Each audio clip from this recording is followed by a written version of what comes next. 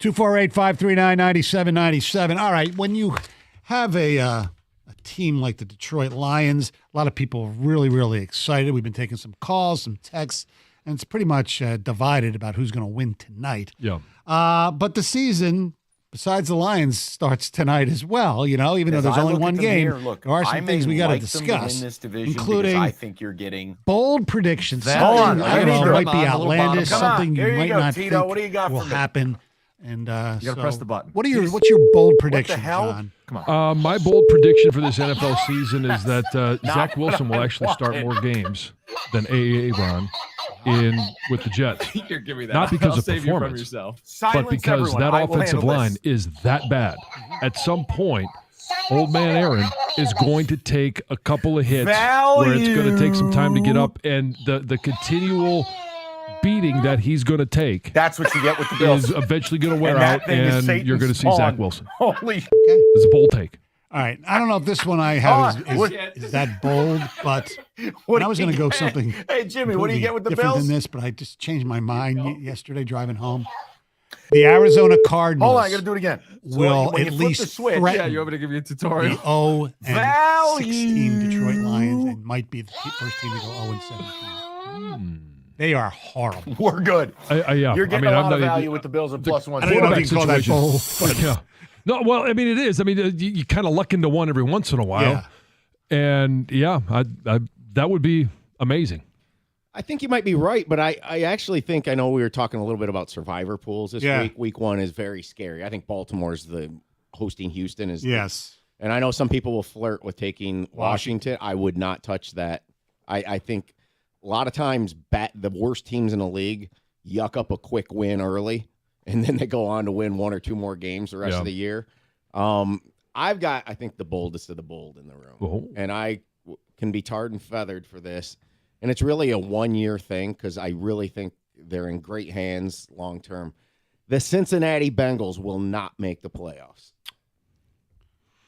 They have secondary issues.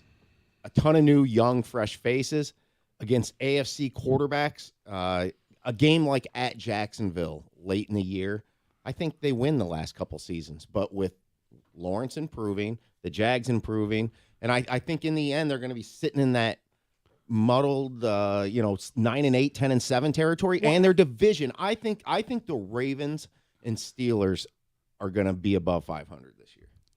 I think they both And maybe will. the Browns. And I thought, I was thinking about this as a bold prediction as well, that Kenny Pickett will have the best year out of all those quarterbacks in that division. I think Burrow's going to be fine. No, I know, but I'm saying we're talking bold predictions. I mean, that's, I think they've had a sneaky, decent defense down there that has kept teams like the Chiefs in the 20s and the Bills and won them those games. And I really believe a young, inexperienced secondary is going to bite them in the butt this year. plus they might have problems running the football. Who knows about Joe Mixon? That's my second thing. I think this is the year he falls down. I think that's bold.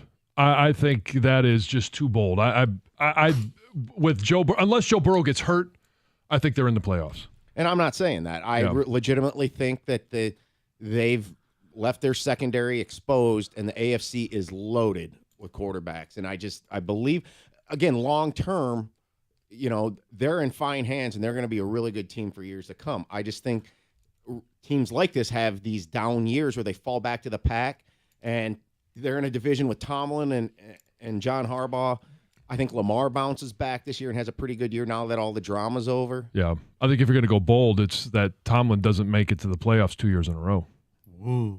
Our telephone number is 248-539-9797. We have our picks coming up at 8:35. Here's Heather with news. Well, a Troy woman was scammed out of $300,000 in 2 months. Authorities say the woman was contacted by somebody claiming to be with Amazon's fraud department, and they accused her of drug trafficking. And this woman received the first phone call from the scammer on June 23rd. And by August, the scammers were gone, and she had shelled out $300,000 in gold, in silver, and cash. It's so alarming when you hear this because you figure, well, who would do that? But some scammers are very good, and there are a lot of gullible people, and that's why there are good scammers, because it does work. Of course, Amazon support page says, we will never ask you for money or payments by a gift card or things like that. Do not fall for that. But they basically said, hey, we can help you get out of this legal situation, but we're going to need some money to do that. And after they disconnected their phone number, that's when she decided to say, oh my gosh, I should tell my husband about this. Oh. And the police, after she already shelled out all of this money to them. She didn't tell her husband before that? I mean, it doesn't sound like it. Obviously, this is a short article, so maybe, but that's what she it says when she learned the number had been disconnected, she alerted her husband and then the police. Oh, boy. Oh, yeah. You think you'd go to somebody for advice before you start handing out hundreds and thousands of dollars. A simple welfare check on two men in a vehicle in Troy over Labor Day weekend turned into kind of an odd arrest. So last Saturday, police responded to this disabled vehicle on I-75. And in the vehicle, police found two men from Texas. One was a passenger who was highly intoxicated. He had an open beer in his hand. He had a case of beer at his feet. And then the driver told police that he actually didn't have a driver's license. Yikes. So when police searched the vehicle, they found a white powdery substance in the driver's front right pocket. What could that be, Stoney? And two more bags of that substance in the man's sock. So he was arrested and charged with possession of cocaine. Oh. And the passenger was just given a citation for open intoxicants in a motor vehicle. He was taken to the Detroit Police Department where they said, you need somebody to come pick you up. That was it. However, things took a weird turn when he was at the police station, decided to get completely naked in the lobby. Oh. And he was arrested for indecent exposure. That might be your perfect hold my beer moment. Yeah. What the heck? What a hold my blow. strange encounter. Whoa. Well, yikes. A Canadian man who allegedly stole a gun from a New Haven pawn shop was arrested after being chased down by Macomb County police. Happened on Wednesday afternoon. The suspect stole this gun, led police on a foot chase, which also prompted some school lockdowns because this guy was on the loose, of course, with a gun. Thankfully, he was arrested and no injuries were reported. So there's already been a lot of speculation about what broke up Joe Jonas and Sophie Turner. And now sources claim that Jonas actually caught her either doing or saying something on a Ring doorbell camera that made him realize the marriage was definitely over. Ooh. Yeah, What was it? we don't know. Oh. We don't know what it was. Hey, I'm home. I hate you. Did she have a male counterpart with her? And Yeah. was there some canoodling? Was Maybe she on because the phone with he was somebody? on tour, right?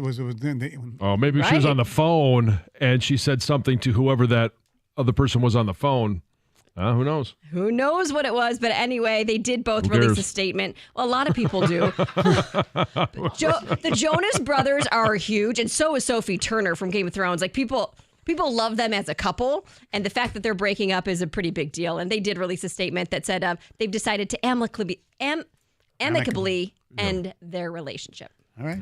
Thank you very much, Heather. Hey, coming up next, it's our picks. Will we do better than John this week? Who knows? 97 won the ticket. Hey, when you've been injured in an accident, whether it's an auto, truck, or motorcycle accident, or a slip and fall, attorney David Feminino is the guy that you need to call. And as I've told you before, when you get injured in Michigan, you get David and get paid. David is personally going to make sure that you get every single dime that you deserve. And David never takes a fee until you get paid. So if you've been injured or if you know someone that's been injured, you need to call or have them call David Feminino at 855-65-CRASH or go to his website, getdavidgetpaid.com. That's 855-65-CRASH, getdavidgetpaid.com.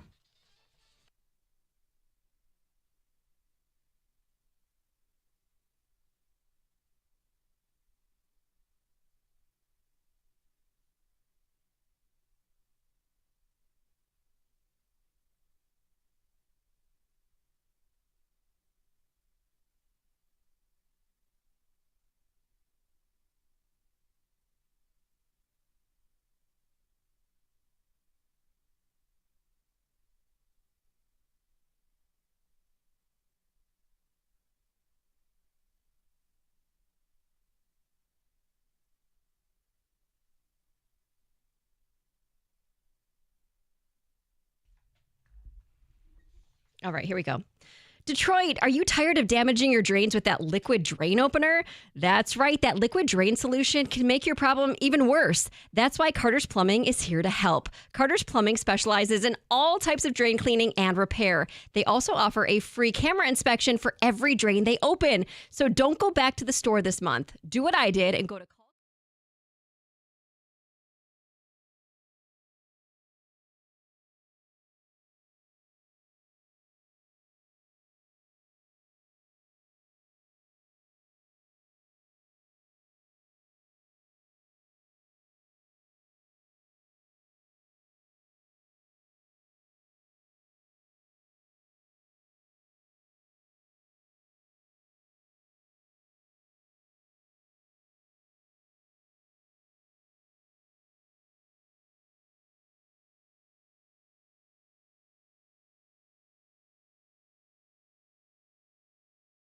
All right, you ready for bold ass predictions? Am I? Yep, we've got to get to this because we've been saying we're going to do it for a while and we haven't done it yet. I will start. David Montgomery leads the NFC in rushing with over 1,300 yards. Wow. Damn. Jared Goff will start 16 games and finish in the top 10 for MVP voting. He won't start game 17 because he doesn't have to. Oh. That was a think piece. Lions trade a second-round pick for Devontae Adams at the trade deadline. What? A second? Yep. It's tough. It's tough to give up a second, but he'll be having a good year. Lions play on October 30th, I think, in Vegas, and they'll just get Devontae on the plane for the flight home because I think the next day is a trade deadline. Wow. I would love that. Yep. Jack Campbell will lead the team in tackles with more than 150. Yes! Hard to do with Doug Karsh on his leg, but he'll get it done. And finally, for you, bold ass predictions, Stoney goes out with his hometown team, Philly, hosting his hometown team, Detroit, in the NFC title game. Stoney will be live from Philadelphia all week long, doing 4 hours of the morning show and then 4 hours of Philly radio for an 8-hour day. Stoney all week long, Monday through Friday, prior to the NFC title game. Wow. That's a lot, but that's what he's willing to do. Lastly, Doug, bold-ass prediction, Brian Branch will take a fumble and an interception back for a touchdown this year. Beautiful.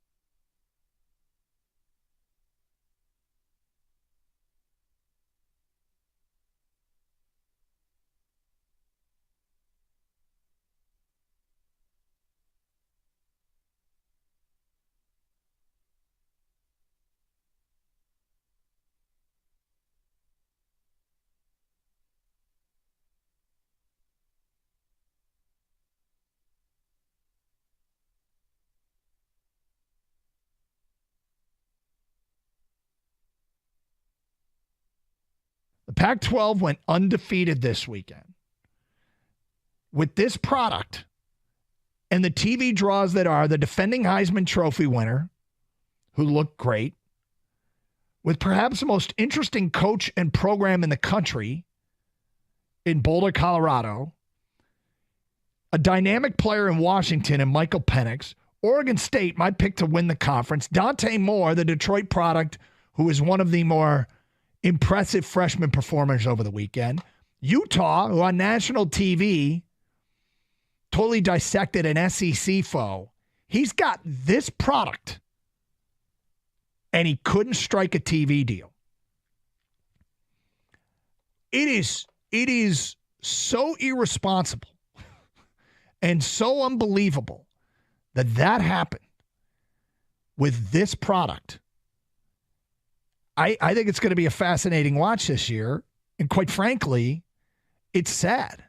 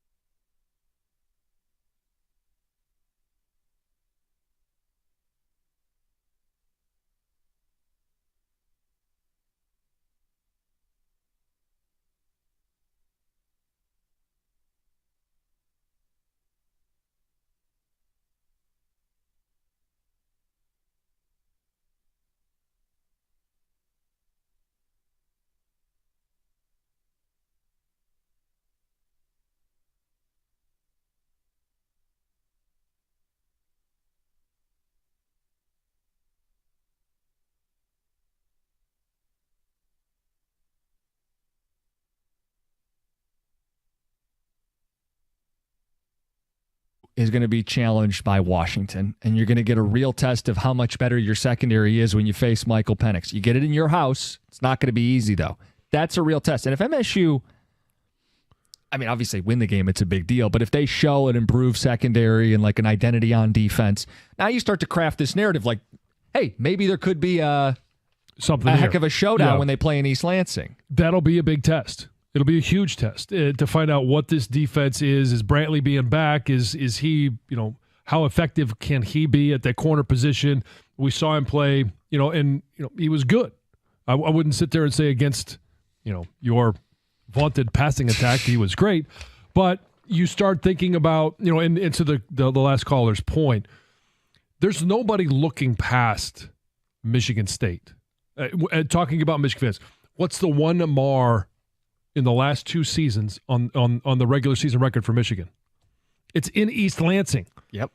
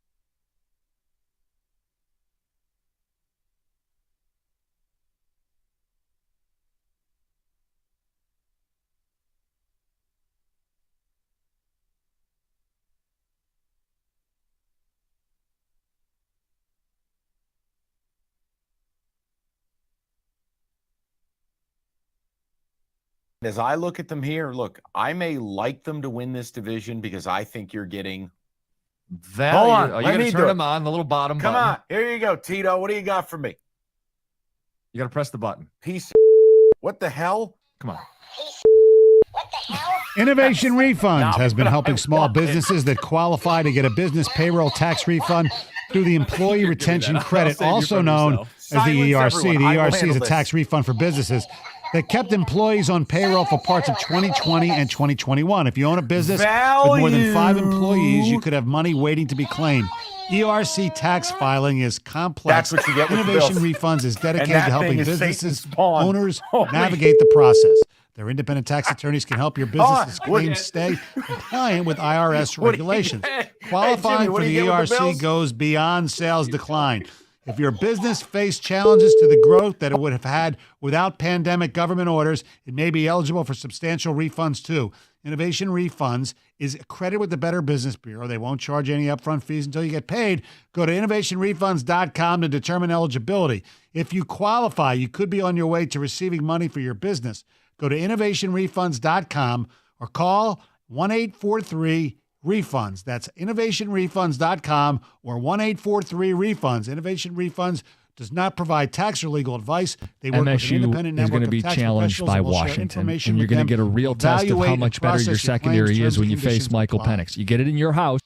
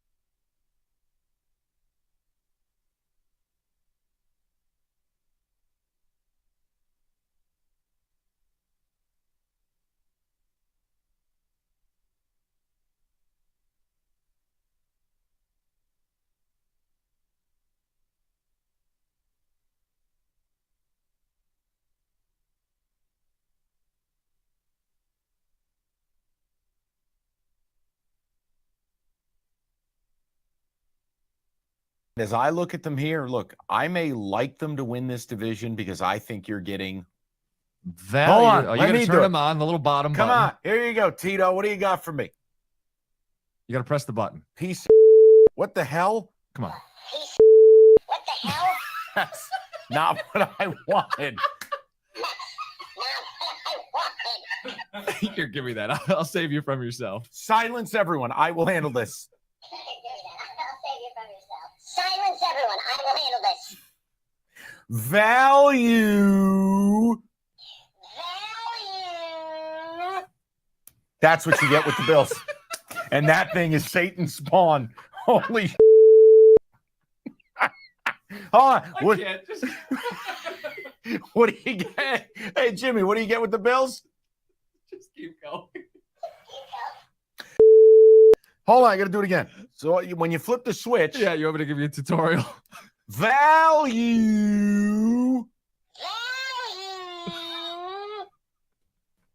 We're good. You're getting a lot of value with the Bills at plus 120.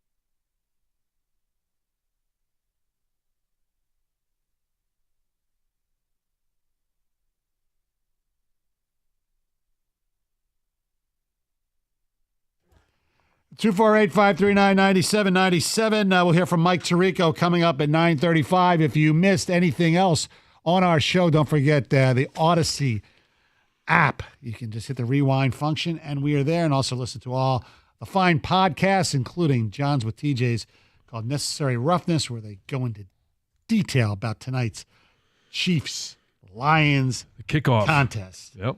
All right. College football has gone through definitely a change over the past decade, no doubt about it. This year, obviously, with the conference shifting and the teams moving all around, transfer portals, NIL. But we started to see a little bit of this, I don't know, a couple of years ago, where there are actually games on Friday nights. And this week, let me tell you something. It's the Larry Bird Bowl, as Indiana, where Larry Bird went to college originally, didn't like Bob Knight or whatever, and decided he didn't want to go to college. His father told him, you got to go to college. You don't want to be like me. So he decided to go to Indiana State. So basically, Indiana is playing Indiana State tomorrow night in football.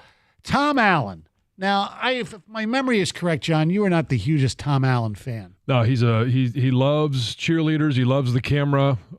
He loves being a cheerleader on the sideline. He likes to clap his hands. Yes, he likes to clap his hands and make sure that the camera is on him and show the love for his players, but make sure he's front and center. If they had a clap off between Tom Allen, Mel Tucker, and Brady Hoke, who would win? Oh, wow. Tom Allen. Okay. Tom Allen. Well, anyway, so Tom Allen at his press conference today was asked about playing the Sycamores of Indiana State on a Friday night.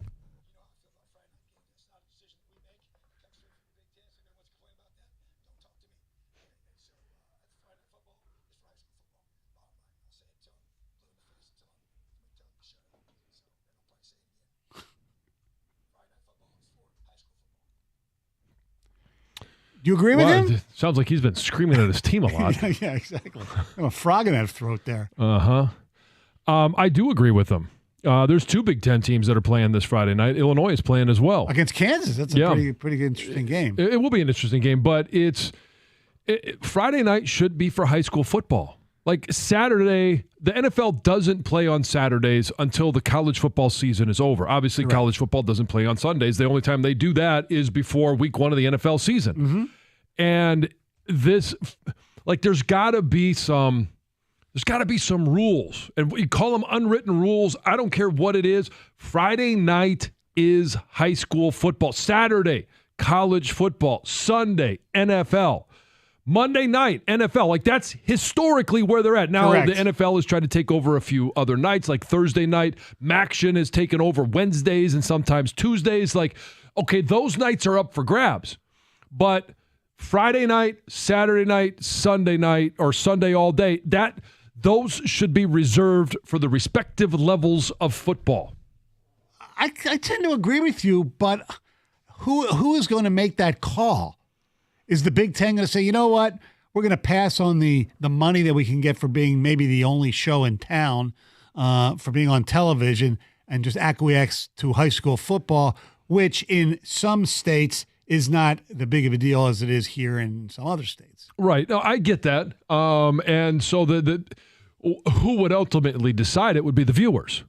Yeah. If you're not going to watch, and I'm not sitting here saying, hey, don't watch Indiana or don't watch Illinois tonight or Friday night, but you know what? That's ultimately if everybody is going to the high school football games or at least being, interested in high school football, then they wouldn't put games on Friday night. And if they're making money, then they will. All right? It's just the way it is. Like last week, and Michigan State's kind of have this tradition recently. They open their season at home on a Friday night for the most part. They've done it the last few years, but it's Labor Day weekend. Right. It's different. And as we've found, most high schools will play their games on Thursday before Labor Day weekend. Correct. So Friday is up for grabs. Right. And if you're if Michigan, the Big Ten said, all right, Michigan, you're playing, instead of Bowling Green, instead of the Saturday night game, you're playing Friday night. People around here with their kids in their communities would be pissed, wouldn't they? Oh, yeah. 100%. That would be terrible. I know. Like, and I get, again, the Friday night before Labor Day. I wouldn't want to do it. I didn't like it that Michigan State had to do it. Right. I don't like it. And so, but that one's up for grabs. So that one is somewhat acceptable. But for the rest of the season, no, don't put games on Friday night. I want to be able to watch, and if I enjoy doing this when we're on the road for a Saturday game. I enjoy going to see a local high school game, wherever that might be. If there's one within walking distance or if it's close by, I don't frequently get that opportunity, and I like to have that where you just you're there, you're just as a spectator, and Friday night, no matter where you are, and it could be in Texas where Friday night football is huge. Like they build monster stadiums. I know, 25, for high school 30,000. I've seen high school games in California on Friday nights. I've seen high school games in a lot of different states. They all are unique, and there's something special about high school games on Friday night. It's funny, when I was growing up, we didn't have Friday night football until my senior year. We didn't have lights until then. Yes, there was electricity back then, but we used to play Saturday mornings at 10:30. It was high school football, and it was great. No headlights on the horse and buggy? No, let's have some more.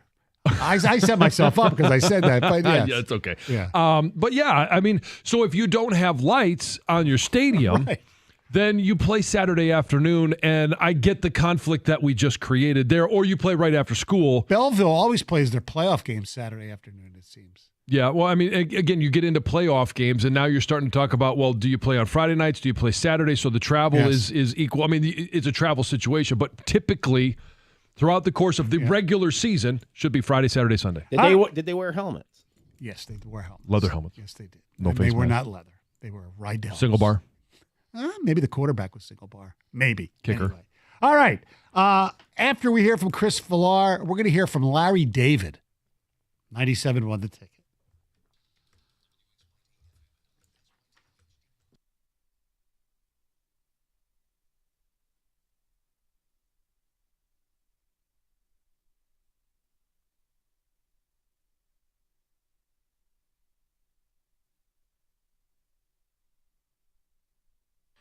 Brought to you by 24 Seconds Bar and Grill. It's time for the Lions to show what they can do. They'll take the field at notorious Arrowhead tonight to face the Chiefs on Thursday Night Football, game 1 of the entire NFL season. And rookie tight end Sam Laporta says that head coach Dan Campbell has been getting them ready for one of football's most hostile environments.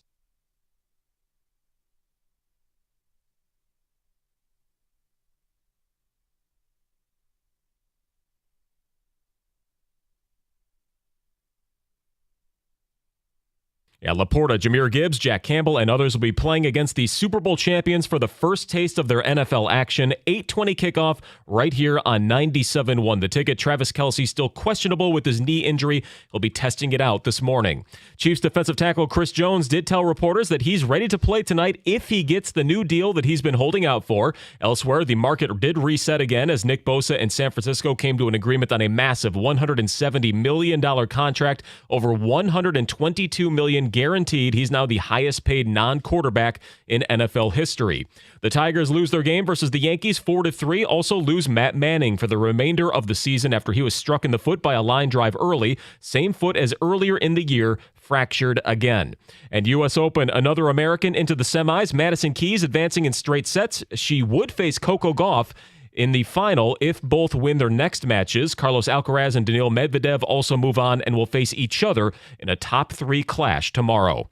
At the Ticket Update Desk, I'm Chris Villar. For more, go to 97.1 The Ticket and Odyssey.com.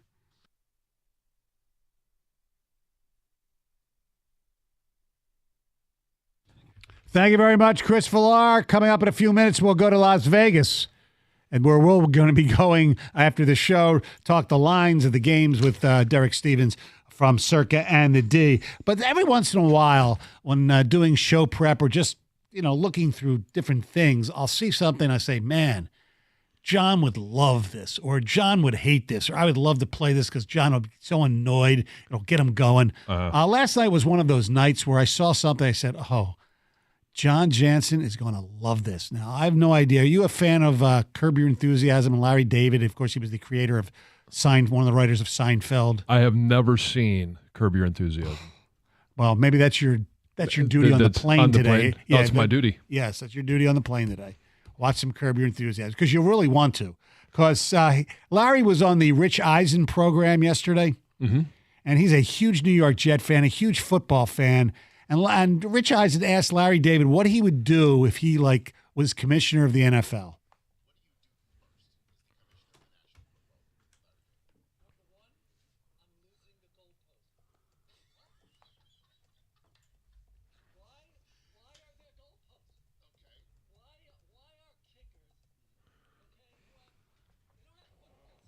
Yes. Nope.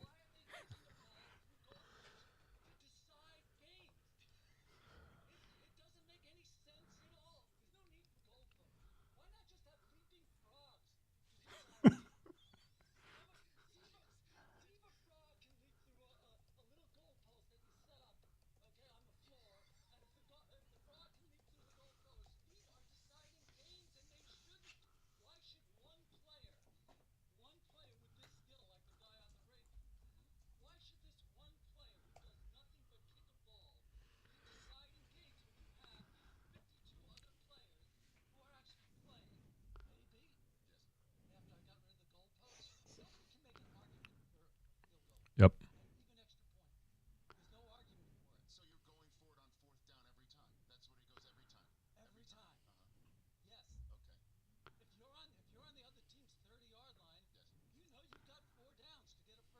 Mm-hmm.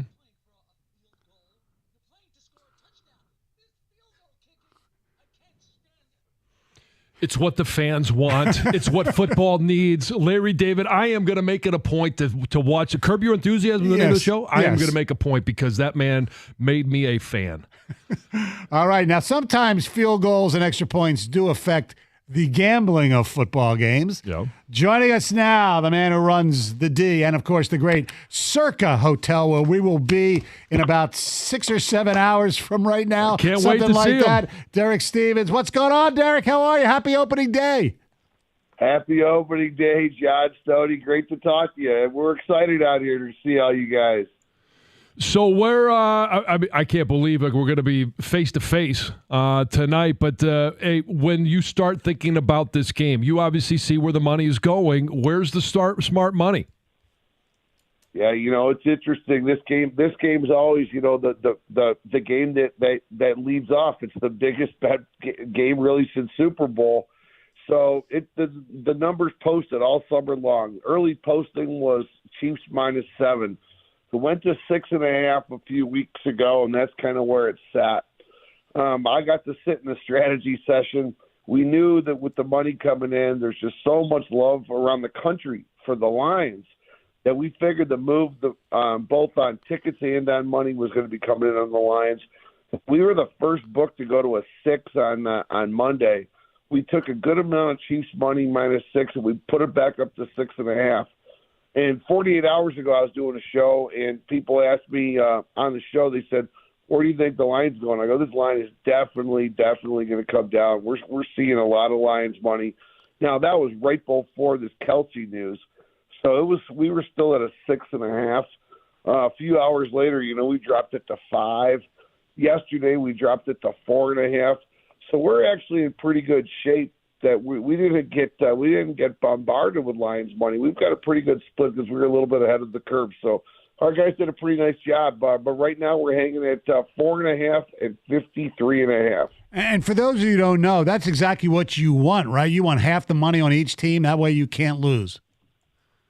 Yeah, I mean, if you're sitting there behind the 8 ball and you move a little too late, you can just get slaughtered on one side. So. We were I would say, on the fortunate side of being ahead of it. Obviously, this game gets such a disproportionate amount of betting handle because there's so much pent-up demand for NFL. People are looking at this. Heck, you guys are going to get to see this tonight. I mean, our viewing venues at Stadium Swim, at our sports book at Circa, at Bar Canada, at the D. Every single venue we have is sold out. It's been sold out for a while, so this is a pretty big day in Vegas. I mean, this is kind of like what the Tigers' opening day is in April in Detroit. I mean, this is a really big day. Now, you mentioned the Kelsey thing. Have you ever seen a line drop that much for an injury by a non-quarterback? By a non-quarterback, yeah. This is a pretty special one. I'd have to think through that. But offhand, I cannot think of 2 points on a non-quarterback off the top of my head. I can't bring one up. When I'm curious because we hear questionable for Kelsey. What does that mean for you guys as you're setting the line? Because you have no idea if he's going to go, if he's going to try to go. How does the word questionable adjust the line, or is it simply where the money is going right now? Yeah, so what's happening? Kelsey's going to have a workout this morning. There's going to be a lot of people watching Twitter. For our team, our risk room, we've got a curated list of individuals we think they're going to break the news, as well as we watch our boards. Like, for example, when the news about Kelsey came out on Tuesday, we took about 20 bets within the course of about 30 seconds that were all Lions, all big money, and you immediately knew something was going on. So we made a really quick move. You're going to know the moment you're going to have a beat writer break something or someone put something out there. It's going to be that quick. So today we've got 3 different people just watching these various screens, and we'll be able to make a move, I would say, within about 10 seconds of the news of where Kelsey stands. I would tend to think, based upon his injury and based upon the interview that his brother gave last night on a podcast, that Kelsey probably will play. The question is how at what level will he be able to play at? I would assume if you're into prop player bets, some of the other Kansas City offensive players might be a strong play, whether it's Pacheco, Noel Gray, the other tight end, or any of their wide receivers, whether it be Tony, Reese, or Valdez Scantling. Yeah, I completely agree, and remember that there's a couple of things that Kansas City does things a little differently. I mean, I wouldn't be surprised if Blake Bell plays into something. This Belldozer play with what Reed likes to do is an interesting play. Hey, one other prop bet for the 97.1 listening audience. One thing of note as a Lions fan, when you're betting props. And this is one where I recommend always go out and shop the lines, get a couple of books, couple of different sports book numbers. The one notorious thing about the Lions last year on a prop side is that the Detroit Lions generally always gave the opposing quarterback the ability to go over on their rushing total. That happened at a very, very high rate last year. The rushing total tonight is pretty low with Patrick Mahomes. You can find 17.5s out there. I think the highest I've seen is a 19.5. And with Kelsey potentially out, or at least limited, you probably have a little bit of higher chance than normal to see to have at least one large rushing play for Mahomes within the game. And I do want to ask you about something in college. I looked everywhere last night because we did our picks today. About a Michigan State line against Richmond. I know because they're not a 1A team, a lot of places they were off the board. Everywhere I looked. Will there be a line in time for the game? And if you were setting one, what would it be? Yeah, there's not a Michigan State line posted right now. I don't believe so. I don't. Well, first off, I don't believe there's national demand for the line, right. but I also think it's because no one really knows how to set a line. I mean, take a look at what's going on in Ann Arbor this weekend. This is not an easy line to set either. I mean, Michigan's laying 37 against UNLV. I mean, and effectively, it's a very difficult line to set. UNLV is not a good team. I mean, they are going to struggle mightily. It just comes down to how much gas Michigan wants to put on it. Yeah, there's a chance that Stoney and I will come back with the run and Rebs tomorrow. I wish that was a game in Vegas. Then we would definitely stay. Yeah. Yeah, that's true. But UNLV is going out to get the big house check. Yes. And remember, from a UNLV recruiting perspective, this is a really big game on their schedule. UNLV played at the big house a few years ago, and it's a big deal for recruiting at UNLV to get kids to come play there, let them know they're going to get to play in the big house if they come to UNLV. Unfortunately, the biggest thing they really truly got to worry about is just not getting hurt, because this team is just undersized and just not as fast as what the Wolverines have. By the way, the Stoney Sportsbook and Casino set the Michigan State line at 38.5. There you go. I like it, Tony. put it up there, Derek. All right, we'll see you out there later today. We appreciate it as always. Can't wait. Safe travels. We're going to have a lot of Detroit people out at this party we're having. Hey, we have one of your sponsors, 24 Seconds, is bringing like 20 people out. We got a lot of Detroiters coming out, so we're going to have a great time tonight. Oh, awesome. Great. Can't wait. Thanks, Derek. Appreciate it. That's Derek Stevens from the D and from... You hung up on yourself. I did. I pushed the wrong button. I pushed the right side instead of the left side. I'm ready for Vegas, for crying out loud. Vegas, baby. Yes, and if you're also ready for the best mortgage banker around, it's Harry Glanz, Dan Burke, and the great folks at Capital Mortgage Funding. They make the whole process smooth, easy, and hassle-free, and they've done it for years. Over 30 years. Soon it'll be maybe 38.5 years if I would set the line there. Call them at 1-800-LOW-RATE. You want to get approved before you buy a home, and they'll do it for you, and they'll answer all your questions. What sets them apart is consistency. They've been there for a long time. You don't have to worry about when you see the ads, oh, wait, where did he work before? No. Capital Mortgage Funding, not like that other places. They're there. And they've been doing it for years. They're part of the community. Call them today, 1-800-LOW-RATE. Capital Mortgage Funding, the best mortgage banker.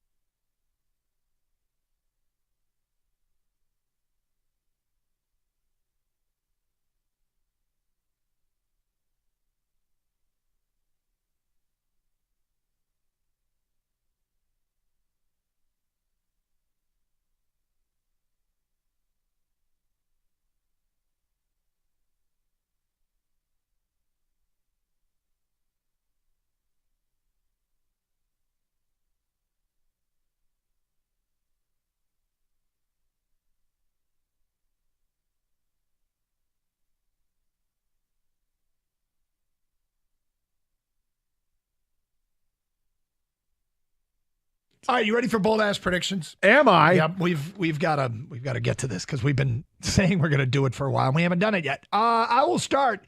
David Montgomery leads the NFC in rushing with over 1,300 yards. Wow. Damn. Jared Goff will start 16 games and finish in the top 10 for MVP voting. He won't start game 17 because he doesn't have to. Oh. That was a think piece. Lions trade a second-round pick for Devontae Adams at the trade deadline. What? A second? Yep. It's tough. It's tough to give up a second, but he'll be having a good year. Lions play on October 30th, I think, in Vegas, and they'll just get Devontae on the plane for the flight home because I think the next day is a trade deadline. Wow. I would love that. Yep. Jack Campbell will lead the team in tackles with more than 150. Yes! Hard to do with Doug Karsh on his leg, but he'll get it done. And finally, for you, bold ass predictions, Stoney goes out with his hometown team, Philly, hosting his hometown team, Detroit, in the NFC title game. Stoney will be live from Philadelphia all week long, doing 4 hours of the morning show and then 4 hours of Philly radio for an 8-hour day, Stoney, all week long, Monday through Friday, prior to the NFC title game. Wow. That's a lot, but that's what he's willing to do. Lastly, Doug, bold-ass prediction, Brian Branch will take a fumble and an interception back for a touchdown this year. Beautiful.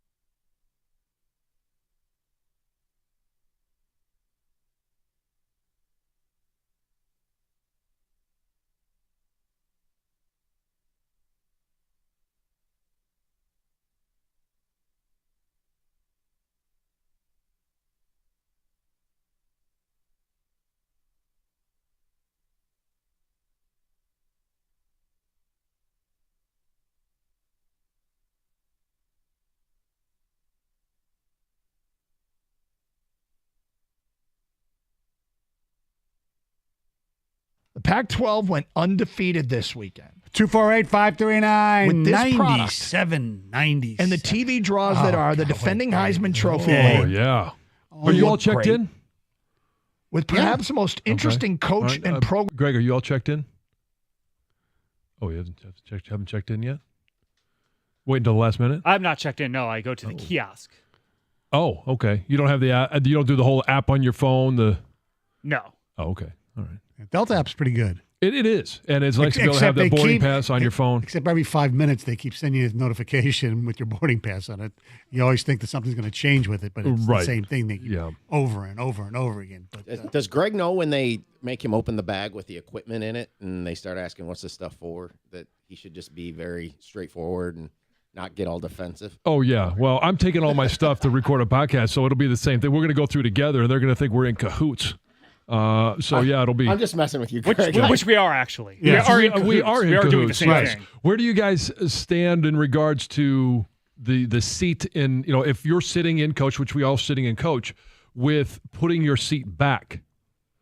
Like, reclining, because there's not a lot of leg room. Right, especially for a big guy like you. Yeah. But it's my seat. I do what I want. I mean, Okay. it does have a lot. reclining button. I mean, paid a it's lot. there. Yeah. No, I'm just saying. Well, I'm just wondering of the people I'm traveling with to wonder if I'm going to have to come to Greg's defense or Stoney's defense if he upsets somebody that's sitting behind him. I don't love it when they do it, but I mean, I'm not going to bitch about it. No, but okay, so you don't love it that they do it, but do I you do it? it? Yeah, No, that's the question. I usually don't, because usually I can fall asleep just anywhere. So Anywhere doing anything, Stoney Greg? sits down and he's asleep. I'll be asleep before the flight takes off. Yes. Are you a recliner?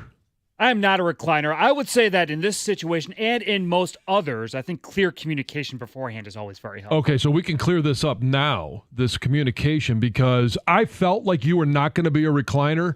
And as I've bounced my seat around a number of different times trying to find a better one, the one behind you actually opened up, and so that's where I am sitting. I'm sitting right behind you, so I'm the communication is cleared up. That Greg will not be putting his chair back. You're sitting there for now. This could change because it's changed, 8 times? Well, the only chance only if I got a chance to sit somewhere better. Right. I want you to sit in the middle just so I can hear the story. So I chose this one not only because it opened up, but there's nobody right now booked in the middle seat. Oh, good. So, yeah. I know why John chose the seat behind me. He's going to screen peep and see what games I'm playing on my phone. Oh, yeah. I'm going to screen people. I may even watch. No, you're going to be watching Curb Your Enthusiasm. Curb Your Enthusiasm, yes. No, it'll be interesting. So, yeah. There was actually, I thought of playing the joke on him of the seat next to him was open. I thought, how much fun would this be if I actually sat in the middle seat next to Greg the whole time and took the armrest, took more than my share of seat. I'd be like, hey, you're John Jansen. I should have brought my 97 title book with me. You could have it signed. Mm-hmm. Yeah. Got to read it. That's right. Yep, it's out. It's wherever you get your books. Mountaintop? Yeah. Mm-hmm. Yeah, it was. Because Lloyd said that was the whole Mount Everest. It was the Mount Everest story. Yes. Yeah. So and obviously this one was generated and started by Coach Carr himself.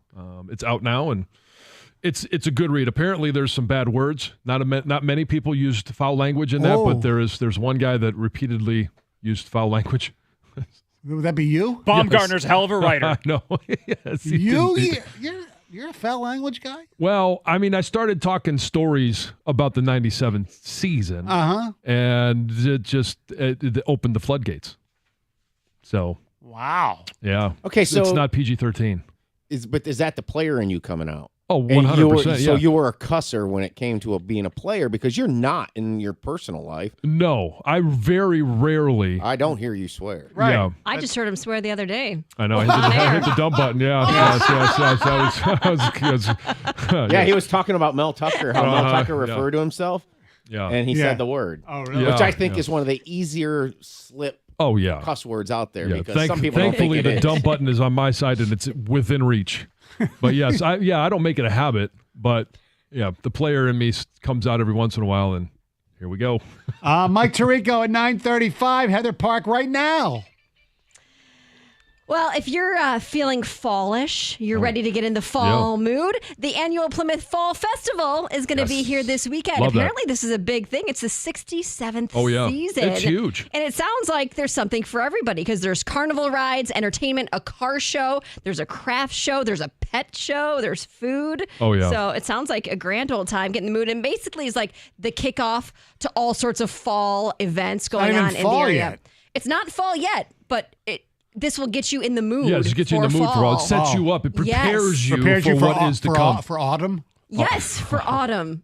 Exactly. It prepares Is autumn you a for that. season or a stripper? Well, I mean, if you're lucky, both. It's stripper season.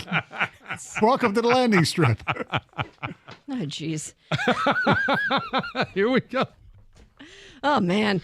Just imagine what tomorrow morning's going to be like. Oh, my gosh. We'll be on Zoom and... You might still be intoxicated, perhaps. I hope so. Yeah. Especially if they win. Yeah. Oh, boy. If they win, we're not going to bed. Yeah. There might not be much time to sleep anyway. No. So. A downriver man is facing possible jail time after he showed up to get fingerprinted at the Troy Police Department super drunk. Oh. In quotes. It was super drunk. Super drunk. Yeah, so staff said as soon as he walked in, they could smell his breath smelled like alcohol, so they alerted officers. And when he was confronted, the 43-year-old man did admit that he drank a pint of liquor before driving there. And then he failed a field sobriety test. He was arrested. And when they gave him a breathalyzer, he blew a .234, which Wow. is technically super drunk in Michigan. Anyone with At least he's an honest drunk. a BAC over .17 is considered super drunk. He's going to face stiffer penalties, including possible jail time and up to 180 days if convicted. Ex-NFL receiver Mike Williams. Did you hear about this awful story? It was trending yesterday that he actually passed away. It's not the Lions' Mike Williams, though. Just want to make sure.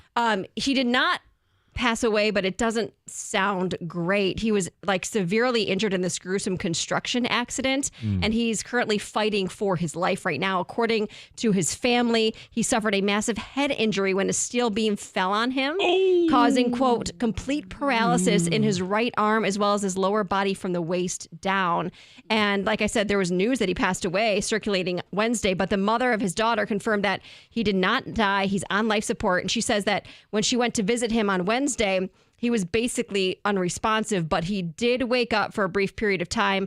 He looked around, was crying, but he couldn't move at all. Awful. It's an awful story. And it doesn't sound good. Like it doesn't. The prognosis doesn't sound like he's going to recover, which is so sad.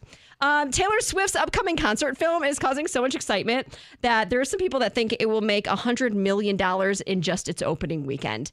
It's so wild. And if it happens, that movie will break the record for the top grossing concert film at the domestic box office, which is currently held by Justin Bieber's Never Say Never, which was released back in 2011. And it debuts on October 13th. Pre-sales, $26 million in the first 24 hours. It's brilliant. It's brilliant, though. It really is. It is, but it's crazy to me. But good for her. So our diets could be directly correlated to this steady increase of cancer cases among young individuals.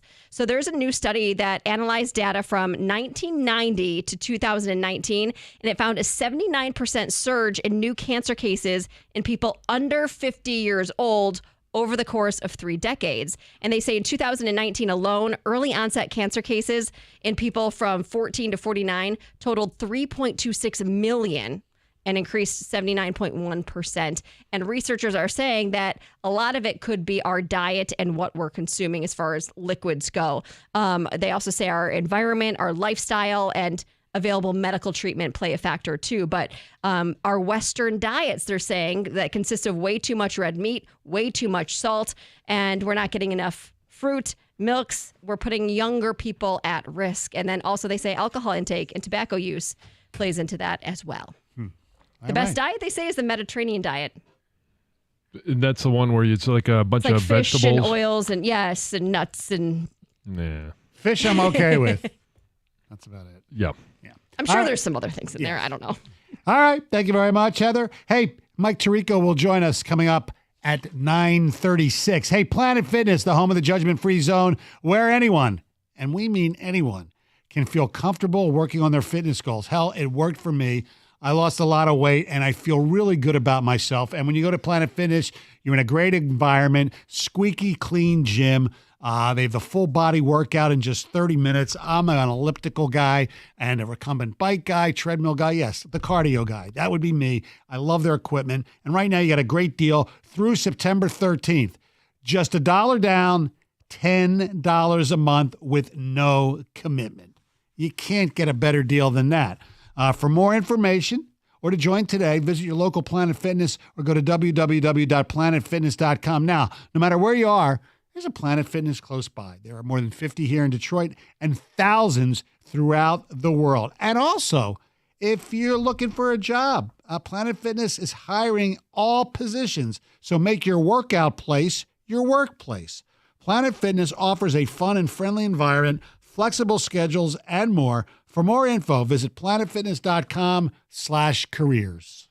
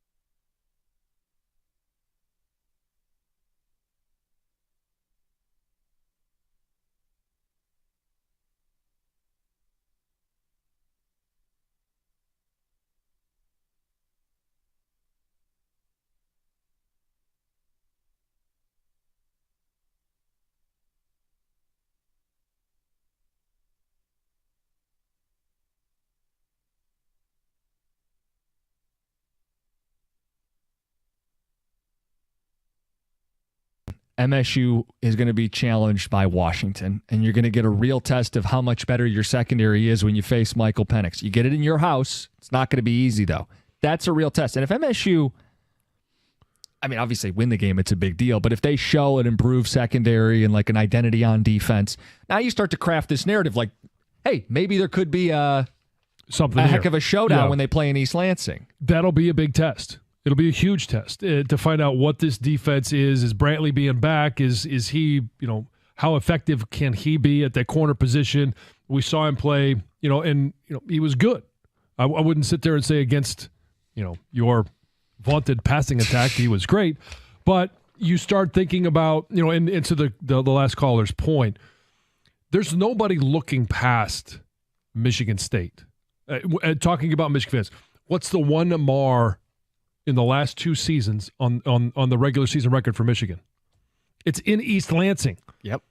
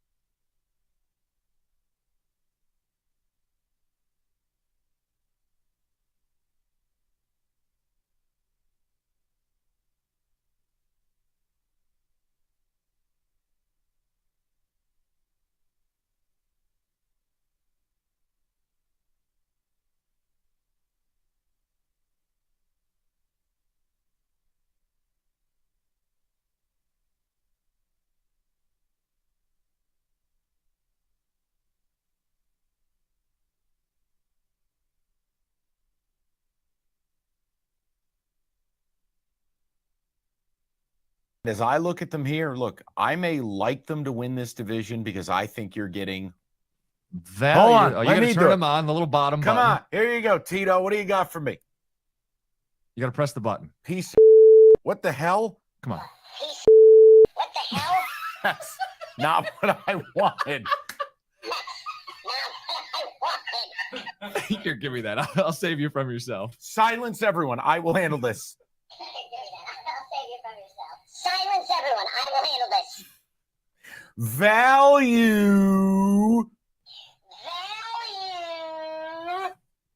That's what you get with the Bills. And that thing is Satan's spawn. Holy Hold on. What do you get? Hey, Jimmy, what do you get with the Bills? Just keep going. Hold on, I got to do it again. So when you flip the switch. Yeah, you want me to give you a tutorial? Value.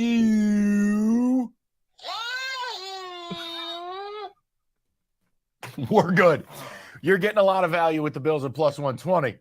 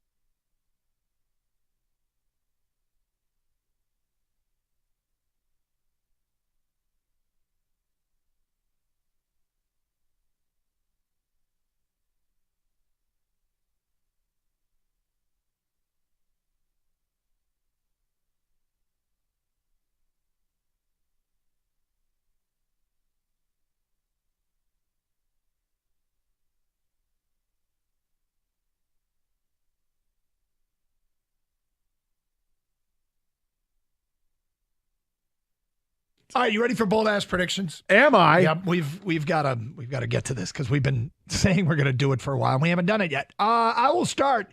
David Montgomery leads the NFC in rushing with over 1,300 yards. Wow. Damn. Jared Goff will start 16 games and finish in the top 10 for MVP voting. He won't start game 17 because he doesn't have to. Oh. That was a think piece. Lions trade a second-round pick for Devontae Adams at the trade deadline. What? A second? Yep.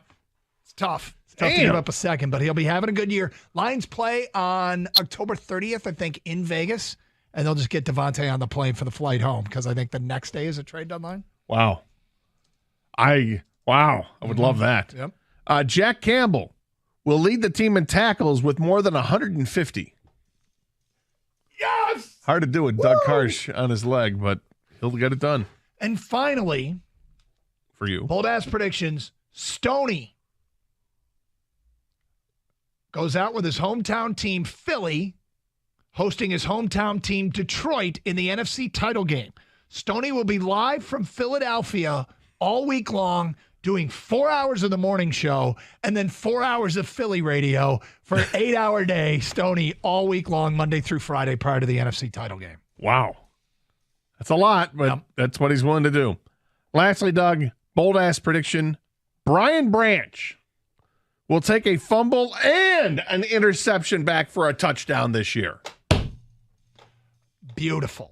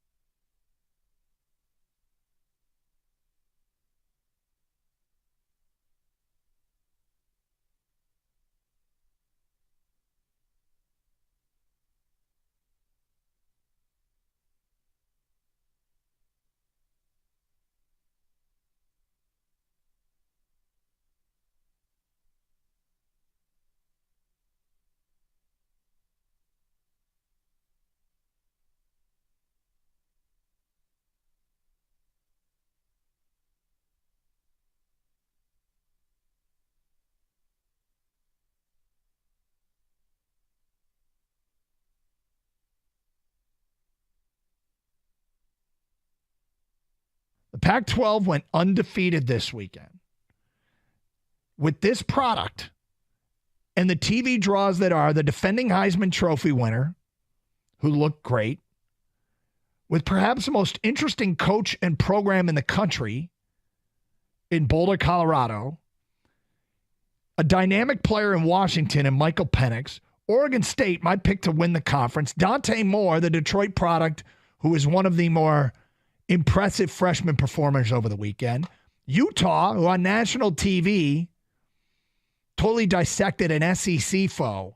He's got this product, and he couldn't strike a TV deal.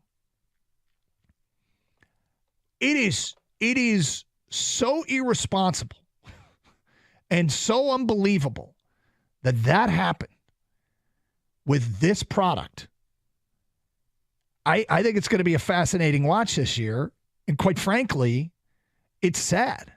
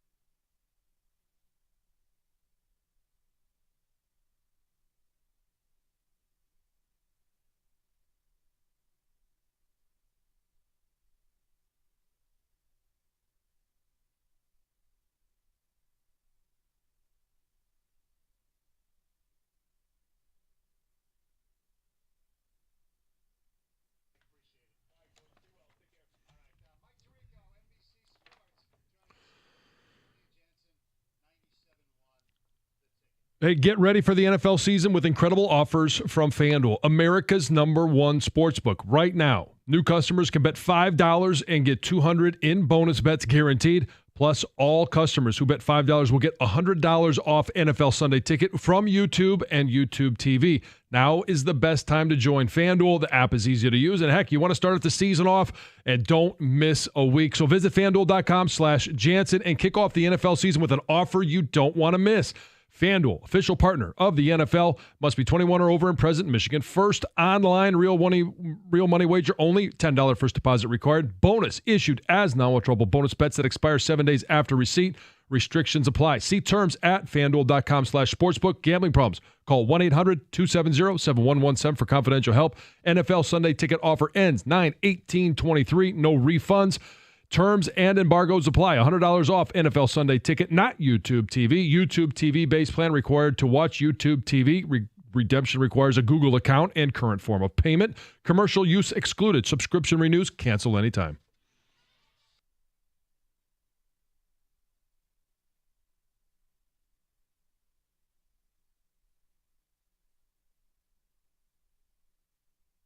MSU is going to be challenged by Washington, and you're going to get a real test of how much better your secondary is when you face Michael Penix. You get it in your house. It's not going to be easy, though. That's a real test. And if MSU, I mean, obviously win the game, it's a big deal, but if they show an improved secondary and like an identity on defense, now you start to craft this narrative like, hey, maybe there could be a heck of a showdown when they play in East Lansing. That'll be a big test. It'll be a huge test to find out what this defense is. Is Brantley being back? Is he, how effective can he be at that corner position? We saw him play, and he was good. I wouldn't sit there and say against, your vaunted passing attack, he was great. But you start thinking about, and to the last caller's point, there's nobody looking past Michigan State. Talking about Michigan fans, what's the one mar in the last 2 seasons on the regular season record for Michigan? It's in East Lansing. Yep.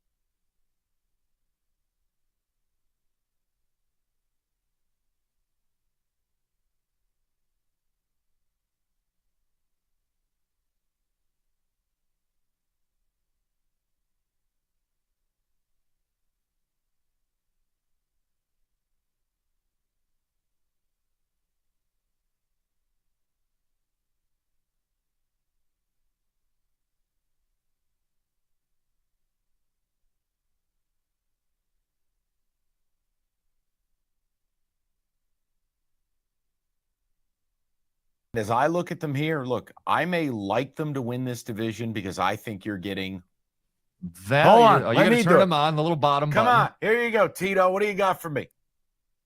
You got to press the button. Piece of what the hell? Come on. What the hell? That's not what I wanted. Here, give me that. I'll save you from yourself. Silence everyone. I will handle this. I'll save you from yourself. Silence everyone. I will handle this. Value. That's what you get with the Bills.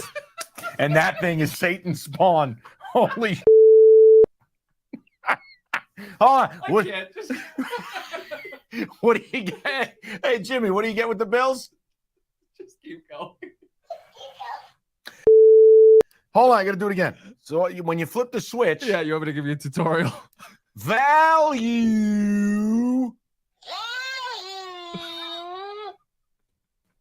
We're good. You're getting a lot of value with the Bills at plus 120.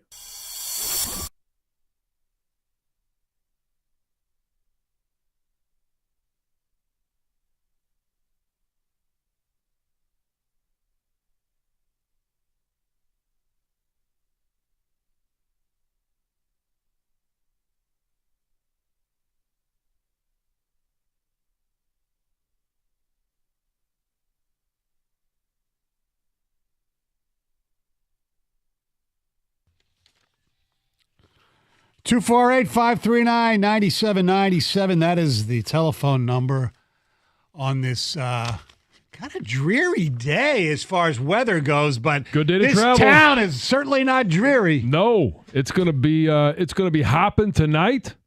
It's gonna be hopping from here to Kansas City. Ain't no dreary above the clouds, Stoney. That's right. Sunshine only. Greg Hargrave will be making his first appearance in Las Vegas, Nevada. Is this your first appearance in the entire state of Nevada? Yes. Okay. All right. Yeah. Have fun. I intend to. Good. Take some pictures. We should go. We should have gotten him a reservation on the zip line? The zip line thing. Yeah. That was actually really fun. Slotzilla. Yeah. You can't just go up and get on it. You have to have a reservation. It depends when you go. You could go and make your reservation as soon as you get there. Right. Halftime. Yeah, there we go. No, Halftime. it's not a halftime thing to do because you might have to wait. Right? Not if you have a reservation, right? Yeah, but not if it's not busy and everybody's watching the game. I wouldn't do it at halftime. No, I'd do it right after the game. We'd go celebrate. Yeah. Shout obscenities to all the Chiefs fans underneath us. That's right. Football mode. You could pee on everyone. Remember when that woman peed on it? There was a woman that peed on it. Oh, that's really? right. Oh, yeah. When we were there. Yeah. Wow, I thought that'd be something Stoney would come up with. I didn't see that coming out of Heather. No. I'm a little surprised there. Yeah. I got to party with Heather more. We got to do we should do next year, Heather's going to have to go with us. My favorite pizza place Apparently, in Vegas. what happens in Vegas. Is that the place we went last time? Knievel Pizza. Yes. Yeah. That's good. It's really good. For a late night slice. Yeah. Or two. Or yeah, whatever you want. Gator is here. What's up, Gator? Happy opening day. Wearing his Detroit Lions 1934 shirt. That's right. Yeah. Where's that pizza place? Right. The one by the D, right around the corner from there, or no? Yeah, there's a few, but this one is kind of dingy in the way I like it. I suppose because there's one that's there's one I can't remember the name of. Would you like to go, Gator? Tony likes it dingy. Knievel Pizza. Yeah. Knievel Pizza. Absolutely. I'm sorry, your place is not dingy enough. That's right. Yes. Late, just imagine my next 24 hours with Stoney. Vegas Pizza. Yes, indeed. All right, Gator, it's time to play the 2 Grand Slam. All right. I think you will do very well in this. Here we go. Our contestant got 6. Kelly Kapowski. Yeah. You'll definitely. Still bothering you. I know some of those. Yeah, they stick with you, don't still they? bothers me from last year. It's just I have these every once in a while it happens. You're going to get at least 8. That's my prediction. All right. Here we go. What jersey number does Travis Kelsey wear? 87. What jersey number does Amon-Ra St. Brown wear? 14. What is the capital of Kansas? Topeka? This band had the 1976 hit Carry On Wayward Son. Kansas. This city in Quebec hosted the 1976 Summer Olympics. Montreal. The Quebec Nordiques moved to this city in 1995. Colorado. Oh, city. Denver. Who is the head coach of the Denver Broncos? Sean Payton. He played Jeff Spicoli in Fast Times at Ridgemont High. Sean Penn. This team lost the World Series last year. Braves? Myself and John will be doing their show from this Las Vegas casino tomorrow. Circa? You go. You Got eight. 9. You got 8. Got 9. Well, are we giving him Colorado? We have to go to the judge. The judge is Colorado's. It's a Colorado. Okay, that's what not I a city. thought. Yeah. That's not a First city. thing to come out of your mouth. It's not a city. I stopped midway through and changed it to Denver. No, you said Colorado. I He's heard the the whole word. judge. He's the judge. I would have. Yeah. You would have had 9 in my book. Yeah. Thank you, Heather. You're the worst. And the You in the corner. yeah. I'm just following the rules. Oh. What, the rules where you get half the word out, but then change it to the No, you correct said the one? whole That's- word. You said Colorado. Colo Denver is not where they play. I stopped. Oh, there you go. All right. Whatever. I don't approve of this. What was the other one? I'm leaving now. He wants to fight. The Philadelphia Phillies were the loser of the World Yeah, Series. That's right. They You should upset leave the now. Braves. Get a head start, Milliken. Get a head start on your shenanigans. Yes. Anyway. Gee, what are you guys going to be talking about today? baseball today? Yeah, I mean, Nick Maton hit for the cycle last night. Jace Young hit 2 home runs in the minors for the Tigers. I mean, they got some players that they're going to come along. I'm really looking forward to the next couple of years when these kids get brought up. And I've been reading people are pissed that Langford's doing great and Max Clark's struggling. Max Clark is struggle. That's for sure. And we, All right, enough of that. Lions, Chiefs. Who you got? Well, you'll find out. Okay. We're gonna actually do our predictions right out of the gate. Oh, all right. Right out of the gate. We'll be flying out of a gate in about 2 hours.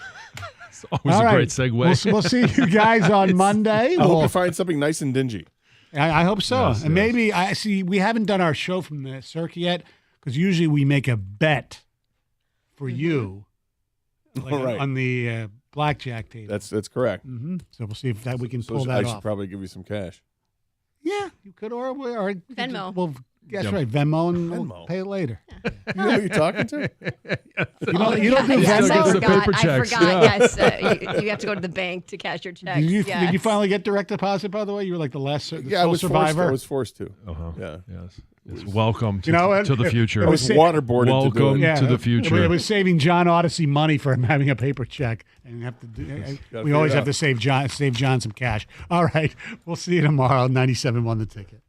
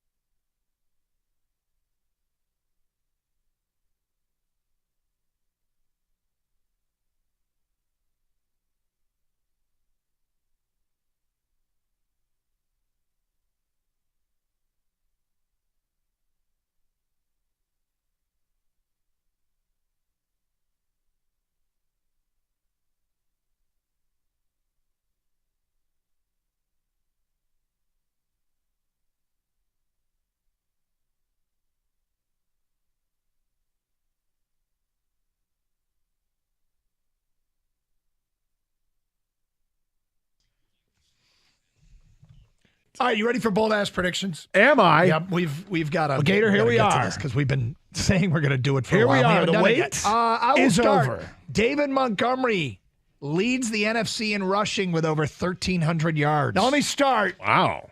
by Damn. saying not only is essentially this the beginning of pregame coverage for Lions and Chiefs, we got a pair of tickets to give away to the Miller Lite Tap Room for the Lions home opener against the Seahawks on Sunday the 17th.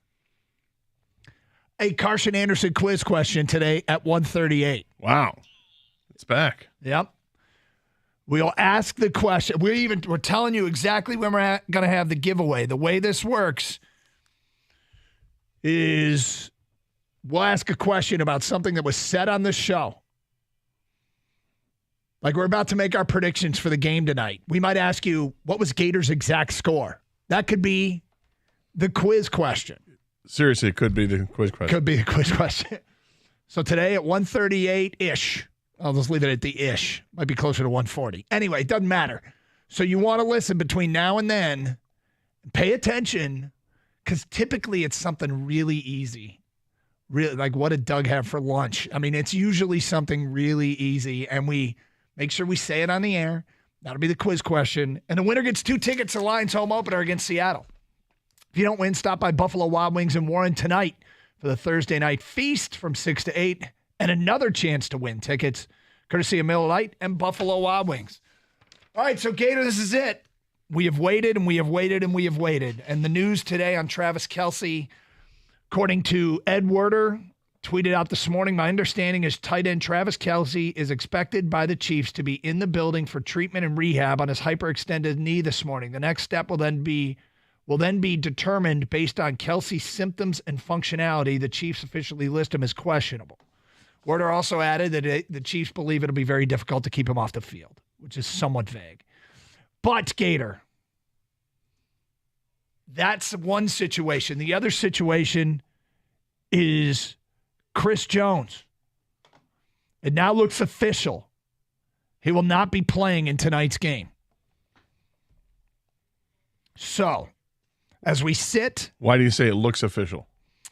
I'm looking at a headline that says... Well, let me go back to the tweet. The Chiefs will be without Chris Jones for their 2023 season opener. And that according to a story on USA Today's Touchdown Wire from Doug Farrar and Greg Cosell. All right. Yep. Oh, that's too bad. So the question is, how does that impact the game? And the answer is a lot. Greatly. I got the Lions winning this game. I had them winning this game before Kelsey got hurt. The Lions are going to win 26-21. They will miss an extra point at some point during the game. They will later go for 2 and not convert. Lions 26, Chiefs 21. Now, I think the running backs are going to be great without Chris Jones. I think they're going to be very effective with this Detroit Lions offensive line. And how about this for a stat? Dan Orlovsky said this morning on ESPN that Travis Kelsey, you know what percentage of red zone targets he got from Patrick Mahomes? Why don't you tell me? 73%. Wow. Of his red zone targets. That guy's not there. That's the ultimate safety blanket. That's your go-to guy, and that's the most critical part of the football field. I think the Chiefs are going to have a couple empty trips into the red zone. Lions 26, Chiefs 21. That's my final score. That's my call. What do you got? That's where you're at. Okay. Well, knowing that we will not see Chris Jones, I think it just solidifies what my pick was already. I already took it to the bank, and not the blood bank. I took it to the bank yesterday. I put it down. Sports betting bank. The sports betting bank. And this is, I took the Lions on the money line. I'm not taking points. That's how confident I feel about this. I like the Lions in this one, 34-31. I think the Chiefs are still a potent team, even without Travis Kelsey, because they have the best quarterback in football, and you can't hold him down the entire game. I expect that they'll be able to run the ball a little bit, maybe even more than a little bit, and that's where they shift their focus. But the Lions will figure some things out. The Lions' offense is going to be tough to stop, And that's why I have things going the way that they're going. I suspect Travis Kelsey is going to play. I'm fully expecting him to play at this point. How effective he'll be, I don't know, but I think he's going to play because he wants to. And when you want to, I think you're going to start lying. Hey, how does he feel? Feels great. Does it? Yes. So he'll play, and it really won't matter too much. The Lions win this one 34-31. Kang, what do you got? Guys, do you remember that game in Mexico City? The Chiefs, Rams. It was like 54-51. Goff was the Rams quarterback. Goff led the Rams to a victory. Yep.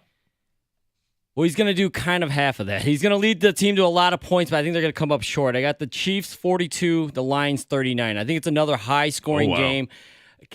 I don't think Kelsey plays. I think he really, really wants to play. He had the early morning workout. Apparently, he's a true game-time decision. And it's all going to depend on how much swelling he has. And I think if there's any swelling at all, the Chiefs staff says, no go, my friend. You sit out this week. But even if he sits out, I still think they put up points because that's what Mahomes and Andy Reid does. Sky Moore, McKinnon, Pachenko, all those other MVS, all those other guys. I think this is one where the Lions defense is going to give up a lot of points, but they're not going to look as bad as that because it's Mahomes. In that Rams game versus the Chiefs, the Rams was a good defense. They gave up a lot of points. I think this is just one of those nights, a lot of points, 42-39, because I think Riley Patterson misses a field goal. Oh. That's why for the weird score. Maybe a missed field goal or missed extra point. I got a missed extra point. Yeah. So. Something weird's going to happen where that score is all funky. All right, you can get your picks in, what you think is going to happen tonight. We've got a lot to talk about as we get you set for this one. Here is the further update from Ed Werder now. From what I've been told, the outlook for Chiefs tight end Travis Kelsey isn't great for him playing tonight against the Lions, but expectations are that he will push to play. That will leave Andy Reid to decide, knowing Kelsey is badly needed, but recognizing long season ahead. 248-539-9797. Let's get to some phone calls. It's game day. Game day, Gator. Game day. Lions and Chiefs tonight. It is game day. Is it censored, Gator? Uncensored. Yeah, all right. So get your calls in as we talk about this one. We swing around the NFL with the Wide Night Omaha 4-down-around league blitz thingy. Much to do as we get you set for Lions and Chiefs tonight in the NFL premiere. 97-1 the ticket. I got to tell you, I slept really, really well last night. I was very happy about that. And, about 6 weeks ago, I was in search for a better night's sleep, so I did something about it. I went to True Sleep, the True Sleep out in Shelby, and I test drove a bunch of mattresses, and probably about a dozen of them. Paul was working there. He guided me all throughout there and said, well, your body's really aligned well on this one. It's aligned well on this one. Maybe not so much over there. It's not all about comfort. It's really about body alignment if you want to get that great night's sleep. So I settled on the Posh and Lavish mattress. Had it for a few weeks now. It's fantastic. And True Sleep has reasonable pricing for high-quality mattresses all over their store. You can find your perfect sleep system at True Sleep. It's Michigan's largest Nectar dealer. They're in Troy, Warren, Shelby, or Lake Orion.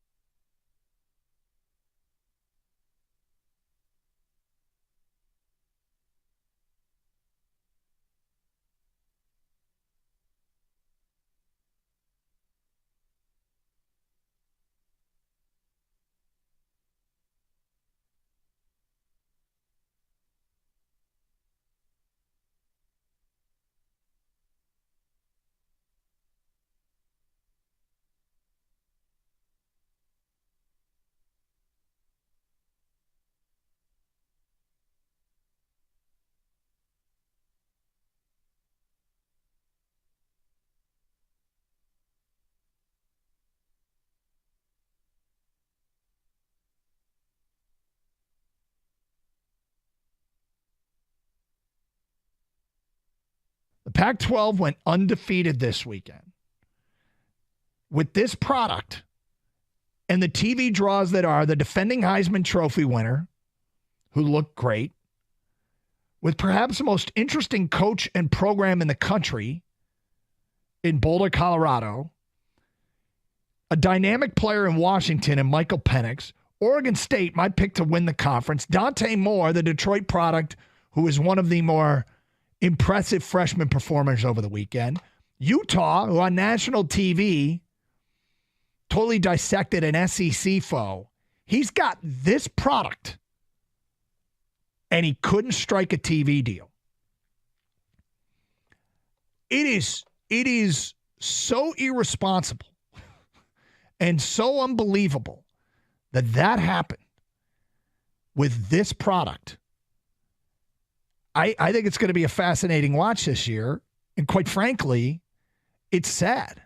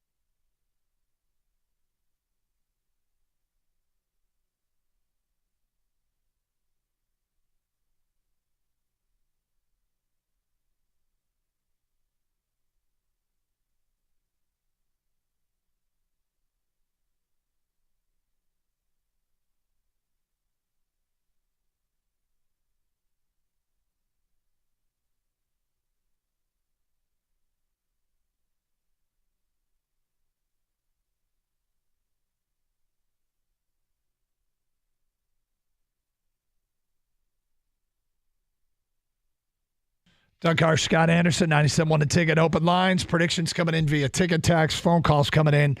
Look, Chris Jones, once Bosa signed yesterday, I thought maybe that would get the ball rolling. It did not.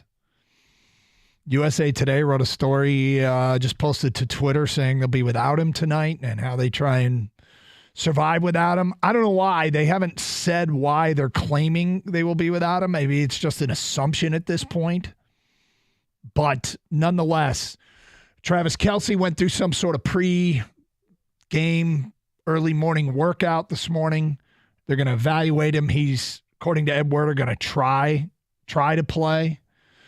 So suffice it to say, Chiefs look like they're going to be shorthanded. And I thought the Lions were going to win the game before Travis Kelsey hurt his knee, Gator. So I'm sticking with it. I got the Lions 26-21. Gators got the Lions 34-31. Kanks got the Chiefs 42-39. 248-539-9797. Let's get to your phone calls. We go to Dave and Frankenmuth. What's up, Dave? How you guys doing? Good. What's up? Hey, so I am new to sports betting, and I got up the FanDuel app, and so I have a question about parlay. All the parlays on the app seem to include Travis Kelsey as part of it. So if he doesn't play tonight and you already made the wager, what happens? Do you just lose that money? I would imagine they just void the wagers if he doesn't play. But I don't know. There should be a way to expand that area to find wagers that don't include Travis Kelsey. Yeah, well, hold on. Did you already make a wager with Kelsey included? Yes. Okay. And was it one of their pre-built wagers? Yes. Okay. I don't know what they do with the pre-built wager where they include a player that might not play. Because what's funny is I opened up my account this morning and just took a look, and the first pre-built wager said the number one bet it was 4 legs and was Travis Kelsey scores a touchdown. I would hope because they pre-built it that they refund your money. I hope, but I don't know. Okay. The other thing is I took the Lions money line in that parlay, so I'm with you guys on that one. Mm-hmm. And I also have a similar problem as Gator does, and I have a taco problem. But I'm a real estate agent, and so I travel around all the time. And the one thing I want to tell you is the worse the neighborhood, the better the tacos. Sounds like I don't know if it's a rule of thumb or not, but inverse correlation. I'm willing to try tacos just about anywhere. Okay. Exactly. Yep. All right. You guys have a great day. Yep. You take care.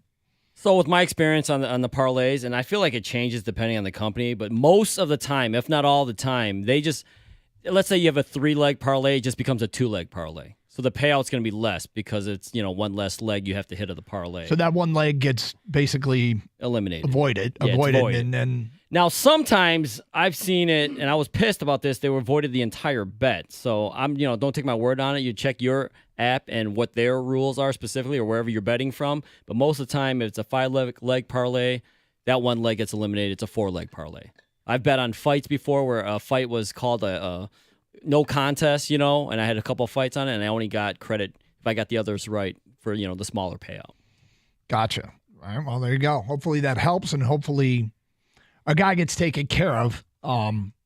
It feels like if they pre-built it especially. It doesn't even matter, though, because it's, if a guy doesn't play, whether they built it or you built it, it's void, that leg. All right, so Lions and Chiefs tonight. We got some picks coming in from the people via the ticket text. Luke and Hal says Lions 31-17. David in St. Clair Shores says Chiefs win 38-17 against the Lions. The Lions start off slow with the starters getting no game time during the preseason. Brian in St. Clair Shores, 28-28. Evenly matched game. A tie would be very Lionish. I think you're encouraging this. I'm not encouraging anything. I think you are. I enjoy it, but I'm not encouraging it. I think you are encouraging. Because at some point it becomes cliche, then, right? Sean, with the new overtime rules, man. I think that would truly be a disappointment. A tie? Tonight. Yeah, absolutely. I mean, I don't care against the Chiefs. That is not an accomplishment. You don't want to lose, okay? But I mean, if they walked away with a tie, I don't even know how I'd feel. So here's the thing. In the grand scheme of things, a tie is good because you've got the Chiefs. I mean, it's a blown opportunity at a win, right? But the Chiefs, as this season goes on, you know what they're going to have? They're going to have Chris Jones and they're going to have Travis Kelsey. And one of the things that we have to compare everything the Lions do, we have to compare it to Minnesota, Chicago, and Green Bay. And the Chiefs play those 3 teams, and they'll be healthy, and they'll have Chris Jones at some point this year. He's not holding out the whole year. And those teams would then have to win to have a leg up on the Lions, and the Chiefs would probably be favored in those games. So ultimately, a tie, as disappointing as it would be, is probably good. Didn't a tie hurt the Lions like last year or 2 years ago? So it was 2 years ago. They won 3-13-1, didn't they? But it hurt them in the other way for draft pick? Yeah. Was it? Okay. All right. Yeah. I just feel like it always hurts us no matter what.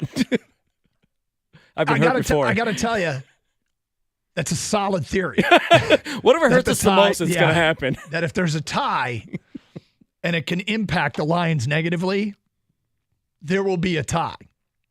Historically, that's the way it works out. More picks coming in here from Sean and West Bloomfield. 34-24 Thundercats. Lions are hungry. Energy will all be with the Honolulu Blue. Let's go. I typically think that which team wants it more or the disrespect card in pro sports gets overplayed. I don't think it matters as much. I think there's rare occasions where it does. I think this is one of them.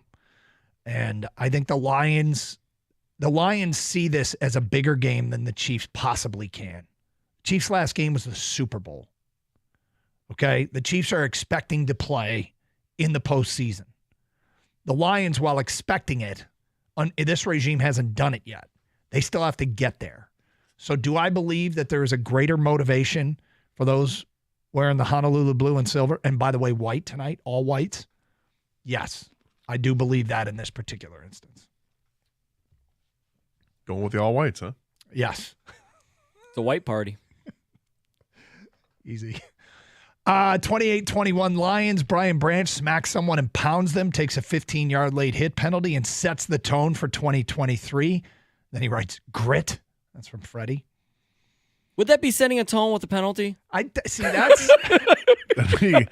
We're undisciplined and we're here, damn it. Yeah. Just wait. We'll melt down. We'll make a mistake. Can he set the tone without the penalty? Can he? Right? Maybe no an penalty? on-time hit? Yeah. How about no penalty next time? From Chris and Armada, I have the Lions winning a relatively low-scoring game at 24-21, not so much because it will be a defensive struggle, but because our O-line will dominate the game without Chris Jones playing and will dominate the time of possession with a running game and keep Mahomes on the sidelines for much of the game. That paired with a timely takeaway from our revamped secondary. That's the recipe. 248-539-9797. Phone calls, feedback. Gator, we are streaming today on the Odyssey app. Download it for your mobile device. We do it every day. For your mobile device, AUDACY. Welcome those of you outside our listening area streaming. Love to hear from you today. Also streaming to our website, 971theticket.com. Streaming video on twitch.tv where they're making fun of my hat. See it for yourself by going to twitch.tv. I can go back and read some of the comments. I like the hat. The hat gets the job done. It sends the message. But this was the free hat. No, it wasn't free. We ordered these hats, part of the mystery box. It was the mystery box where they could send you random sports hats and T-shirts. You got a Dodger hat and a Pirate hat. I gave the Dodger hat to King, and I ended up with a Cape Cod League hat, I think it was. I got some professional lacrosse team and this hat. But let me see if I can find. They're making fun of. They say it looks too small for my head. Let me see. Stare at me. Well, don't stare at me. No, it does. I don't think it looks too small. I mean, they're making fun of the fit, right? I just looked at Twitch. Yeah. Trying to catch up. Yes. Well, you can see for yourself by going to twitch.tv, search up 971 The Ticket. Same thing with YouTube. We're there, 971 The Ticket. Let's swing around the league next, 97.1 The Ticket.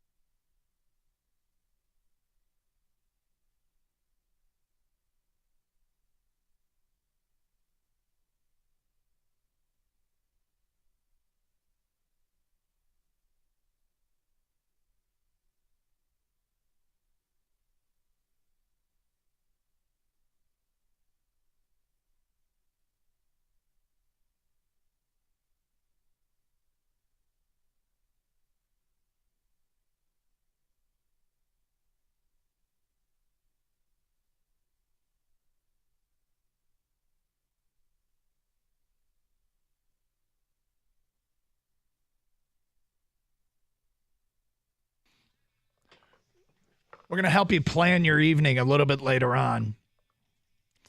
Okay, regarding the hat, Bruticus G1 says, honestly, it looks like Doug washed that hat without putting into the hat protector thing. Kira Duchesne, please, says, brim too curved, too small, and the fit is too big. Kitek says, I said the hat is both too small and too big at the same time. A Doug Karsh special feature. All right, you can check it out for yourself on the video stream. I'm getting crushed today. Whatever. Here we go. Let's swing around the league.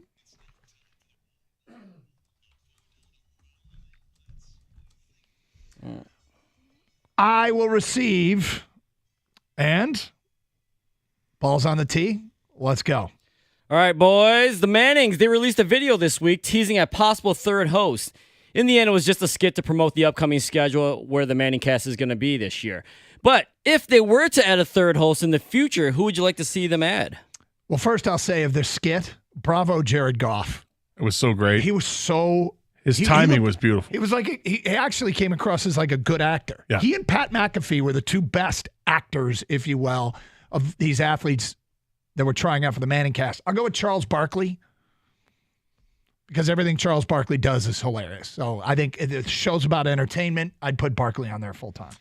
I'm going to go, maybe it's his punch button, but I'm going to go Tom Brady. I think Brady is, he obviously knows football. I think he's got a dry sense of humor.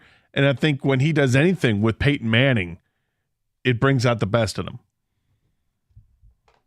Guys, I've got Ray Lewis. I think you need someone on the defensive side of the ball. He's got swag. He's got personality. I think he'd mix well with the Manning brothers, and their dry sense of humor, maybe with his fieriness, would work well together. He's really intense. He is a little bit intense. Okay, 19 years ago, guys, Deion Sanders returned to the NFL after retiring to play for the Ravens after a 4-year miss of absence. What player do you think who's been retired for at least 4 years could come back and play right now? It's a great question, but I was trying to – there were a couple different ways I wanted to go with this, and I decided to just simply go with Andrew Luck. He's 33 years old. He's not far removed. He walked away at really everybody took everybody by shock before the preseason began, I believe, and he was an MVP type player. So I think that's somebody who, after a few years, hey, you want to come back in the league? I think he'd come back, and it wouldn't take him long to get right back where he was. I was going to say Chris Borland, the linebacker for the 49ers, had stepped away, but that was almost a decade ago. And so he's only 32 or 33, like same thing with Andrew Luck. Yeah, I'm going to go with Calvin Johnson, though. You want him for the Lions. I want him for the Lions. Gator, I'm with you, man. Andrew Luck, I think he has one more year in him if he really needed to. Obviously, the injuries were too much, and he didn't want to go through the rehab again and again, and he's one of those guys that, hey, I want to be able to walk, I want to be able to play with my kids, all that stuff, so I understood, but for 1 year, and I think this is the 4th year, Gator, that he's been retired, so this would be the perfect time to just give it one more shot. All right, USC star quarterback Caleb Williams, his father said in a GQ interview this past week that it's no lock that Caleb leaves school if he doesn't like the team who's drafting number 1 overall. Would Williams staying in school because he doesn't like the team who's drafting him first overall be a bad or smart career move? Smart career move in this day and age of NIL. Do you think USC would come up with a decent NIL package for him to stay? So while there's downsides to it as well, but if you're looking at a long-term career move and you decide in any field of work that you don't like the job offer, you don't have to take it. And in this new world, he would get paid probably, I would suspect, more next year than he's getting this year in NIL money. So sure, do it. Look, it's been done before, sort of, with other, not the exact way that this is being done. John Elway was drafted by Indianapolis. He wasn't going to go there, or Baltimore, whoever it was at the time. We saw Eli Manning not go to the Chargers. So I think it's great for Caleb Williams. He can let everybody know exactly what he wants to do, and the league will act accordingly. I don't think he's going back to USC. To Doug's point about the NIL, yeah, they could give him more money to make it worth his while to stay another season, but then you're done. There's no guarantees after that. you're just back at the mercy of the draft again. So I don't think he goes back, but I think it's probably in his best interest. I don't like this, just for me personally. I don't like that at all, but he's got the power. So you think it was a good idea or a bad idea? For him, I think it's a good idea. I hate it, but I think it's a good idea for him. I think it's a bad idea, guys. I mean, definitely not as bad as it used to be financially because of all the NIL stuff. Now you can make more money or just make money at least when you go back. But there's no guarantee you're the number one pick again. I mean, other than injuries, I mean, we've seen it before, guys. Guys projected to be number one and fall into the second, third round. Or Brad Kaya, I remember, was the number one prospect and quarterback going to the college football season one year. The Lions drafted him in the 6th round. Personally, Gator, I'm with you. I don't like it either. This sports isn't like any other job. You're the organization, they have a choice. You can be the guy to turn that organization around. I understand wanting to pick your teams, but I think if you're the number one overall pick, I think that's an honor, and you take it when you can get it. All right, what team, I always ask this every year at the beginning of football season, guys, what team goes from worst to first in their division? I think a lot of people are going to think the Jets. It's a tough division with Miami and Buffalo in there. I'm going to go with Carolina. That division in the NFC is all up for grabs, right? The best team in the division won 8 games last year. That was Tampa Bay. They're not going to. I mean, Tampa's terrible. Who knows what their quarterback situation is going to be halfway through the season. You got a lot of intrigue with this division, but I'm going with Carolina because they have a bunch of running backs that can help out with the running game and a rookie quarterback. But more importantly, they have the defense. They've got maulers on that defensive side, all 3 levels. They've got really good players in the secondary.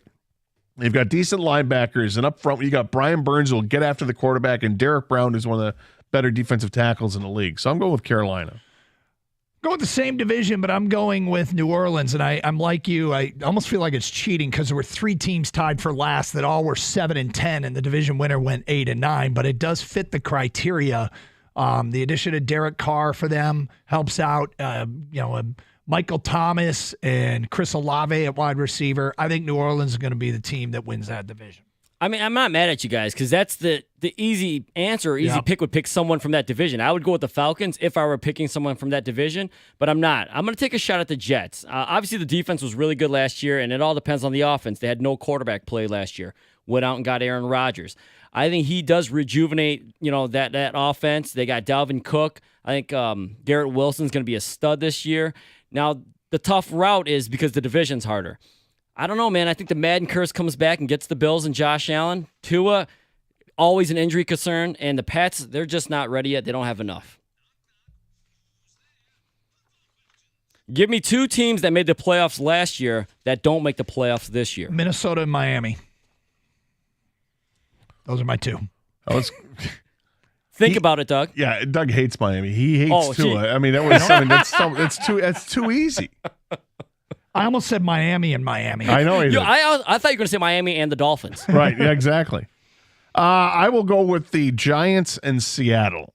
I just I don't think that Seattle. I thought it was a bit of a fluke last year. I know that Geno Smith is a nice story, and that story comes to a screeching halt this year. And I just don't believe the Giants are that good. Well, I can't believe neither one of you guys said Tampa because you guys both picked someone else from that division to win it. So I got Tampa not making the playoffs. True. And I got the Giants. I'm dumb, that's why. Oh. Well, I've got Tampa and I've got the Giants. Danny Dimes. I'm not sure this guy is worth that huge contract. Barkley got kind of a raise, I guess, but we'll see what happens. Then I know they got Darren Waller, but did they take care of their wide receiving position? I got Tampa and I got the New York Giants not making the playoffs. What's your Super Bowl matchup and who wins it? And a little extra, who's a dark horse team? Well, my matchup is going to be Buffalo and Philly, and I think Buffalo wins it this year. They just have a complete team. Buffalo's offense, you look at it, and it's nothing like overly special. They got a really good receiver, a really good quarterback, and they're just a solid team. But defensively is where they kind of shine. I think they'll take out Philly. My dark horse from Detroit, the Lions. Okay. So can they be considered a dark horse? Yeah, I'll give you. Yeah. Because I got a question about my dark horse as well. But I will get to my Super Bowl pick. All right. I'm going with a team that everybody is sleeping on that gets a lot of people back. And they made the playoffs last year. I got the LA Chargers beating Philadelphia. And you can tell me if the Chargers qualify as a sleeper. If they don't, I got another one for you. But get this. Keenan Allen, Joey Bosa, Austin Eckler, Justin Herbert, J.C. Jackson, Derwin James, Corey Linsley, Khalil Mack, Rashawn Slater, and Mike Williams, those 10 combined to miss roughly 43% of possible snaps they could have played last season due to injury. On top of that, Justin Herbert was dealing with busted up ribs. I love their linebacker, Drew Tranquill. I think that team getting people back and healthy, they went 10-7 and made the playoffs in the AFC, and it's time for them to get some good luck as it pertains to health. Do the Chargers count as a sleeper? If they don't, that's borderline. They made the playoffs last year. Okay, I'll give you Pittsburgh. I'll buy into the Kenny Pickett and George Pickens hype, and I love Mike Tomlin. Guys, my Super Bowl matchup is the Ravens and 49ers. I think Lamar Jackson comes back with a vengeance. Everyone just kept saying how this guy wasn't going to be worth the money. Don't pay him, don't pay him. They paid him, and they went out and got Odell Beckham. I'm not sure how much Odell has left either, but he's probably better than what Lamar's been working with at the wideout position for a long time. You still have Mark Andrews. That defense, Roquan Smith there. I like the Ravens going against the Niners. The Niners, Brock Purdy, just got Bosa on a big deal to come back or at least return to the team. Oh, is that a big deal? Yeah, that's a pretty big deal. So I got Ravens, Niners in the Super Bowl. My dark horse, Doug, it's the Pittsburgh Steelers. I like Kenny Pickett to take a big step forward this year. He named a team captain, looked really good in the preseason. And you can never count out Mike Tomlin. He's so damn consistent. He's a great coach. All right, last one, guys, rapid fire. I name an award. You tell me who wins it, okay? Yep. Offensive Player of the Year. Justin Herbert. Lamar Jackson. I got Justin Jefferson, 2,000 yards receiving. Wow. Defensive Player of the Year. TJ Watt. TJ Watt. Comeback Player of the Year. It's too easy to go Damar Hamlin, so I'm going to go with Lamar Jackson. Damar Hamlin. I'm going Damar Hamlin. Coach of the Year. Dan Campbell. Brandon Staley. Robert Saleh. MVP. Justin Herbert. Joe Burrow. Lamar Jackson. There it is. That concludes the Wide 9 Omaha 4 down around the league blitz thingy. Hey, get ready for the NFL season with incredible offers from FanDuel, America's #1 sportsbook. Right now, new customers can bet $5 and get $200 in bonus bets guaranteed. Plus, all customers who bet $5 will get $100 off NFL Sunday Ticket from YouTube and YouTube TV. Visit FanDuel.com/Doug and kick off the NFL season with an offer you won't want to miss. FanDuel, official partner of the NFL, must be 21 or older and present in Michigan. First online real money wager, only $10 first deposit required. Bonus issued is non-withdrawable bonus bets that expire 7 days after receipt. Restrictions apply. See terms at FanDuel.com/sportsbook. Gambling problems, call 1-800-270-7117 for confidential help. MSU NFL Sunday ticket is offer be challenged by September Washington, 18th. and No you're going to get a refund. real Terms test of and how much embargoes better your apply. secondary is when you $100 face off Michael NFL Sunday Penix. You ticket, get it in your not house. YouTube It's not going to be easy, YouTube though. TV, That's base a real plan test. And if required to MSU, watch YouTube TV. Redemption obviously requires win the Google game, it's a account, big current deal. form But if they payment, show an commercial use, improved excluded secondary and like an subscriptions, identity on renew, defense, cancel anytime. now you start to craft this narrative like, hey, maybe there could be something a heck of a showdown Yeah. when they play in East Lansing. That'll be a big test. It'll be a huge test to find out what this defense is. Is Brantley being back? Is he, how effective can he be at that corner position? We saw him play, and he was good. I wouldn't sit there and say against, your vaunted passing attack, he was great. But you start thinking about, and to the last caller's point, there's nobody looking past Michigan State. Talking about Michigan fans, what's the one mar in the last 2 seasons on the regular season record for Michigan? It's in East Lansing. Yep.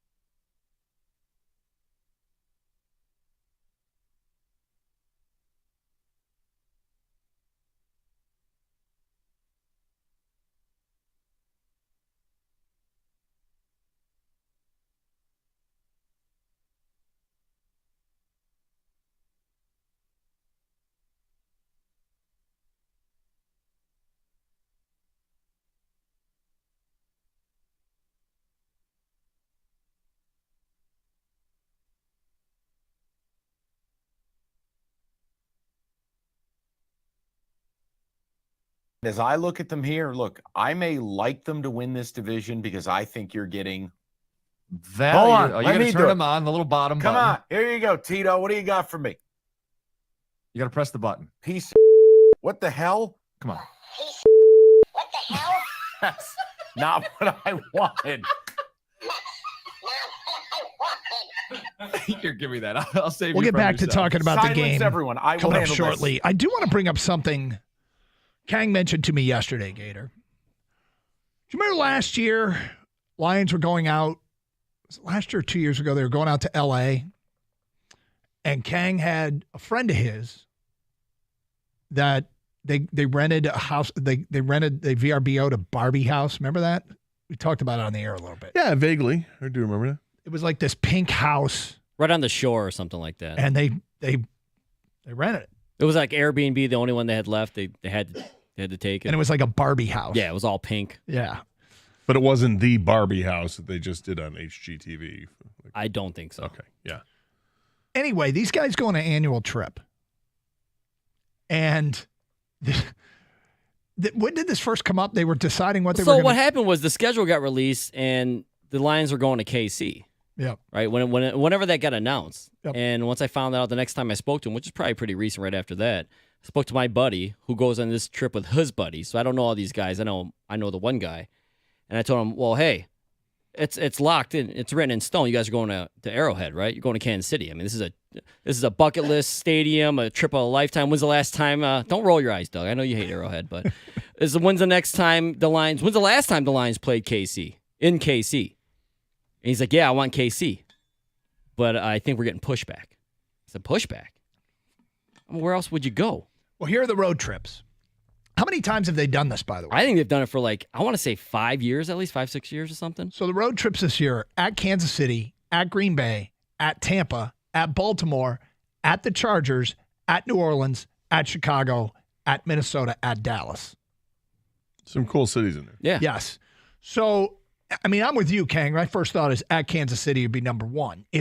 What about you, Gator? Well, it's a season opener, too. The Yeah. NFL opener. Yeah, it's the league premiere. It's a big deal. Mm-hmm. Probably that one, yeah. I mean, it's the matchup more than the city. Okay, what would be number two for you? It's your choice are Green Bay, Tampa, Baltimore, Los Angeles, New Orleans, Chicago, Minnesota, Dallas. Oh, some great cities. Yeah. It would be Los Angeles because it's personal. I want to see the stadium, but also because my best friend lives out there. They've gone to Los Angeles. Yep. So I can see, but I So agree. that's I probably think that'd off be a their great list, yeah. stop. At Baltimore? That sounds great. Baltimore's an awesome time. It's great. I've been there a couple different times and had a fantastic time. At New Orleans? I'm not interested. Oh, really? Mm-mm. Oh, I think New Orleans would be a blast. We did the Super Bowl there. Yes. It was great. Yep. Is that why you're not interested? But if you had not gone before, would you be interested? I don't really have much of an interest to go back to New Orleans. No, but like I said, had you not gone I before? think it's tough. Because I've never gone, and I'm very interested. Yeah. I may not be after. But Clearly, you were let down by New Orleans. Yeah.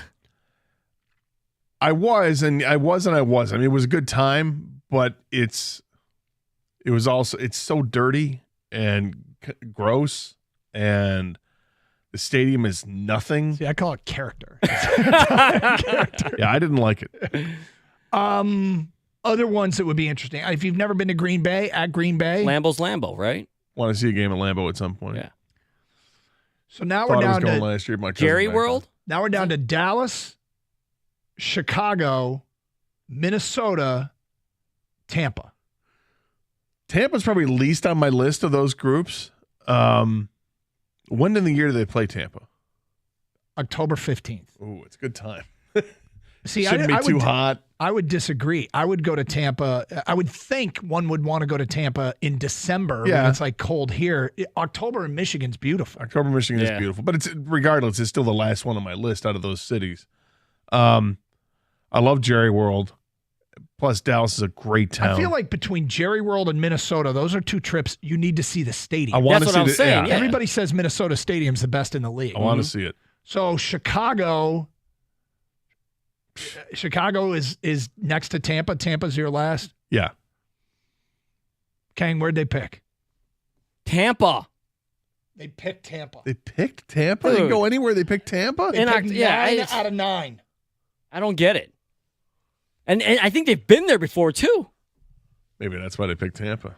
They must have had a spectacular time. I mean, in how Tampa. good is the Applebee's out there? Somebody fell in love in Ybor City. That's an awesome parking lot. That is literally a flat grass, like square mile parking lot with the stadium right in the middle, and then the Yankee Stadium over to the side. There's not a bit of character. And I mean, Tampa, if Tampa was the choice to escape, a January snow day in Michigan or late December, I'd get it more. But you it's want to go to Florida. October 15th, the best time of the year in Michigan, as far as I'm concerned, is the middle of the autumn. The Lightning. Sorry. Middle of the fall. I got a story about that from yesterday too. Are the Lightning playing at that time? I mean, can you catch a Lightning game as well? I mean, I'm trying to figure out why the weekend makes sense, but these. You guys blew it. You guys straight up blew it. I mean, all these great options, and you guys chose Tampa. Yeah, I don't understand it. Like I I don't said, get somebody it. must have fallen in love in Ybor City. If you know what I mean. Ybor City's great. That's a lot of fun. Tampa. The Lightning are on the road. Yeah, it's. In fact, the night before, the Lightning are in Detroit. I agree. I think they picked a 9th out of 9 trips. Dude, that was a layup. NFL season opener in Kansas City. Yep. Yes? If this is an annual trip, right? You just, all right, boys, next year what are we doing? Because this year is done. We got it planned. KC. Mm-hmm. It seemed like it'd be simple. Was it like not cost effective because tickets are so expensive to go to a game in Kansas City? I mean, the Chiefs love their team. The fans love their team. Is it too expensive? I don't know how much more expensive it is, if that played a Well, role over or not. Tampa, I would imagine it's a hell of a lot more. Like Tampa, you get flights every 10 minutes to go out in that area. You can fly into Orlando, you can fly into Tampa. It doesn't matter, and plus, it's not like they sell out. Look, I mean, I'm not the pirate ship. It's a nice place. Tampa's a nice place. I've been there a couple of times. I'm not saying it's anything wrong with it, but as far as potential road trips. And by the way, Tampa sucks this year, the team. Yeah. They're awful. Right? It's like Baker Mayfield or Trask. So does that play a role in it because you want to see your team win? It shouldn't. You don't want to be here for the big games, right? I agree. I'm trying to rationalize why Tampa. Well, it's what they chose. All right, you blew it, Gil. I was going to call Gil out. It's been a hell of a lap dance. All right, 248. I think she likes me. Guys, I'll be right back. I think I got a chance. If you're ever back in town. No, her real name is Cinnamon. Something about Tampa. They couldn't resist.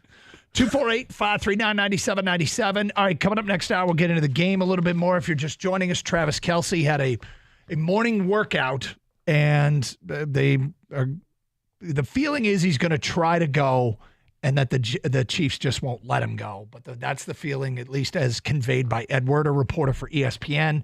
Meanwhile, USA Today, Doug Farrar, one of the lead writers on a story that says, how will the Chiefs make up for not having Chris Jones?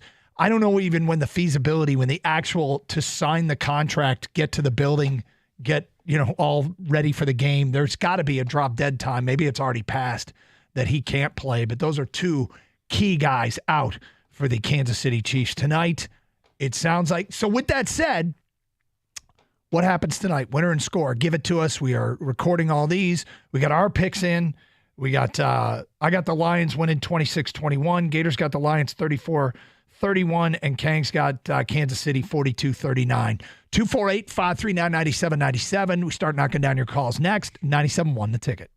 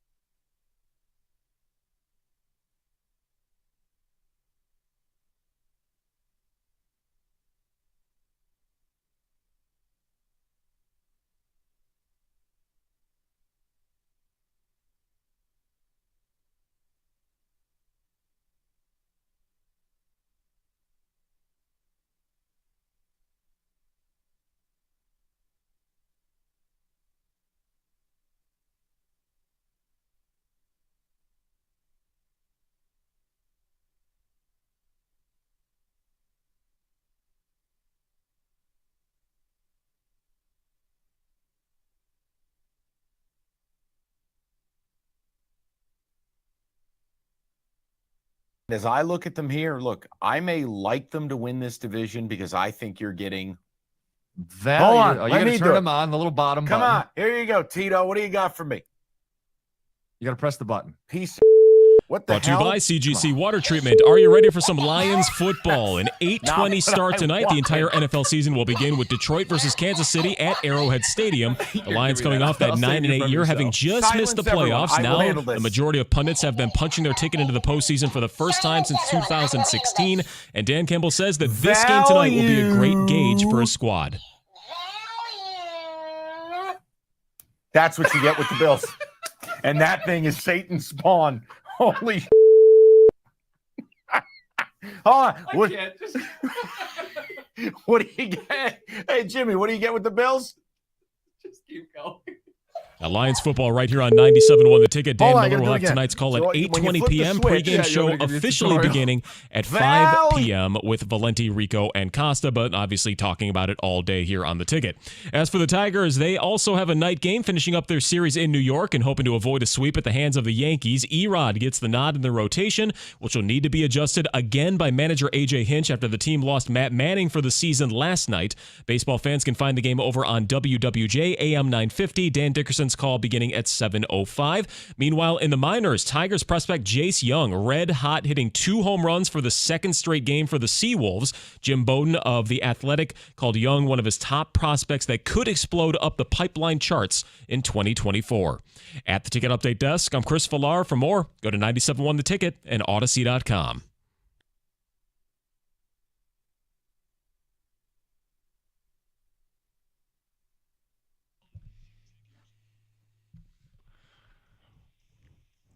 So, Gator, we'll get back to the phone calls here in a second.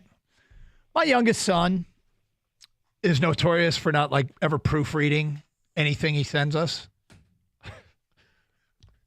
And he just sent me a text. And I'm like, dude, he has a soccer game tonight. Okay. I just got the following text.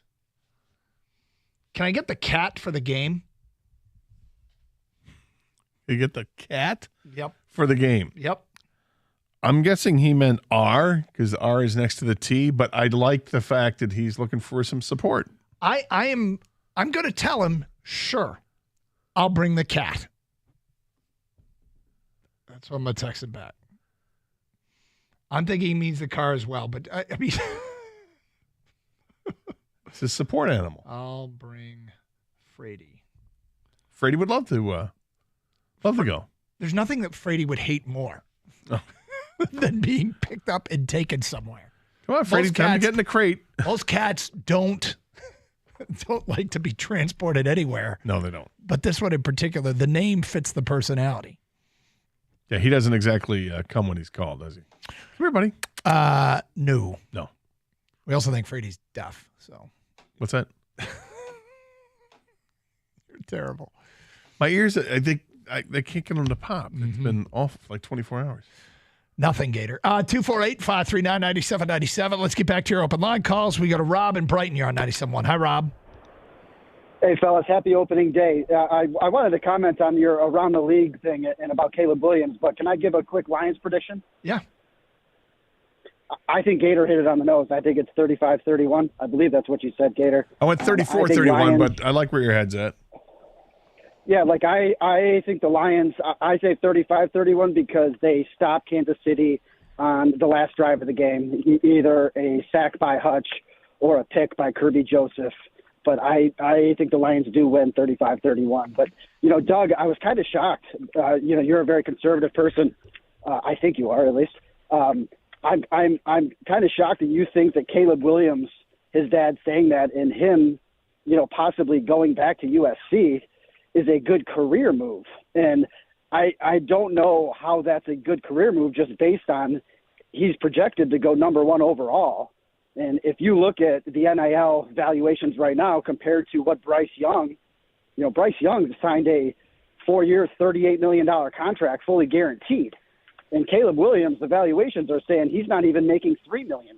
I mean, and I say that loosely. That's a lot of money, but I don't know how it's a good career. Well, move the only reason I would, it's not all about money. Okay, if the only way you're measuring it is money, then no. Then go as soon as you can and sign it for as much as you can.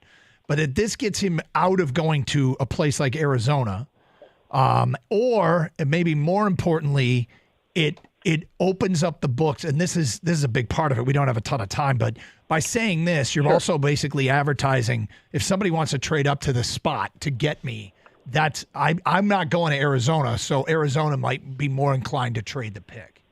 Something of that nature. So you get a little bit of say, a little bit of control. Mind in it, yeah.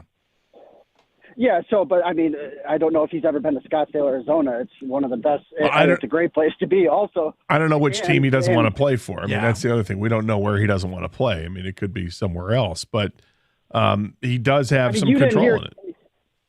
You didn't hear C.J. Stroud complaining about going to Houston. You know, Carolina's not the best place either right now. I mean, I think it kind of says a lot about Caleb Williams to say that I don't want to go improve a franchise and build it around me. Well, what did it say about Eli Manning when he didn't want to go to San Diego? Elway, those guys won Super Bowls. Yeah, Elway didn't want to go and play for the Colts. Yeah, I thought that's ridiculous. I mean, didn't hurt them at all. I have a lot of respect. Well, he also doesn't have, like, his dad is not Archie Manning either. So you have Tim Fenton defending it. Look, it's not. I'm just saying precedent has already been set by other players, and they're Hall of Fame players. It gives him a little bit of control. For the first time ever, you can go back and make some really good money, and it might inspire a trade to an organization that he would approve of.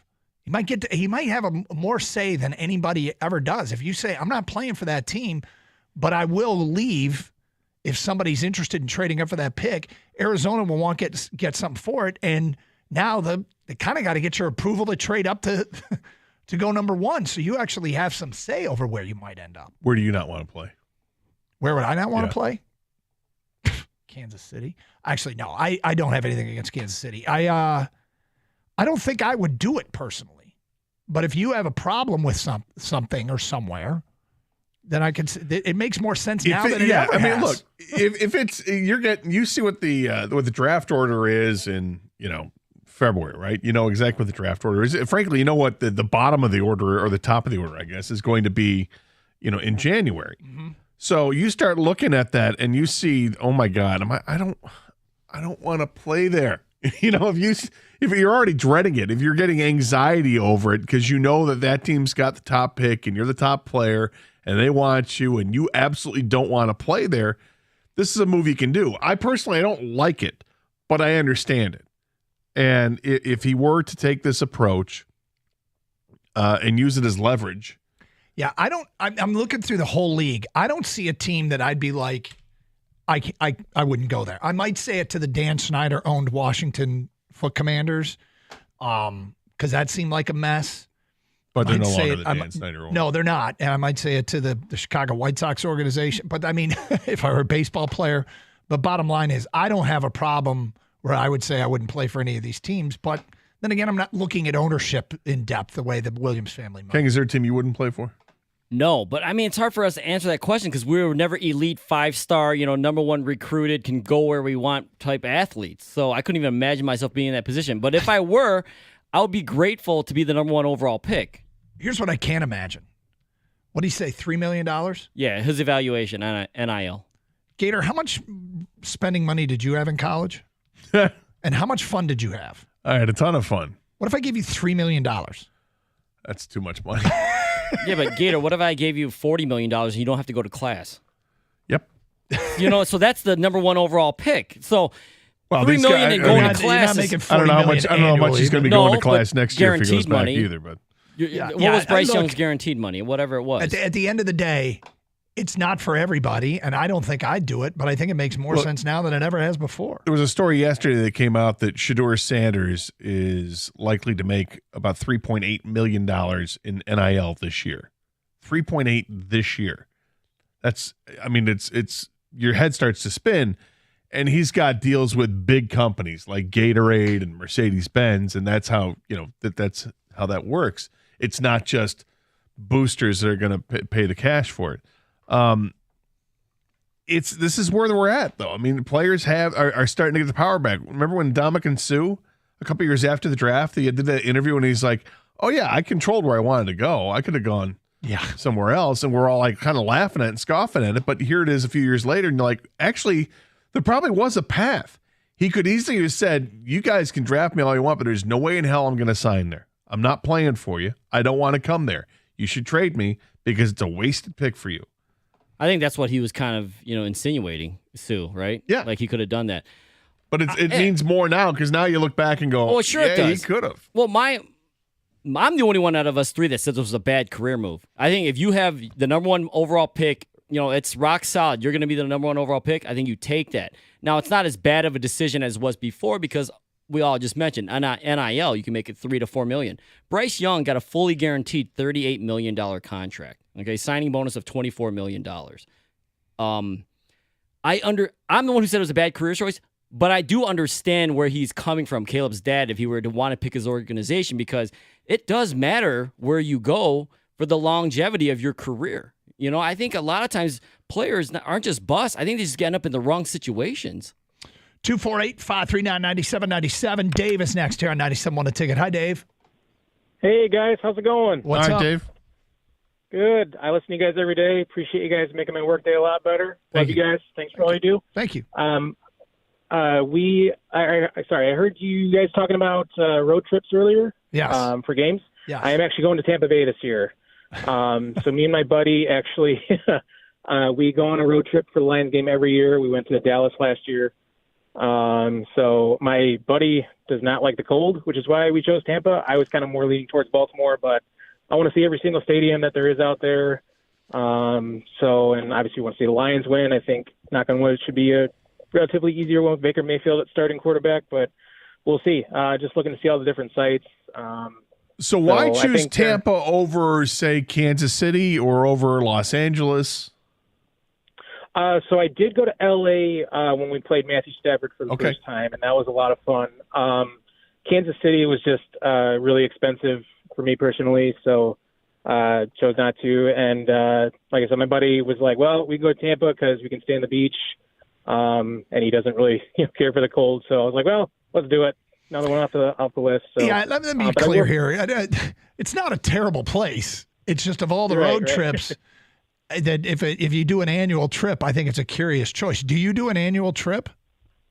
Yeah. Yep. Okay. So I've been to Lambeau, Soldier Field, Cleveland, L.A., Arizona, Dallas, Denver, and then Tampa will be my next stop. Why not New Orleans? Funny enough, I was actually going to go to that in December, but it's just, expense, so just trying to do maybe once a year. And my wife's only so understanding, Fair enough. So. I didn't mean to go down the road of judging the city of Tampa Bay, but at the end of the day, I think if you have one road trip to do, Tampa would be near the bottom of my list for this year's schedule. I really want to go to Baltimore. I've never been to Baltimore. It's a good time. That's not true. Inner Harbor. As a kid, I was staying with my friend in D.C., and we drove up and went and saw a Orioles game at Old Memorial Stadium. But it's changed a little bit since then. Really? Because I was hoping to get back to Memorial Stadium. Well, you can try. I'd left something. It's in the lost and found there. Yeah. Was it Al Bunbury jersey? That's right. 2485 autographed Al Bunbury. Of course. Pennant. I bought a pennant. Yeah. Tonight's the night. Get to Twin Peaks early for your front row seat. Season opener. Why Twin Peaks? For starters, there isn't a better way to enjoy a football game than the comfortable lodge setting. Minimum requirement for Twin Peaks is 50 TVs. They pipe in the sound for the big games. This is a big game. Plus, you can sip on the ice-cold 29-degree draft beer. They got the frozen mugs. It's a 6-hour freezing process. Dig into some scratch-made food, but it doesn't stop there. All your game day favorites are served up by the beautiful Twin Peaks girls. Wall-to-wall TVs, great scenery, a bar featuring all your favorites like high-end bourbons and tequilas, 24 or more draft beers, handcrafted cocktails, and a kitchen that does bar food better than anyone in the country. It's prepared fresh every day, not heat and serve. Why go anywhere else? Go to TwinPeaksRestaurant.com to find a location nearest you. If you're a fan of Twin Peaks, sign up for the E-Club and stay up to date on all things Twin Peaks and score free stuff. Signing up is easy. Just visit TwinPeaksRestaurant.com/Peaks-Club to get started today.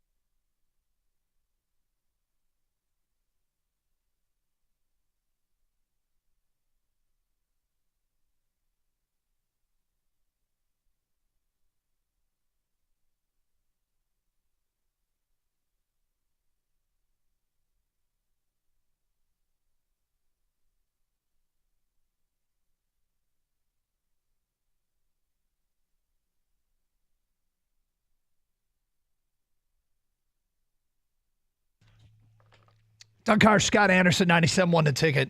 I think I got something for 10 texts. So be ready.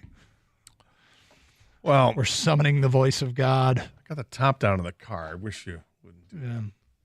Did you really? Well, yeah, because there's a oh boy. According to my app, there's a very low chance of rain during the hours that we're here. Now, when I get home, time to put it in the garage. But let's get back to your open line calls. We go to Dave. You're on 97.1 The Ticket. Hi, Dave. Hi. I had a question. I want to know who your breakout offensive player of the year is going to be for the Lions. And before you answer, I want to give you mine. Mine is James Houston, because he didn't touch the ball very much last year because he was coming off an injury. You're talking about James. Do you mean James Mitchell? Yeah, every time he touched the ball, he did very well, but he didn't touch it much because he was coming off an injury. And I think he's going to be the breakout offensive player of the year this year for the Lions. And I think he's going to possibly get a game ball sometime during the season. Well, first of all, I'm a big fan. If you look at the last two seasons he had of Dave's or James Mitchell? Of James Mitchell. Last two seasons, although with all Dave, I'm a fan of Dave too. The last two seasons he had at Virginia Tech, and compare those numbers, he doesn't have the volume that Brock Bowers has, but he had the big play capability at the collegiate level that Brock Bowers has at Georgia from the tight end position. It's something I'd like to see. I mean, I don't know if this counts as a breakout player. I have huge expectations for David Montgomery, the running back. I don't think Mitchell's a bad choice. Then I guess I'd agree with him. I go with Mitchell as a player, because I think if a breakout player is someone that has been here but hasn't put up massive numbers, so it can't really be a rookie. It's kind of a limited field of choices. Yeah, and that's why I don't have one. Yeah, I don't think there is one. I think if you're gonna call your shot and say James Mitchell, there's a limited number of candidates and he'd be on that list, and good for you for calling it out. I don't see one. I mean, maybe Jamison Williams, because he'll play in the second half of the season, but does that really count? Because I don't know. He's effectively a rookie. I mean, would it be Khalif Raymond, Brock Wright, and that's kind of it? I mean, yeah, I guess. If you want to go with Craig Reynolds, who they cut and brought back. You know what? I'd go with Khalif Raymond on the list, because what did he have last year? Like 40 catches? Yeah, he had a pretty good year. So if he goes. I think he's underappreciated, doesn't get talked about enough. So if he gets like 60 catches, I guess that would be pretty good showing. Last 2 years, he's had 48 catches and 47 catches. So consistent. Yeah. All right, so we have an update here. This is Ian Rappaport at this hour reporting regarding Travis Kelsey, tight end, Kansas City. He's quoting Clark Hunt, the owner of the Chiefs, on Good Morning Football. Quote, "We hope that he'll be able to go tonight. He'll be a game-time decision, but he's somebody who loves to compete, so I wouldn't bet against him being on the field tonight." That's nothing new. I feel like it's the same thing we've heard. I'm sorry, I'm not yelling at you for reporting what Ian Rappaport is saying. It just seems like this is, didn't we hear this in the first hour? We heard this last night. From a different source. Yeah, but they're all saying the same thing. Don't bet against him. Well, I'm not. I expect him to play. Here's something that I was trying to figure out how big a deal this was. Mike Greenberg this morning on ESPN was saying regarding Travis Kelsey that Patrick Mahomes has thrown 192 touchdowns in the Kelsey era when they've been on the team together. 93% of those touchdowns have been thrown with Kelsey on the field. And he's freaking out. Like, they have to have him. And I'm like, I don't know that's not a relevant stat. I don't know that it's a relevant stat either. I think the more relevant stat was the Dan Orlovsky that Kelsey got 73% of Mahomes' red zone targets last year. That's a lot. That is a lot. I almost find that hard to believe. I do too. It makes me think I heard it wrong, but I was like, wow. But here's a stat. This is Travis Kelsey's games played in his career. Games played. Yeah. In his career. Game day. But I'm mentioning his games played. Every game you play is on game day. Okay.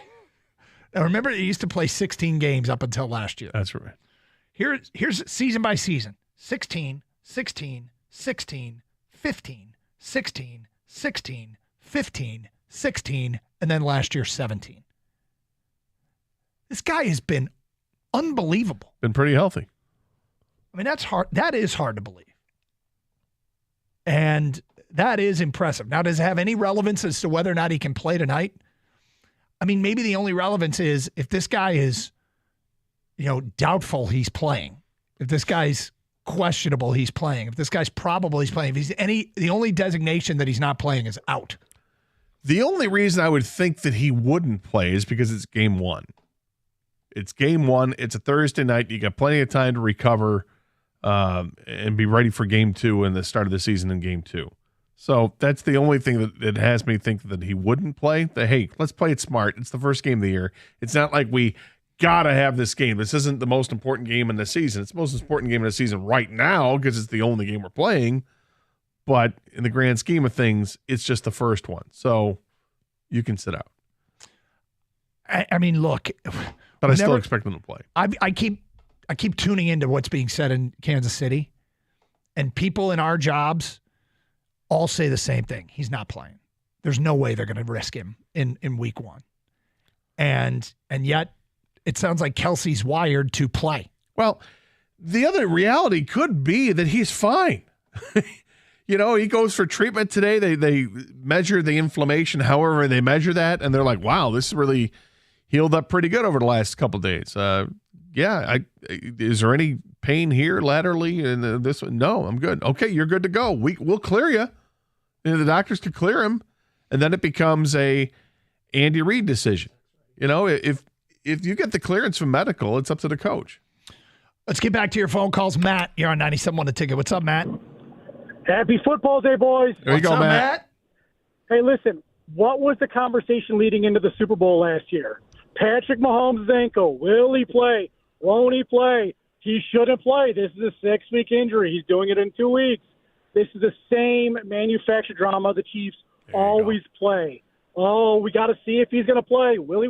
He's going to be out there. He's going to do his 45 to 50 snaps, and he's going to be acting and dancing and whatever he's doing in the end zone at the end of the game. This is the bloody sock. This is the flu game, right?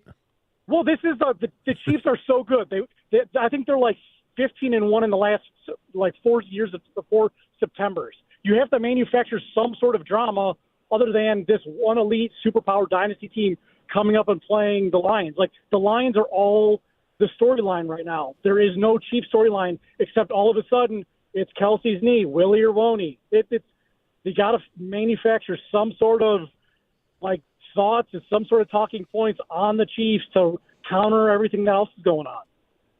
So this is just random. Yeah, I don't know. It's more drama that's unnecessary. It's prima donna behavior. Yeah, he's just dancing out there. He's going to have his gold chain going on. It's going to be Greg Kelsey, or not Greg Kelsey. That's a different player. Travis Kelsey, all going, man. It's going to be right there. But Lions going to win, baby. Lions 31, Chiefs 27. We got this, boy. So here's the thing, Matt, and he brings up a point. If he plays and plays well and he was hurt, what a hero. What a heroic effort, right? Mm-hmm. Think guys with egos ever over-exaggerate their injuries to play up the I'm a hero card? I'm sure some do. I don't know if he is in this situation, but I'm not a big Travis Kelsey fan. You got to work with Matt's theory here, Gator. Yeah, well, I like Matt's theory. I think there's some manufactured drama. Sure. Let's do it right now. All right. Oh. Here's what we're looking for. What will be the story we're talking about tomorrow? Call your shot. The story of this game and what we're going to be talking about on Friday is what? 248-539-9797. A chance for you to call the shot. We're taking the first 10 texts that come in, and we'll read the first 10 texts. Call the shot. What's the story that we're talking about tomorrow here on Carson Anderson? 97.1 The Ticket.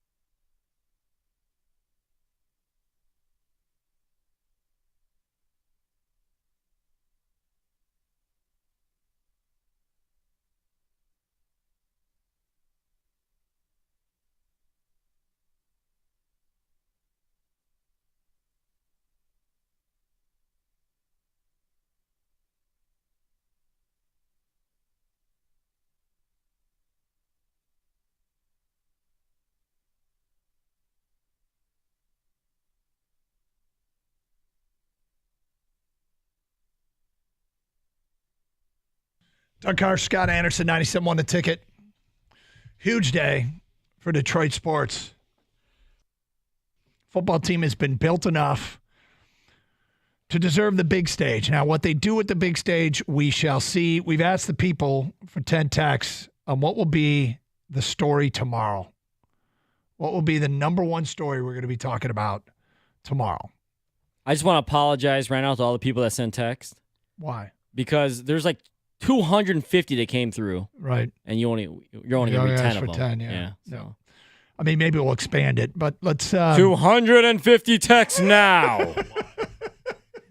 Now. The skies are really going to open up. Brett in a truck says Jared Goff and the wide receiver offensive explosion. The story will be Jahmyr Gibbs headline. What a premiere for Jammer. It's from an unnamed texter. What a premiere for Jahmyr. Sounds better that way. They wrote Jammer. Next text. Rookies take over. Gibbs with 2 touchdowns. Branch with a pick. Campbell with a sack. That's from Mike S. Again, what are we going to be talking about tomorrow? From Dirty Harry. No Kelsey, no Jones, no problem. Chiefs win. Wow, Dirty Harry Callahan? Likes the Chiefs. Wow. The story you'll be talking about tomorrow, Sam Laporta and his hands. I have a feeling he's going to reel in a few great grabs tonight. One of the days you were out, might have been Monday. I think it was Monday. I talked about how as we get closer to the season, my expectation for David Montgomery's gone up and my expectation for Sam Laporta has gone down. And it's not for Sam Laporta's career. It's for Sam Laporta this year and specifically early in the year. It's a tough position to break into. An inline tight end, you aren't typically big enough or strong enough or as big as strong as you are going to be. And the game's way more physical and fast. I think it's tough for those guys to break in. And I think Laporta's going to be a great player. Watch him at Iowa, and he was one of the wow guys. Him and Lachey. They had 2 of them. Lachey is back. But anyway, yeah. So I don't have huge expectations for Laporta tonight, but hell, prove me wrong. That'd be great. Yeah, I'm sort of with you on that. I don't expect Sam Laporta to be catching everything that's thrown to him because that's just, rookies go through it. You may come in with this pedigree that you do catch everything, but we've seen in the preseason, we've seen him drop passes. We've seen him drop passes on the practice field.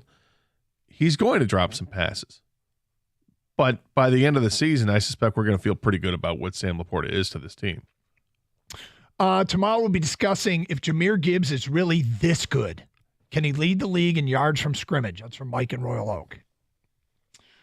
Tomorrow you guys will be discussing that Reynolds and the wide receivers are a lot better than we thought and could Goff win the MVP. That's from Dimitri. From Mike, that Dan Campbell makes another horrible in-game decision and cost the Lions the game. So look, coaches don't get everything right, and I'm sure Dan Campbell won't get everything right. Every coach doesn't get everything right. Even the best will swing and miss at times. I'm going to be really interested in how aggressive he is on 4th down. I think that was part of his DNA. Does make sense, but I think it was more about the team that he was putting on the field. He knew wasn't as good as the teams they were playing against, so he tried to go for a schematic, a tactical advantage by going for it on 4th down. They were the 3rd. They went for it more than all but 2 other teams in the NFL last year. And we'll see if he has to. They Yep. may not be in down and distance situations where they even have to. What about playing a potent offense like Kansas City? To keep up with the Joneses, like, hey, I don't know if 20 points will be enough. Do I need to get into the 30s? Does that play a role in how aggressive Dan Campbell is? I don't. We I can don't know. give the ball back. I don't know. You don't want to get Hey. swept up in their game, Of course. right? Of course not. But you also know who's over there. It's not like you don't know Patrick Mahomes is over there. How do I keep this ball away from him for as long as possible? I got to continue to get first downs. Do you guys expect a trick play tonight? Yes. A fake punt? No, not that. A But fake field goal? I do expect I do expect a trick play. But no fake punt? No, it's a pass to Penei Sewell. Wow. Not calling a shot. Yeah. Wants to see that play again. Or he'll shoot First the boot. down. That was Wait, awesome. what did you just say? You said or he'll shoot the boot. No, right? I didn't say that. I said Wow. I'm calling my shot. That's on an that play. early one. Calling his shot. Okay, don't confuse the people because they'll believe you. Stop it. Make stuff up enough, people start to believe it. Another thing the text got a lot of people were texting about that I didn't get to send over was the Jahmyr Gibbs expectations. What are your guys' thoughts on a stat line for Jahmyr Gibbs tonight? Because people they're hyped, man. Well, first of all, the headline that I expect to be what we'll be talking about tomorrow is Jahmyr Gibbs in part. I think it's the running game as in total. I think we're going to be talking about how the Lions ran at will and ran right over Kansas City into victory. It's the run game that's going to lead them to victory. I don't think Goff's going to have some sort of crazy 300-yard passing game. I think the Lions are going to have a crazy near 200 yards rushing in the game, and Jahmyr Gibbs is going to be a big part of it. As far as the stat line for him personally, I could see him having like 75 yards rushing, over 50 yards receiving, and a couple of touchdowns. So you got Montgomery with like 75 yards rushing and a third guy, or you got Montgomery at 125 yards rushing? I have Montgomery running for more yards, I think, than Jahmyr Gibbs, because I think Jahmyr Gibbs is going to line up quite a bit as a receiver. But Jahmyr Gibbs is a home run guy, so he could, catch a draw play, and next thing you know, he's 50 yards downfield. He may not have many carries, but he's going to have the yards. I think his yards per carry is going to be crazy good. 248-539-9797. We're discussing what will the story be tomorrow. Gator, I think the story is going to be, oh my God, we have a defense. They're not going to be perfect, but it's not going to be like last year. Remember at the beginning of the year last year where they just couldn't stop it? They couldn't force punts. No, they couldn't get off. Didn't they have a game where they literally didn't force a punt? Was it the Seattle game? I get the 2 years confused. I feel like Baltimore was that kind of situation whenever they played them. I think it was the Patriot game. The Patriots, they couldn't do anything against the Patriots. That was the most frustratingly bad game ever. That was yuck, throw it in the garbage as fast as you can. Seattle did not punt against Detroit last year. And Geno Smith was great in that game. Yep. And quarterbacks running killed the Lions last year. Look, if you're the Lions, how do you defend against Kansas City? You pick your poison. Do you want to stop the run, or do you want to try to limit Patrick Mahomes? They played Kansas City a few years ago here at Ford Field, more than I think it may have been 4 or 5 years ago. And Patrick Mahomes was kind of held in check. He didn't throw any touchdowns in the game, which was surprising. Kansas City ended up winning the game because he's Patrick Mahomes. He let him down the field towards the end, but he didn't throw a touchdown pass. Do you go after him specifically? Do you just say, pin your ears back, we're bringing the house against Patrick Mahomes, and if they're going to beat us, it's going to be with the ground? Or what do you do? That's a great question, because one of the reasons I've talked a lot about up front, I think they've got Aiden Hutchinson and then a whole bunch of X factors. The X factor is somebody that can really be the difference between this being a good season or an average season or a good season and a special season. I don't know what to expect out of the new and improved Aleem McNeil. I don't know what to expect out of the healthy Levi Onwuzurike. I don't know what to expect out of Broderick Martin. I don't know what to expect out of Josh Pascal. I am hopeful that John Kaminsky and Charles Harris can repeat performances, but there's a lot of high ceilings there. Yeah. But they haven't done it yet. And if someone's going to tell me that Aleem McNeil, I don't think it's ridiculous to think Aleem McNeil's taking a big step forward, but we need to see evidence of that. Broderick Martin, Levi Onwuzurike, Pascal. I mean, there's a bunch of guys that really, I think, tell this season. So can they create pressure, as you mentioned, without blitzing? Do they need to pin their ears back? Does James Houston, what is James Houston, all right? Because I don't care if he's the one-trick pony, if that's the trick. Right. Well, and the other guy, we haven't seen him at all because of the way that they handled preseason, was Aiden Hutchinson. Yeah. I mean, I expect Aiden Hutchinson to be a problem for the rest of his career. There's a lot of elite defensive ends that year 1 to year 2 made huge steps forward. So this is the year. This is the year. And defensively, with C.J. Gardner-Johnson playing the Chiefs last year when he was an Eagle, I wonder how much, they game plan, of course, a lot for the Super Bowl. I mean, everything's put into that game. how much does that help with the Lions? They're everyone on the defensive side of the ball, where he's talking to Aaron Glenn, and hey, this is, and of course Aaron Glenn's doing his own research and deep dive and film study, but what does this defense look like against one of the best offenses in the league? And I don't even care if Kelsey's there, because they're going to run their stuff. They're just not going to maybe have one of the better players there, but they're still going to use Sky Moore and whoever the backup tight end is, and McKinnon out of the backfield. Yeah, they're not without weapons. I mean, Kansas City, I mean, you mentioned they have Sky Moore. They have Kadarius Toney, MVS. They also have a pretty good triumvirate of running backs there with Pacheco, McKinnon, and Edwards-Helaire. I mean, that's some firepower they have there. But as the offensive line is strong in the middle, but are they strong enough on the ends to stop Detroit's ends from getting to the quarterback? Well, and they have new tackles and questions there. 248-539-9797. All right, just a reminder, coming up today, 1:38-ish, we're going to give away a pair of tickets to the Lions home opener against Seattle on Sunday, September 17th, with a Karsh and Anderson quiz question. Hopefully you've been listening throughout. If you have, there's a chance something said on this program will be the answer to that quiz question, and we might still say it, though. It's between now and 1:38. It might be something we say at 1:35. You never know. But we'll have that quiz question at 1:38-ish, and first one with the correct answer gets tickets to the Miller Lite Tap Room for the Lions home opener. And if you don't win, stop by Buffalo Wild Wings in Warren tonight for the Thursday night feast from 6 to 8 for another chance to win, courtesy of Miller Lite and Buffalo Wild Wings. 97.1 The Ticket.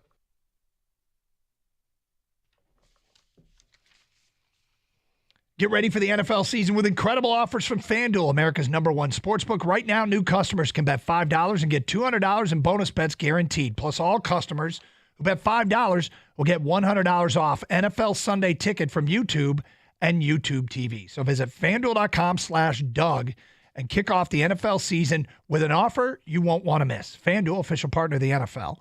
Must be 21 or older and present in Michigan. First online, real money wager only. $10 first deposit required. Bonus issued as non-withdrawable bonus bets that expire 7 days after receipt. Restrictions apply. See terms at FanDuel.com/sportsbook. Gambling problems? Call 1-800-270-7117 for confidential help. NFL Sunday Ticket offer ends September 18th. No refunds. Terms and embargoes apply. $100 off NFL Sunday Ticket, not YouTube TV. YouTube TV, base plan required to watch YouTube TV. Redemption requires a Google account and current form of payment. Commercial use excluded. Subscriptions renew. Cancel anytime.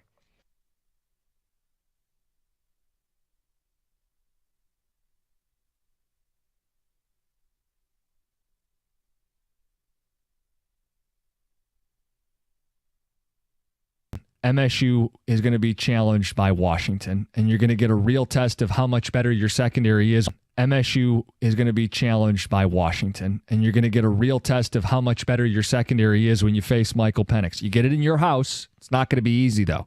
That's a real test. And if MSU, I mean, obviously win the game, it's a big deal, but if they show an improved secondary and like an identity on defense, now you start to craft this narrative like, hey, maybe there could be something a here. heck of a showdown when they play in East Lansing. That'll be a big test. It'll be a huge test to find out what this defense is. Is Brantley being back? Is he, how effective can he be at that corner position? We saw him play, and he was good. I wouldn't sit there and say against, your vaunted passing attack, he was great. But you start thinking about, and to the last caller's point, there's nobody looking past Michigan State. Talking about Michigan fans, what's the one mar in the last two seasons on the regular season record for Michigan? It's in East Lansing. Yep.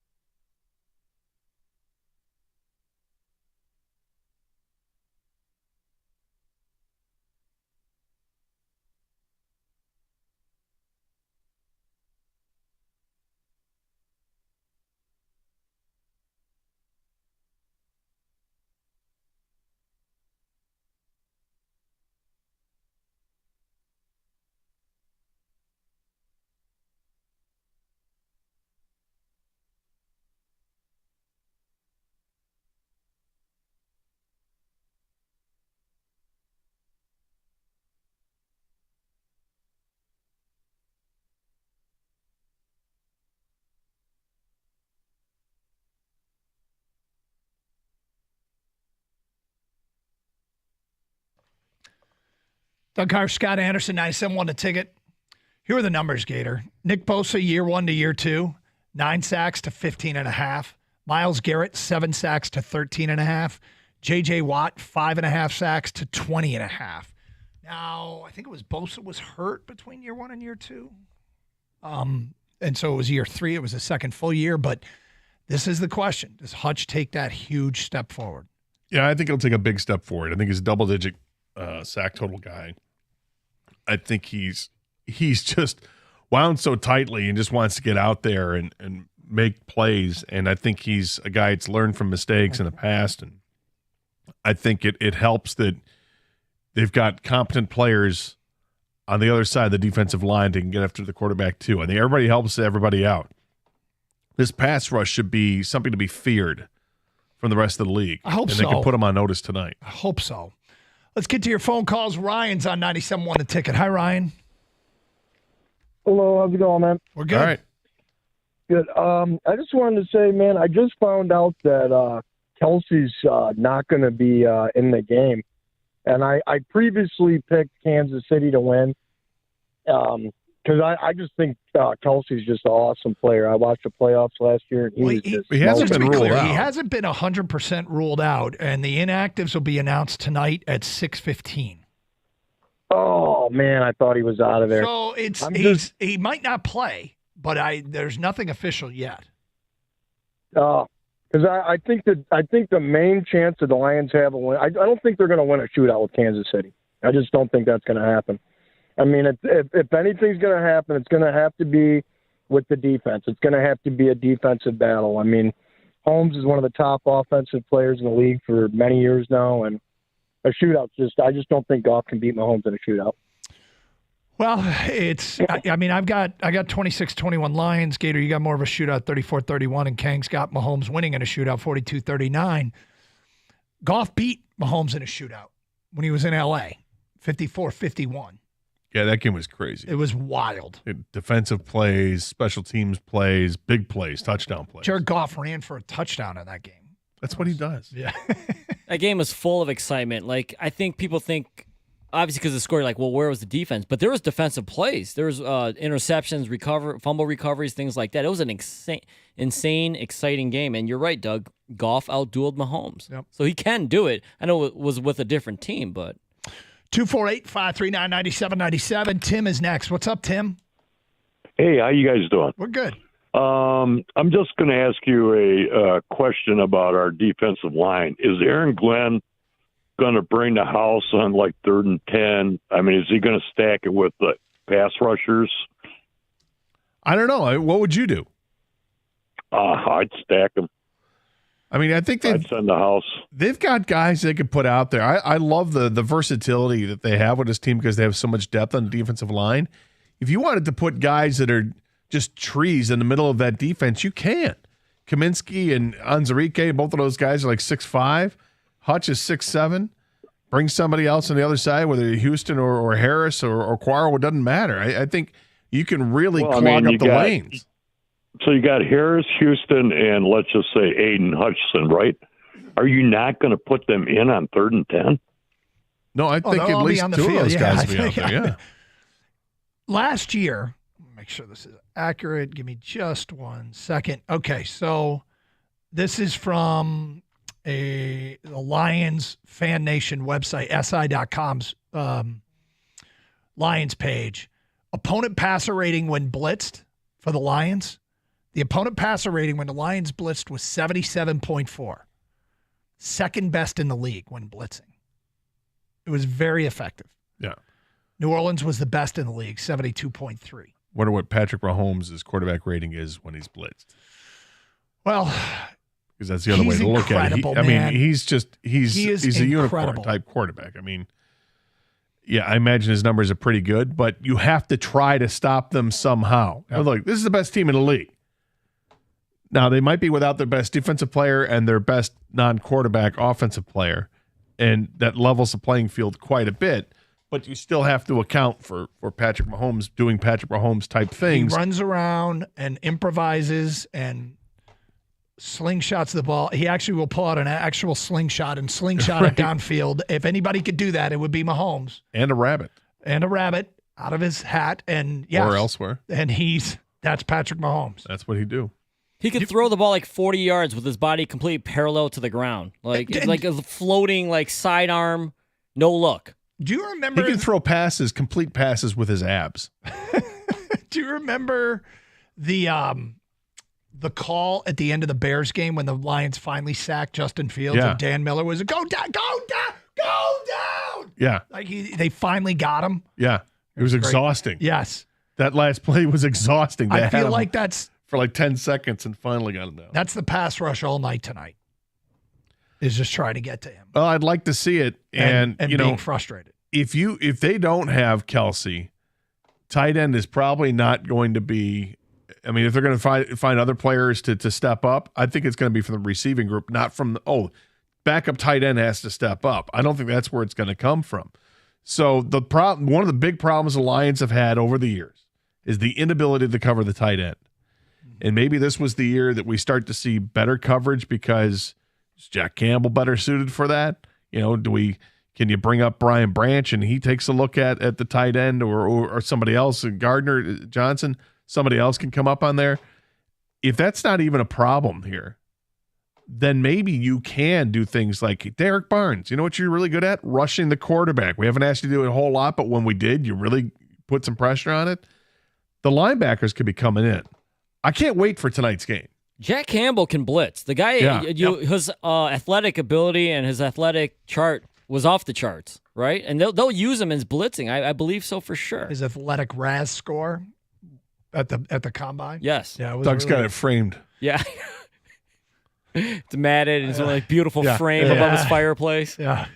It's in the man cave. You see that, kids? That's perfection. Is the painting you have of Jack Campbell, is it with him in an Iowa jersey or is it a Lions jersey? It's an abstract. It's half one, half the other. It's really. I think it's just the Jersey Gator. Is he a Minotaur? Is he a centaur? Are you both on a horse? I do. How does this work? Are you on his leg in the painting? Yeah. Is there a volcano erupting in the background? Not in the painting. Over in the shrine. Which reminds me, I got to replace the candles. No, I'm a big Jack Campbell fan. All right, 248-539-9797. Let's go over the schedule for the fans tonight. We'll get to that today at 12:02. Plus, more of your predictions coming in on the game. Gator, you had a great question in your show sheet I want to answer regarding the rookie class in the NFL. That at 12:20. It's Carson Anderson, 97.1 The Ticket.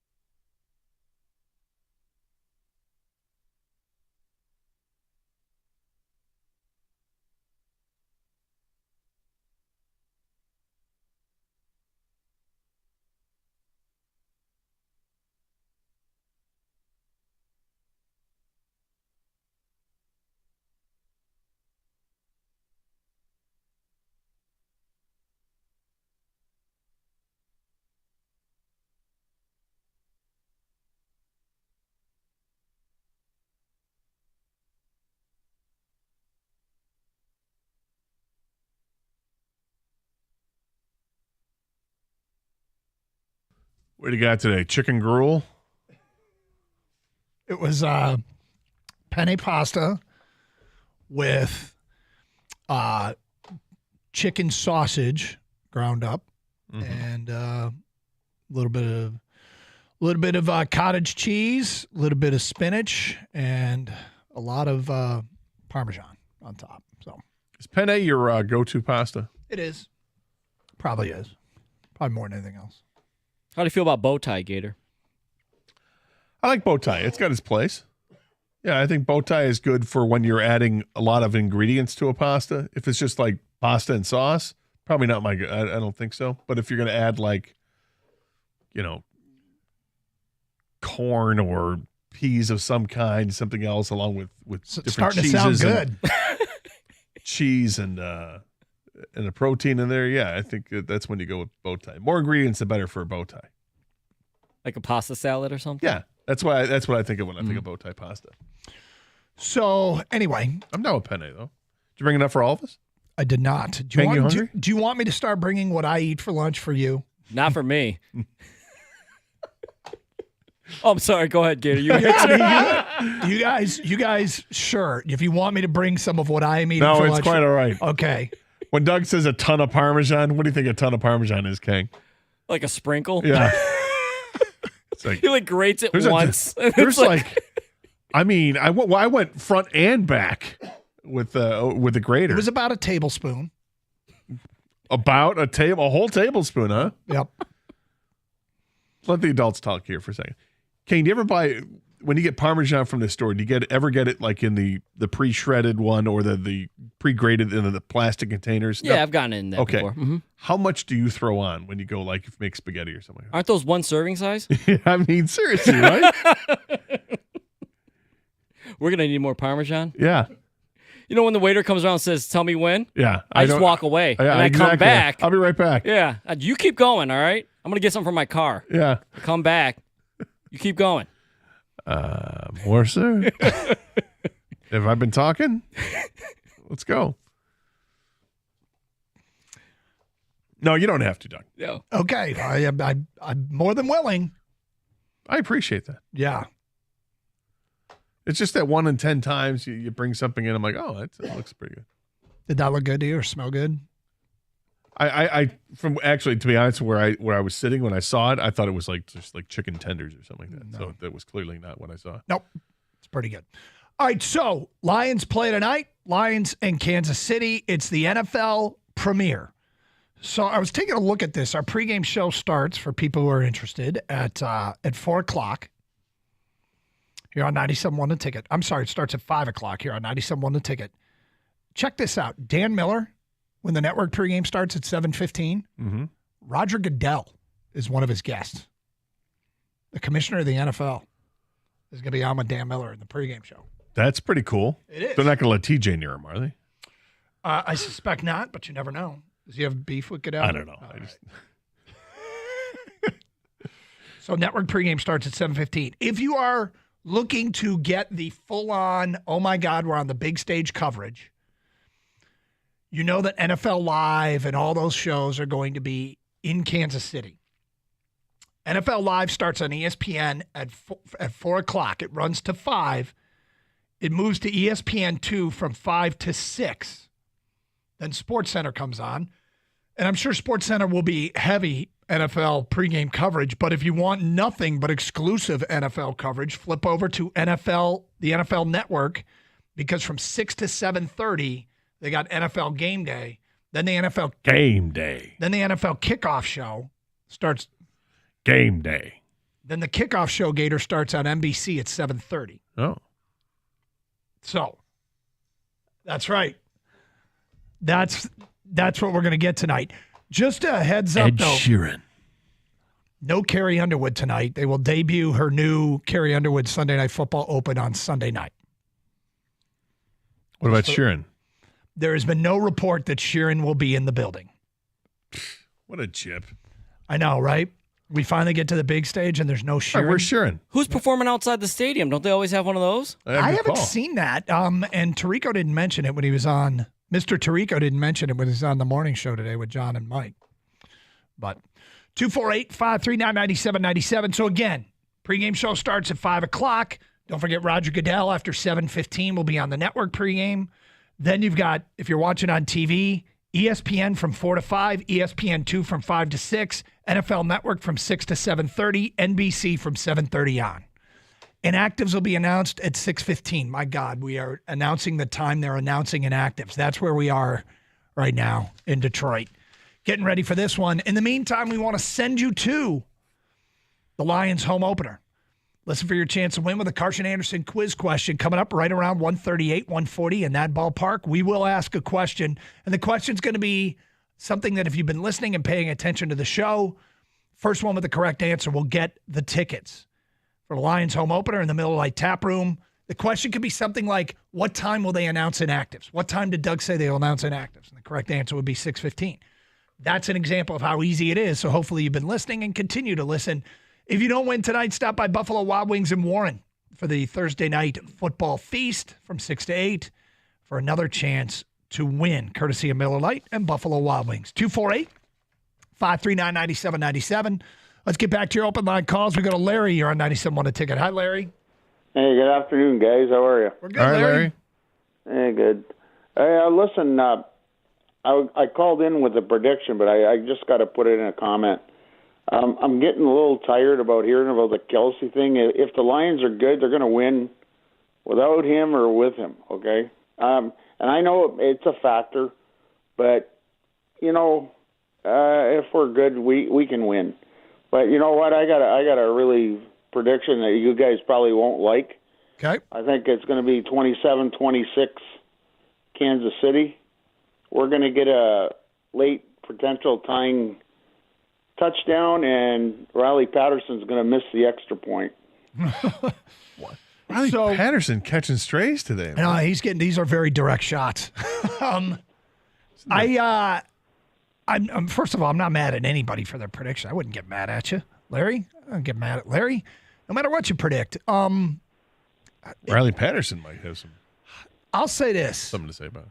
Then we know what the story tomorrow will be. Well,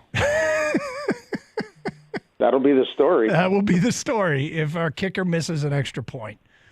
And as disappointing as it would be, I don't think it would mean that we're due for a terrible season. I just think it would crank up the sense of urgency to address that position one way or another. Might be the rare in-season kicker trade. It might be the call that never came for Robbie Gould, which is so weird. That call never came for anybody, right? Not that we know of. So anyway, just not mad at you. I mean, 27-26. It's close game, played them tight, and then just a very weird way not to get to overtime, I guess. 248-539-9797. James is next on 97.1. Hi, James. Hey, how you doing, guys? What's up? I think everybody's sleeping on the Lions secondary. I mean, if you look at these guys on paper, they have the ability to be a top 5. So, I mean, nobody ever talks about Joseph anymore because of C.J. Gardner-Johnson and how good Branch has been. But they were predicting Joseph to be an all-pro. I mean, these guys are 6 deep with guys who could start just about anywhere. And I think if they're 75% as good as I think they're going to be, that defensive line and linebacker play is going to be highly appreciative of it. So, and I think guys like Hutchinson are going to get a lot of sacks because of that safety. I mean, just think, if he had 1 second sack, Hutchinson, last year on every time he rushed a passer, I mean, he might have had 15, 16 sacks. James, I can't speak for everybody. I can speak for our time slot. We are not sleeping on the secondary. We have talked up the secondary all summer long, and there are guys right now in backup spots that have started because they were the best they had, and they're pretty damn good backups. Tracy Walker is, I mean, maybe the best safety coming off the bench for anybody anywhere. I have no idea if that's true, but I will go ahead and say it. Fatu Melifamu has started in the past. Will Harris has started in the past. These are backups. Emmanuel Mosley, who is out for this game, when he gets healthy, does Jerry Jacobs become a great backup? If Brian Branch and Kirby Joseph are as good as we think they might be, a first and second year player in the secondary, then I agree. This could be one of the best in the league. It's a big ask, but yeah, I mean, you go from a team that overall, when you look at the total stats on the season, the numbers were terrible for the defense. But if you look at the last 10 games, it was dramatically different. They were much better, but they still couldn't stop the run the last 10 games. The secondary is there to stop the pass, and the safeties come up and make some plays. Are they going to help out with the run? They'll help out a little bit more with the run. I think Jack Campbell's going to help out a ton with the run. But if you're going to try to throw the ball against the Lions, I don't think it's going to be an easy day in the park for you to do so, because first of all, you're not going to have much time to do it because I think the pass rush is going to be on you. And you've said that twice today. You're convinced. I am. I'm not as convinced as you are. I hope there's you're too right. much depth. They just keep staying fresh, keep coming at you. And in the league where you're throwing the ball 2 out of 3 times anyway, you're just going to be rotating these guys. So if you think, okay, well, we're on the field here and we've gone 6 plays already, they're going to get tired. No, because here comes the second shift of guys, and now they're going to get after you. I really think that they've got a ton of depth in the front 7, and they're going to show it tonight. Well, I think the key is, I mean, of course you want to get pressure on any quarterback, but the key is the secondary, because I think you want to get pressure without having to blitz. Yes. I think Mahomes breaks the pocket. That's when he's the most dangerous. That's when he's got to kind of pressure him, but keep him in the pocket, and then hopefully the secondary can play coverage. I think you want to play coverage. You want to play zone, because if he breaks loose, all hell's going to break loose. That's what Mahomes does the best. You got to watch out for what worked against the Lions last year, and this is where I think that they're a smart team and they can learn from their mistakes. And when the Lions took on running quarterbacks, it came about because guys on the outside didn't keep their contain, right? They pinned their ears back and just went after the quarterback, and the quarterback either stepped up and let you go by, or whatever. He ended up going outside and picked up massive yards. I think this year's team is going to learn from those mistakes. Get to more of your phone calls. Also answer a question about the rookie class in the NFL. We'll get to that at 12:20. 97.1 The Ticket. Speaking of how about this? Get ready for that game tonight. You want to hang out with your friends and toast a good season? Here's what you toast with. Flying Ace Bourbon. It's delicious. I love Flying Ace Bourbon. It's great as an everyday drinker. You want to have it on the rocks. You want to drink it neat. You want to do shots with your boys. Go ahead and have all that. Yeah, you want to maybe just relax and let's add a little mixer to it. Whether it's ginger ale or cola, whatever you're into, it's fine. It works great like that. And then only $30 a bottle. Flying Ace Spirits Bourbon is not going to bust your budget. You're going to love it because the taste is fantastic and the price is spot on. It's a small batch, American-made bourbon. It's blended in Holland, Michigan, and it's part of the Coppercraft family, artfully crafted for the brave of heart. Not only that, it's got notes of caramel, toasted rye, vanilla, and ripe stone fruit. It's a blend of aged whiskeys. Give it a shot. You're going to love it. There's nothing pretentious about it. There's no gimmicks at all. It's just great, approachable American whiskey. Follow at Flying Ace Spirits on Instagram, and that way you can stay up to date on all of their upcoming releases. And as always, please drink responsibly. As I look at them here, look, I may like them to win this division because I think you're getting value. Hold on. Are you going to turn them on the little bottom Come button? on. Here you go, Tito. What do you got for me? You got to press the button. Piece of what the hell? Come on. What the hell? That's not what I wanted. Here, give me that. I'll save you from yourself. Silence everyone. I will handle this. I'll save you from yourself. Silence everyone. I will handle this. Value.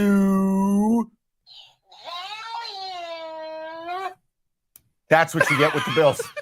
And that thing is Satan's spawn. Holy Hold on. What do you get? Hey, Jimmy, what do you get with the Bills? Just keep going. Hold on, I got to do it again. So when you flip the switch. Yeah, you want me to give you a tutorial? Value.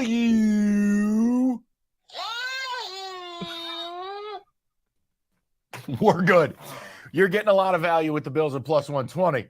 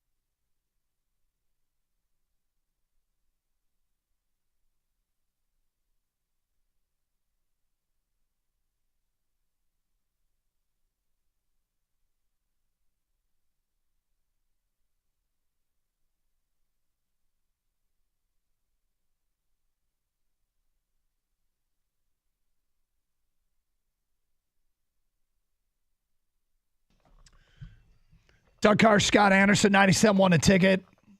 All right, Feels you like ready for bold pregame ass show predictions? already underway. We've Lions taking on the gotta- Chiefs. We've got to get to this because Talking about some key matchups coming up a little bit later on. For people, yes, I will indeed. start. For people just David joining Montgomery us, Chris Jones is not leads the signed, NFC in and Travis rushing with Kelsey over sounds like he's 1,300. going to be a game time decision. It sounds like Kelsey is basically saying, "Don't rule me out yet." This is my takeaway. What I think's going on is Travis Kelsey worked out this morning, said, "Let me give it a shot tonight," and they said, "All right." And he's saying, "Don't rule me out yet." Well, it's one of these situations where are you going to go out in the field and can you make whatever injury there is worse? If you can, then you shouldn't play. Mm-hmm. But if it's just pain tolerance, or if the swelling has gone down enough and it gets cleared, then it gets cleared. I mean, if I'm the Lions, I'm fully expecting him to play. He's a competitor. He's going to want to play. And if it's up to Travis Kelsey, he's going to play. But it's not up to Travis Kelsey. It'll be up to the medical staff and it'll be up to Andy Reid. And if the medical staff clears him, then it's up to Andy Reid. And Andy Reid has to decide, okay, do I want to take advantage of the extra couple days off we're going to have after this game, meaning I can play him because I'm going to have extra time off, or I can just completely rest him and he's going to be 100% for game 2 of the season. We'll see what he does, but I'm expecting him to play. 248-539-9797. Brad is next on 97.1. Hi, Brad. Hey, how you guys doing? Thanks for taking the call. Sure. Hey, one thing that Doug just alluded to that I just saw on the sports book that I absolutely love was Mahomes over 17.5 rushing yards. He had just talked about them not getting contained on the quarterback last year, especially if you don't have Travis Kelsey in the day. I don't think Noah Fant's going to be as good of a safety net for Mahomes. 17.5 rushing yards, book it. But I do think the Lions are going to win overall. Noah Fant's not even on the team. Noah Fant doesn't play for them. It's Noah Gray. Yeah, Noah Gray's the Noah backup. Gray, that's it. Yeah. You knew what I meant. might be Matt Bushman too, but yes, no, there's. They got a Bushman? Yes, it's not going to be made up by the tight end. It'll be made up by Sky Moore. It'll be made Kadarius up by Toney. Yeah, somebody else is going to have to pick Edwards-Helaire. and become his key go-to guy. But yeah, I hear you. So you like the over on 17.5? Rushing yard, oh yeah, easy. Especially if they get after the quarterback, I don't think they're good enough to catch Mahomes. Does sack yardage doesn't count against his rushing yards? I just think he'll be scrambling. I think they'll get to him, but not get him to the ground. So he's going to be using his feet. I think it does count against it. I wouldn't go there, but That's the thing, right? If he whips off a 40-yard run, but then he has 30 yards and lost yardage because of sack totals. Yep. If that's the way it works. By the way, Jimmy told us that the guy who called and said he had a parlay bet with Kelsey involved. What's going to happen to it if Kelsey doesn't play? According to Georgia Jimmy, if he is inactive, that leg of the parlay gets voided. If he is active but doesn't play, then you're out of luck. It's a bet. I don't know that it depends on the book or not, but I can't imagine he gets activated and just sits on the sideline. I don't think that's the case. I think you play or not at the NFL. You're playing or you're not. So I guess the thing is, it's possible he gets activated, steps on the field to give it a go, goes a play or two, and then doesn't play again. That's possible. 248-539-9797. I'll say this. Just word to the wise. You tell me if I'm wrong. I wouldn't be playing any parlays right now, which includes any Travis Kelsey stats. Unless it's an under. I would tend to agree with that. All right, you had a question on your show sheet that I found interesting. Which non-Lions rookie are you most interested in watching this weekend? Which non-Lions rookie are you most interested in watching this weekend? So I think this takes you back to what you thought going into the draft and then guys that got drafted. I'll give you an example because I wrote down 4 names. Devin Witherspoon. I'm really interested this season in watching what Devin Witherspoon is because by all accounts he was who the Lions would have taken had he been still on the board. Instead, they ended up trading out. Had he still been on the board, so if Devin Witherspoon is good, I won't feel like it's an opportunity missed unless the Lions suck, and specifically suck in the secondary, and I'm not expecting that, but I will feel like it's another example of Brad Holmes knowing what he's doing. I'm going to keep my eye on Jake Moody in San Francisco, the kicker, and Chad Ryland, the kicker in New England.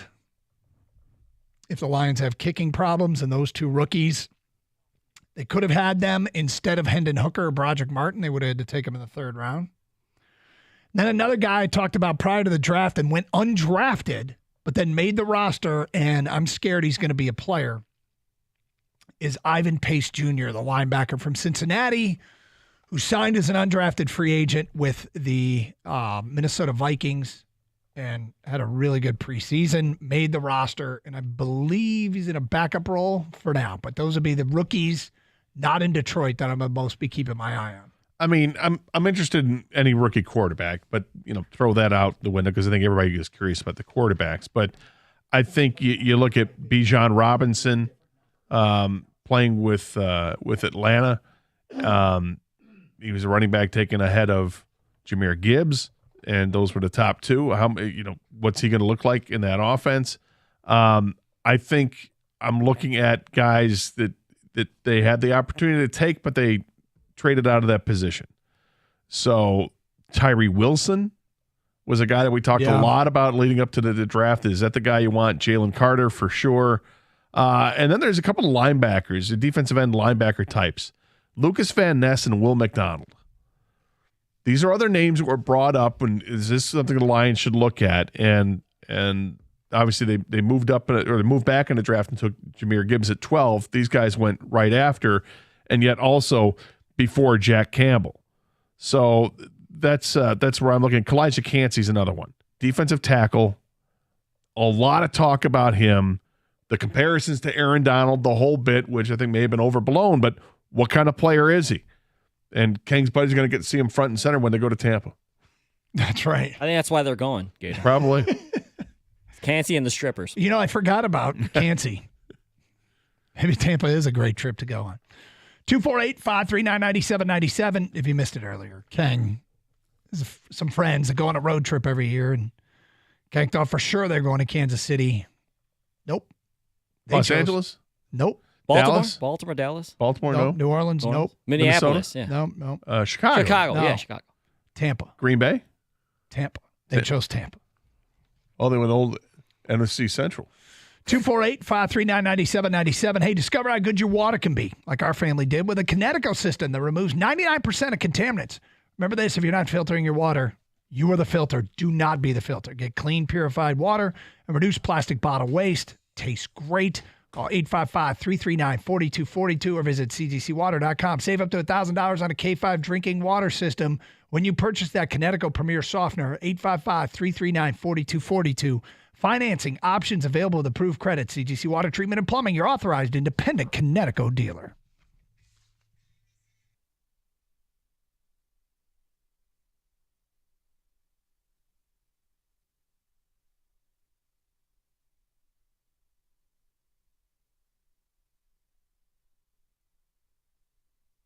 All right, you ready for bold ass predictions? Am I? Yep, we've got to get to this because we've been saying we're going to do it for a while and we haven't done it yet. I will start. David Montgomery leads the NFC in rushing with over 1,300 yards. Wow. Damn. Jared Goff will start 16 games and finish in the top 10 for MVP voting. He won't start game 17 because he doesn't have to. That was a think piece. Lions trade a second-round pick for Devontae Adams at the trade deadline. What? A second? Yep. It's tough. It's tough to give up a second, but he'll be having a good year. Lions play on October 30th, I think, in Vegas, and they'll just get Devontae on the plane for the flight home because I think the next day is a trade deadline. Wow. I would love that. Yep. Jack Campbell will lead the team in tackles with more than 150. Yes! Hard to do with Doug Karsh on his leg, but he'll get it done. And finally, for you, bold ass predictions, Stoney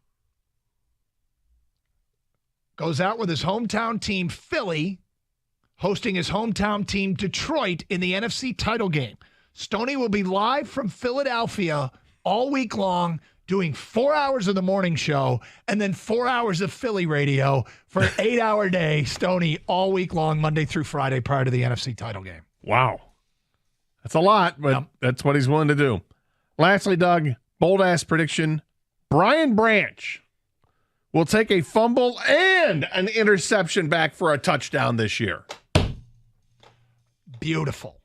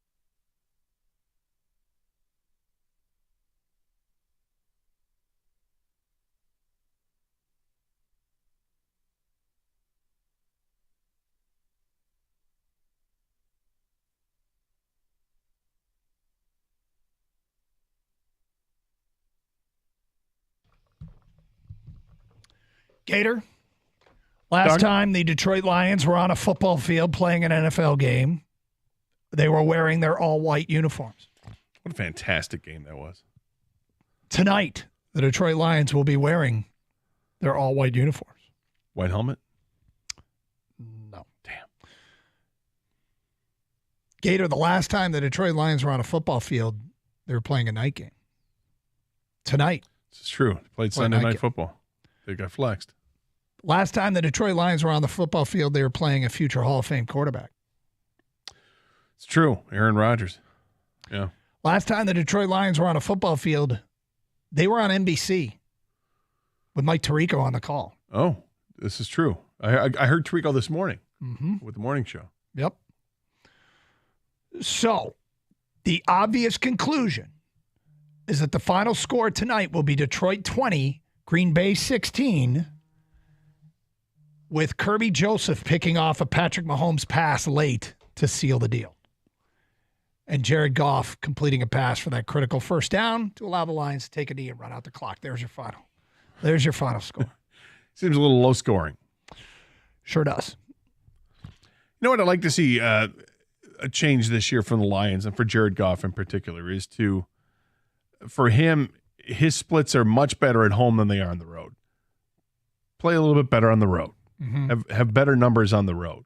And I think it just happens with experience and with having a better team around you. But let's see it starting tonight. This isn't a must-win game, okay? Let's be clear on that. Not at all. The Lions are playing a game where I think it's a must-show up. I really desperately don't want to be sitting here tomorrow talking about a blowout. That could happen, though. Right, and the Lions could win 38-0. That's right. You got that right.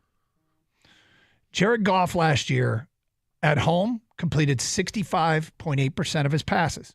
On the road, 64.2%. He averaged 7.7 yards per attempt at home, 7.3 on the road. Here's the difference. At home, he threw 23 touchdown passes and 3 interceptions. On the road, 6 touchdown passes, 4 interceptions. I mean, that's a major difference, right? It is a major difference. His quarterback rating at home, 109.3. On the road, 87.4.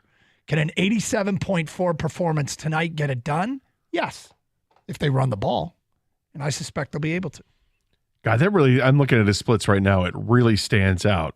23-3 versus 6-4. Yep. For touchdowns and interceptions. Now, they played 9 home games, 8 road games, but I mean, that's 6 still touchdowns and 8 road games is kind of pathetic. Yep.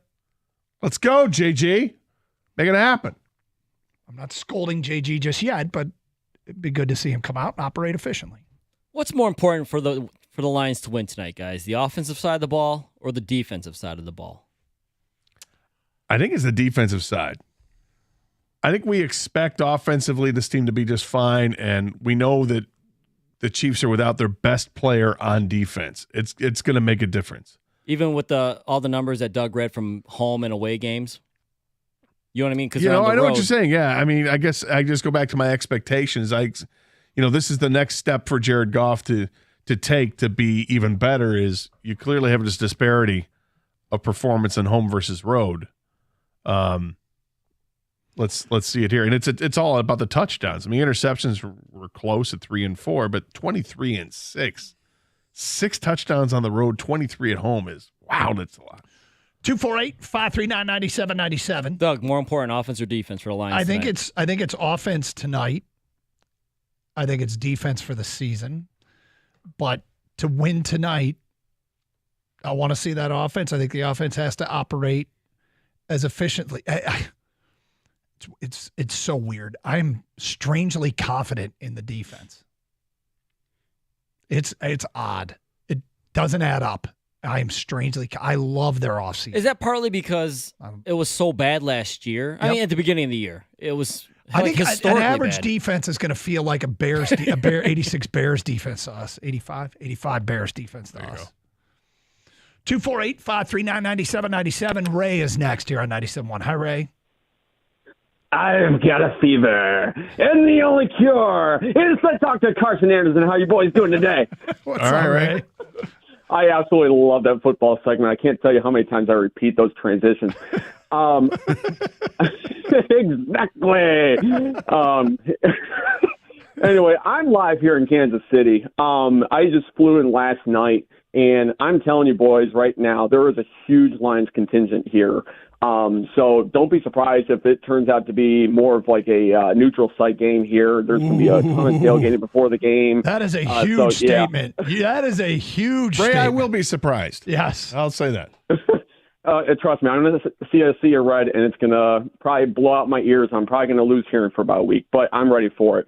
I've drank so much Kool-Aid over this whole offseason. All I've really wanted to do is just to see the Lions go out there and prove it. I'm tired of the Kool-Aid. I just want meat. Yeah. And as much as I really want to see the Lions, win tonight and, make a statement, see the city burn down, because, of course, if the Lions win, that's exactly what Detroiters are going to do. I just see the Chiefs coming out on top. However, it will be a top 10 game in the whole NFL this season. I do think it lives up to the hype, at least in that department. I have the Chiefs winning 35-31. Ray, are you tailgating out there or no? Yes, sir. I'm going to leave here in just about a half hour to go out and line up because the gates are probably going to open a little bit early. Are you guys making your own stuff there, or are you buying from a restaurant? How's it working? No, there's a group over in Lot J. They're a faithful bunch. They're actually, they've been doing this for like years and whatnot. So they basically just take everything on donations. They have all like the DJs set up, all the, food. I think they've got like some jerk chicken, pulled pork, mashed potatoes, the baked beans, all the fixings, jalapeno poppers. So they got a huge menu coming out and whatnot. It's going to probably be over 100 people attending this thing. So all Detroit fans? Mostly Chief fans, but there's going to be a mix of Detroit fans in there as well. I gotcha. I'm looking at Lot J right now. So kind of there by Kauffman Stadium. Yes, sir. Yep, yes, sir. Cool. Well, have fun, Ray. Will do. Go Lions, boys. All right, go Lions. 248-539-9797. He wants the meat. He wants the meat. He wants the meat. Yep. It's funny. We were talking about home and road splits. We've done this earlier in the week, but just a reminder. Patrick Mahomes, the last 5 season openers. This is 5 games. Keep in mind. Okay? Well, they've played 5 openers in the last 5 years. Exactly. He's thrown for 1,542 yards, 18 touchdowns, no picks. That's right. He has been fantastic in openers. Fantastic. He had been. He's throwing a pick tonight. I think he might throw a pick tonight. I think he's throwing a pick tonight. So if you had to pick who gets that pick, who would you go with? Gardner Johnson. I got Brian Branch. Ooh. Going with the rookie, huh? What you got, Doug? Ken really loves himself some Brian Branch. I've loved him pre-draft, post-draft.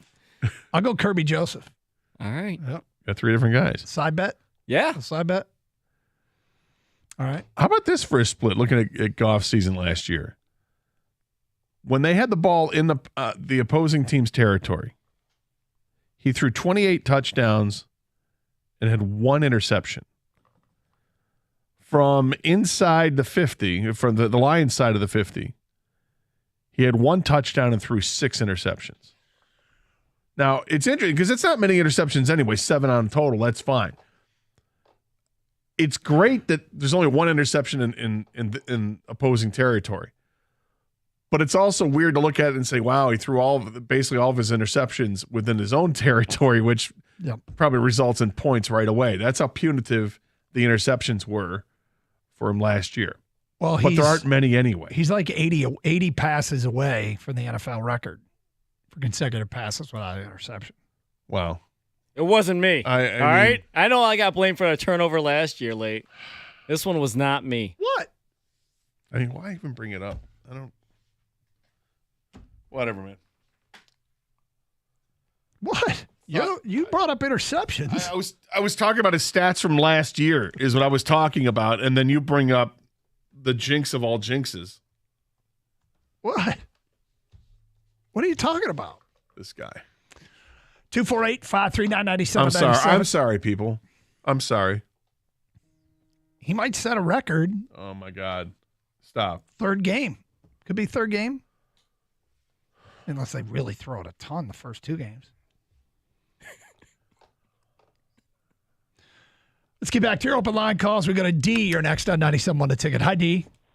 Woo! Big DK and Gator. What's going on, fellas? How you doing, what sir? Up, D?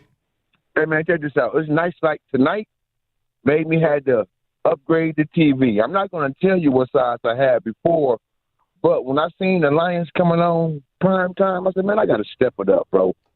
So I had to get a big screen TV for the night, bro, watch this victory.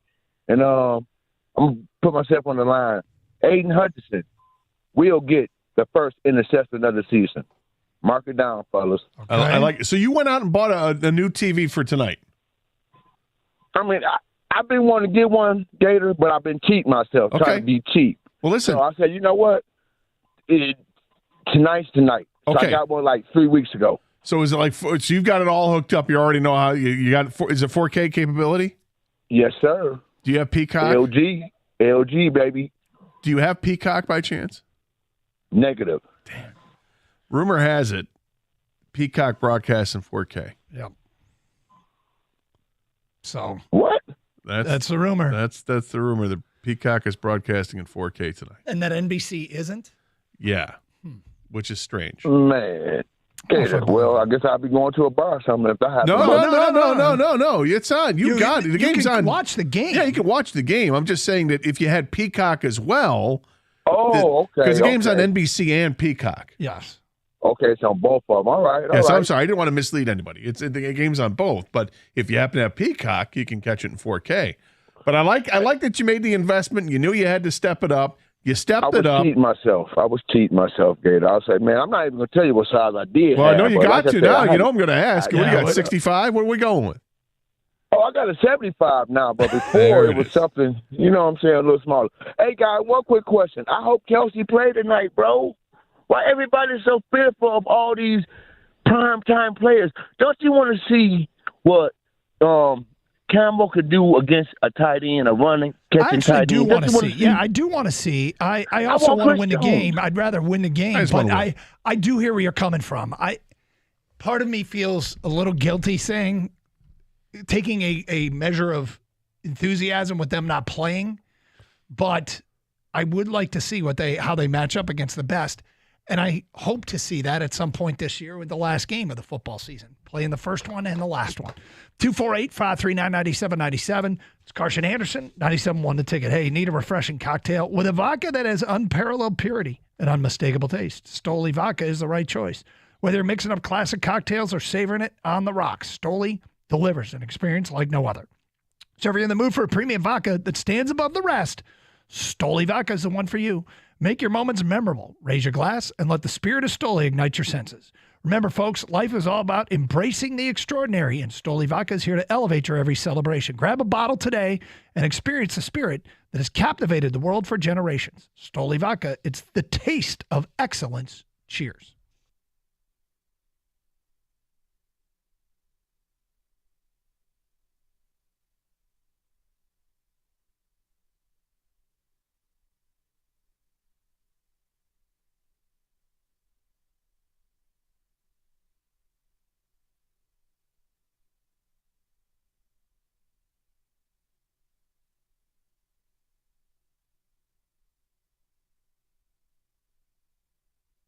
The Pac-12 went undefeated this weekend. With this product and the TV draws that are the defending Heisman Trophy winner, who looked great, with perhaps the most interesting coach and program in the country in Boulder, Colorado, a dynamic player in Washington and Michael Penix, Oregon State, my pick to win the conference, Dante Moore, the Detroit product, who is one of the more impressive freshman performers over the weekend. Utah, who on national TV totally dissected an SEC foe. He's got this product, and he couldn't strike a TV deal.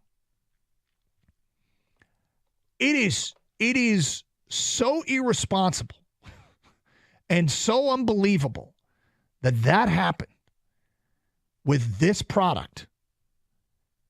I think it's going to be a fascinating watch this year. And quite frankly, it's sad.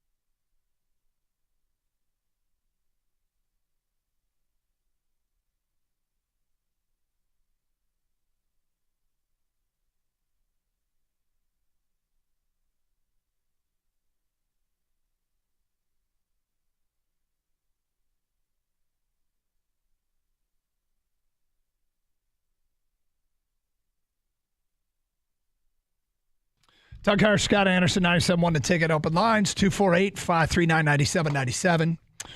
Ticket text to the same number. Lions take it on the Chiefs tonight.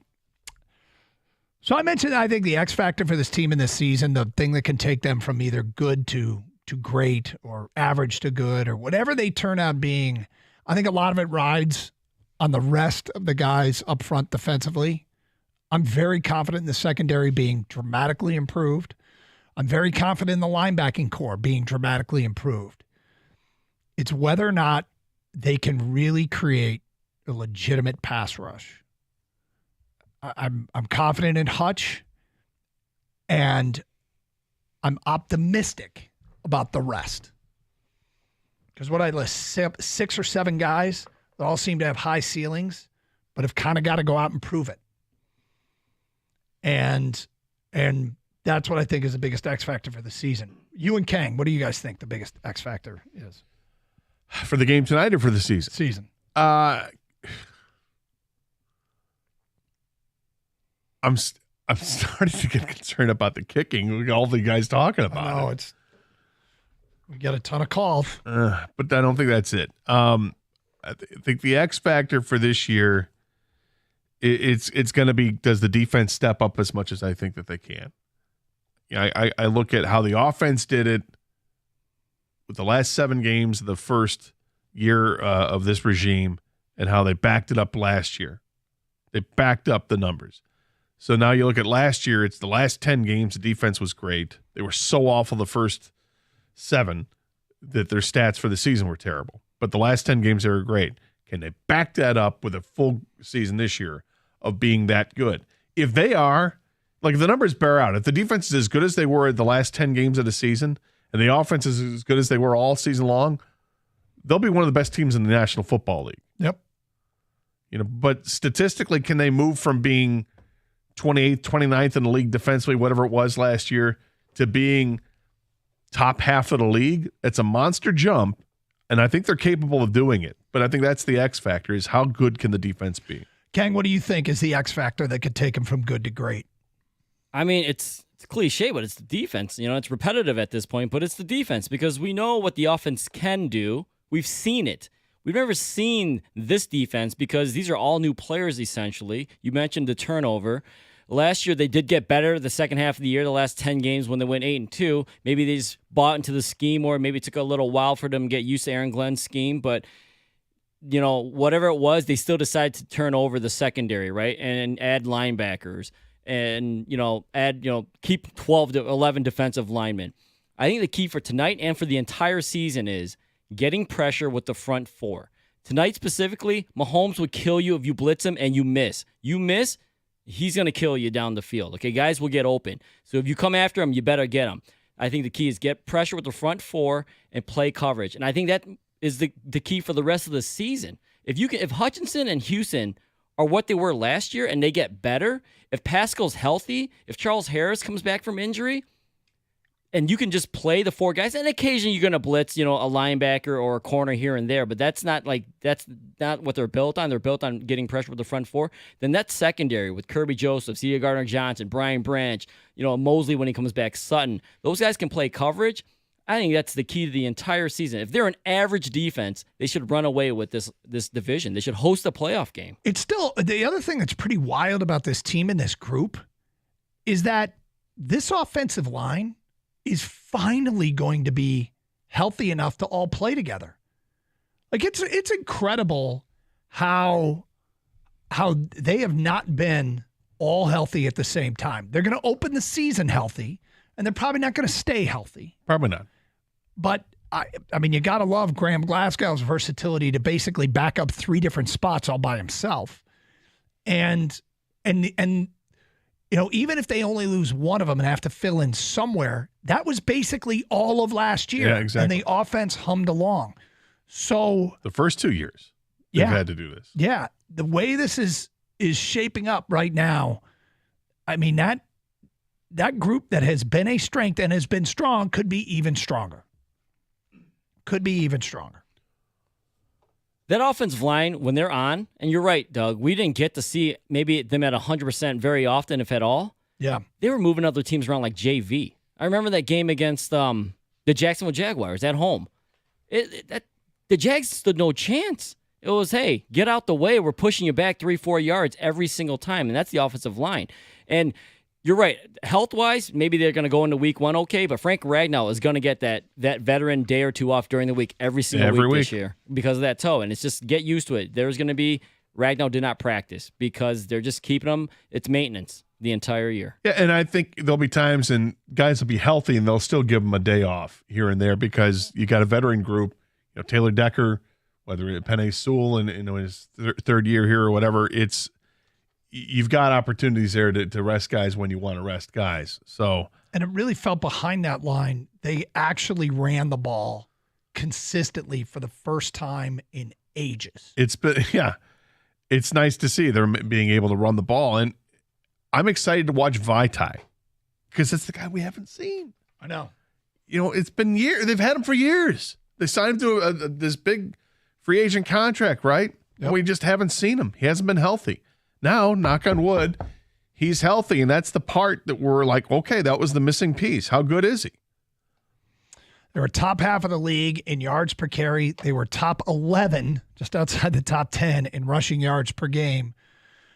And, the run game is you could take advantage of the run game where you really start to rack up big run totals is when you're nursing a 2-score lead late in the game. That's when you really start to rack up big rushing totals. So I don't know that rushing leads to winning necessarily. I think it's a byproduct of winning, is you're winning the game, and so you get to run the football. Sometimes. Yeah, not all the time. I mean, ideally, you'd like it to work out that way. It's such a passing league that, if I were to pick one skill set that I want this football team to be great at, is throwing, and they were. And that's, look at the teams that are going to Super Bowls. It's not everybody, but it's almost the playoff teams are always the best offenses. And if you have one of the top 15 offenses, you have a much better chance of making the playoffs than if you're a top 15 defense. You want to be great at both, but it'd be nice to see them milking a lead in a lot of games. Maybe not tonight. Tonight has all the makings of a shootout, but nice to see them milking leads late in games and hand it off to Jahmyr Gibbs and David Montgomery and churning out yards on the ground. Yeah, tonight it's going to be tough to stop Mahomes and Andy Reid because together those guys are so good offensively, but they got to be opportunistic. They got to get the turnover when they can, the fumble recovery, the interception, the sack, forced sack, all that stuff. That's why I think be a defense that is at least average. If your offense is top 5, top 10, you're going to make the playoffs. That defense was so bad to start the year last year, 1-6. 1-6. Historically bad defense. Terrible last year. Terrible. To start the season. Yes, they got a lot better. They got to keep that momentum. I got a very critical question for you, Kang, and for you, Doug, because I think you're doing this as well. And that is, are you still doing the Thursday Mo? It's funny. Do you have time? It's not on my agenda today. Whoa. It's not. I got a little off schedule in the last couple weeks with a vacation and football starting. It's necessary. I also don't like mowing in weather like this.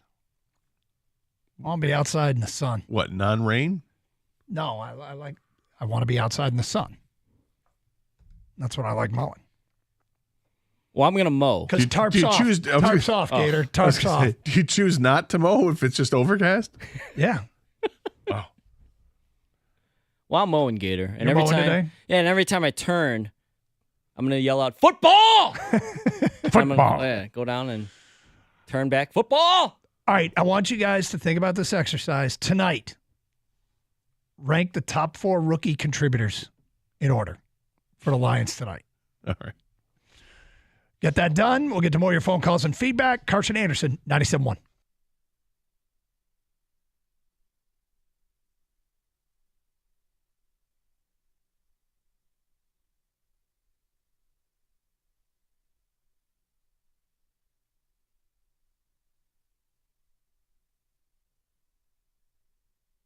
MSU is going to be challenged by Washington, and you're going to get a real test of how much better your secondary is when you face Michael Penix. You get it in your house. It's not going to be easy, though.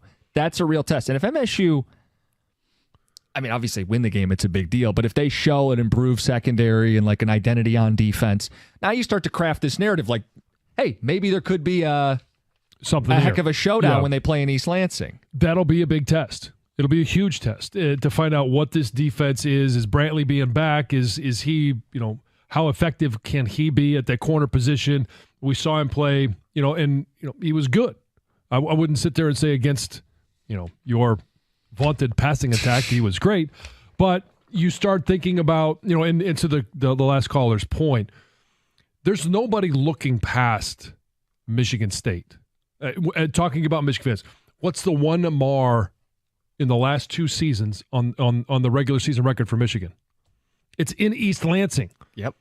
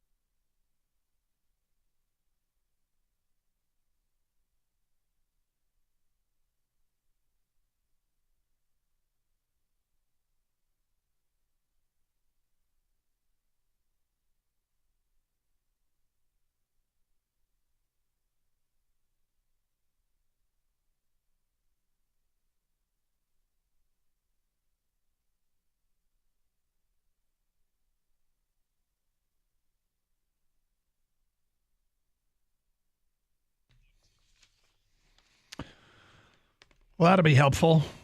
Try and get an update on their status. Will Johnson, Rod Moore. UNLV's got a lot of speed. A lot of speed. And? They got a lot of speed. Okay. That's the end of statement. That's it. Yep. A lot of speed. Yep. What can he do with it? They just have a lot of speed. If you, the guy that they need to be leery of is the DeHazes kid, 21, when he's on the field. Wow, his tape is good. You're looking out for 2-1? 2-1. Keep your eye on 2-1. Identify him. Well, they also might want to keep an eye on another receiver for UNLV. Yeah? Do you know who? No. Ricky White. Oh, was he in UNLV? Mm-hmm. All right. Well, he did burn them a couple years ago. He had 8 catches in that game. Yeah. I don't think he's had 8 catches since. That guy. What a spectacular debut. Was it? It really was. Honestly, it was kind of his career at Michigan State. Yeah. I mean, look, the other guy I'm going to bring up has done more since then than Ricky White, but Andrew Anthony was kind of like a similar situation, right? Andrew Anthony had 2 touchdown catches against Michigan State, and I'm not sure those are only 2. No, he caught another one, but Ricky White had 10 receptions that season, 8 in that game. He did have a bunch of catches last year for UNLV, but they got speed. They got speed. How's that bucket coming? Do we got the bucket thing? Do you want to do the bucket thing? I mean, I have everything but the one thing I need to put it together. Okay.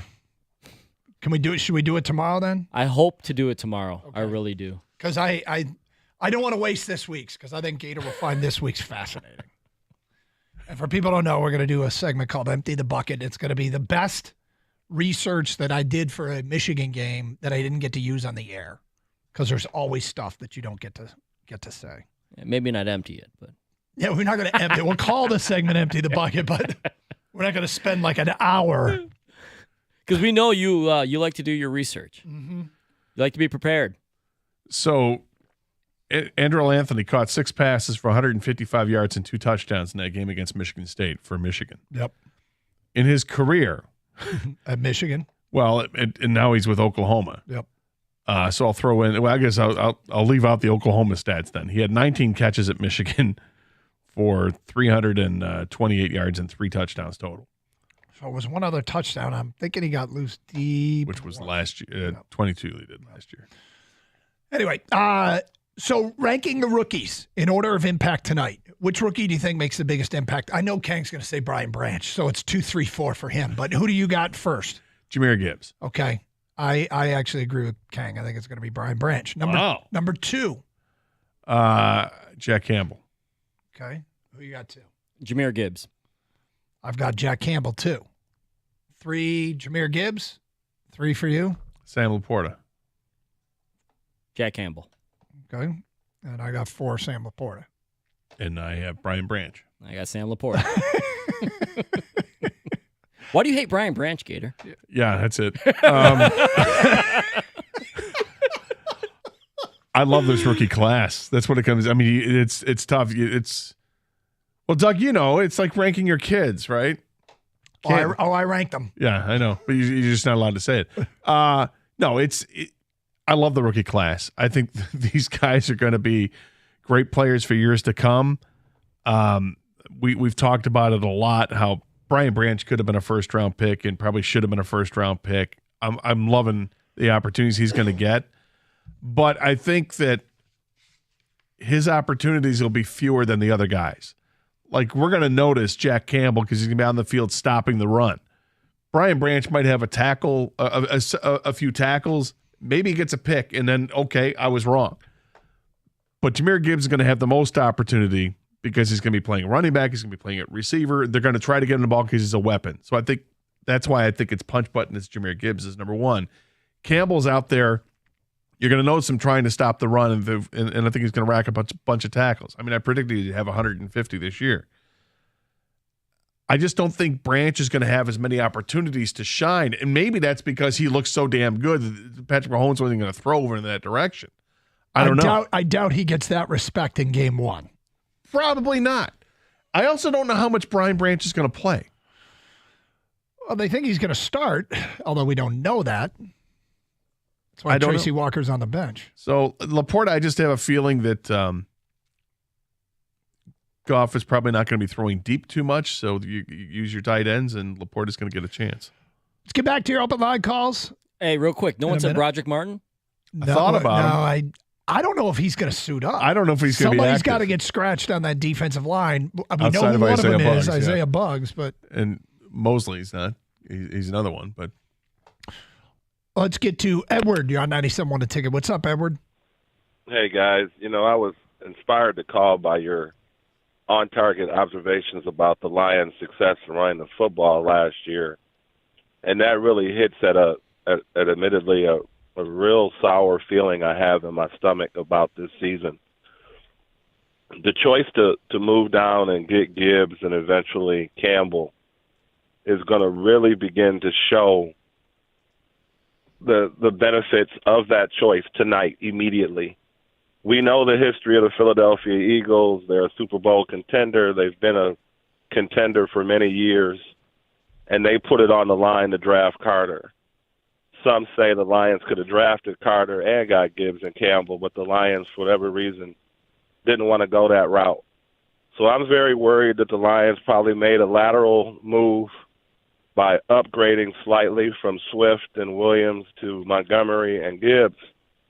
But just imagine a Lions team that goes into this game with Carter, Gibbs, and Campbell, and then we really are talking about something. So I really hope the Lions didn't, for non-football reasons, scrap an opportunity to really be a special team for the next few years and hold on to, I guess, something that the Ford family holds on to. Well, hold on. Did you hear what when Chris Spielman was asked, when Stoney asked about taking chances on guys, and did you hear what Chris Spielman's answer was to that question?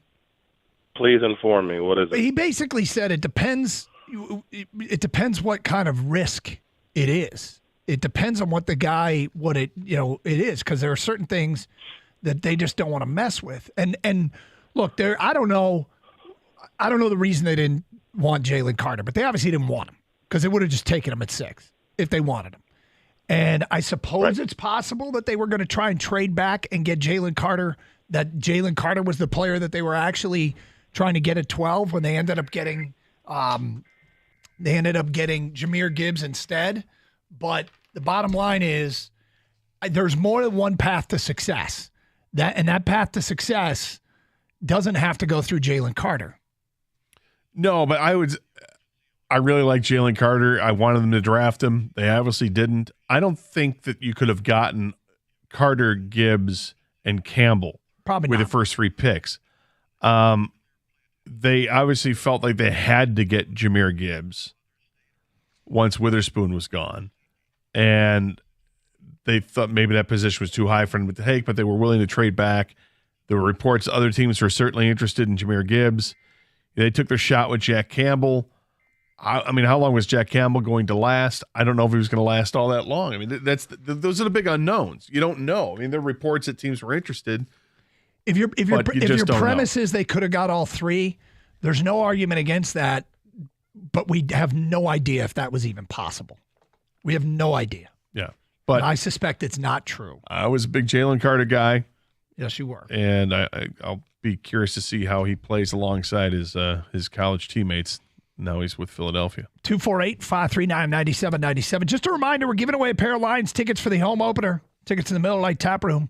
All you got to do is answer the Carson Anderson quiz question coming up today, 138, 139, that ballpark. First one with the correct answer, you get the pair of tickets to the home opener against Seattle, Sunday, September 17th. Hopefully you've been listening to the show. It's typically a question easy to answer. If you've been listening to the show, we made the announcement at the beginning. So those of you with the 4 hours in, you have the best chance to win. Hey, if you don't win, you can stop by Buffalo Wild Wings in Warren tonight for the Thursday night football feast from 6 to 8 for another chance to win, courtesy of Miller Lite and Buffalo Wild Wings. Summers will never be the same when you transform your outdoor space with Trex composite decking from Builder's First Source. Fade, stain, scratch, and mold resistant Trex composite decking from Builder's First Source gives you a maintenance-free, ageless look. Whether you're looking to build it yourself or you need a referral for a Trex certified installer, Builder's First Source has you covered. With decking for every budget, make the most out of outdoor living with Builder's First Source. With 2 locations in Clinton and Shelby Townships, Builder's First Source, Macomb County's largest and first source for decking.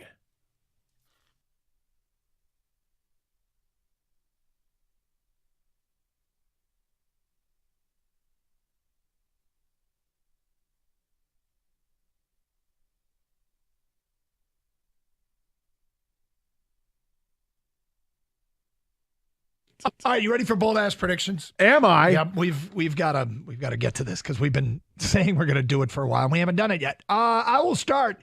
David Montgomery leads the NFC in rushing with over 1,300 yards.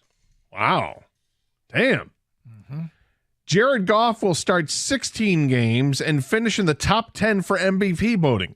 He won't start game 17 because he doesn't have to. Oh. That was a think piece. Lions trade a second-round pick for Devontae Adams at the trade deadline. What? A second? Yep. It's tough. It's tough to give up a second, but he'll be having a good year. Lions play on October 30th, I think, in Vegas, and they'll just get Devontae on the plane for the flight home because I think the next day is a trade deadline. Wow. I would love that. Yep. Jack Campbell will lead the team in tackles with more than 150. Yes! Hard to do with Doug Karsh on his leg, but he'll get it done And finally, for you. bold ass predictions. Stoney goes out with his hometown team, Philly, hosting his hometown team, Detroit, in the NFC title game.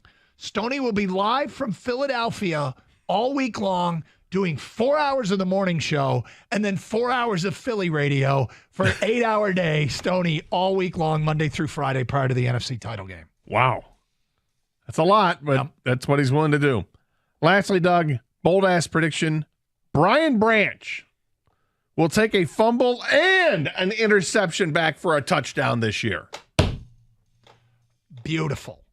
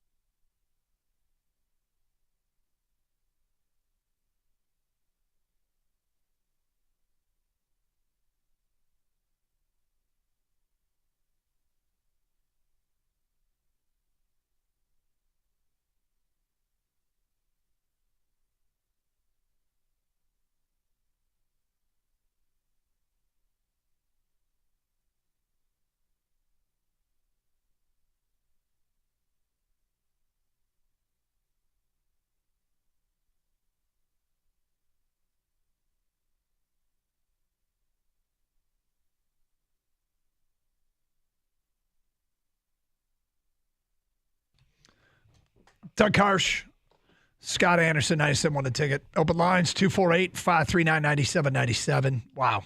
Moving closer and closer to the season opener. The countdown is being done in hours now as we get you ready for an 8:22 kick tonight between the Lions and the Kansas City Chiefs. So 7 hours and 6 minutes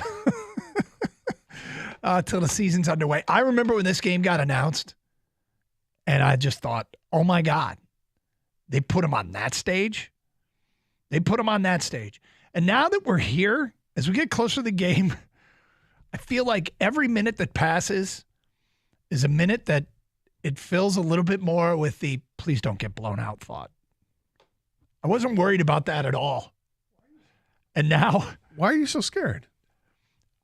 I don't know, Gator. Maybe it's 65 years of disappointment. You don't think they've turned things around? I do think this is what we're building towards. We talked about this the other day. I know. I do think they've turned things around. But there's a very low bar that I'm a small hurdle out there that I want them to clear. Do not get blown out. Compete tonight. Clear that hurdle. We can work with that. I don't want to do the show tomorrow if they get blown out. You've let doubt enter your mind. I have. I don't like this.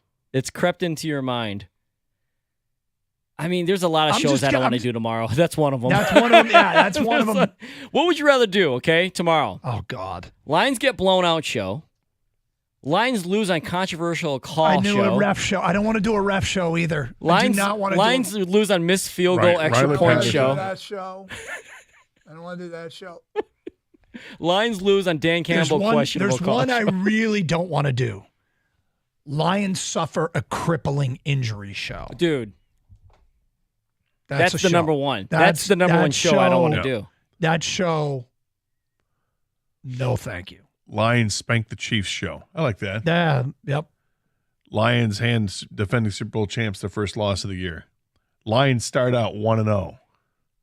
Lions, winners, on the road at Arrowhead. Lions getting it done. Dan Campbell and the Lions roar to start the season. What a premiere for Jameer. The offense is working. Aaron Glenn will get job offers this offseason. Whoa. Yes, come on. Get into it. Buy into it. Are you trying to make me feel better? Yes, buy into it, for crying out loud. Yeah, it's not this working. It's the team that we saw in the offseason. We were like, this is the team. We got a team now. We went into training camp. We're like, all the report, they look good. We saw them for ourselves. They look good. I have a measuring cup of doubt. And as we get closer to the game, that measuring cup, just a little bit more, another drip of doubt drops into it. So what, do you got 2 drips in there? I think I had 2 drips most of the off season. And now I'm like, I've got you got a full-on gallon of doubt? An eighth of a cup. Eighth of the cup is filled with doubt. Come on, man. Okay, but it's keeps dripping. As we get closer to the game, the drips keep dripping into the cup, and soon I'll have a quarter of a cup. Hire a plumber, dude. Let's go. Yeah, I should hire a plumber. All right, 248-539-9797. Tons of feedback to get to. If you send a text, we're going to read them right now. Biggest X factor are Campbell's in-game coaching decisions. We can't have drippy cup. You got a drippy cup. Biggest X factor are Campbell's in-game decisions. We can't have him costing the team wins. That's from an unnamed texter. Doug, I agree and disagree with you. The defensive backs are better. Linebackers are better. The pass rush will be fine. I question the run defense. Yeah, it's not. It's a valid point. I'm just talking about the defensive line in general. I like Hutch. I like Kaminsky. I really want to see him back up, stack 2 years together. That was really encouraging last year. But it's not just the pass rush. You've articulated better. It's the whole, everything the defensive line needs to be. Rushing the passer and stuffing the run. Chase writes in, the key for the Lions win tonight is the offense and ball possession. Long scoring drives to keep the ball out of Mahomes' hands as much as possible. Brandon in Saline says, I'm calling it now. This is the year all 4 Detroit teams make the playoffs. It starts tonight. Wow. Well, Tigers already can't do it. So so he's talking about the playoffs. Starting with this Lions season, the 2024 playoffs will include. Oh, that's true. I got you. Yep. That's a bold ass prediction, I like it. Yeah, I'm going to file that one away, Brandon. Put a pin in that. Mike says, I fully expect the Lions offense to come out flat because they sat all the starters in the preseason. KC 34, Lions 20. Let's get back to your open line calls. We go to Jeff in Clarkston. Hi, Jeff. How you guys doing? All right. Okay. Drip. Hey, I got a bold prediction. I think Isaiah Buggs is traded to Kansas City after the game. Another ninja move for Brad Holmes. You're talking about to get Chris Jones? Well, they're not going to get Chris Jones. They'll just get a draft pick. What kind of pick do you think you're going to get for Isaiah Buggs? I'm curious. Oh, he's got some pretty good film. I say at least a number 2. All right. That's enough. That's enough of that. For a guy who's going to be inactive tonight. A healthy scratch. Come on.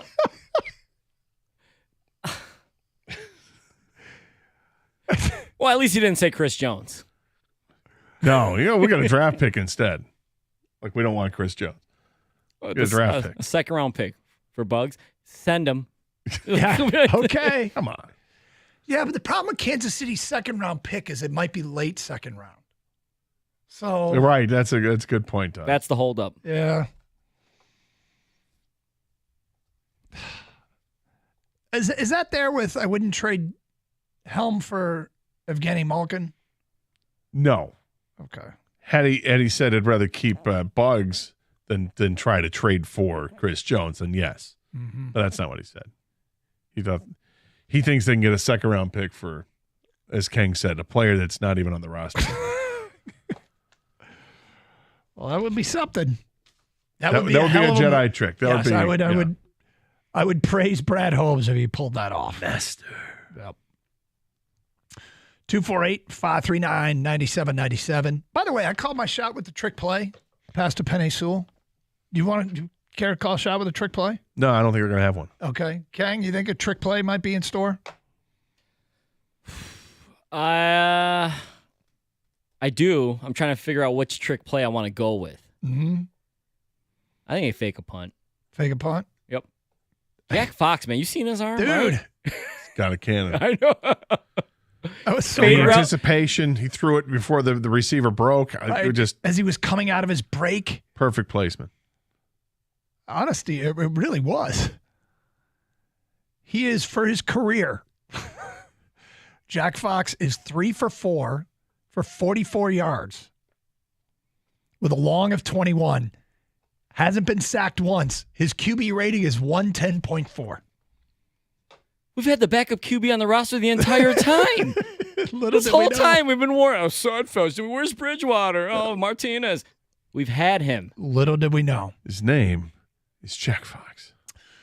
For people just joining us that haven't heard the update, there is no news on Chris Jones, although it's being reported he may be in the stadium tonight. Yeah, in a suite watching the game. Um, and the Chiefs would be cool with it because if they're going to raise a banner for the Super Bowl, obviously he was part of that team. So All-Pro defensive tackle who is in a contract dispute with the Chiefs right now. Travis Kelsey worked out this morning. The tenor of all the reporting is Kelsey does not want to be ruled out of this game, is going to try to warm up, and then it'll be up to the Chiefs whether or not they activate him. They will have the active rosters announced or the scratches at 6:15 tonight. 248-539-9797. It's Carson Anderson here on 97.1 The Ticket. We swing around the NFL with the Wide 9 Omaha 4-Down Around League Blitz thingy straight ahead. Tonight's the night. Get to Twin Peaks for your front row seat to the season opener. Why Twin Peaks? Well, for starters, there isn't a better way to enjoy a football game. They got a comfortable lodge setting. There's like fireplace, 50 TVs, and they pipe in the audio for the biggest games like tonight. Plus the 29-degree draft beer in the frozen mugs, 6-hour freezing process for those mugs, and the scratch-made food. Scratch-made, they prepare it every single day, not heat and serve. But it doesn't stop there. All your game day favorites are served up by the beautiful Twin Peaks girls. Wall-to-wall TVs, great scenery, a bar featuring your favorites like high-end bourbons and tequilas, 24-plus draft beers and handcrafted cocktails, and a kitchen that does bar food better than anyone in the country. Why go anywhere else? Go to TwinPeaksRestaurant.com to find a location nearest you. Also, sign up for the E-Club and stay up to date on all things Twin Peaks and score free stuff. Signing up is easy. Just visit TwinPeaksRestaurant.com/Peaks-Club to get started today.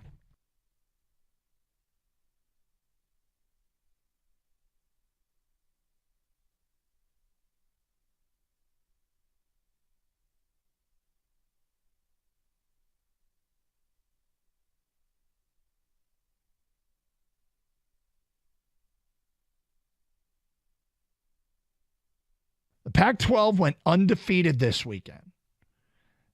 With this product and the TV draws that are the defending Heisman Trophy winner, who looked great, with perhaps the most interesting coach and program in the country in Boulder, Colorado, a dynamic player in Washington and Michael Penix, Oregon State, my pick to win the conference, Dante Moore, the Detroit product, who is one of the more impressive freshman performers over the weekend.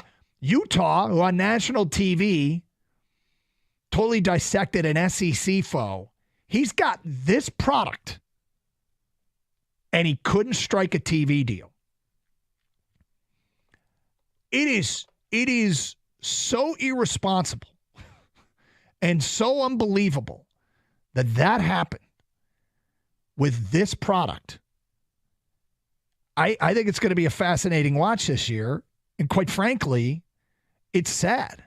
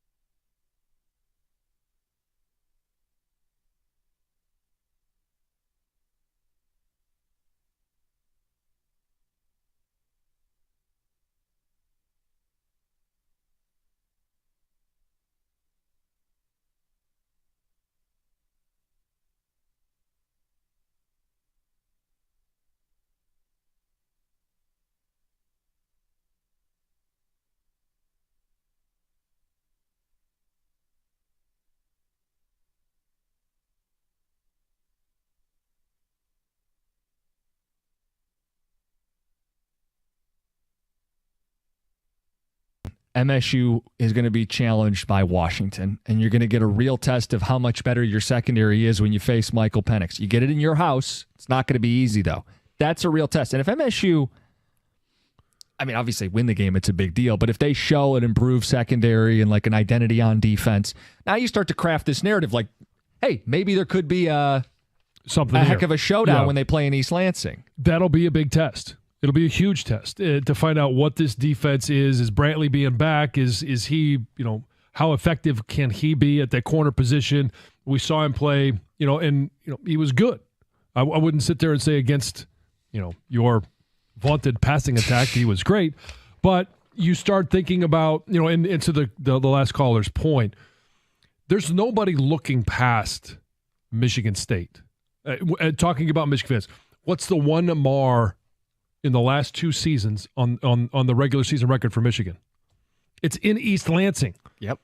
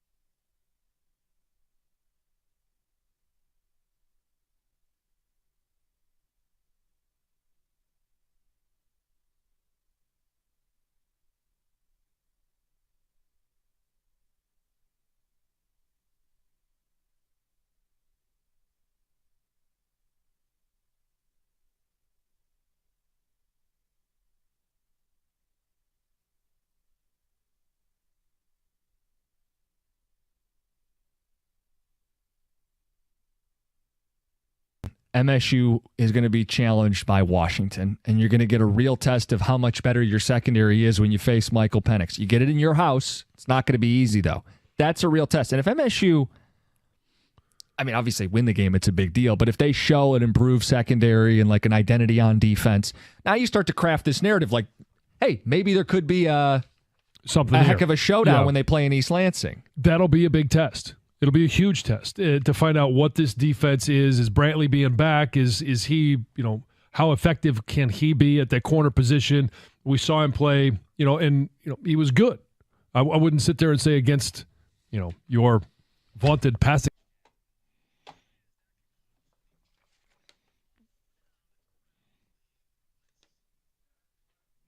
All right, let's give away these Lions tickets. First one with the correct answer to the following question gets a pair of tickets for the opener in the Miller Lite Tap Room. We talked earlier in the show about Kang's friends who opted to make their annual road trip to Tampa instead of Kansas City. Kang called one of them out by his first name. What was that name? 248-539-9797. First correct answer. You got a pair of tickets to see the Lions and Seahawks in the home opener at the Miller Lite Tap Room. And if you don't win, stop by Buffalo Wild Wings in Warren tonight for the Thursday Night Football Feast from 6 to 8 for another chance to win, courtesy of Miller Lite and Buffalo Wild Wings. If you're looking for something awesome to do with your family, your friends, maybe on a date, let me tell you what you can do in downtown Detroit that is fantastic. You can play, practice, and party the way that you want at 5 Iron Golf. It's the nation's leading indoor golf and entertainment experience, and now it's open in downtown Detroit. They've got 13 TrackMan simulators, certified instructors, a full bar and restaurant. The whole family can tee up some great times. You can play Pebble Beach or up to 200 other courses they have, including some courses from the state of Michigan. How about this? Take a lesson. You can compete in a league. You can join as a founding member, or how about spicing up that next date night? Visit 5irongolf.com and you get 50% off your first booking when you mention me, Gator, at checkout. That's 5irongolf.com.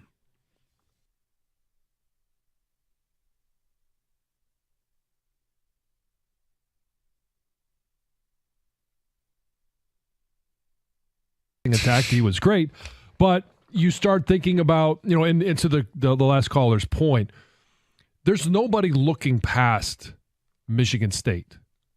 Talking about Michigan fans, what's the one mar in the last 2 seasons on the regular season record for Michigan? It's in East Lansing. Yep.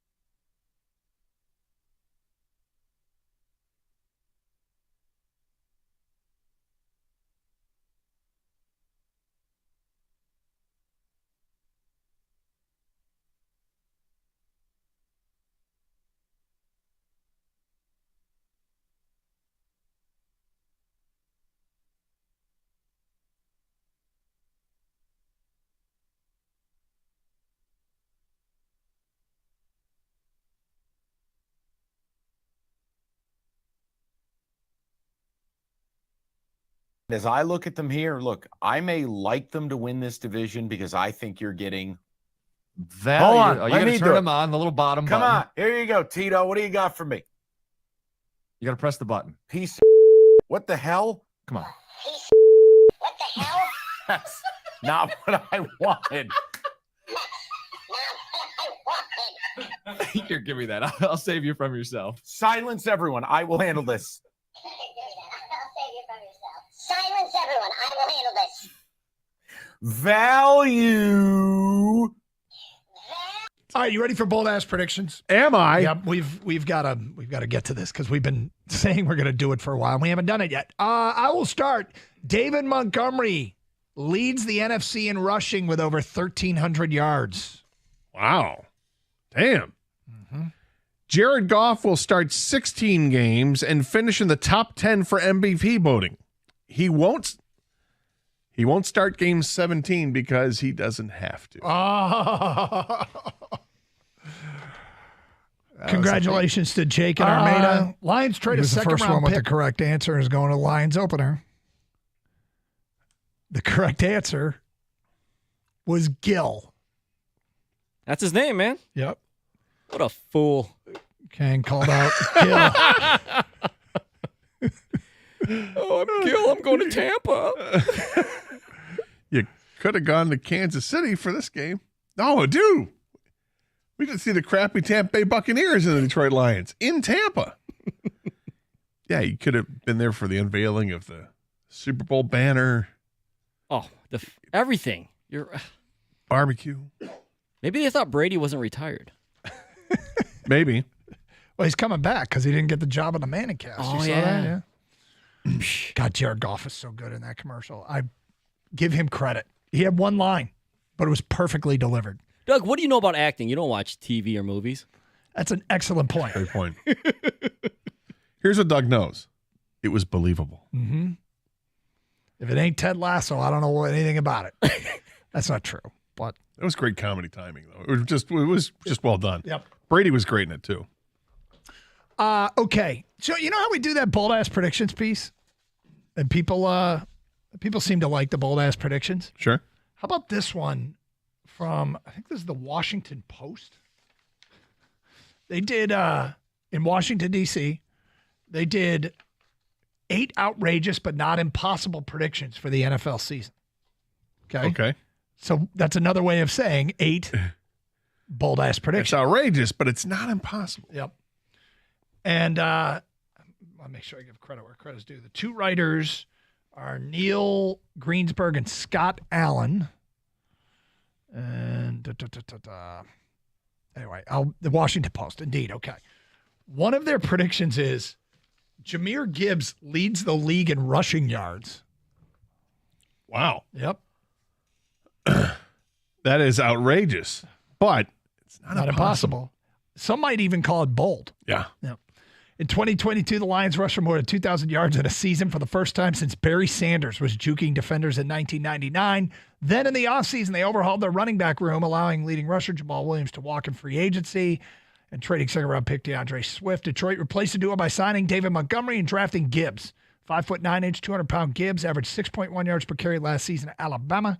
Though he and Montgomery are expected to split carries at the start of the year, expect the rookie to emerge as a Lions' primary back. I find it impossible. I kind of do too. Because the only way it is possible is if Montgomery gets hurt, like from moment one, and then you're only giving the carries to Jahmyr Gibbs. Yep. You're not telling him to line up at receiver. Hey, we're giving you the ball 20 times a game, so I hope you're ready for a 300 carry season in your rookie year. That's not going to happen. It seems unlikely to me. I mean, does this person completely? I mean, it sounds like obviously they didn't because they mentioned the name of David Montgomery, but I mean, you and I both think Montgomery has a good chance of leading the team in rushing. Yes. Well, I pick him. Yeah. So I picked him to lead the NFC in rushing. It was one of my bold ass predictions. It was bold. So. Yeah, but Jahmyr Gibbs may be so good that he just plays himself onto the field more than Montgomery. I mean, we're reading about it with Brian Branch in practice and these scrimmages and preseason, right? Yep. Gibbs could take over and just kind of go. He's young. He's on a rookie deal. This is when you use the running back. Yeah, but you don't use them. Like Jahmyr Gibbs is not built to be the guy that's the bell cow. He's not built like a Josh Jacobs or a Saquon Barkley or a Jonathan Taylor. He's built to be that guy that scares the hell out of you because he's got speed and, oh, my God, I'm expecting him to run. He just took off in a pass pattern. Oh, crap, I got to account for him. Mm-hmm. I think it's a dumbass prediction. All right, so recapping for people who missed it, I got the Lions winning 26-21. I think they're going to miss an extra point, later go for 2 and not convert. That's what gets them to 26. But I think the running backs are going to be great without Chris Jones in the middle of that defensive line for Kansas City. And Kelsey is such a big part of their offense. Dan Orlovsky gave a stat that Gator and I can't even believe is true, but he said Kelsey got 73% of Mahomes' red zone targets last year. He's a huge part of their offense and that critical part of the field. I think there's going to be at least one empty trip into the red zone for Kansas City. So, Gator, I'm taking Detroit 26-21. Yeah, I just like the Lions' chances here. I think that they're coming out strong. No Chris Jones for the Kansas City defense. The Lions' offense should be humming along just fine. I think that Patrick Mahomes is Patrick Mahomes, but I don't think he's going to have his number one weapon at 100%. I think Kelsey plays, but I don't think he's going to be on the field all the time. And even if he is, he's not going to be as effective because he is a little dinged up. I like the Lions winning this game 34-31. Kang, you're on the other side. Yeah, if you remember the Rams versus the Chiefs, Goff was involved in that game. It was a high-scoring game in Mexico City. I know this one is not in Mexico City, but Goff is involved, and so are the Chiefs. I see a high-scoring game, 42-39. Unfortunately, I see the Chiefs winning it because Mahomes will have the ball at the end with a chance to ice this thing. The 39 points by the Lions, I think there's a weird missed extra point or field goal or golden for 2 or something, which makes it weird. But I think it's a high-scoring game. Doesn't necessarily mean the Lions' defense is bad. You're still playing Mahomes and Andy Reid, who are offensive geniuses and juggernauts. I just think there's going to be turnovers. There might be a pick 6. It's just going to be an exciting, all-out one of those games, like I said, from Mexico City. Like, was that a Monday night game, that Mexico City game? I thought it was Sunday night. And it didn't get moved from Mexico City, right? I thought they played in Mexico. No, they played in Mexico There was City. one of those games that got moved, and I can't remember if that was it. Did you say juggernauts? I thought I said juggernaut, but maybe I did say juggernaut. Not is that? Yeah, I juggernaut. I thought you said juggernaut, and I was. Oh yeah, nut. Yes, like fluffernutter. I think I might have. Yeah. All right. I like juggernuts. I like the term juggernauts. You juggernaut. Honestly, though, I wouldn't be that upset. I mean, they're not going to go undefeated, the Lions. I don't expect them to go undefeated. And I do think that, clearly the Chiefs are really, really, really, really good. So, yeah, I am. Is your faucet of despair still leaking? Taking on a drip every 45 minutes or so. A little bit. Yeah, I think that game it was a Monday night game and it got moved to Los Angeles. It was supposed to be in Mexico City and it got moved to the Coliseum. But yes, that was a wild, wild shootout. In that game, here are your stats. Patrick Mahomes, 33 of 46 for 478 yards, 6 touchdowns, and 3 interceptions. 3 picks. Jared Goff, 31 of 49 for 413 yards, 4 touchdowns, no picks. Jared Goff had a 7-yard touchdown run in that game. And a touchdown run. Wow. We haven't talked enough about Goff's ability to run. You're right. We haven't. Nor will we. I think, you know what? Maybe we'll bring it up next week. You know who would love that? Would be Jared Goff. If he runs for a touchdown, and we can bring it up with him. Hey, we don't talk about your ability to run enough, do we, Jared? Just not enough. No. All right, Rico's made his way in studio. Hey, guys. What's up, man? Nothing much. Anything going on tonight? It's Thursday Mo. All right. I think I might not get the Thursday Mo in, but we shall see. You know what we want to talk about? Are people treating this game bigger than a game? Are there parties for this game tonight? Are we treating this like a Super Bowl? There are. I know this for a fact. Do you? Yeah. Did you get an invite? Yes. I'm keeping it low key. You know, I mean, look, for Lions games, because my note taking, Right. I prefer, you're very dialed in and focused. When I am Ford focused. Field, I don't bother Gator because He Gator knows. is sitting there like, that's good. Got my Fine, notes. Leave me alone. Yeah. So I can't. I don't want to put myself in that position. Right. But yeah, that's the thing. We want to know: are Detroiters holding Super Bowl parties, even though it's only week 1? Hey, you know the goal: play in the first game and the last game. That's what we're trying to pull off right now. Yep. First game and the last game. Right there, man. That's why you're duck card. That's part of it. Is it? It's a big part. I'm sorry, stating the obvious. Respectfully. For 25 years. You guys give way to a pregame show though, right? We do. Costa's going to come in, and it's going to be the three of us from 5 to, I think, like 7, 10. 15 or something, yeah. So just so people know, in the network pregame show, Dan Miller is going to be joined by the commissioner, Roger Goodell. So it's kind of cool. If you're looking for TV coverage, of course, these guys are on the radio, but ESPN NFL Live 4 to 5. Then that moves to ESPN2 from 5 to 6. Then the NFL Game Day show on the NFL Network 6 to 7:30. Then their kickoff show on NBC at 7:30. So that'll give you 4+ hours of pregame coverage. When does the actual game start? 8? 8:22. Oh, I got enough time. Inactives come out at 6:15. So we'll find out a little bit about Kelsey. And you think? You want him to play. Sure. I don't care if he plays or not. Hey, have a great show. Stay safe, everybody, and treat each other with respect. 97.1.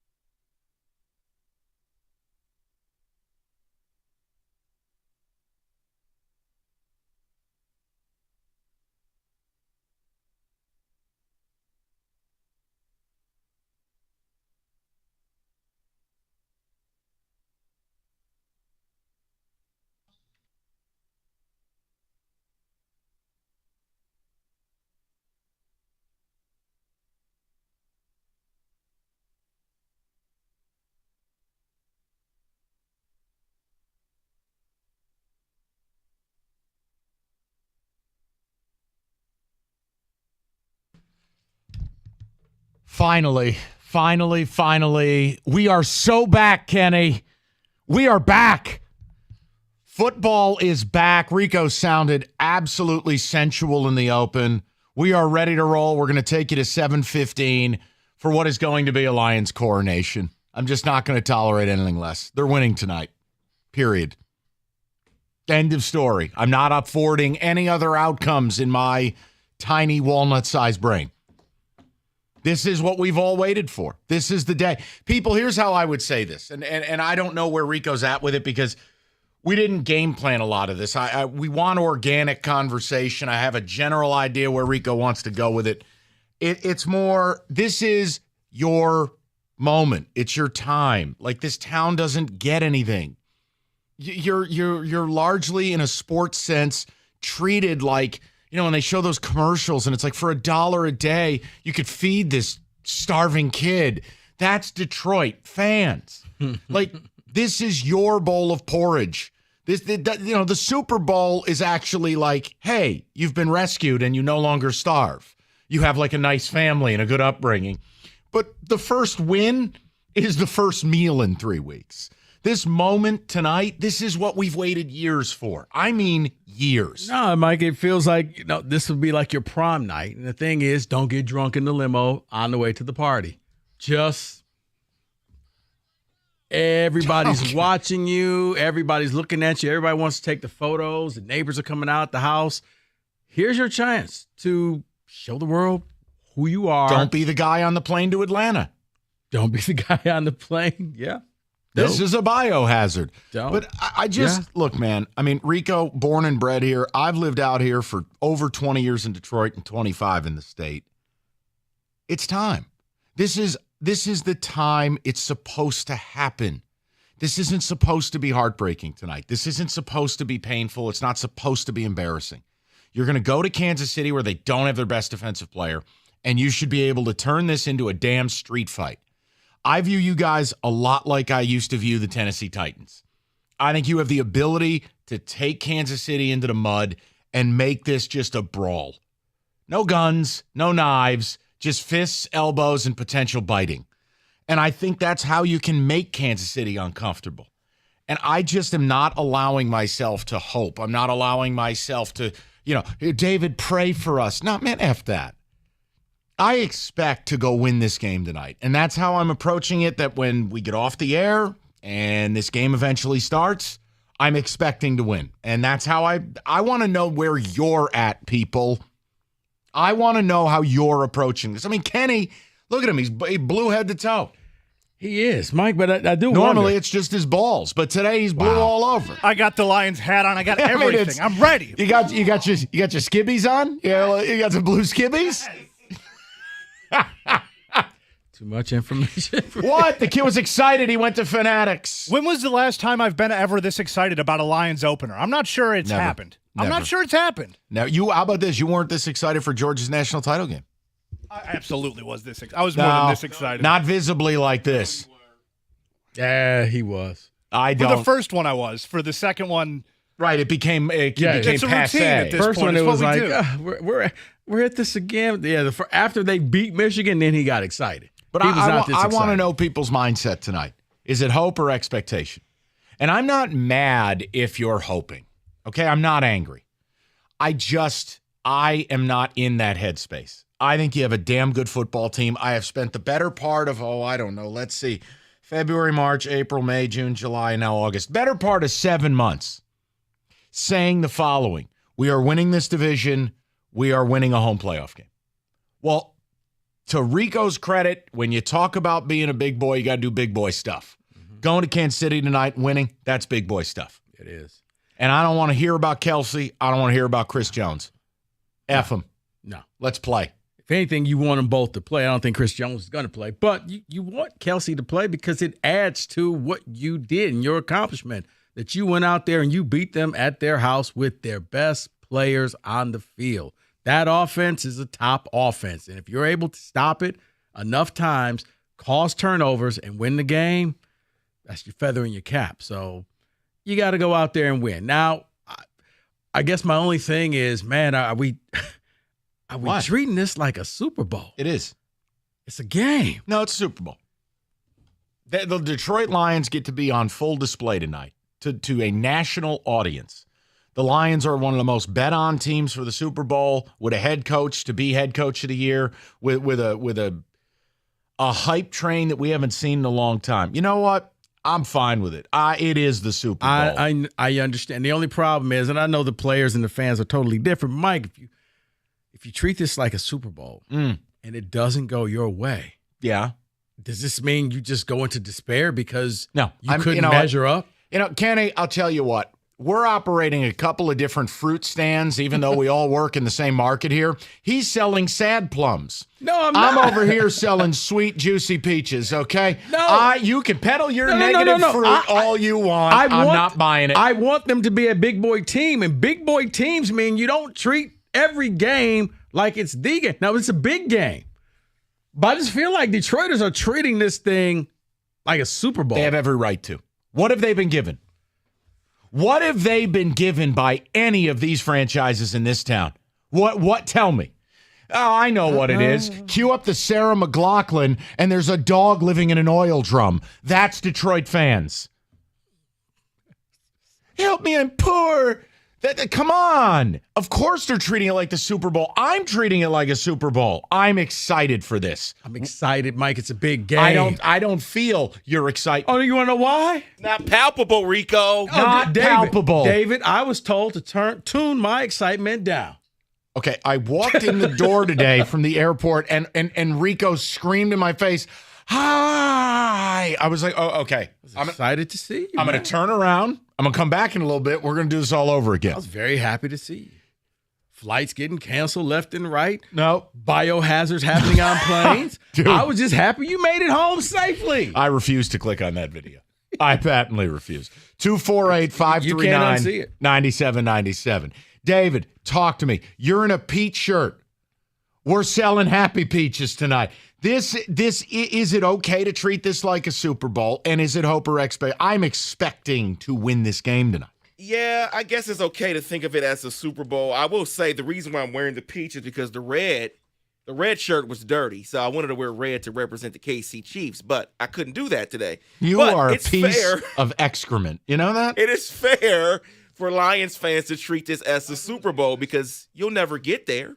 So treat this one as a Super Bowl. I'm not with you, Rico. I'm on your side. I'm not starting the show this way. People, here's what we can do. There are very few times I need a whole lot from you, other than you listening, which we do appreciate. David, it's good that you read the Black Caucus Minutes. Yeah, I was going to say, these two just ganging up on me over here. And Kenny's useless. Kenny's just Kenny's upset because they screwed up his wing order. He's angry. He's frustrated. Look. People, I am up against a sea of negativity today. I'm not going to do it. I don't want to hear the shots about how they'll never get to a Super Bowl. I don't need that today. That was David. Mine is, I think this is a big game. I don't think you need to treat it like the Super Bowl, though. Let the Super Bowl be the Super Bowl and let that be your ultimate goal. But it's a big game. The world is watching. This is your statement game. Why? Yes.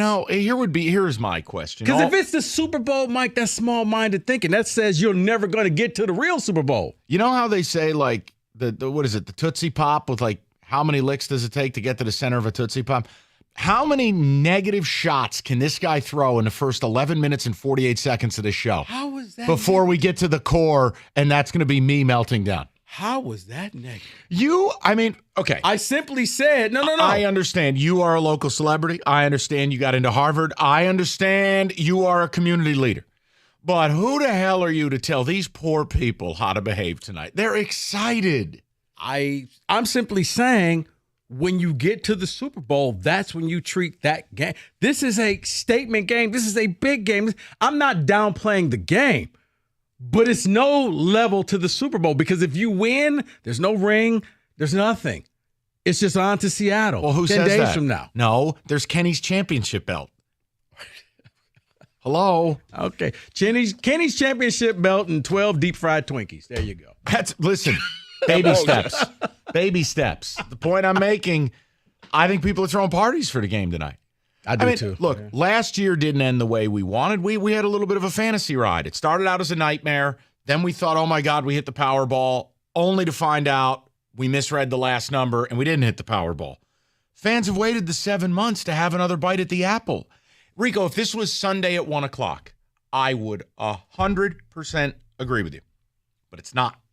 We're not waiting all day for Sunday night either. It's also not that rat-ass Monday night production.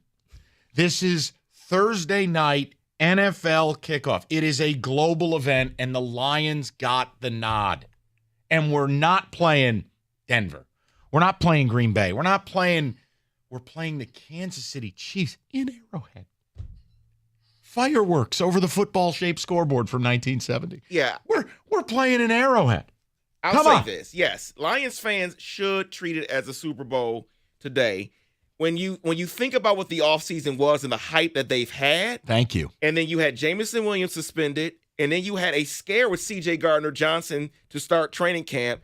Lions fans probably felt, okay, here we go again. Now it's here. C.J. Gardner's healthy. The rest of the team's here except Jameson. Yes, treat it like a Super Bowl. Have your party. Everyone show up. Celebrate. Wear your What is the blue and point? silver. What is the point of being a fan if you are not allowed to get excited? Ever. Oh, no. I am not saying don't get excited. I'm saying this is a very big game. We were talking before the show. You realize Lions win. Productivity in Detroit tomorrow is going to be at pretty much 0. Productivity on this show will be 0. I'll be here. You can do whatever you want. I'm just going to be excited, and I'm going to talk Super Bowl with fans. I don't know what we'll put you in the kiddie pool. I don't know. We'll put Rico at the kiddie table. We'll set it up outside the studio. Little glass of milk and a headset. You know what? If that's the case, I'll just take the remote equipment. I'll do it from home. You ain't said nothing but a word. This would be the greatest bit in the world. We just put cardboard cutout of Rico in studio when they win tonight. My MSU cardboard cutout. Yes. And I'll send you home with the Karsh cutout that we still have. But I want to hear from the people. 248-539-9797. They're winning tonight. It's just how I feel. I expect to win. Rico's saying you're putting a little too much into this game. Better be careful now. Don't want to have a little letdown. And they don't give a trophy out for week 1. But I think that's a lie because I'm going to go to Amazon.com right now and purchase a trophy. I'm going to give it to myself. I was about to say, you're going to give it to Dan Campbell. Congratulations, coach. No, that's what the media does to Harbaugh. Would you like some new pants? 248-539-9796. Excuse me. Yeah, because it actually happened.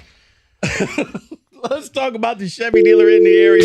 Well, it did. Let's talk about the Chevy dealer in the area that's leading the way. Free Harbaugh! Hamilton Chevrolet and Warren.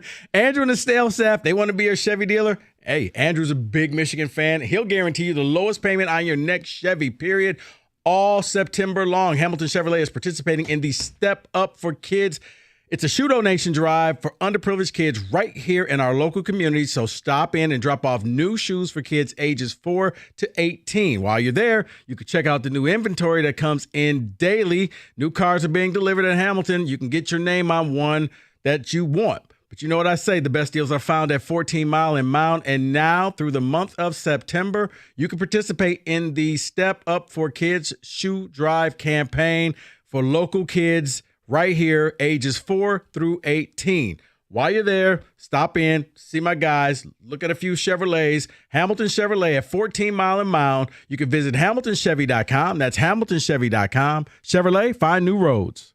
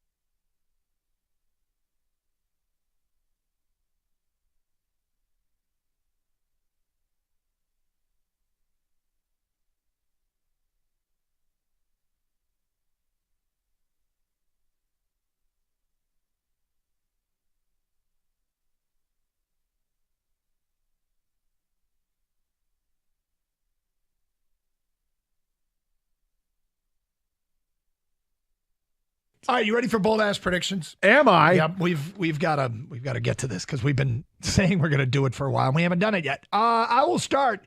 David Montgomery leads the NFC in rushing with over 1,300 yards. Wow. Damn. Jared Goff will start 16 games and finish in the top 10 for MVP voting. He won't start game 17 because he doesn't have to. Oh.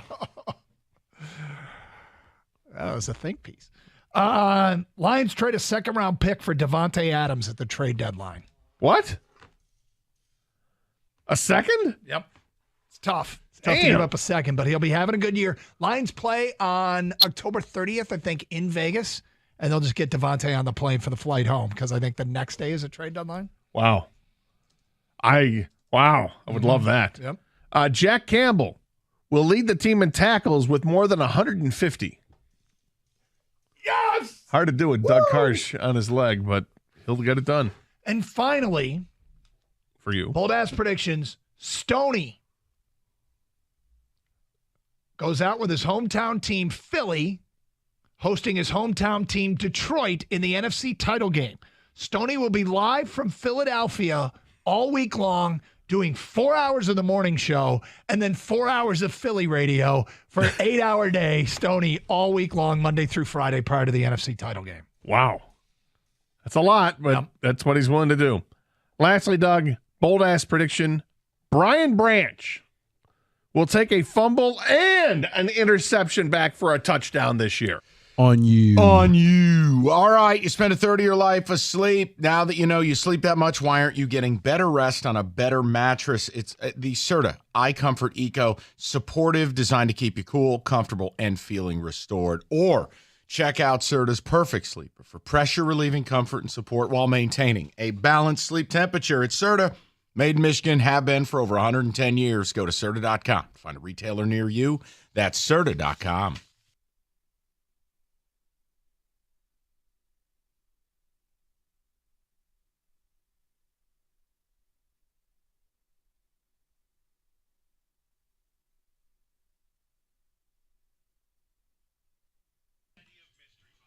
You shouldn't be. Lions are winning tonight. David, the ticket text, we're going to go to the people. I think tonight's like a Super Bowl for a lot of people. You're going to throw parties. You're going to order food. You're going to have the friends and family over the house. And I am approaching it. I expect them to win. I've said that for a few weeks. I didn't wait for the Chris Jones thing to resolve itself. I think you got a damn good football team. And what I compare it to is I think the Chiefs want the game. You need the game. I think the Buffalo Bills want the game. I think the Jets need the game. The need is presented by the ability to live up to the hype, the ability to answer the bell. Now, what Evan is bringing in, this is exciting. Evan Jenkins joining us for a moment in a tragic Lions polo. God, I just don't like the team colors. Support the squad, man. Now, you have an idea for Rico. Yeah. All right, please. Rico looks disgusted. Can we get you to wear this authentic, game-worn Detroit Lions helmet in honor of opening night? Like as a sign of solidarity that you don't Part hate of the the city squad. you're from. Would you do the rest of the show in that helmet? I'm not doing the rest of the show. But it would fit your head, I can guarantee you that. Yeah, because the man with the largest ego at the station, John Jansen, that was his. Oh, I thought you were this was- speaking of this man, because we could also put you in this. A game-worn Wow. TJ Lang. With tobacco stains on it. Throwback Wow. Detroit Lions uniform. Would you wear this is There he goes. Here, just punch it down on his head. It'll get I got to there. take my Take the headphones off first. Right. Wow, look at this. This is great. This is awesome. Yeah, they're Oh, yes. Yeah, it looks good. No, Wow. It looks good. I can't. You look great. I hear echoes in there. Oh, Lions passed? No, I'm sorry. It was on the team. I What's this? I think Huh? it would be a real peace offering to fans if you would adorn the garb. Now, you know, because it's TJ. Yeah, that probably has would fit tobacco that, man. stains on it. TJ fit. Right, but I mean, it's like a medium. Well, I mean, it's going to be tight around mean, the you know, midsection, yeah, but yeah, that's yeah. how they're supposed to be. Yeah. You know, he couldn't let extra. Listen, why don't you do a trial with that during the commercial break? Okay. That way, Evan, what are we comparing? it's going to fit you. You have the body of an oversized baby. Okay, you know what? And Evan just showed me we're not doing it.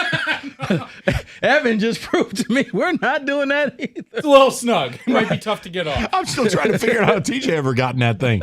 Oh my God! That's why there was no no holding on him. Yeah, they had he didn't play in the game that I'm wearing the jersey for. Couldn't get his uniform on. Damn thing.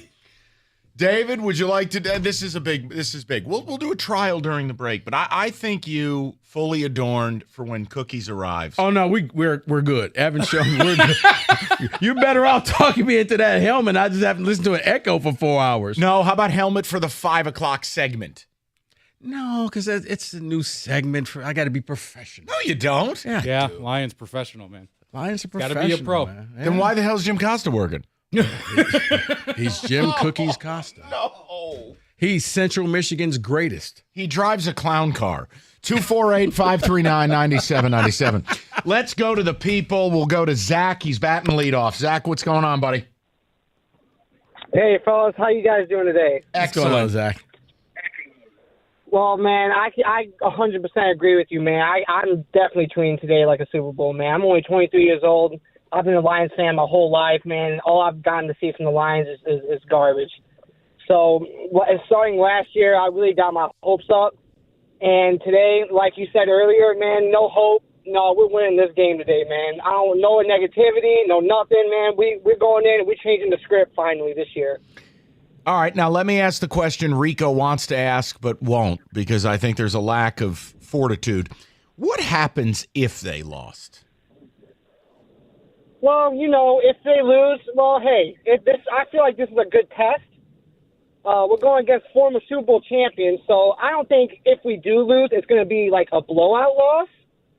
But if we do lose, I think it's going to be a good game, and it's not going to be really like a hurt loss. It's going to be more of like a lesson learned. Like, okay, kind of like a measuring stick to see where they're really at. All right. I think for me, obviously, I'm not allowing any discussion of a loss. But in this hypothetical world where a loss could technically take place. I don't know what you're talking about. They're not losing. The only type of thing that would anger me is if they just got rolled. Like if they just showed their ass on national TV. Then I would be flat angry, furious. But they're winning, so it doesn't matter. Let's just be one game. Let's go to Glenn, 97.1. What's up, Glenn? Hey, guys. How's it going? Good, man. Hey, so yeah, I just want to say, Mike, you're echoing every sentiment I've been thinking. Without Chris Jones, that off from the position of FU, man, they are going to own that line of scrimmage. And Jahmyr Gibbs, you're going to see why he was the 12th pick in this draft today. I just think the Lions, like you said, everything is going for them today. Mentally, they have to. The core of this team, this is the biggest game they've ever been. The Chiefs have been in playoff games, division titles, Super Bowls. This is their biggest game. This is the game they want. Yeah. Heck yeah, I'm celebrating it like a Super Bowl. Why wouldn't I, man? That's what I mean. I mean, it's just Glenn, your phone. I enjoy this. Glenn, your phone is breaking up, so I am not hanging up on you because of what you said. It's just you're speaking a different interstellar language. I just ask people, if you're going to mock Lion fans or you don't understand why people are this amped, what the hell have we been given in this town? Seriously. What is it? And look, some of you are going to get very angry at this, but I just don't care. Nothing in college football compares to a big NFL game. Nothing. The biggest college football game in America draws half the audience of an NFL game. So you can't say, well, what about the playoff, whether it was State or U of M? It doesn't even register compared to this. Yeah, but Mike, this may be the outlier because we've never experienced that here. At least not in the last 30-some years of that big NFL game where that's why we've experienced that's right playoffs and Big Ten championships and things like that. I understand what you're saying because you're right. When you're playing in that game, when you are that team, yeah, the world literally is watching you. This is a big game. This is the first step. You want to be the big boy. Today is your first day of school. Go out there, get it done, And back with the and W. again, I'll wait for someone to tell me the last time fans in this town had the opportunity to have a moment like this. Tell me. Red Wings were one step away from giving a car out at games like they did in the late 70s, early 80s. The Pistons, no one even knows they play. If I told you Jackie Moon was their best player, you'd believe me. And the Tigers have been completely irrelevant for essentially a decade. Wings, Game 7 against Pitt. Wow. That's 15 years ago. Thanks for playing. Da-da-da-da. Da-da-da-da. That's my point. Yeah. So, yeah, you know what? If you can't remember the last time you had this great moment, it may as well be the first time. Yeah, you're right. Before that, it was Chauncey Mewing. No, that was Chauncey's retirement. Only thing he was moving was to Denver when Joe shipped him out for Captain Blackjack, Allen Iverson. Huh. Yeah, it's been a while. Go to Tom, 97.1. Tommy, what's going on, bud? Mike, how you doing, buddy? I'm great, Tommy. What's up? Dude, taking the whole family, headed to the airport, got the girls, got everybody 50-yard line. Be wearing the Barry throwback today. Excellent. So listen, I love sharing this moment with you. This is the biggest sports day, in my opinion, in 30 years. Maybe since 1984. I don't know. I was 4 years old. I've been around since 1980. I can't think of a bigger sports moment. I think positive vibes only. I think they go kick him in the teeth, winning Kansas City. We have to buy in. We have to believe this is the biggest moment as sports fans in Detroit we've had in the last 30 years. The NFL is the big leagues. Everybody get to your apps, ship Lions under, baby. You just sit back and relax and enjoy the process. Yeah, and Tommy, listen, have a great time. Be safe with it. What I would say, though, is no, it's not bigger than the Red Wings winning a Stanley Cup. It's not bigger than Maglio against the A's to go to a World Series. Now, I can't do that. I understand your sentiment. Now, if you want to say football-wise, look, you want to bring up, well, what about playoff games? Okay, I mean, you could bring up the Dallas playoff game if you like. No, but when you're talking about 12 to 15 years since we have something, I could easily see why my man is on the way to the airport saying, this is it for me. This is all I can remember. I was 3 months old when they won. I understand. How about when people bring up the Dallas playoff game? Think about this. That game was 10 years ago. Ooh. Okay? And the Seattle one doesn't even count. If you don't score a touchdown, you never played. Sign Michigan State in the playoff. 248-539-9797. Like that's Rico. I wonder how big the parties are tonight. I mean, Kenny, he's screening calls. Well, we'll get to it. We've got a lot of people to talk to. We've got football today's deliver. We've got things to do and people to see.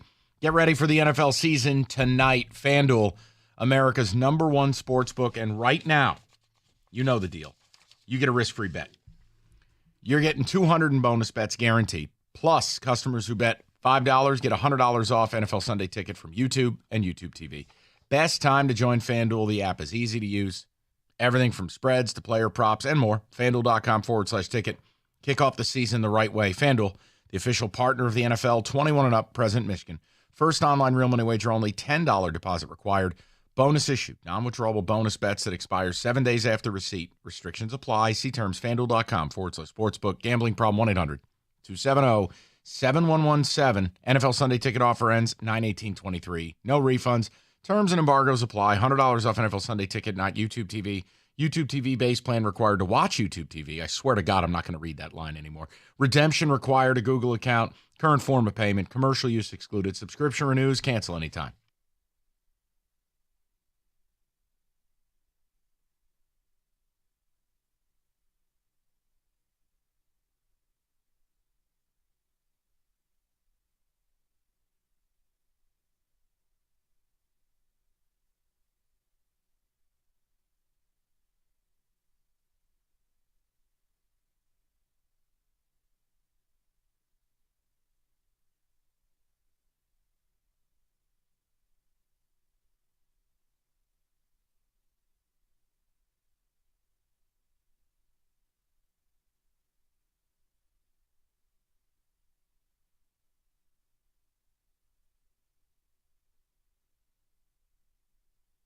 Here's what's crazy about this, Gator, and you tell me if this makes sense. On February 27th, the Detroit Lions to win the NFC were 8-1 on February 27th. Updated today, they are 10-1. They're a longer shot now than they were on February 27th. Now, whose odds have gone up dramatically in that time? Eagles went from 7-2 to 3-1, which is not dramatic. Basically from 7-2 to 6-2. 49ers went from 4-1 to 7-2, so 8-2 to 7-2. 49ers went from 15-2 to 11-2. This is obviously a little bit better. And the Lions' odds have gone down.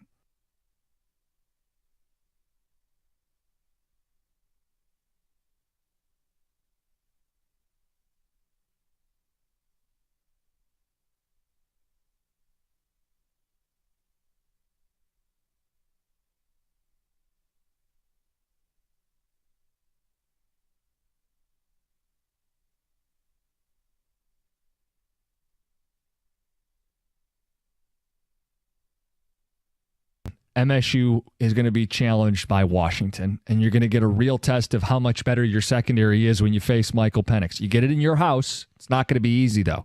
That's a real test. And if MSU, I mean, obviously win the game, it's a big deal, but if they show an improved secondary and like an identity on defense, now you start to craft this narrative like, hey, maybe there could be something heck of a showdown Yeah. when they play in East Lansing. That'll be a big test. It'll be a huge test to find out what this defense is. Is Brantley being back? Is he, how effective can he be at that corner position? We saw him play, and he was good. I wouldn't sit there and say against, your vaunted passing attack, he was great. But you start thinking about, and to the last caller's point, there's nobody looking past Michigan State.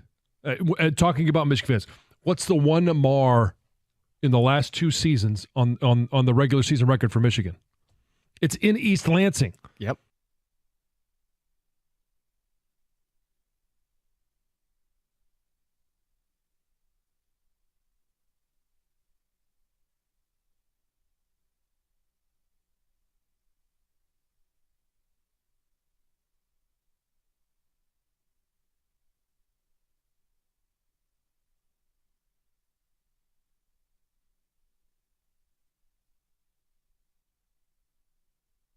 All right, we are going to get back to the people momentarily. Now, we're still going to have some semblance of business today. It's party in the front, business in the back today, but we're going to have a little bit of business. With that, quickly, football today.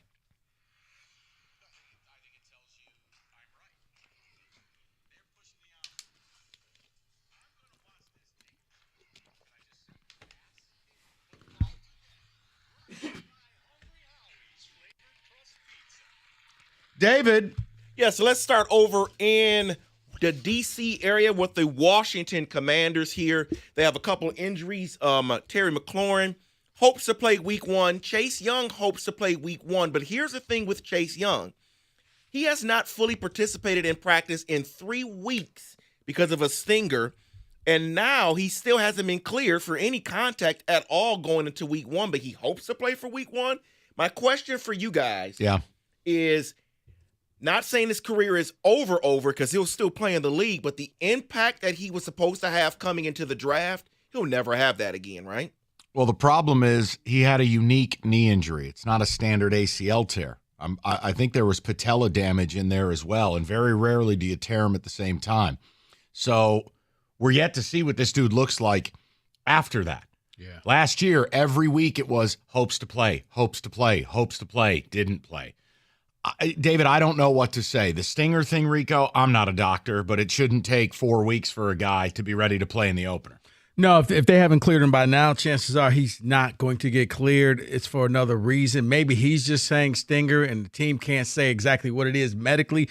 David, you're right. This guy was supposed to come in and have the impact of a Bosa. He was going to be that guy. He was going to be him. Yeah.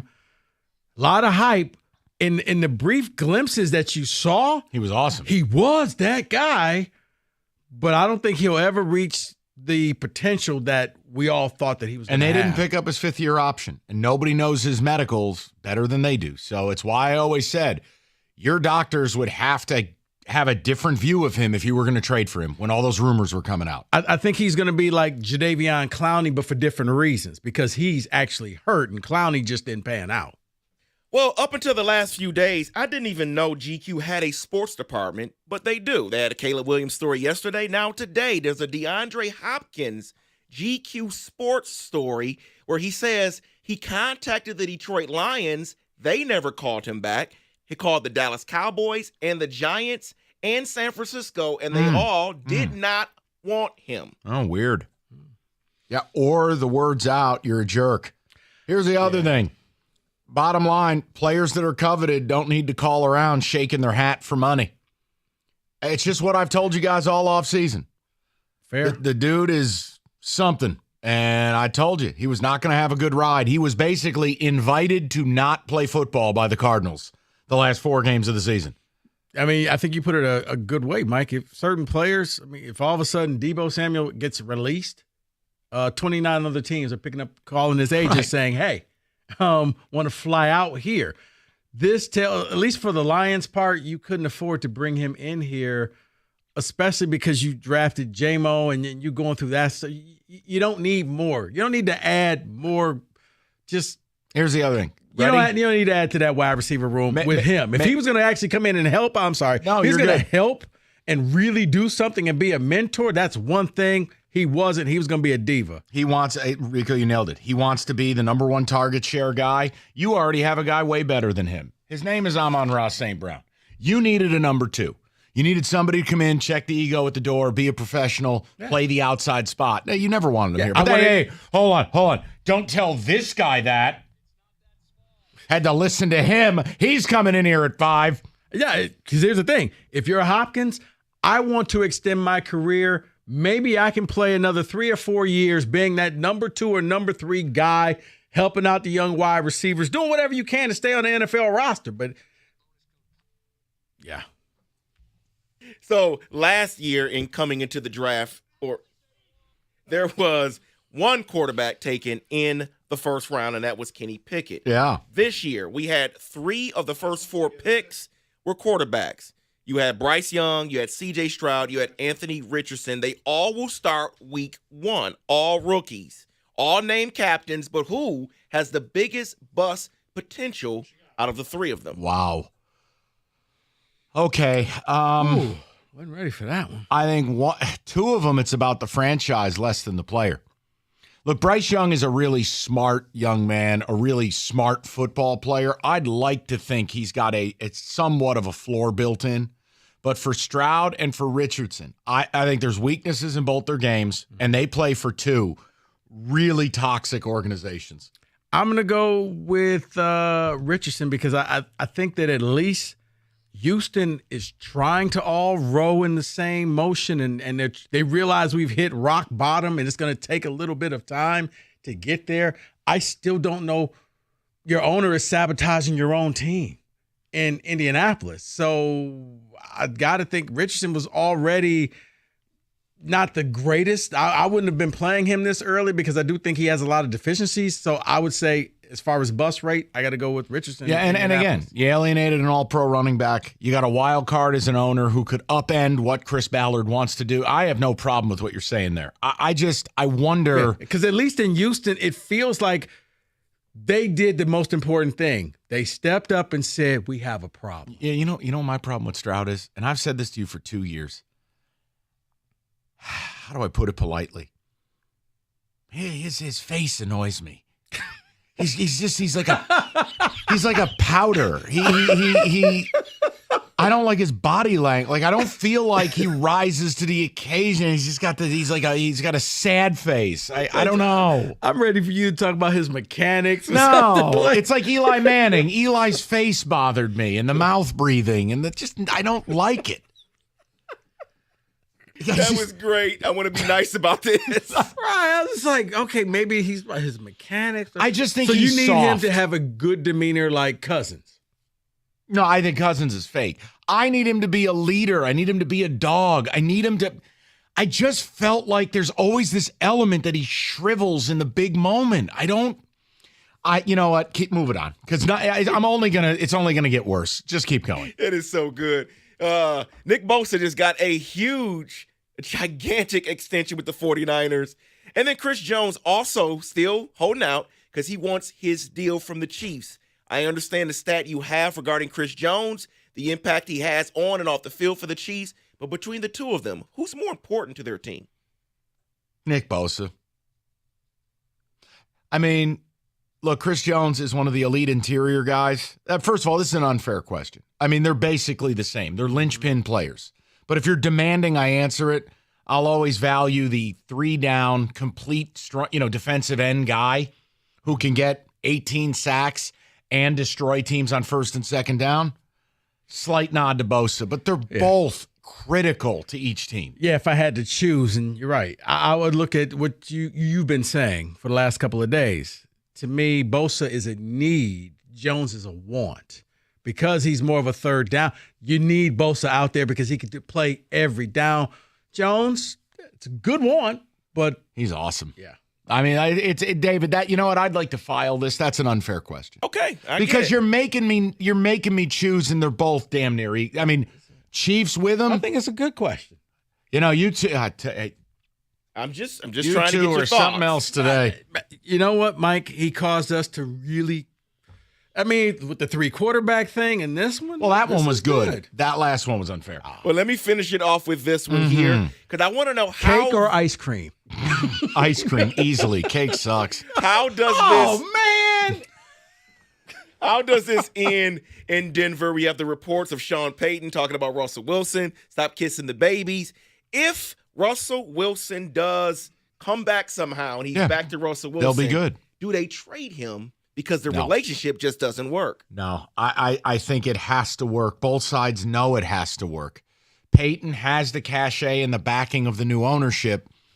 Russell's got a contract no one's touching because he's how long is that contract till? Till he's like 40. Okay. It has to work.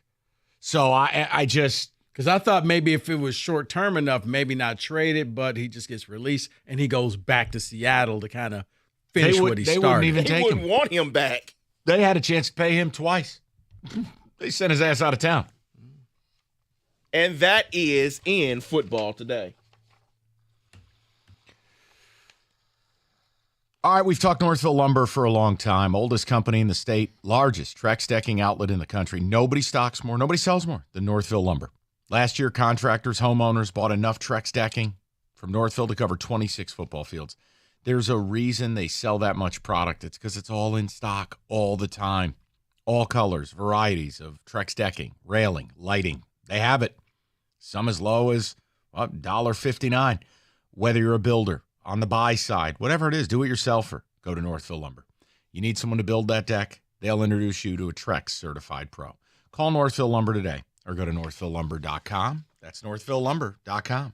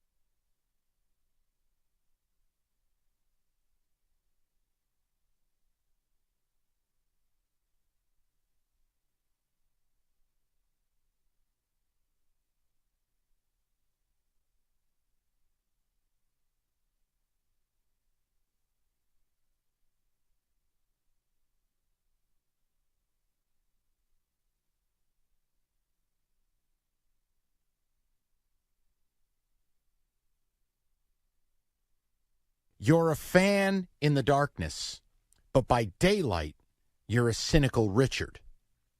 So what I wanted to do was this. I want to move forward together as a community, as one, as Greater Life Church does every Sunday at 10 a.m. where David is singing. Your donations are welcome. I want to move together as a parish. Now, how do we do that? Well, it's not good enough for me just to talk to Rico. Rico is but one man. Influencer, yes. A community leader, absolutely. But still, just one man. I want to hear from the people who have been hurt by this team, who have been disenfranchised by this team, who have not found a way to move forward. And what I want to do is make tomorrow, on the eve of this incredible season, I want to bring everyone with us. Leave no man behind. So here's my question. What is it going to take for you, the portion of Lions fan or Lions free, or I don't like them anymore, or they hurt me? What will it take for you to leave these daddy issues behind and grow the F up and pitch in on a party, as DJ Quick once said?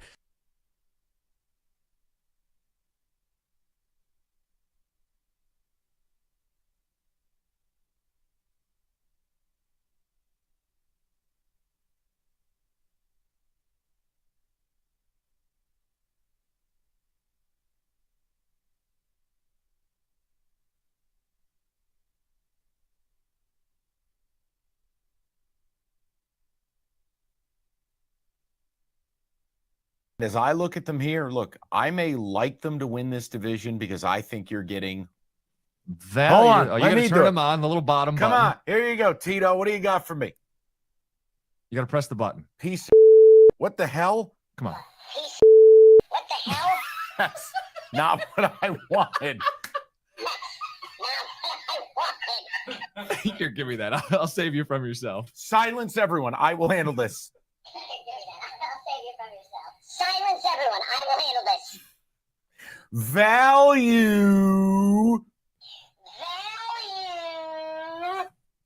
That's what you get with. All right, we are going to get to these phone calls momentarily. That was an unsavory moment behind the glass. We'll save that one.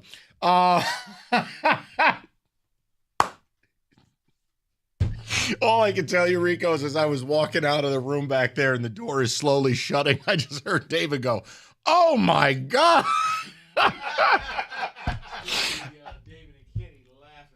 Yeah, well, it was quite a moment. All right, here's what we're going to do. Nothing responsible tonight with On the Board, because then we're going right to the callers. Everybody, hey, take the lines and the points. Thrilling. We're going to do better. You are required to present people with a party-crashing, budget-boosting, irresponsible, take-your-pants-off, same-game parlay. On the board.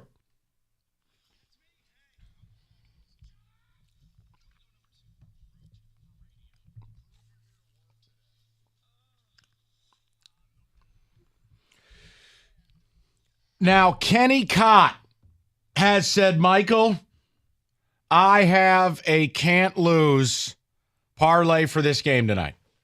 And the only thing better than your team being in a big game is you're going to lob some lottery tickets out there. Now, Kenny, are you sure about what you've selected? Yep, I'm sure that it's irresponsible, but just irresponsible enough where it's still semi-responsible. You're thinking with your Lions hat on with this one for sure. Okay, so let's go step by step. Let's hear it. Step by step, 3-leg parlay. Amon-Ra, anytime touchdown. Jahmyr Gibbs, anytime touchdown. And, of course, the vitamins, Lions to cover the 4.5. Getting 4.5. I don't like it. That pays out. It's plus 702. I don't like it. Do you want to get crazy with it? No, I don't. I don't. I'm worried Montgomery will be the guy who scores. Okay, so who do you take out? We can flip him out. Take Gibbs out, put Montgomery in. Gibbs out, Montgomery in. I feel Montgomery will be your bell cow. Gibbs is the 12 to 15 touch guy. Funny you said that. Oh, well, now what is it? Plus 605. Still good value. Not as good. That's value. But still good. You want reckless, right? Yeah. If you want reckless, Okay. I'll put the money line in. Would you rather me do that? No. Okay. No. Here's your reckless. David, you want to go now?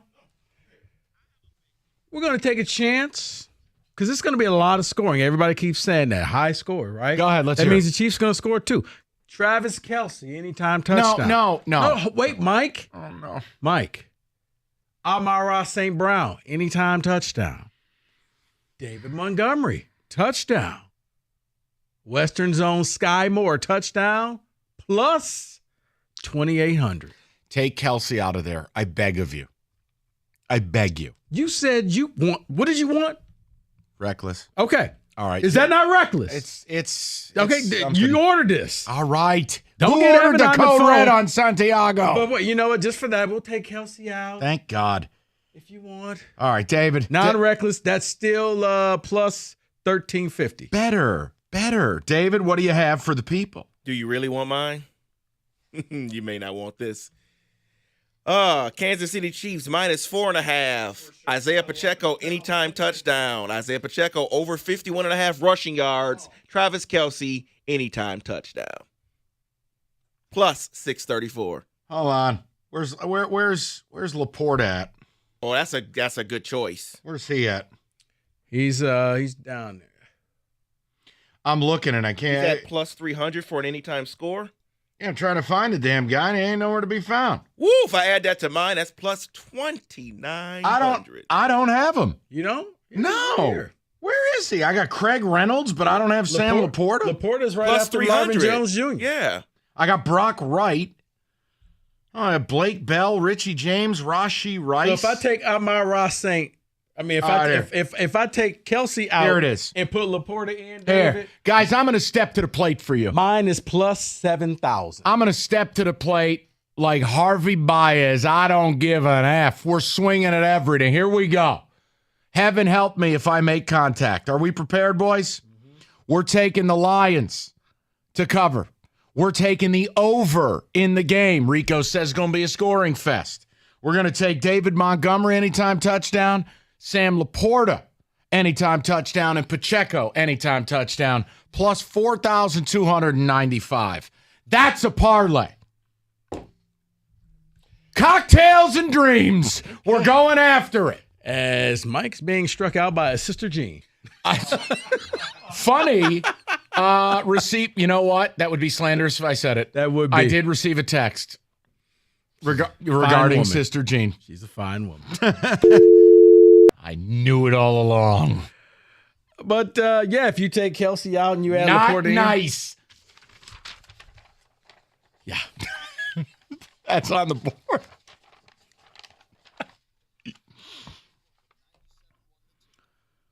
People, did you just hear the nonsense we just did? Of course you did.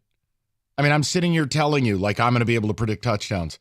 Yes, Isaiah Pacheco and Montgomery and Laporta and the Lions cover and the over plus 42.95.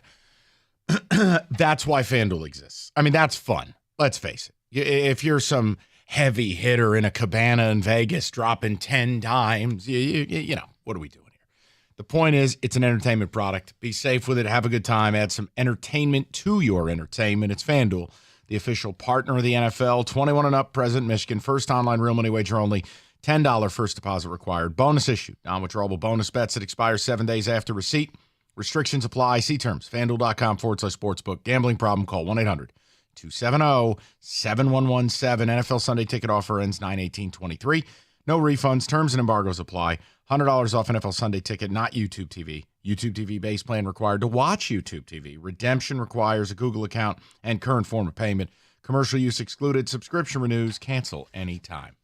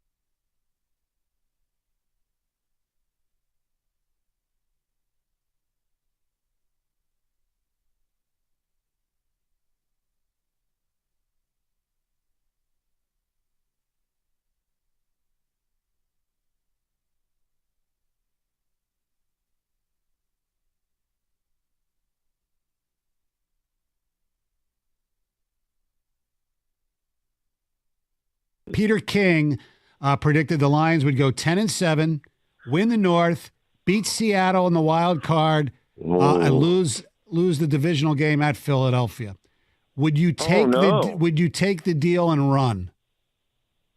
Well, who would you root for, Stoney? The Lions or the Eagles? I'd root for the Lions. Thank you. He was so appalled that I brought that up earlier. I'd root for the Lions because it's irrelevant to this discussion, basically. Then why would you take it? Say lose it. Lose it. Are you willing to just settle and have a handout? I don't care. Are you willing to lose? Why are you so mad? Or take this deal and just simply say, hey, these are what the football gods are giving you. Take it or leave it. Or do you say, you know what, I don't want to limit these Lions. There could be more out there. What is possible? We got to find that out. Okay. Here's mine. I'll put my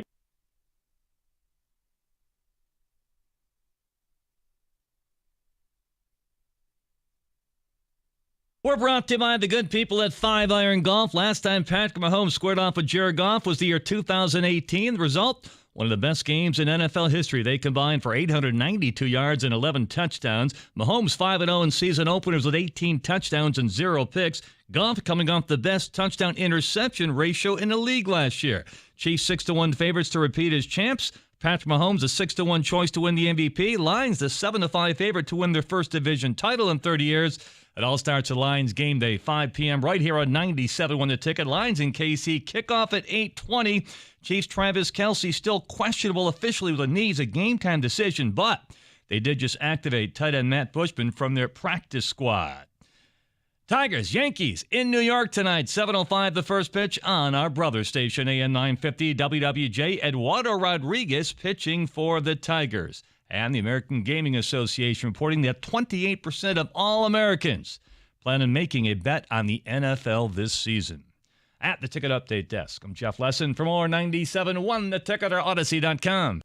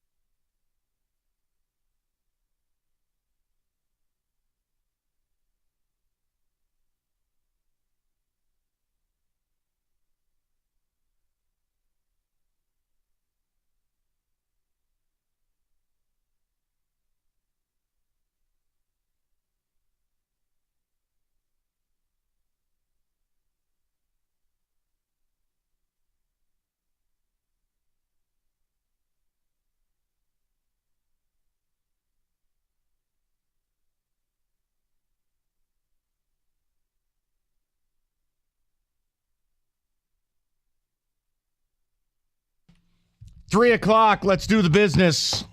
We are taking you to 7:15. Cookie's joining us at 5. We waited 7 months for it. It's here. They're going to win tonight. I just am not going into this game any other way. I expect to win the game. That's the only thing I imagine. If they lose, I'm going to be extremely bummed out. Now, look, anything beyond that, that's the conversation. Like, if you think somehow I'm putting too much into the game or Lion fans are, go ahead. But my argument will be, man, Lion fans and Detroit fans in general have been living in poverty, and they've finally given a roof over their head. They're allowed to be excited. My imagination is you guys are going to go out and be throwing damn parties tonight for this game. And good, you should. And I think tonight is where you announce your arrival to the NFL. All that hype has to translate into something. Now, that's true. Tonight is your night to show everybody. You're pointing your finger at me in a very commanding way, I have to tell you. No, because you said something that was just so spot on that it's a point of interest. Like that, Mike, yes, this is your night to show everybody you're not, I'm not going to say the acronym, but you're not the Lions of old. You are a different team. You have now started taking steps to becoming a contender, somebody that's going to be around year after year.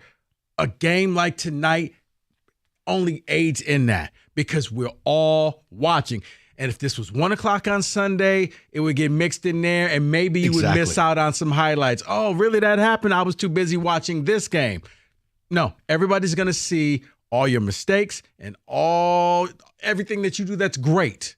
It's all on display. We're all watching. Tonight is that night. You have to go and get it done. David, I want to go to the people. We'll catch up on Ticket Text next segment, okay? Let's get to it. People have been very patient. We'll go to Mitchell, 97.1. Hi, Mitchell. Hi, Mike. It's Mitchell Perlin calling from Kego Harbor. How you doing? Well, I'm super. Hi. I'm a long-time listener, first-time caller. Okay, then. Thanks for calling. Thank you, Mitchell. Thank you, Rico. I'm calling because back in March when you guys were really pushing the hype train for the Lions, I placed a $10 bet on FanDuel to win $260. On what? On DraftKings. I'm sorry, on DraftKings.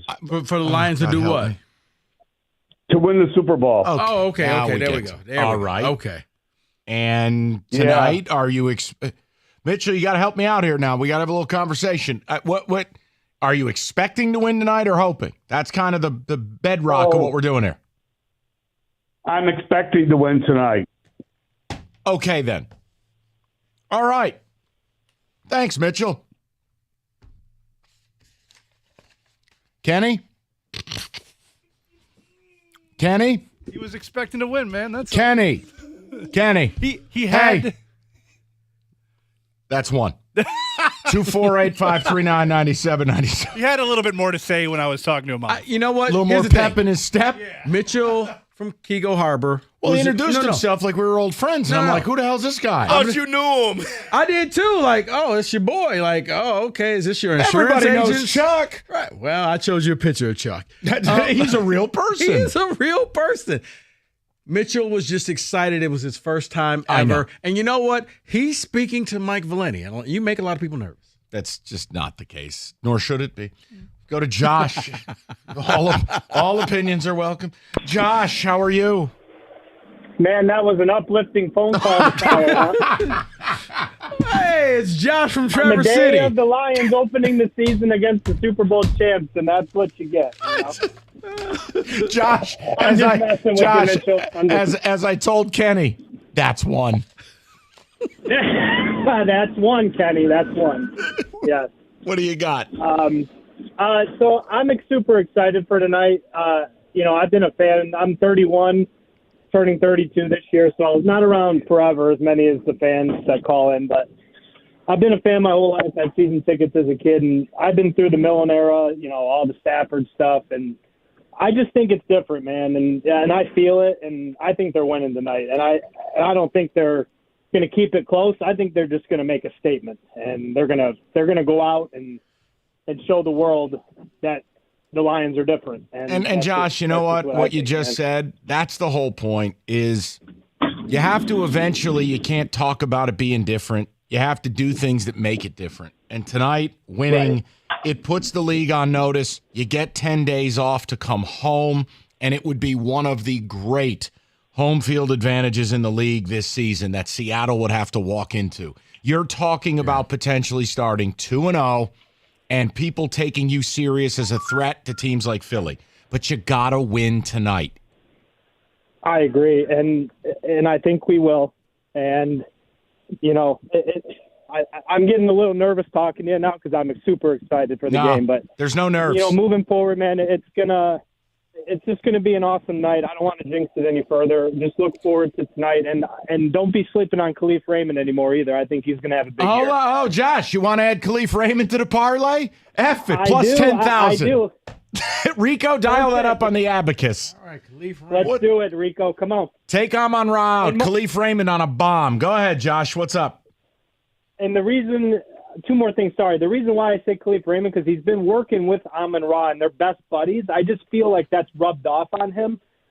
and it's going to show. And if it doesn't, oh well. But I feel that as well, that he's going to have a big year. And if I could end off with a G-Men for an audition for the G-Men, I feel I could impress you here. Hold on, let's Okay, make sure. Let's make sure we're recording this. We could use this for the picks on Friday if it's legitimate. Ready? In 3. That would be awesome. 3, 2, 1.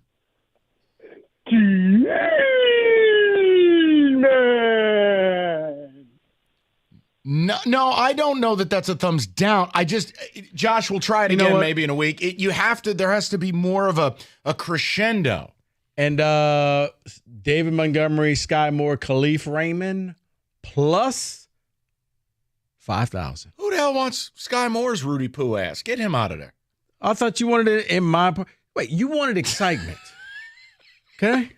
Here, craft this. Okay. Lions to cover. Oh, that's just so. Over the total. Khalif Raymond, David Montgomery, Sam Laporta, Amon-Ra, Jared Goff rushing, Jahmyr Gibbs, 2 touchdowns and 400 yards. Retirement, I don't do the show Lions anymore. to cover, David Montgomery. Khalif Raymond. And the over. And the over. Yeah, what's that get us? Now we're at plus. Come on. Plus 3,400. Now we're getting irresponsible. Excellent. You want who? 2 touchdowns? No, I was screwing around with you. I was naming every player. Oh, okay. 248-539-9797. Let's get back to the people. Josh, there is more crescendo to the G-Men thing. I'm not doing that today. I'm saving that for tomorrow. Let's go to Sarah, 97.1. Sarah, what's going on? Hey, guys. What's up? Hello. How are you? Good. So I just got to give, my 2 cents about this football game tonight, because this absolutely is the start of Detroit's Super Bowl season. This is Super Bowl level.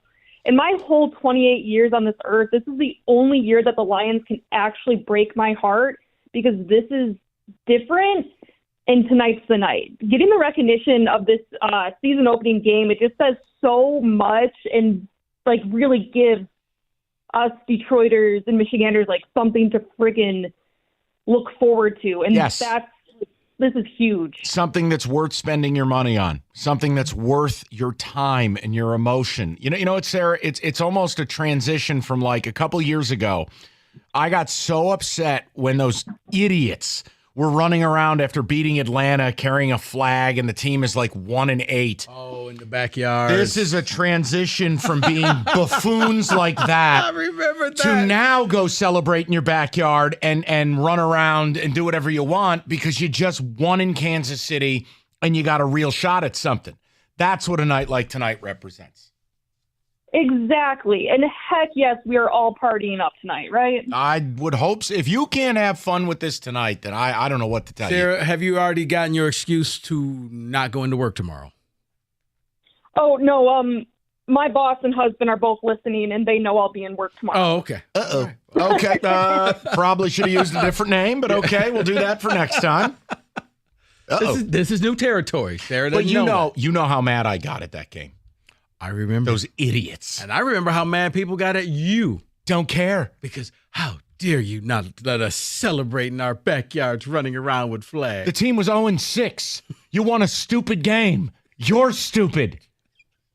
So the whole point was I said that then so I can say this now. Now's the time you run around with no pants in your backyard. Like the fireworks. And you do fireworks if they win. Now. Not then. You morons. The Bears, divisional opponent. Oh, shut up. Shut up. Now you're stoking the fire. I am. You are something. Let's go to Nate, 97.1. Nate, what's going on, buddy? How's it going, gentlemen? Good, Nate. I have the Honolulu blue Kool-Aid flowing through my veins right now. I expect to win tonight. I expect to win next week. I am amped up. I am only 22 years old, Mike. 22 years old. I have not experienced a lick of good Lions football in my life. You've been given nothing. Nothing. I've been given the last time in Detroit sports I've been given anything was I was 11 years old in 2012. We made the World Series and we got swept then. I've been given nothing. No, I mean, Nate, this is why I'm not taking it from anybody. I want you guys to treat it as such because sports, you have to get excited and get amped. It's supposed to be amazing when you win, and it's supposed to kill you when you lose. When you have expectations for your team is the only time that happens. And you deserve to have expectations. This is a good football team. They're doing it right. It is the first time, like you're saying, have expectations. It is the first time I feel like I've been allowed to. Yes. Before it was, we win big games. It's like, oh my gosh, we won that game. And if we lose, it's like, oh, okay. I mean, it makes sense. I didn't really expect to win. But now, this year is the first year where I can say, I am very excited. I expect to win a lot of these games. And if we don't make the playoffs or win a lot of these games, I'm disappointed. Yes, I know. You know, David is big on like visions and holy inspiration. I'm not. But like, I can already see the future. They win tonight, you're 2-0. It's hammers down. Seattle will not come here and win. These fans will not allow it. There'll be 17 false starts. You win tonight and get 10 days rest, you're 2-0 and are the darlings of the ball. Oh, no. If they win tonight, the fans showed up last year. Wasn't the fans' fault they lost. Fans was there. This is a better team. We're not talking about the past. And you gonna get a punt? The season tickets are sold out, so there's a lot more people at the stadium. And we're talking. It was packed. It was packed last year. Erroneous. Listen. This is the type of year they're going to have to use the pledge and dust off some of those suites that have never been used. It's going to be. You imagine they got to go in there. There's some cobwebs in a couple of those. Never been turned on. Oh, we need new light bulbs. So I guess it stopped working. All of a sudden they reach. Wait, there's a family's living in here.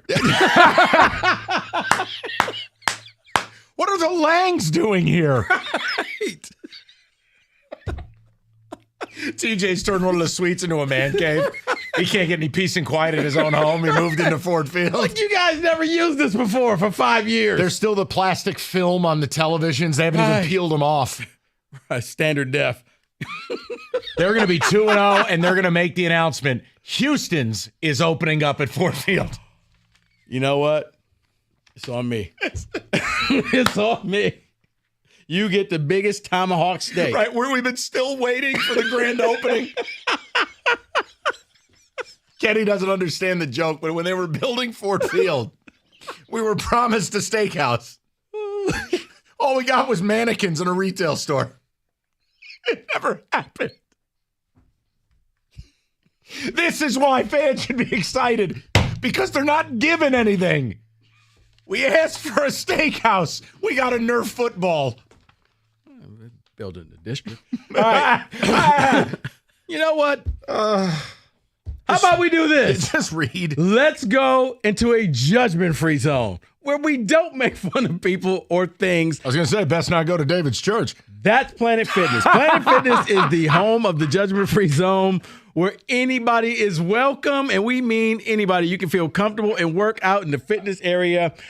It's squeaky clean. Tons of equipment, treadmills, free weights, whatever it is you want to use, Planet Fitness has it. Oh, and by the way, if you say you don't have time, yes, you do. You can get a full body workout in for just 30 minutes on the 30-minute circuit. And all memberships include a fitness trainer. So you get all of this, $1 down, $10 a month, no commitment. That's right. Now through September 13th, $1 down, $10 a month with no commitment. Head to any Planet Fitness to sign up or go online at planetfitness.com.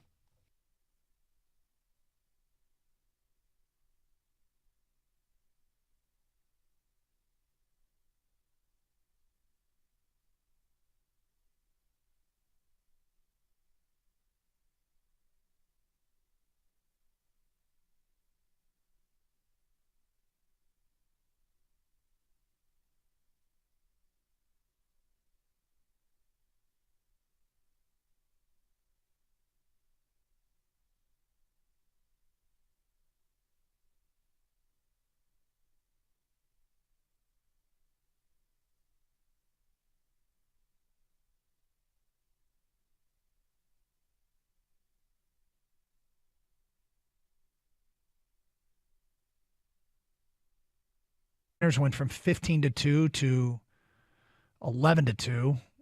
This is obviously a little bit better. And the Lions' odds have gone down.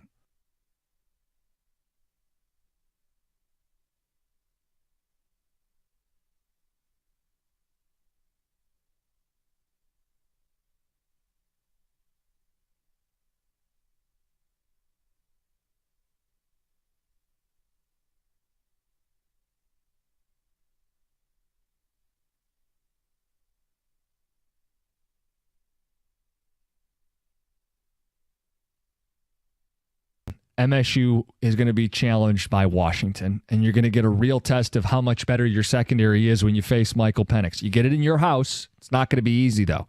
That's a real test. And if MSU, I mean, obviously win the game, it's a big deal, but if they show an improved secondary and like an identity on defense, now you start to craft this narrative like, hey, maybe there could be a heck of a showdown when they play in East Lansing. That'll be a big test. It'll be a huge test to find out what this defense is. Is Brantley being back? Is he, how effective can he be at that corner position? We saw him play, and he was good. I wouldn't sit there and say against, your vaunted passing attack, he was great. Headed to Vegas. You start thinking Las about, Vegas. Located in downtown. The last tons of action and revitalized and bookended by their sister resort, Circa Hotel and Casino. Now, look, Lions game tonight, it's going to be insane at Stadium Swim. Be sold out. Any NFL or college weekend, playoffs or otherwise, you're booking a trip to Vegas, consider the D and Circa. See which one works for you. They're both sports-centric. Circa with Stadium Swim. Check it all out. You'll have a hell of a good time. It's thed.com to book your stay today. Thed.com, the D Las Vegas. It is your home for sports in Vegas.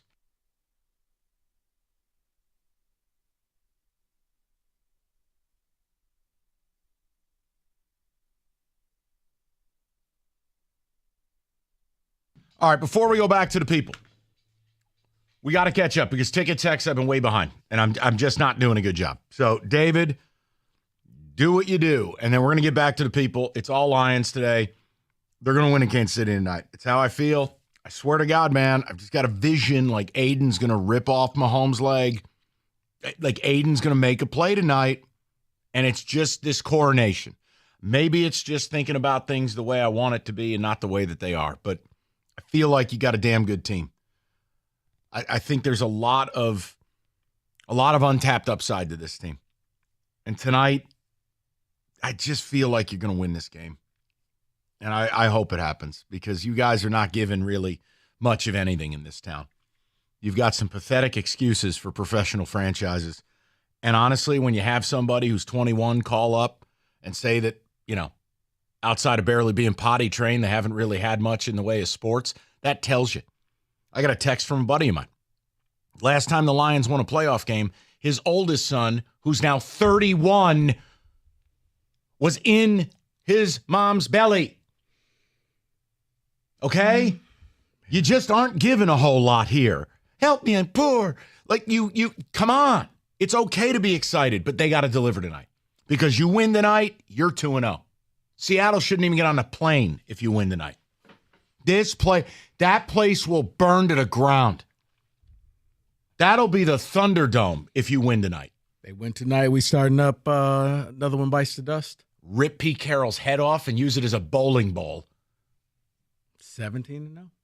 No, I just said 2. Then they'll probably lose a disappointing game. David, go ahead. Last time the city was buzzing like this, it was probably the Monday Night Football game when they played the Bears. That place was deafening. That was one of the loudest places I've ever been for a sporting event, any sport. That night, the Javed Best run, that place was unreal. It was unbelievable. I'm down here in KC because my truck broke down, and this town is crazy amped. Plenty of Lions fans. That is from Tom. Oh, David, both ways on my trip to New York, the airport, Lions fans are everywhere. Mm-hmm. Everywhere. Oh, yeah. The second the schedule came out, tickets were being just bought. Because remember, it was bad seats, up in the way upper deck of Arrowhead. They didn't care. They'll be there. Yeah, where Jordan Love's family was sitting, his first start. By the way, that's what Bama's doing to Texas. A little revenge. Remember what they did last year? Oh, yeah. Now Bama's putting the band and the Texas fans in the corner upper deck for Saturday night's game. Oh, I love that stuff. Someone says, let's go. Dan Campbell says, blue collar, it's time to work and finish. Woo. It is. There's no moral victory. The one thing I'm not affording today, I'm not allowing, is I don't want to hear about moral victories. Well, if they play well, it's close. What does it mean? You were close to winning the presidency. You were close to getting the job. Well, you were close to getting laid. No one cares. It didn't happen. You were close to getting into Harvard. No, you did or you didn't. There's no such thing as half pregnant. So, that's it. There's no moral victories. Well, the league just didn't want them to win. No, just win. The script didn't say so. Oh, my God. David. Gene Sterator's index card. I don't even want it to come down to a play like that. Oh, know. No, please, God, no. No Golden Tate. No timing error. No what process. Was it, the Falcons with the 10-second runoff? Yeah, please, no. None of that. None of it. Someone says the headline for tomorrow morning will be Lions secondary stifles Mahomes. That is from John K.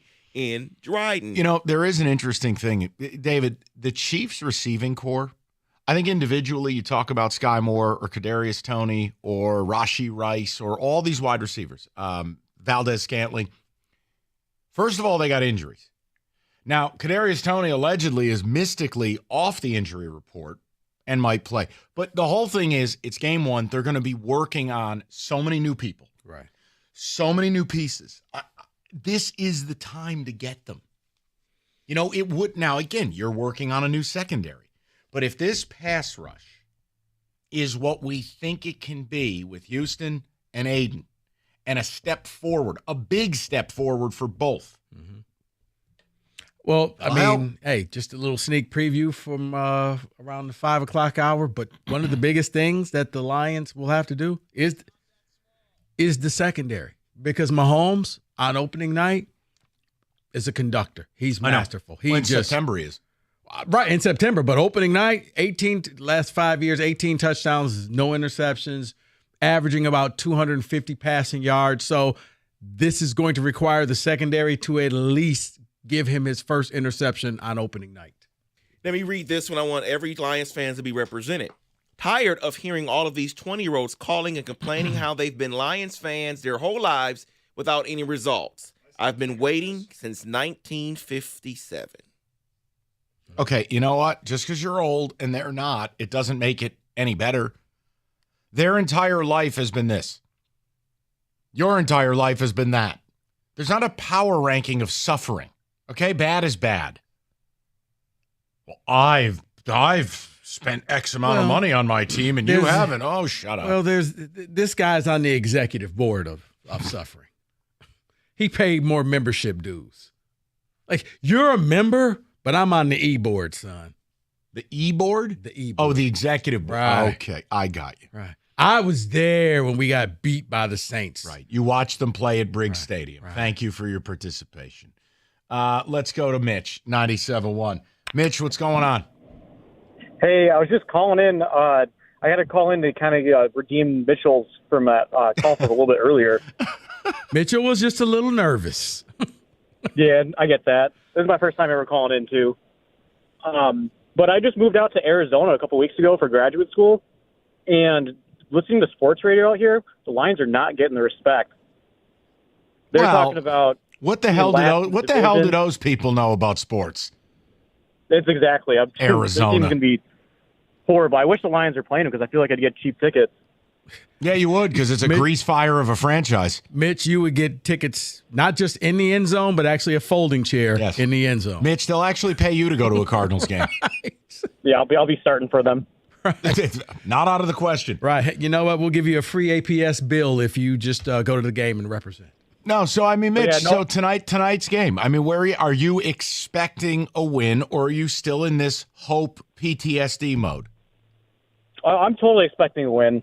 I came into the season setting the bar at just a playoff appearance, but now I'm kind of moving it up that I want a playoff win. Yes. But tonight I'm drinking the Kool-Aid. I'm walking around campus right now spraying blue Kool-Aid all over the place.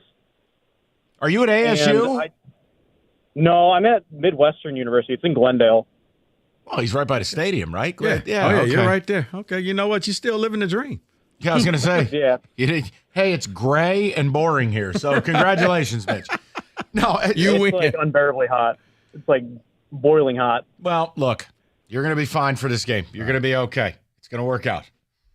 You'll be in AC or you'll be in somebody's pool watching the game. Yeah. But here's the thing. It's not. I'll just say it. If they don't win a playoff game this year, it's a wasted season. It's time to raise the bar. You got to win a playoff game. I don't even want to go down that road. No, well, here. I've already gone down the road and I've arrived at the destination. No, because you're going to say, oh, you're being negative again. No. Well, if they don't win a playoff game, Mike, then you know what? Miss me with the whole we've changed and this is all brand new. It's a wasted season if they don't win a playoff game. When people say you got to show me, I don't want to hear, well, you can't do that right now. Win a playoff game. That's it. You got to win a playoff game. I admit that. Thank you. And again, if they don't win the division, but they do win a playoff game, that's just fine. Right. To me, winning a playoff game is much more important than winning the division. Correct. Yeah. I mean, look at your boys. My Giants were ratty last year and fake. They won a playoff game. But they had Danny Dimes. Got it done. Like that? Yeah, it might be the only playoff win he gets us. But hey, 248-539-9797. I mean, but, Danny Dimes and Tim Tebow shouldn't have more playoff wins than the modern-day Lions. Hurtful. Hungry Howie's, 50 years of celebrating flavor, 50 years of creating delicious pizza. And tonight, I mean, what are we doing? Who the hell's cooking dinner tonight? It's Lions, right? Order a couple of pizzas. In the case of Kenny, probably that pepperoni cheese bread he adores. The bottom line is Hungry Howie's got you covered. Or eat your feelings. Okay, Rico, that was a negative remark about being sad and eating pizza. The point is, Hungry Howie's has got you covered. New menu items like the bee sting pizza, hot honey drizzle, 2 toppings of your choice you pick, or any menu item, mix and match, $6.99, and get it going tonight for game time. It's Hungry Howie's Pizza, limited time only on the new stuff.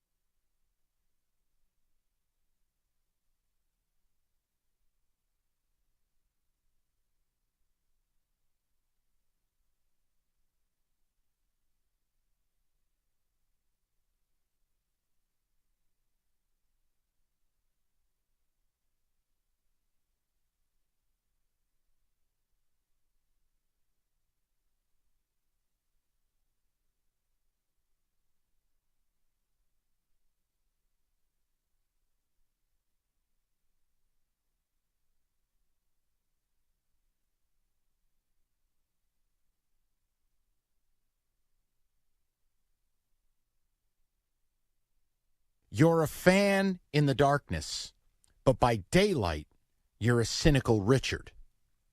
So what I wanted to do was this. I want to move forward together as a community, as one, as Greater Life Church does every Sunday at 10 a.m. where David is singing. Your donations are welcome. I want to move together as a parish. Now, how do we do that? Well, it's not good enough for me just to talk to Rico. Rico is but one man. Influencer, yes. A community leader, absolutely. But still, just one man. I want to hear from the people who have been hurt by this team, who have been disenfranchised by this team, who have not found a way to move forward. And what I want to do is make tomorrow, on the eve of this incredible season, I want to bring everyone with us. Leave no man behind. So here's my question. What is it going to take for you, the portion of Lions fan or Lions free, or I don't like them anymore, or they hurt me? What will it take for you to leave these daddy issues behind and grow the F up and pitch in on a party, as DJ Quick once said?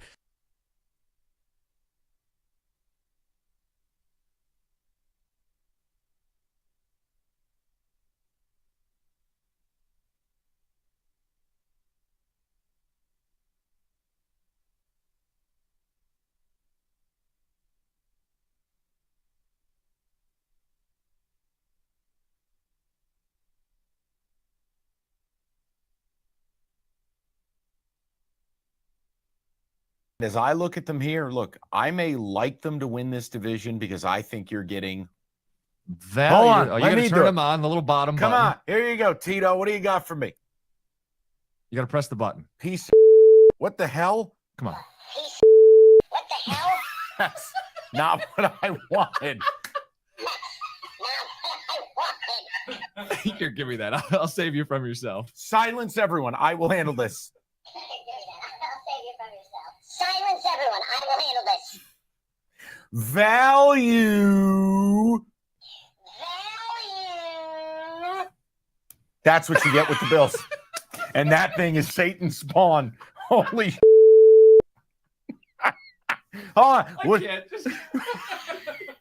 do you get? Hey, Jimmy, what do you get with the Bills? Just keep going. Hold on, I got to do it again. So when you flip the switch. Yeah, you want me to give you a tutorial? Value.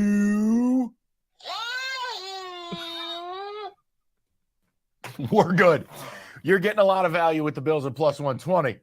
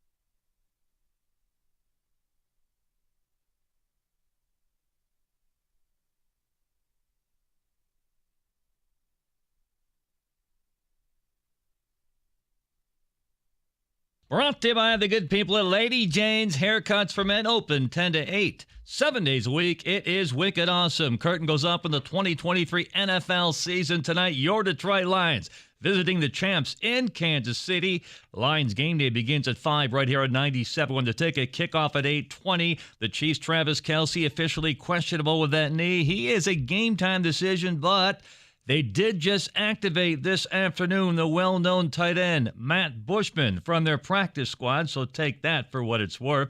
Many experts picking Dan Campbell for NFL Coach of the Year. The last Lions head coach to have a better record than 9-8 with Jim Caldwell when he went 9-7 and then got the axe. Meanwhile, Tiger baseball tonight over on our brother station, AM 950 WWJ. Tigers at the Yankees at 7:05, the first pitch. Eduardo Rodriguez pitching for the Tigers. At the Ticket Update desk, I'm Jeff Lesson. For more 97.1 The Ticket or Odyssey.com.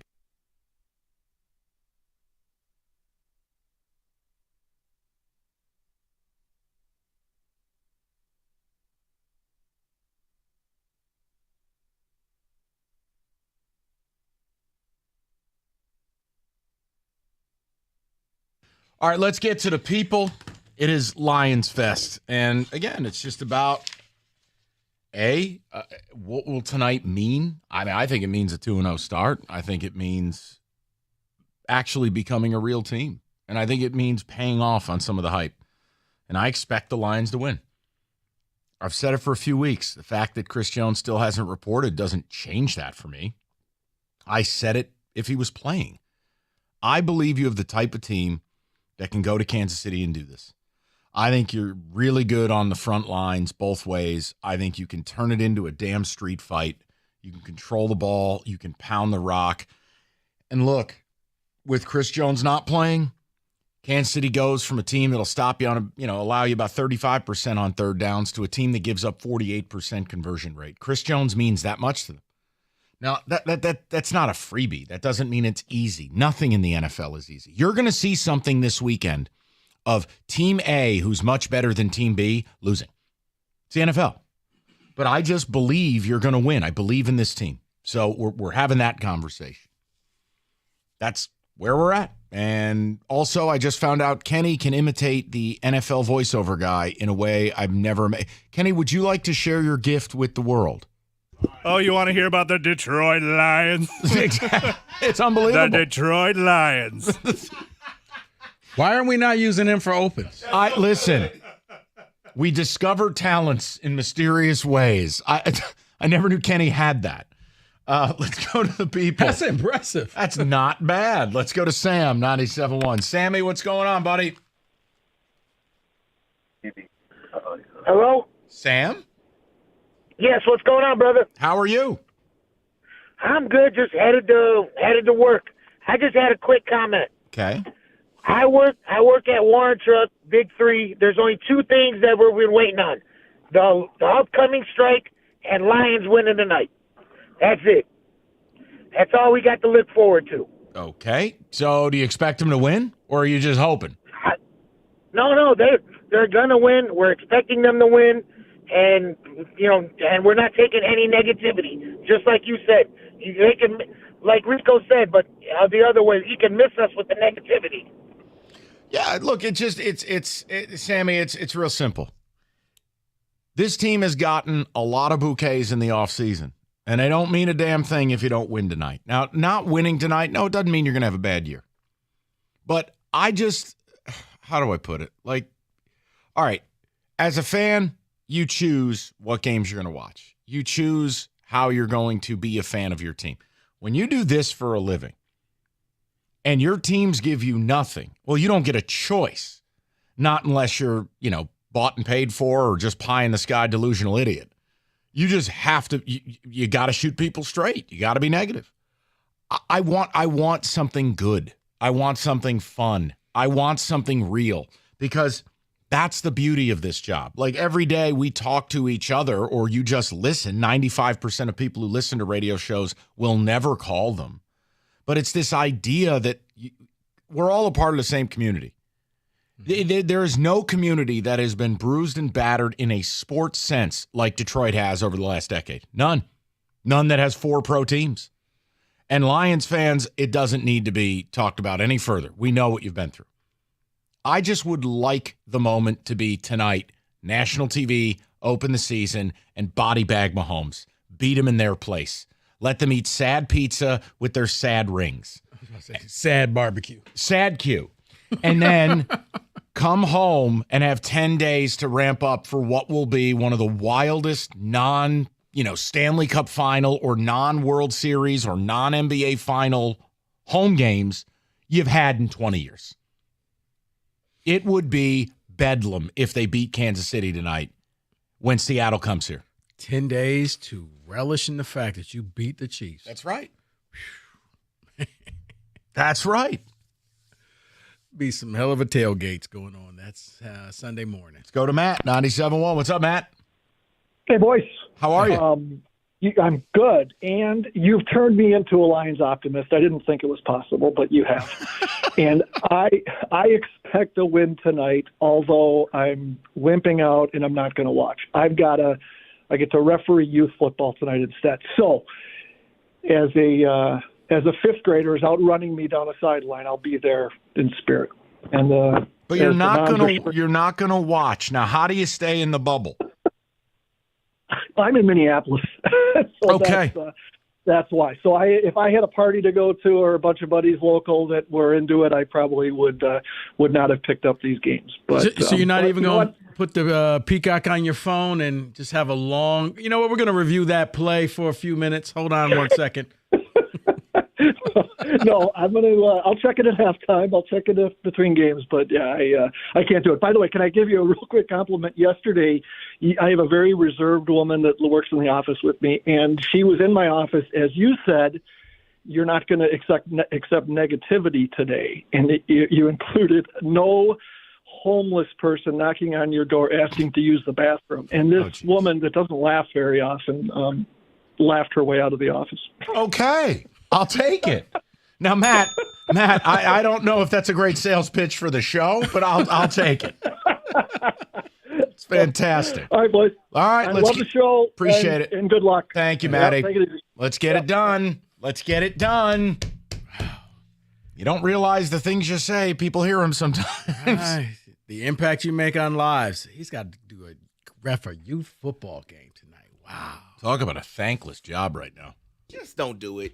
Just don't show up. Don't show up. Watch the game. Yeah, what if little David is out there at running back? You're going to want to ref there. I'll end up reffing the game. It's cool. Okay, get ready for the NFL with incredible offers from FanDuel, America's #1 sportsbook. Right now, new customers get $5 and you get 200 in bonus bets. Guaranteed. All customers who bet $5 will get $100 off NFL Sunday Ticket from YouTube and YouTube TV. Best time to join FanDuel right now. Official partner of the NFL. 21 and up, present Michigan. First online real money wager only. $10 first deposit required. Bonus issued. Non-withdrawable bonus bets that expire 7 days after receipt. Restrictions apply. See terms. FanDuel.com/sportsbook. Gambling problem 1-800-270-7117. NFL Sunday Ticket ends 9/18/23. No refunds. Terms and embargoes apply. $100 off NFL Sunday Ticket, not YouTube TV. YouTube TV base plan required to watch YouTube TV. Redemption requires a Google account. Current form of payment. Commercial use excluded. Subscription renews. Cancel anytime.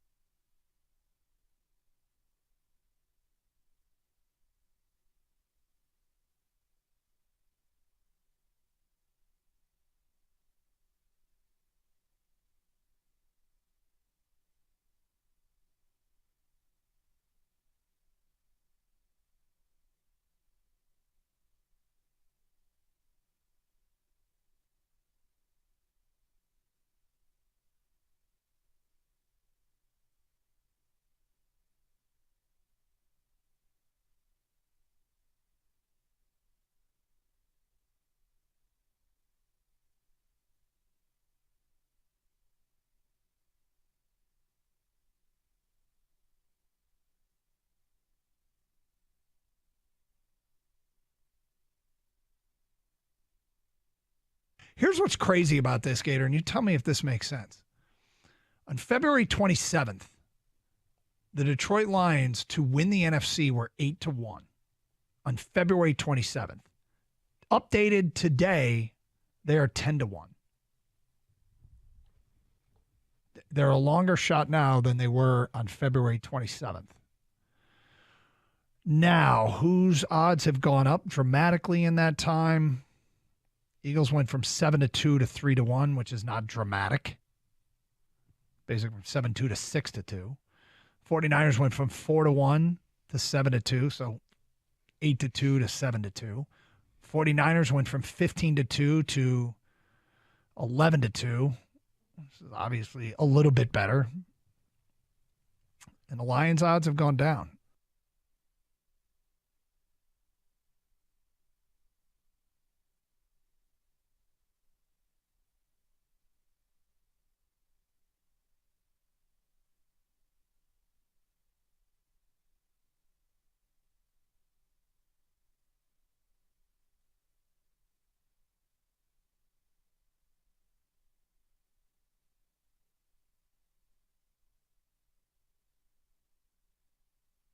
MSU is going to be challenged by Washington, and you're going to get a real test of how much better your secondary is when you face Michael Penix. You get it in your house. It's not going to be easy, though. That's a real test. And if MSU, I mean, obviously win the game, it's a big deal, but if they show an improved secondary and like an identity on defense, now you start to craft this narrative like, hey, maybe there could be a something. A heck here. of a showdown Yeah. when they play in East Lansing. That'll be a big test. It'll be a huge test to find out what this defense is. Is Brantley being back? Is he, how effective can he be at that corner position? We saw him play, and he was good. I wouldn't sit there and say against, your vaunted passing attack, he was great. But you start thinking about, and to the last caller's point,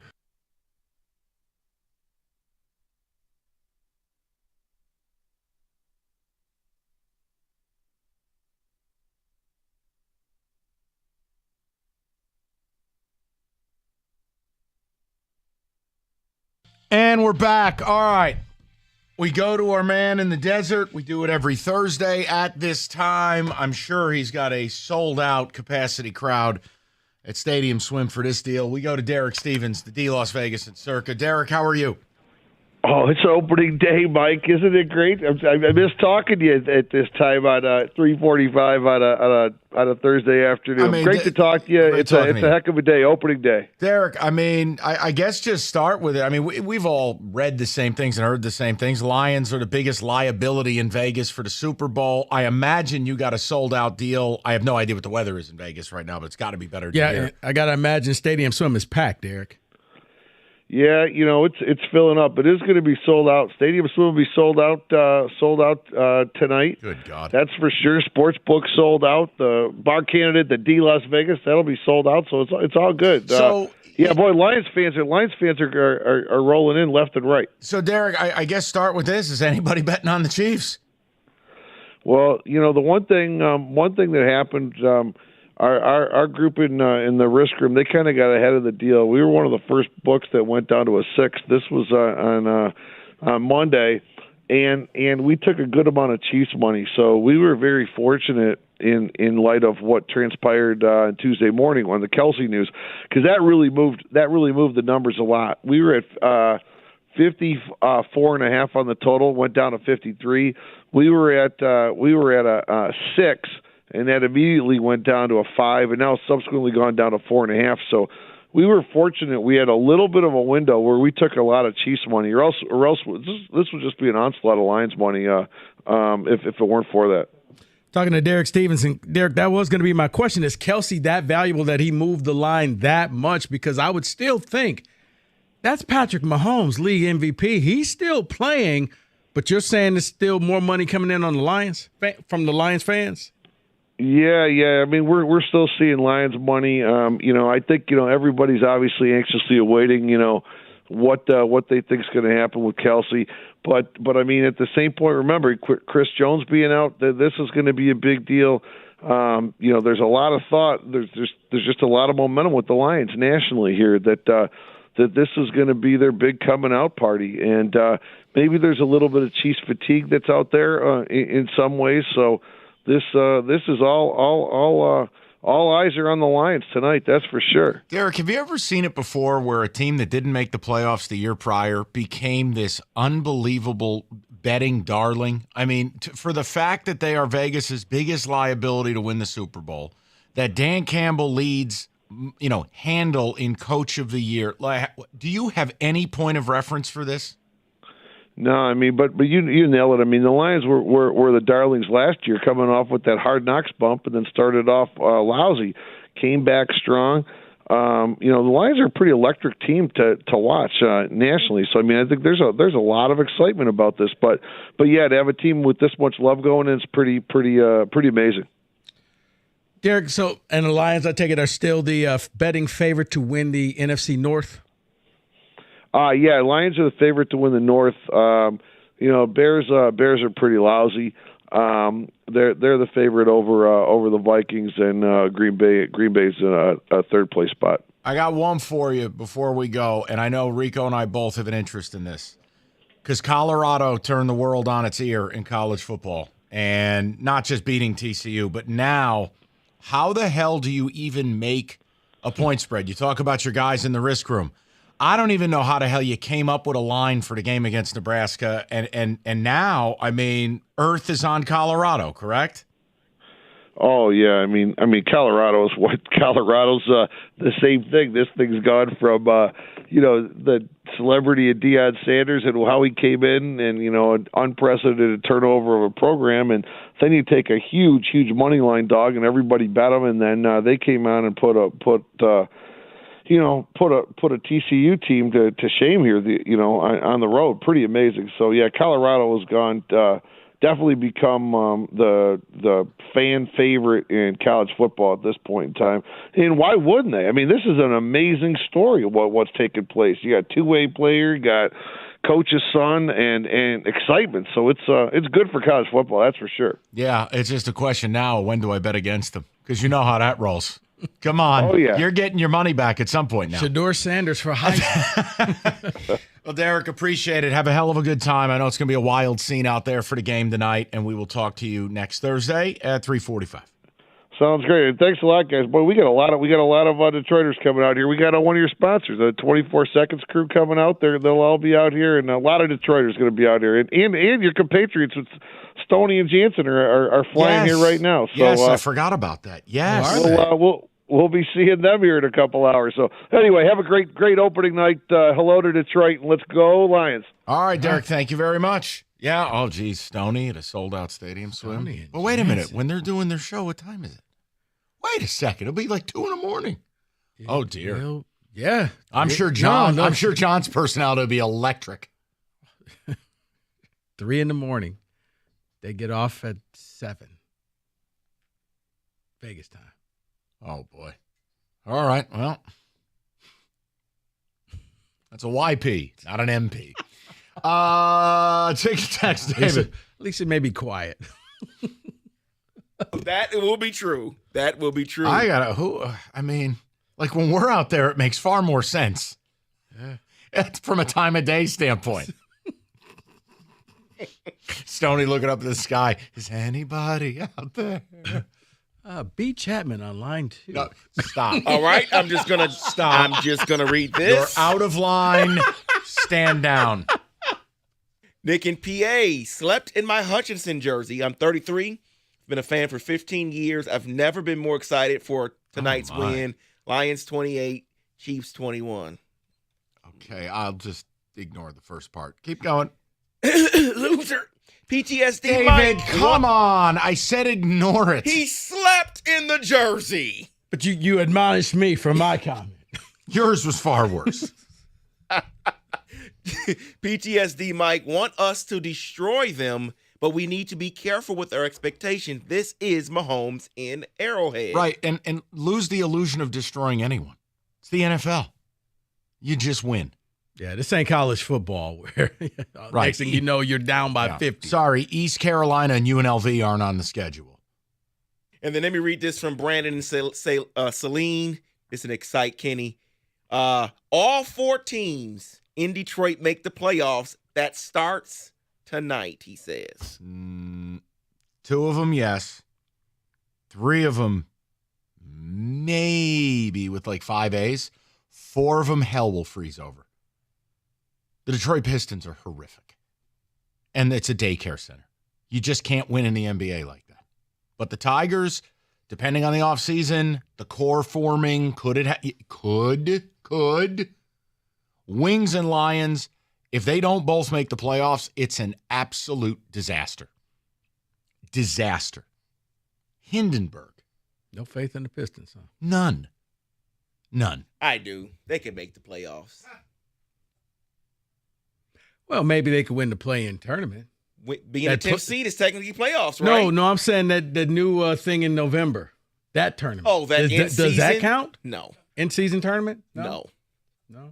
Preseason? Mike's looking for something. Preseason? I am. You took away my Troy Weaver drop. Oh, Kenny took it away. Why would you do that, Kenneth? It's on there. You just Kenny. can't find it. Kenny hates you. That's 2. That's 2. What happens on 3? Do I get to go home and buy some wings? Oh, no. We lock you in Roberto's studio. 248-539-9797. We will get to the phones next. 97.1.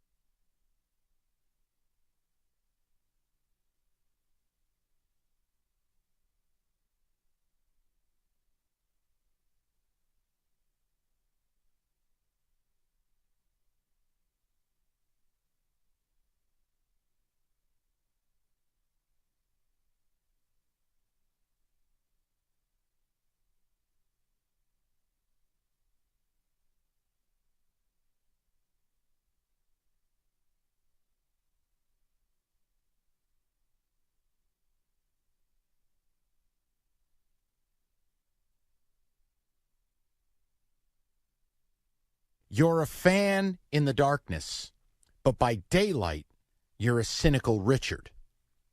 So what I wanted to do was this. I want to move forward together as a community, as one, as Greater Life Church does every Sunday at 10 a.m. where David is singing. Your donations are welcome. I want to move together as a parish. Now, how do we do that? Well, it's not good enough for me just to talk to Rico.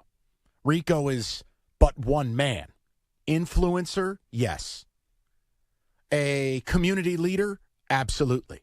But still, just one man. I want to hear from the people who have been hurt by this team, who have been disenfranchised by this team, who have not found a way to move forward. And what I want to do is make tomorrow, on the eve of this incredible season, I want to bring everyone with us.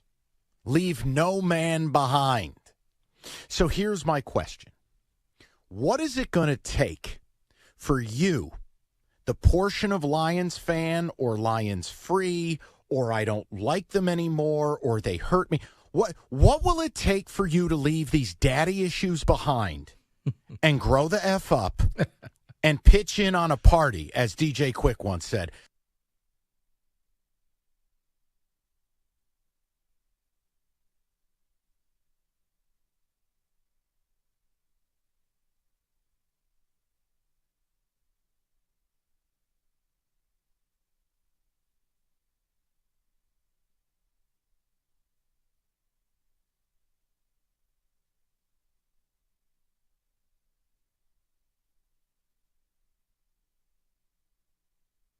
As I look at them here, look, I may like them to win this division because I think you're getting value. Hold on, Are you let going me to do turn it. them on the little bottom Come button? on, here you go, Tito. What do you got for me?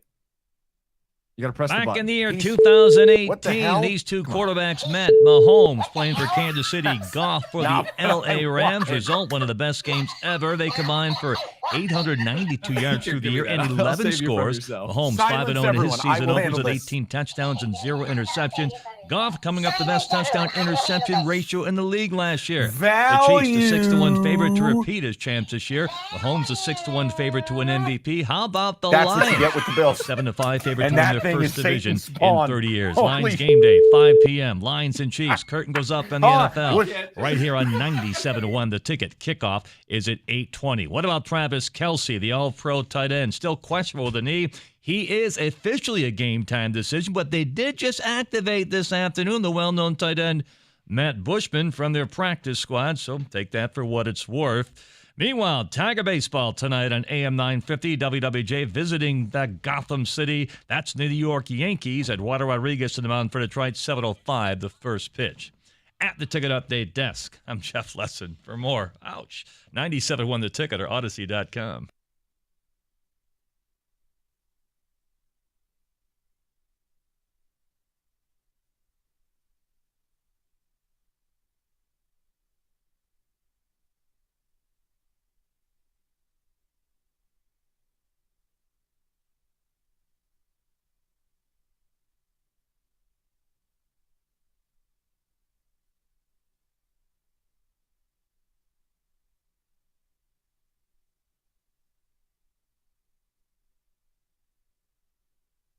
Thank you, Stoney. Tremendous. The revelation that Stoney will be doing radio at 3 a.m. in Las Vegas has really shocked this entire audience. Remember that. They're flying now. They have to watch the game and then try to get sleep and get up. Let me tell you. I don't think you go to sleep. That's Yeah, going to probably. be that's going to be an absolute electric factory.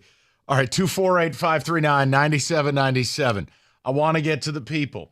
Quick note. You just heard Jeff say it, and I stand by it. I will be stunned if Travis Kelsey plays tonight. Really? Yeah, they just activated Bobby Bushman or whatever his name is. They got Noah Gray. Again, if you're not 100%, you're not playing in this game tonight.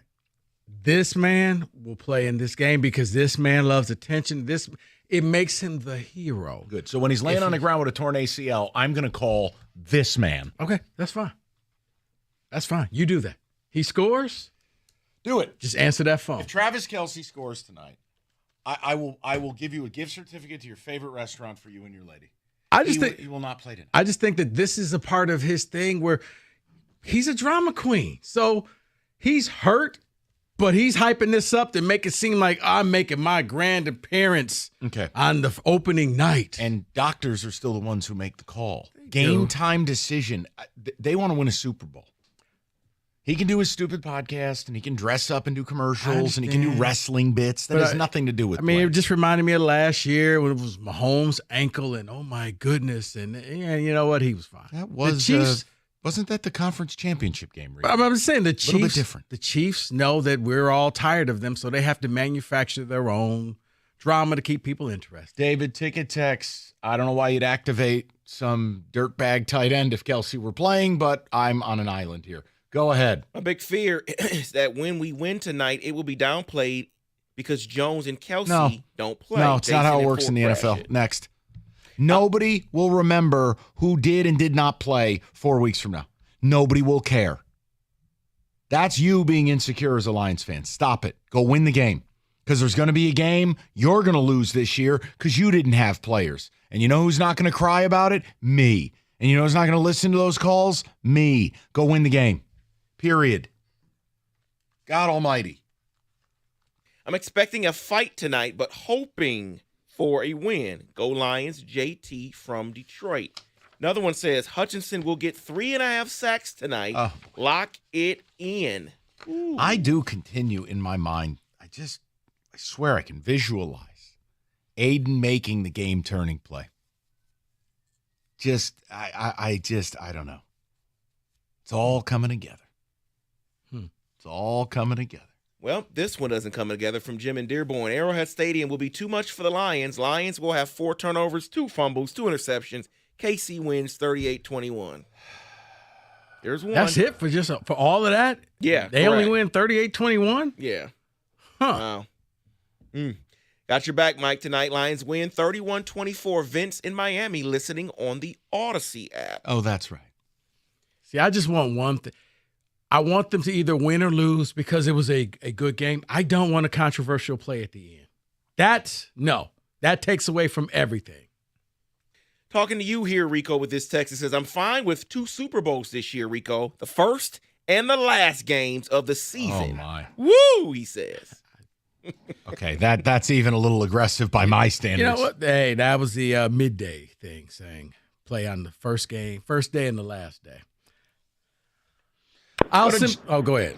Go. No. I'll simply say this. If you want to feel like tonight's a Super Bowl, sure, but this is why you need to climb the ladder and become a contender so that you realize tonight's game is not a Super Bowl. Jay, 97.1. Yeah. Hey, guys, I just call and say, love the show. I'm out here in South Dakota, longtime Detroit native, been stuck out here in Vikings territory for over 20 years. I'm taking the Lions tonight by 10. I think the Kirby is going to be the man. Kirby's going to show in this game. And it's going to be a 10-point win, Lions. Jay, did you say South Dakota? Yeah. That stuck out here in Vikings territory, Rico. I just did a presentation in front of 100 Vikings fans, wore my ugly-ass gray Viking shirt, or Lions shirt, and, yep, I wore it with pride. But the Vikings fans out here, every year they'd be, that's nice, Lions fan, go sit in the corner, take your ball, go home. This year there's fear in their eyes. They're doubting the Vikings, and they're a little scared of the Lions this year. Well, why don't you tell the people you just made a presentation to that they root for the most fraudulent team in NFL history who won a record of games by 1 score or less. Jay, absolutely, Mike. Jay, here's the other thing. How the hell did you end up in South Dakota? You want to explain that one to me? Yeah, but you know what? I was in Boston partying and met a girl that was from South Dakota. Yeah, I don't know, Mike. I'm sorry. A level of bad decisions. Yeah, I was going to say, Jay. Hey, Jay. A lot of fish in the sea. Yeah. I would have chosen a different one. Jay is undefeated for a reason. South Dakota. Now, wait a minute. South Dakota. It's Montana that doesn't have a speed limit, right? Sure. Why not? I'm not making that. Hold on. I'm not making that up. There's nobody in Montana. So the only thing you got to worry about is hitting moose and caribou. We shouldn't have speed limits on highways. All they do is bottleneck. Speed limits are stupid. Now, on regular roads where things like children and turtles cross, yes, you should have speed limits. But on the highways and byways, there should be no speed limits. Montana's doing it right. I'm with you, but yeah, there's nobody in Montana. Maybe it's not Montana. I know there's one of them. It's Nevada and Montana. There you go. Now, no, there's speed limits in Nevada. They say you can go as high as 80 miles per hour, but there's not really a speed limit in either state. No, because basically it's up to the cop to write you a ticket. It's, quote, responsible speed. I want to go full Autobahn. And you just go. Okay, go ahead, Kenny. No daytime speed No, but you have to do it in the NFL announcer voice. with no daytime speed limit. I like that. So Nevada has no daytime speed limit, or Montana? Montana. Thank you, Kenneth. This is tremendous. Joe, 97.1. Joe, what's going on, buddy? Mikey V. How are you? I'm fantastic. I got a story for you, Okay. not for Debbie Downer David or for reluctant to rejoice Rico. Okay. This is for Autobahn, Super Bowl, Lions, Mikey V. All right, I'm listening. All right. When the schedule was announced and tonight's primetime Lions victory was announced, I put in a PTO request so I could stay home tomorrow. That decision was made for two reasons. Two options, I guess. Okay. Either I have to stay up far past my bedtime to watch the Lions win a great game, wake up in the morning whenever I want, and start my celebration. Or, now I don't want to put this out there, it's a horrible showing. I can't watch the rest of it. I have to turn it off and go to sleep, wake up depressed. Either way, I want to do those at home, not at work. I mean, Joe, listen, you planned ahead. It's a long weekend you've created. I'm a big fan of the PTO Friday versus some of the people we work with who fraudulently call in sick when they're not sick. Joe, I'm good with it. I think it's a very adult play by you. But it's going to be a happy celebration. And you know what? I know Joe's not talking to me, but at least Joe was smart and had the forward thinking to know, you know what? Regardless, I'm probably not going to want to go to work the next day. Joe said you were reluctant to rejoice. That's not an insult. It's a statement of fact. But he was talking to you. Okay, I'm kind of butting into this conversation. I'm sorry, Joe. Continue. Fair.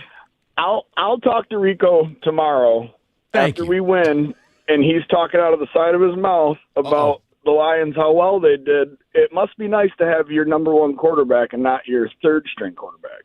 Ooh. Wow, I like that. Joe just launching bombs.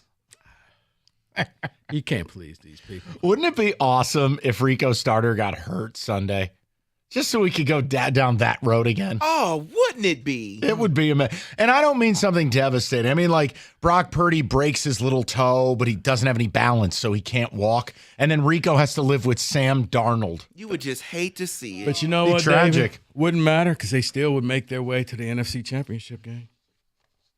You know, well, you won't do it. It's okay. What, another bet? Yes. I just feel like when you I'm make not these wearing anything ridiculous. So no. More than the cartoon T-shirts you already do? Oh, that's not ridiculous. Well, you had Grimace the other day. What was that? It wasn't Grimace. It was The Count. Correct. That's a classic. He had the Cookie Monster one. He has the Marvel He's one. got them all. I do a show in Sesame Street. Oh, well, you know what? You're going to love the new one that I bought. Oh, what a blessing. It's the gingerbread cookie from Shrek. I quit. With Cookie Monster overlooking him. Oh, that's nice. I don't even know what that means. Kenny, can you explain it to me in NFL Films voice, please? You never had... Oh. I have no idea. In the name of God. Oh, thank you so much. You never watched Shrek with your nieces and nephew? No. Really? They weren't born yet. They don't watch it now? Oh, no. I'm just not doing it. Oh. I got stuck with... No, what's the one she liked? I got stuck with about 30 minutes of Frozen. Oh. And I extricated myself out of that situation real well. Good job. Wait a minute. Good job. So we need an open for him to let it go. Oh no, she did the singing. And while she was doing that, I got the hell out of there. I got Is out. his voice over the Let It Go song? Wait, Kenny in the announcer voice singing Let It Go. Perfect. I need that as an open, Roberto. 248-539-97. Let it go. I'm done. 97.1. Football is here, and I need the fastest internet around to keep up with all the action. Xfinity connects me to more of the great game that I love. With Xfinity Internet, I get the speed that I need at a great price. So no more frozen screens, pixelated videos. Nope, none of that. Just pure, uninterrupted streaming bliss. Xfinity Internet is built to handle all your digital demands with speeds that will make your head spin. Enjoy all your favorite apps all in one place with a Flex 4K streaming box, all with Xfinity Internet. Xfinity allows me to stream all my favorite shows and all my favorite games without interruption, including tonight. That means you can get the latest scores as they happen. Keep an eye on the injury updates and your fantasy stats. Choose from a variety of speeds depending on your needs, including gig speeds up to 1.2 gigabits per second, and enjoy reliable internet on all your devices. To get started, very simple. Call 1-800-XFINITY, visit Xfinity.com, or stop into a local Xfinity store today for more details. Maximum download speed of 940 megabits per second when hardwired via Ethernet. Actual speeds vary and not guaranteed based on Xfinity's fastest available download speeds.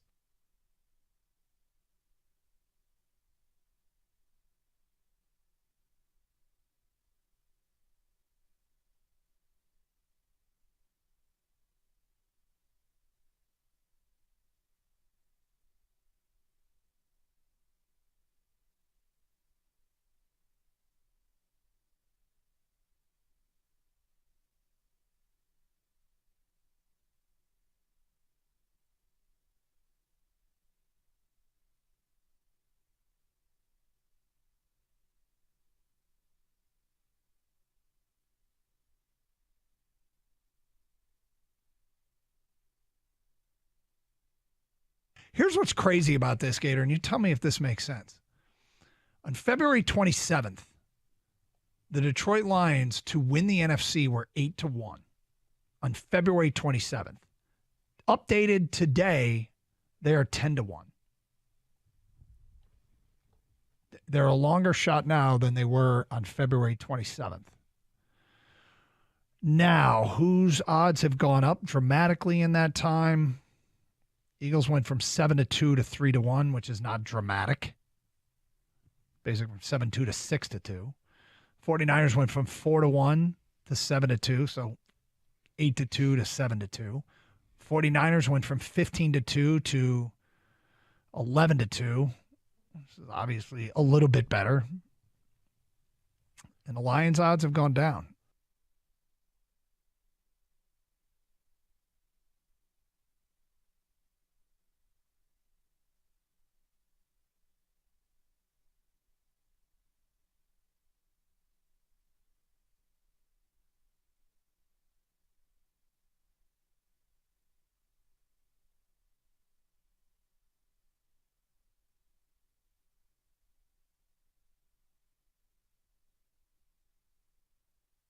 MSU is going to be challenged by Washington, and you're going to get a real test of how much better your secondary is when you face Michael Penix. You get it in your house. It's not going to be easy, though. That's a real test. And if MSU, I mean, obviously win the game, it's a big deal, but if they show an improved secondary and like an identity on defense, now you start to craft this narrative like, hey, maybe there could be a heck of a showdown when they play in East Lansing. That'll be a big test. It'll be a huge test to find out what this defense is. Is Brantley being back? Is he, how effective can he be at that corner position? We saw him play, and he was good. I wouldn't sit there and say against, your vaunted passing attack, he was great. Hi, I'm Mike Valeni, and I'm here to tell you Sorry, something. I had the audacity to take a breath. Robot Mike is back. When you've been injured in an accident, whether it's auto, truck, or motorcycle, or slip and fall, David Femininio, the guy you need to call. We've told you when you get injured, you get David, and you get paid. David will personally make sure you get every dime, and he doesn't take a fee until you get paid. So if you're injured or know someone who is, tell him to call David Femininio, 855-65-CRASH. That's 855-65-CRASH. Or go to getdavidgetpaid.com.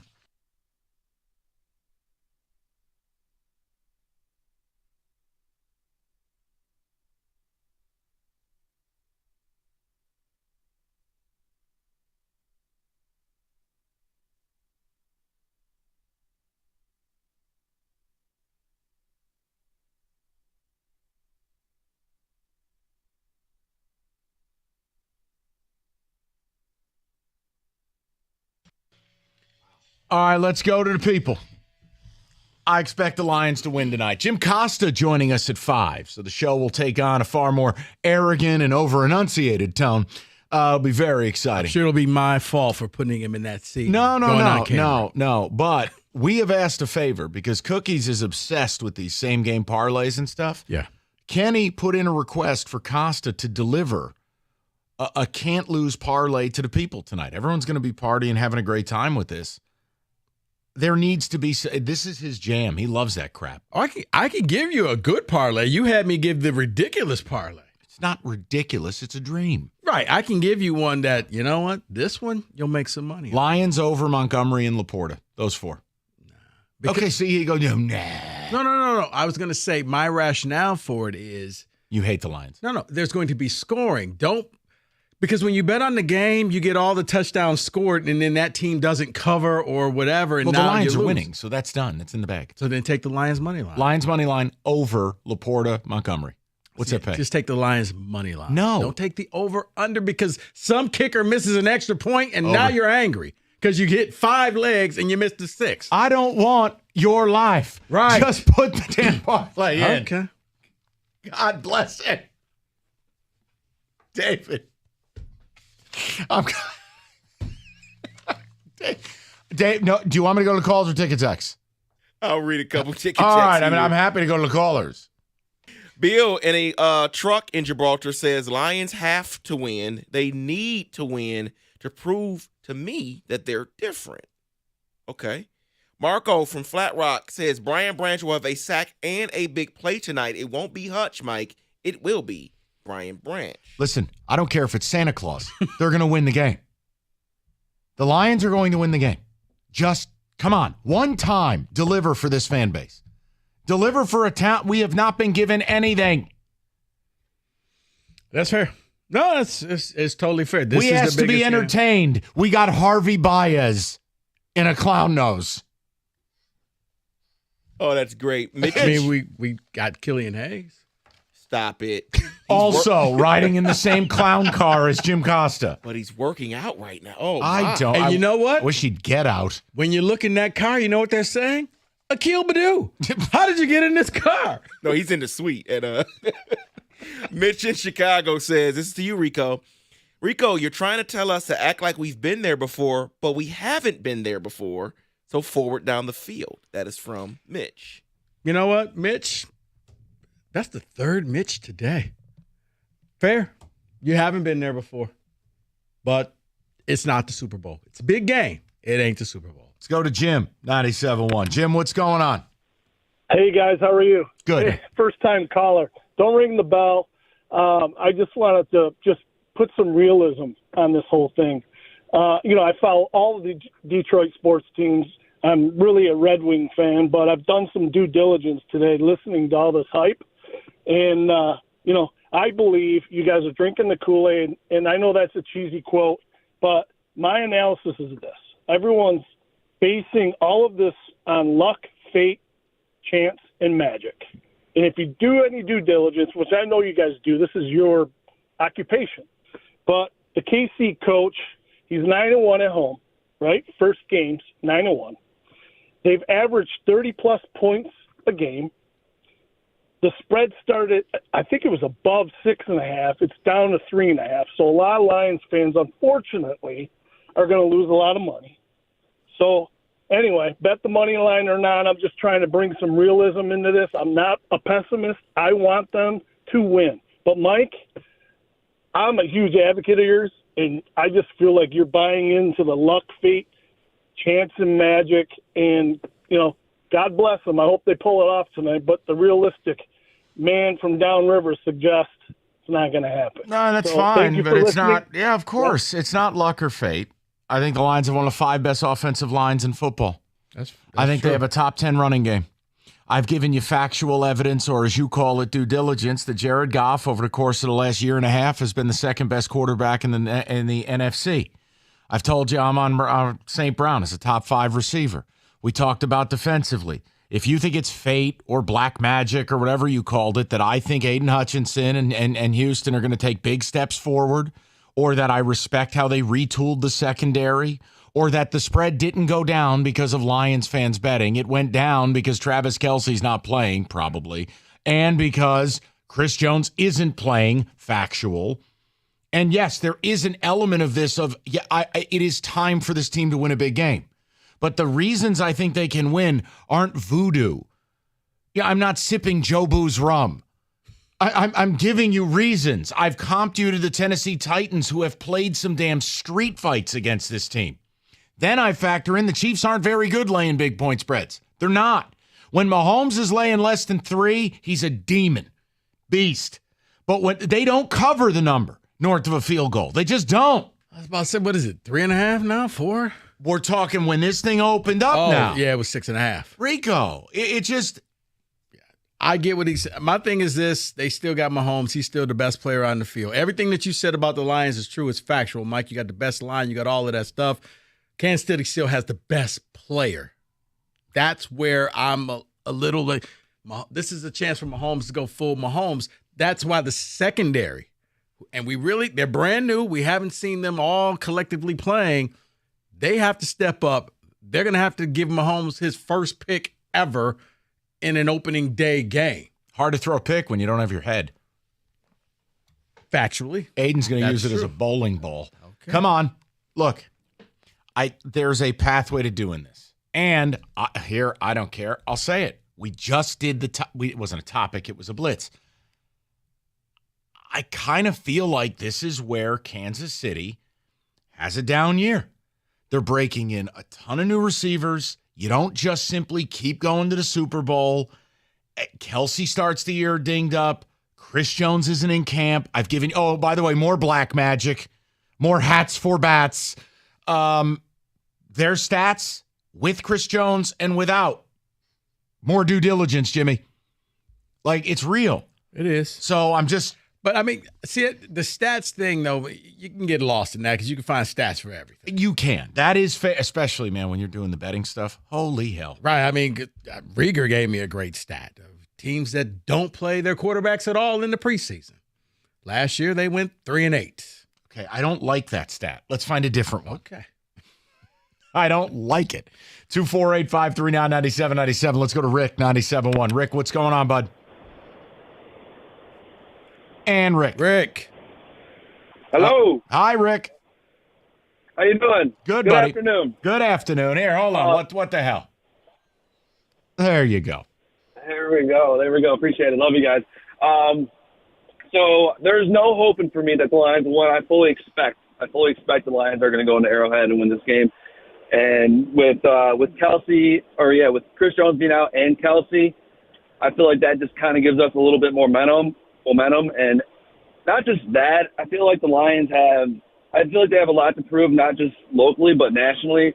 And I feel like to win this game, and if they win this game, I feel like they'll prove to a lot of people that Lions hype train is real. And one more thing, I feel like we could hold the Chiefs to 25 points or less and hopefully get to Mahomes a couple times. Well, listen, get to Mahomes a couple of times, yes. Rick, I never put the number stuff on games. Like when people are like, ooh, predict a score. It's impossible. It's hard enough to predict who's going to win. If you held the Chiefs to under 25 tonight, now that's premium. I'm not going there. I don't care what the score is. I just care you have more points. That means you have an elite defense if you're holding Patrick Mahomes. Well, here, more black magic, according to Jim, over the last, after week 8 of last season, the Lions had a top 10 defense. Hey, here's a stat for you. The team at the end of the game with the most points wins 100% of the time. You know what? Moran Buick GMC. Schedules are packed this fall. Hey, maybe your schedule's like Jimmy and you're about to go on a bus ride to Washington, D.C. for your kid's soccer game. Or you can go to Moran Buick GMC and get a new ride for the shorter distance stuff like a 2024 Enclave. It fits up to 7 people. Now, that ain't a bus, but it fits 7. Or if you're a hunter, maybe you're going up north, Sierra Crew Cab 1500. They got you covered. Something's wrong with the vehicle, MoranExpress.com. Moran Buick GMC. easy scheduling, always the best pricing. MoranExpress.com. On Telegraph, just north of Eureka and Taylor, or MoranExpress.com. It's Moran Buick GMC. We are professional grade.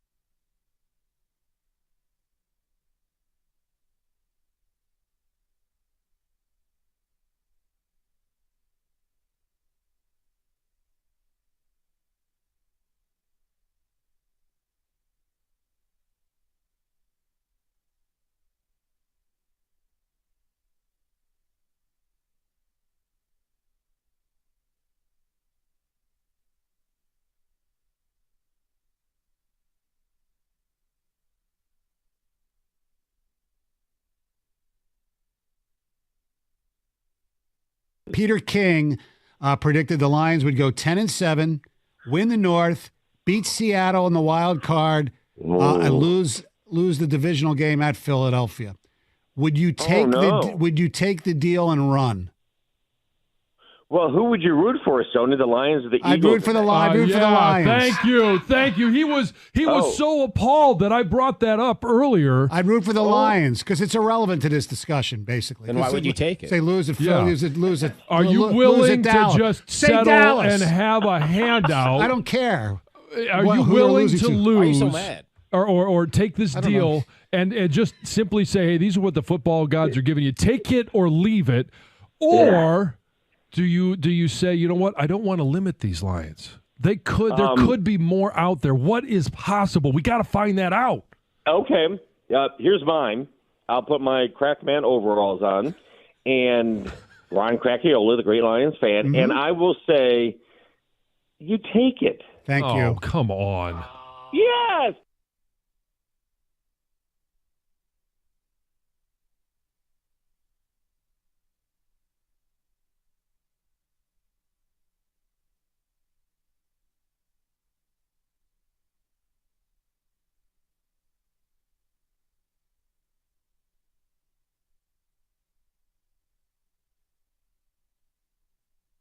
Now, what Evan is bringing in, this is exciting.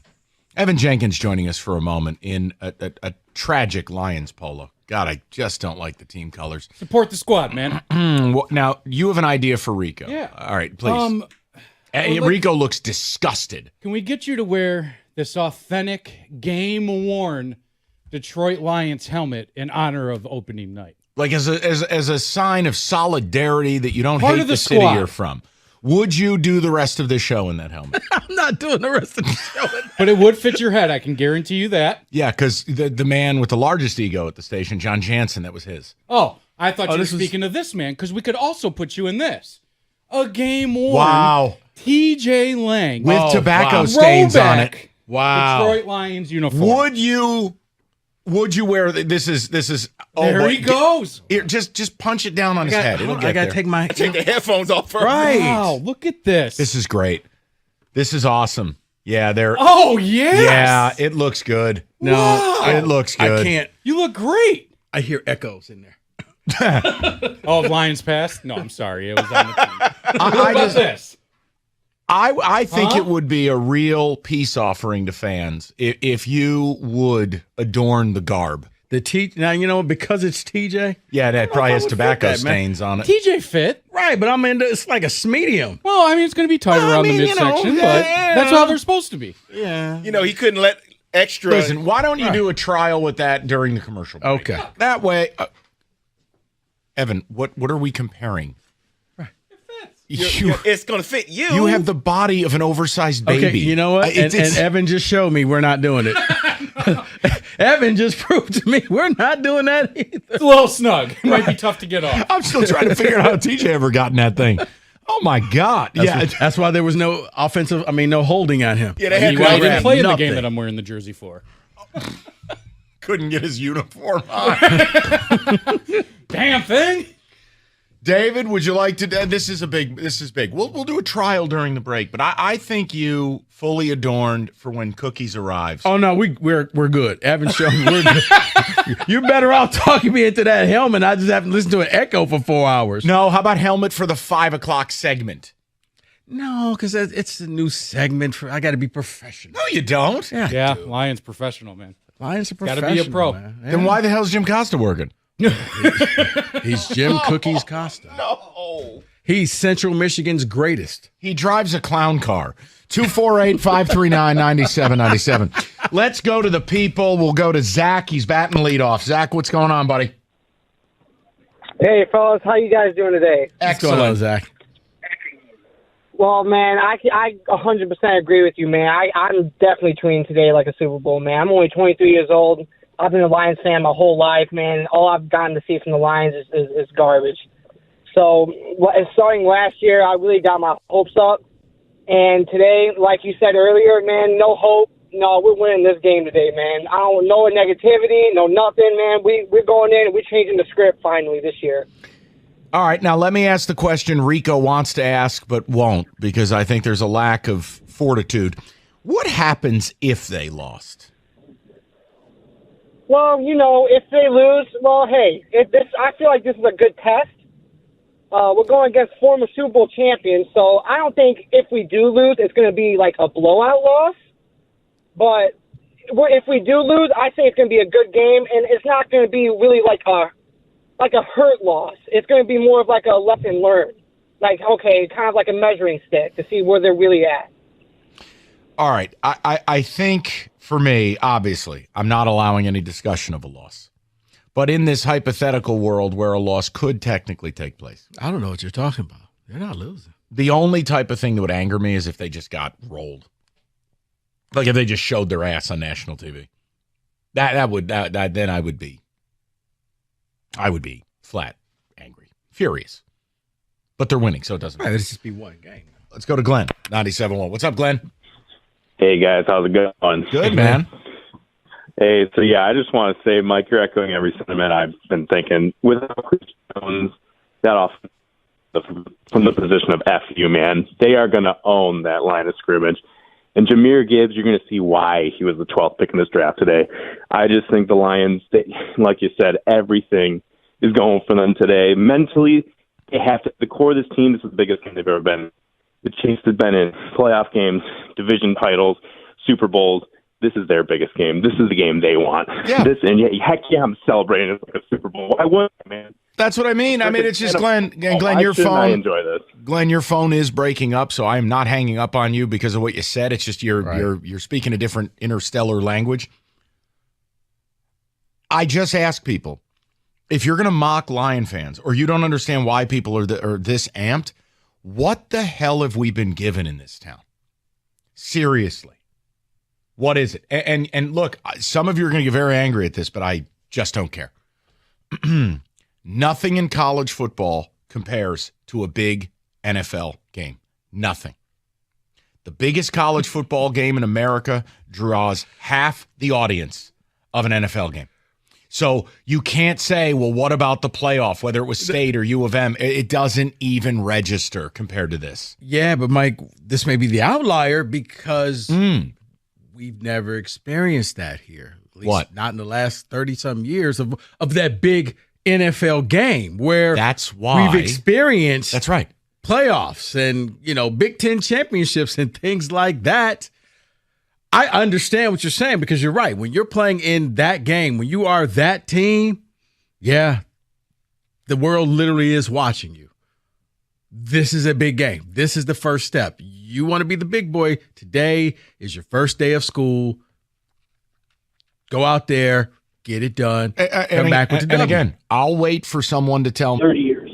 Maybe since 1984. I don't know. I was 4 years old. I've been around since 1980. I can't think of a bigger sports moment. I think positive vibes only. I think they go kick him in the teeth, winning Kansas City. We have to buy in. We have to believe this is the biggest moment as sports fans in Detroit we've had in the last 30 years. The NFL is the big leagues. Everybody get to your apps, ship Lions under, baby. And just sit back and relax and enjoy the process. Yeah, and Tommy, listen, have a great time. Be safe with it. What I would say, though, is no, it's not bigger than the Red Wings winning a Stanley Cup. It's not bigger than Maglio against the A's to go to a World Series. Now, I can't do that. I understand your sentiment. Now, if you want to say football-wise, look, you want to bring up, well, what about playoff games? Okay, I mean, you could bring up the Dallas playoff game if you like. No, but when you're talking about 12 to 15 years since we have something, I could easily see why my man is on the way to the airport saying, this is it for me. This is all I can remember. I was 3 months old when they won. I understand. How about when people bring up the Dallas playoff game? Think about this. That game was 10 years ago. Ooh. Okay? And the Seattle one doesn't even count. If you don't score a touchdown, you never played. Signed Michigan State in the playoff. 248-539-9797. Like that's Rico. I wonder how big the parties are tonight. I mean, Kenny, he's screening calls. Now, what Evan is bringing in, this is exciting. Evan Jenkins joining us for a moment in a tragic Lions polo. God, I just don't like the team colors. Support the squad, man. Now, you have an idea.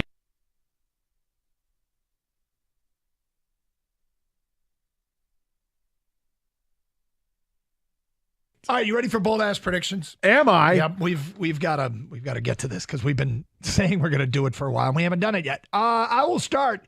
David Montgomery leads the NFC in rushing with over 1,300 yards. Wow. Damn.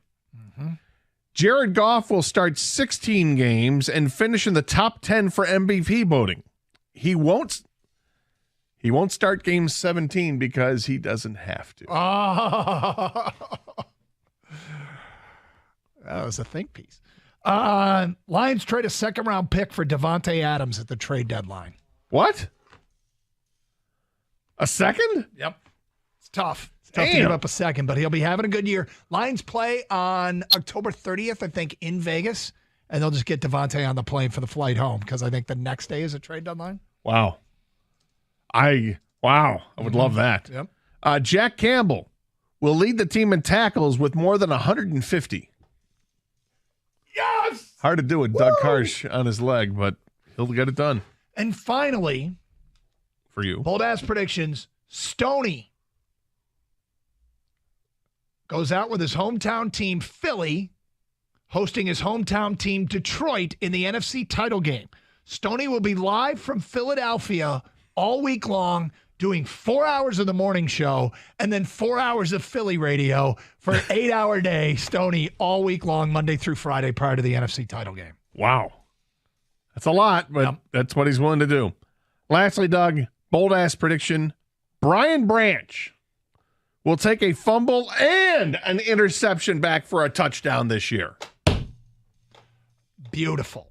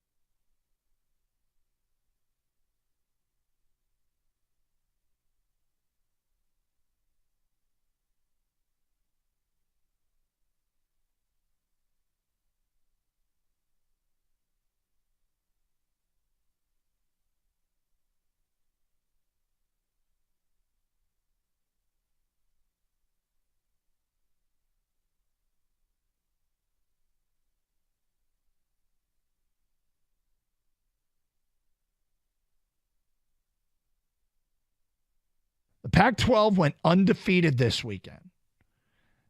With this product and the TV draws that are the defending Heisman Trophy winner, who looked great, with perhaps the most interesting coach and program in the country in Boulder, Colorado, a dynamic player in Washington and Michael Penix, Oregon State, my pick to win the conference, Dante Moore, the Detroit product, who is one of the more impressive freshman performers over the weekend, Utah, who on national TV totally dissected an SEC foe.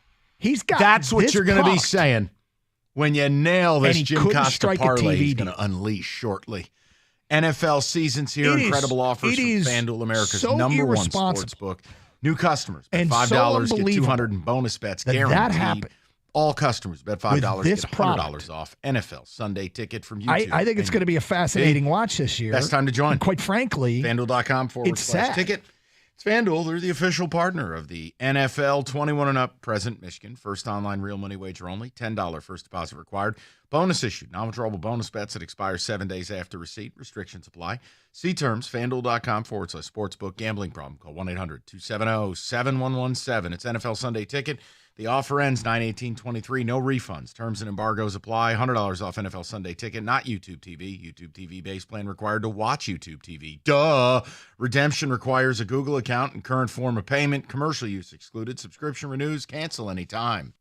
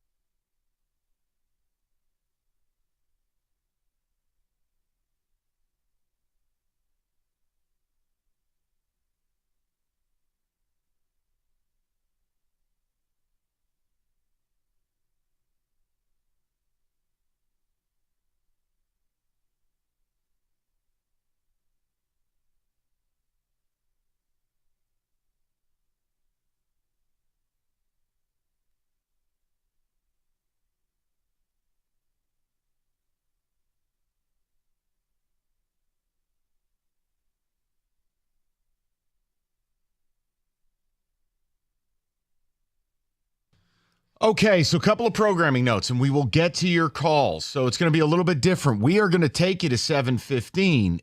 Jim Costa's joining because obviously NFL, you have network coverage. So it's like different segments and different commercials and different things that I don't manage, nor do I care to. So Jim will come in because he works network. But we're staying because, well, we're just magnanimous SOBs, and we'll take you to 7:15. 2 notes, though. One, it's yet another sign of David's dark future. Did you hear what your boss, Jimmy Powers, is up to? Yeah, I did. Okay. I would fake my own death before wasting my next 4 days of my life doing what he's doing. He is a parental chaperone on a youth soccer trip to Washington, D.C., but are they flying? Nope. Jimmy is on a bus like it's Hoosiers. The guy's got Larry Bird's back circa 1993. He's on a bus for 12 hours. You want another step to this? I don't even think they play in soccer. I quit. I'd fake my own death. It's like an educational tour. It is. Here's the education. Thing, don't have kids. So now, number 2, it's crazy. Everyone's on buses now. So now we got our market manager and clients. They're raging on a bus in Kansas City. What the hell's going on here? What? I'm hearing talk of a beer bong. It's chaos. They got a shot ski. They might not even make it to the game. Wait, they took the bus from here to Kansas City? Oh, no, they went from a plane to a party bus. Now the only thing missing is one of those bike buses. What the hell is going on? I think about Jimmy on that bus like Pat Riley smoking cigarettes. Right. Just chain smoking. I'm waiting for Jimmy to open like a prescription bottle for pain pills or something and just pour it into his mouth. Wow. I'm amazed by the other thing in Kansas City. Right. Ah. Oh, yeah. Please. They got their own party bus. Yeah. Wow. Crazy. Oh, by the way, now. And poor Stoney and Jansen. No. Stoney doing radio in Vegas at 3 a.m. And John is going to be as useful as Bernie Lomax. John, what did you think of the game? Okay. Thanks, John. Scored a lot of points. So. By the way, hold on. Well, he's got a Picasso shirt on. What is that, Starry Night? It's a little Hawaiian blue flavor. I heard Jackson Honolulu Pollock in the air. I heard Jackson Pollock, and I'm like, oh, I get the reference now. I don't know, Jim. That's electric. Thank you. That's my God. That's Bill Walton tie-dyed. The Conference of Champions. Only the best. All right. So how does this work now? Coming in. I think we're going to figure it out together. So Rico and I are going to do this all fall, couple hours before Lions games. But the real treat is you're sticking around tonight. Yeah, I'm happy to. But like, what the hell? We're not. What are we doing? A bunch of silly interviews or what is it? No. We can take phone calls. We'll keep taking phone calls. We got to do a few odds and ends, sponsored segments. A little bit of tchotchke, if you will. Okay. Hi, I'm Jim Costa. Welcome back. I'm your network cover. Are you going to do like Scott Hansen voice? No, but I was talking to Kenny, and I want to know if we can get all of it re-imaged in like 2 minutes so that he can do all the sounders for this show. Oh, we might be able to, Jim. That NFL voice Keys to the game. Can you give me a keys to the game real quick? Keys to the game. David, how quickly can we turn that around? We got, a couple minutes here? It's not really a David question, but so be it. And if you know who you have to ask, well, you already know the answer. All right. Is Roberto sticking around till 7:15? Let me help you with that answer. Is Roberto still here? I think that's him driving off. Meep. Wait, he was like, wait, Jimmy's gone? Okay. See you guys. This car doesn't go that fast. Right out, yep. So your phone call, Jim, here's the other thing. Yeah. You have carte blanche. You do whatever you like. Our theme today has been simple. It's expectation. It's not hope. I expect them to win this game. And how has Rico handled that? Oh, he's bleeped in the punch bowl. No, he's been very good. I've simply just said, hey, tonight is not the Super Bowl. Have fun. It's a big game. Lies. But if you treat this like the Super Bowl, then, yeah, it tells me you're not quite there yet because this is a big game. This is a statement game, yes. Tell the world who you are, and all the pats on the back were deserving. If they win tonight, mortal lock. They're going 2-0. Seattle shouldn't even get on a plane for week 2 because this place, maybe they'll get on a bus. They'll blow the roof off this joint. Have you explained how they're going to win this game tonight? Yeah. Other than just because I know if a person could will a victory, you are making the attempt today. Yeah. No, I have. So we can get a little granular, a little nerdy with it. I don't want to interrupt. I'm so happy I get to say this. I don't want to interrupt your pregame. So you hit a button when you want me to speak, or like I'll raise my hand. We'll call on you. It'll be great. Yeah. The biggest thing for me, you want it now, you want it later. Whoa. What? My goodness. Was that like your pickup line? It's a when you were family back in the day? program. No. He's not your dentist. Okay. You know what? You're not doing that. She's a happily married woman. No. We're going to have fun today. We got a couple hours until Lions Chiefs. I quit. Beautiful stuff. Up next, the Jim Costa preview. Kenny? What's it called? Up next. Lions tailgate. The Lions tailgate. You thought it was going to be something more pretentious than that? I'd hoped it was. I wanted the super serious NFL breakdown remix. Oh, let me tell you something, Rubes. They can't cover the tight end today. You're going to break that. Serious sport. All right. Do my 6:30. This is going to be chaos. You're going to be out the door at 6:30. Will Mike make it till Mike, just go home. Will he make it till 7:15? That's the question. Mike, that's the over-under. We'll mix that in the parlay. And are you now? Hold on. David, you're number 1 too. Are you allowed to give a parlay? I don't want to get you in trouble. Not? Well, I don't know what the rules are, like JMO factor or what. He won't catch a touchdown tonight. Perfect. You know what? 97-1. There we go.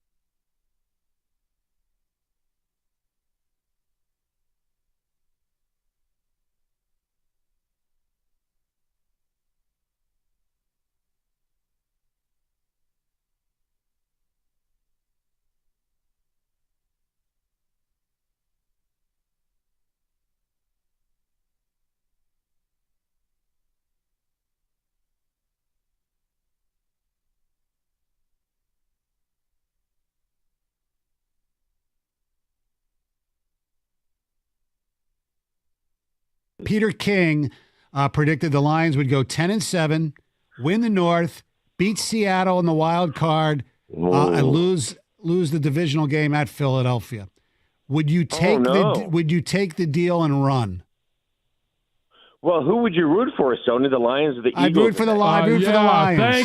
Thank you. He was so appalled that I brought that up earlier. I'd root for the Lions because it's irrelevant to this discussion, basically. Then why would you take it? Say lose it, lose it. Are you willing to just settle and have a handout? I don't care.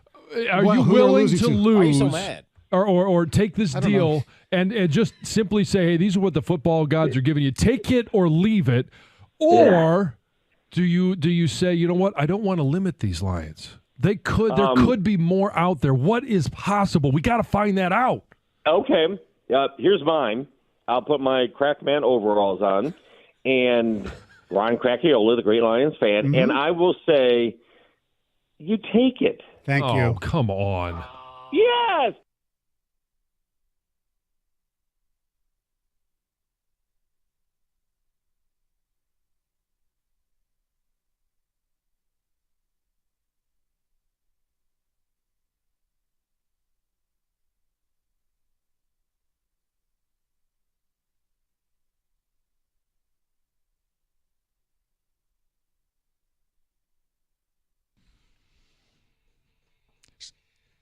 You like that?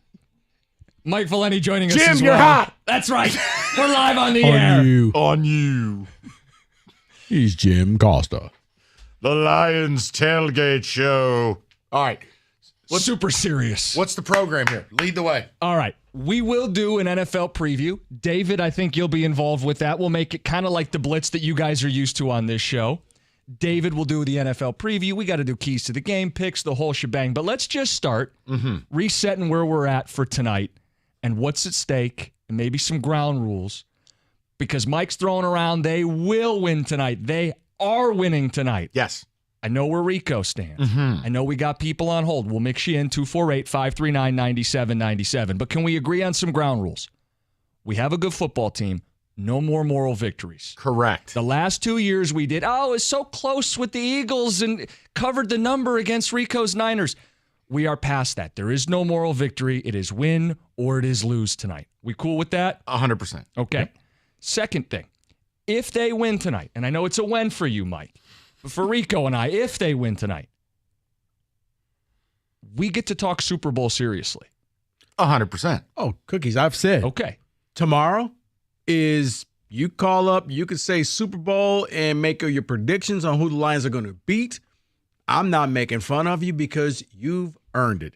You've waited your whole life to make that phone call. You go right ahead. You got to realize it's been such a taboo for people in the, like, you can't Lion Super Bowl, same set. They win tonight, all bets are off. I just ask that you call up tomorrow, you're sober. That's it. Is that the only rule? That's it. Just be sober. And the last thing I had in here is no apologizing for beating an injured team. We'll get to the Kelsey update at 5:15, the latest on whether he's playing tonight. What a tease. But no apologies. If, they didn't have Chris I see you raising a finger. They didn't have Chris Jones. They didn't have Kelsey. We're not doing that, right? No, DGAF. we're not. No, but on the flip side, no excuses. The referee screwed us out of the call. Fair. And I don't want to hear that. Good teams overcome. Right. Don't want to hear that. I'm not arguing. These are fair rules. Okay. 248-539-9797. You've been talking to people. You want to mix some of them in here? This is your show now. I'm just a part of this. What would I'm you not like sitting me in to the do? power chair. So that's not such a thing. If one of you two gentlemen could How just... about this? Rico, why don't you take a phone call? We doing phone calls? Yeah, of course well, we're I doing didn't phone know if calls. he had a sponsored keys to the game or something like that. Brought to you by Mike Valeni. Terry, welcome to the pregame show for the Lions. Right. Okay. What's going on, Terry? You're on 97. Hey, guys, how are you? Hey. So I think the Lions hype train's going a little overboard here. Even if they are a little bit better than they have been, they're still going into Kansas City to play the world champs. Arrowhead Stadium's going to be completely rocking. I don't see how they have a chance to win. Okay, one more thing. So this Travis Kelsey guy, right? Even if he doesn't play and they put in Bushman, the Lions will make Bushman look like Travis Kelsey. Just think back to Matt Flynn when he played for Green Bay, went in one game, played the Lions, looked like a 12 years ago has a lot to do with it. So I was with him for the first half of the phone call. They had us in the first half, as they say. Terry, Mike. and by the way, Why this are we Travis, bringing up Matt Flynn? This Travis Kelsey guy might be the greatest tight end in the history of the league. He's a first ballot Hall of Famer. This Pat Mahomes kid, he's got a little spunk to him. He might do some things. You know what? You're right. You have no chance as a 4.5 point dog in the NFL. You're right. Look, week one makes a liar out of a lot of people. Everybody thinks this team is so great, this team is so bad. You really don't know anything in week one. Hell, Urban Meyer won his first game, then didn't win again. Wow. I'm just making a point. Week one, it's proving your point. I'm not going to, you know what? Occasional. I'm not going to tolerate. I'm not going to tolerate people like that. That man is a monster. I'm not going to tolerate. That man is just severely scarred. No, he's a menace. He's a menace to society. You cannot approach tonight with the ghosts of 12 years ago. No. But this is why tonight is a statement game, because by winning games like this, you now give people new things to focus on, and they won't talk about what happened back when Barry played. But at least you are being an adult and allowing him to play the game. He calls up 6 beers deep. This Travis Kelsey guy. No. Oh, just like Matt Flynn. It's not relevant. It has nothing to do with now. Disclaimer, hiccups added for effect. Christ. There are reasons to not believe in them tonight that don't have anything to do with Matt Flynn. That's fine. Okay. I don't share those reasons. I also don't understand. What got into you? Like, this is Arrowhead. This is Mahomes. These are the Super Bowl champs. How do you get on the air with the gumption and the gall that you have to confidently...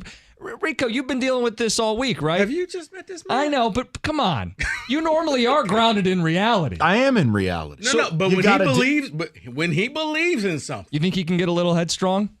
A little stubborn? When he believes in something, there's no halfway with him. He goes all in. I've learned I'm not going to stop you because I'm not going to take away from fun. No, that's correct. Hey, you know what? Ring the bell. See, I don't do what a lot of radio hosts do, shaking both hands. That's nonsense. No. Pick a side. Roll Tide. I get it. I know. I'm taking I'm taking the points. Do you have a bet with them too? I will. Yeah, no, we're going to bet for sure. Okay. For sure. But no, the reasons are easy to me. It's week 1. This is the only time I want to play these guys. Right now. I don't care about the trends and the stats. I care about in the here and now. They're breaking in new wide receivers, including, is Kadarius Toney healthy? Not. Yes. He's off the report. He'll be on the report in 2 plays. Kelsey may not play. Chris Jones is the one. Chris Jones not being there. You know what the splits are, and I'm sure you'll have it presented by someone later on. You got one of the best O-lines in the league. I believe that. I think it's factual. You got a 1-2 punch at running back it's nasty. I think the way that Ben Johnson, I'm a huge Ben Johnson guy. I think this offense is going to be a huge problem for teams, including a Kansas City team without the linchpin of the defense. I happen to love what they did retooling the secondary.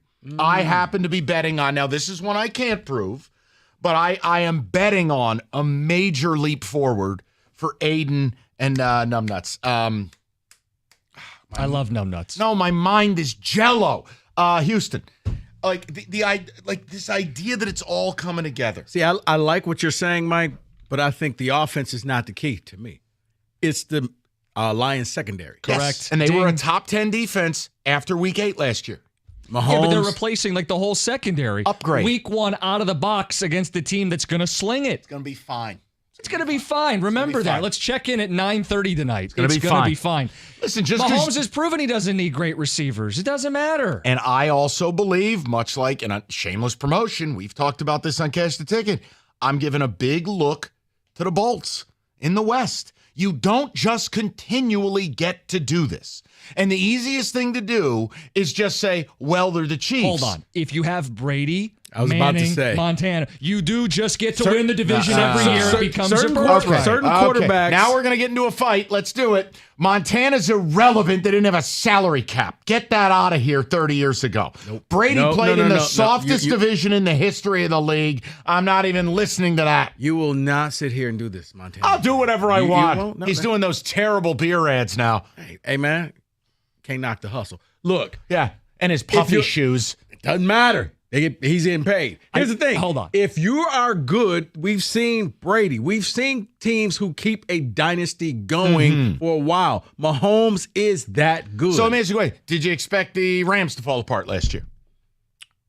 Yeah. You kind of saw of course you did. They didn't have Brady, Montana, and Manning. And the reason I bring those three up, there is a category of guys who have won 2 or more Super Bowls and 2 or more MVPs. Yeah, it's those 4 guys. Correct. Yeah, you have to play that guy in his building week 1 with a new secondary figuring stuff out. Without the 2 most important guys on the team.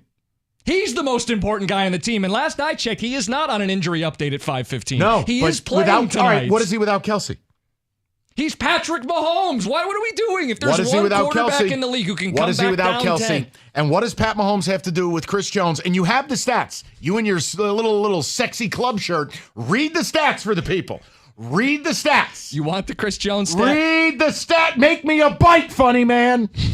Read the stats. Chris Jones. This is according to Next Gen Stats. You know I have the stats. I know you do. Smarmy SOB. Read the stats. Over the last 5 years, the Chiefs are number 1 in QB pressure rate with Chris Jones. Without him, Yeah, go ahead. 28th. What are they on third down, funny man? I don't have that one. Oh, I do. Okay, then please go ahead. With Chris Jones, 34% is what you get against the Chiefs. Yeah. Without him, you convert 48% of your first downs on third down. Here, let me help you out. Come on. That. Thanks to Jeff Rieger. Teams that didn't start their or play their quarterbacks in preseason last preseason, 3-8. It was 11 times. Normally not good in the first game. So I don't like Rieger's stat. And again, the deal with Mahomes, undefeated in openers, winning by an average of 13 points per game. But who did they 18 play? touchdown, no picks. But who did they play? They win boat racing, everybody. But who did they play? It's not close. They wave bye-bye. Who'd they play? We can pull up to 5 games if you want. Well, if you were a research pregame host, you would. Here it is. My point is... The point is it doesn't matter. No, my point is the Lions might be a Super Bowl team, and I don't think you're respecting them. I don't think they're a Super Bowl team. If it weren't the Lions... But hold on. I'm going to get, we're going to do this all year, and I think all right, so if it was the Niners going into Arrowhead tonight, you think they get rolled up? I do. It's Patrick. my Lord. They rolled you up in the Super Bowl, Rico. Sorry to remind you. Was that a double-digit win? That was not. Timeout. No, it was Garoppolo missing a bomb with the lead. I must have missed that they got a new quarterback that's any good. David, he's making things up, and I don't think a pregame show deserves that. Why am I taking strays over here? I didn't want him to do that to you. He brought up your Niners. Why am I taking strays? Montana? Let's settle it down. I am generally very optimistic about this team. I don't think they're going to a Super Bowl, but if that's where we're going to draw the line of delineation 13 minutes into the tailgate show, we'll do that. Okay, so I'll just be very clear. I think they're the second best team in the NFC as we start this season. I do not believe in Brock Purdy. I'm willing to say it.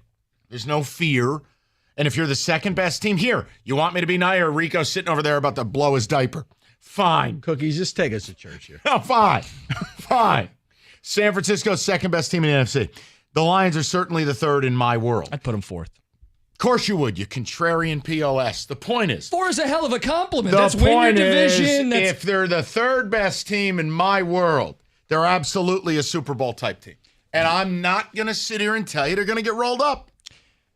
248-539-90. Why am I giving out the number? They're jam-packed. We'll get to you guys. There's no room. We'll get more calls. You're doing real radio here. We'll give you This ain't 3 a.m. in Vegas. We'll get you a Kelsey update, too. You're so warm. It's a wonder you're not on this every week. 97.1.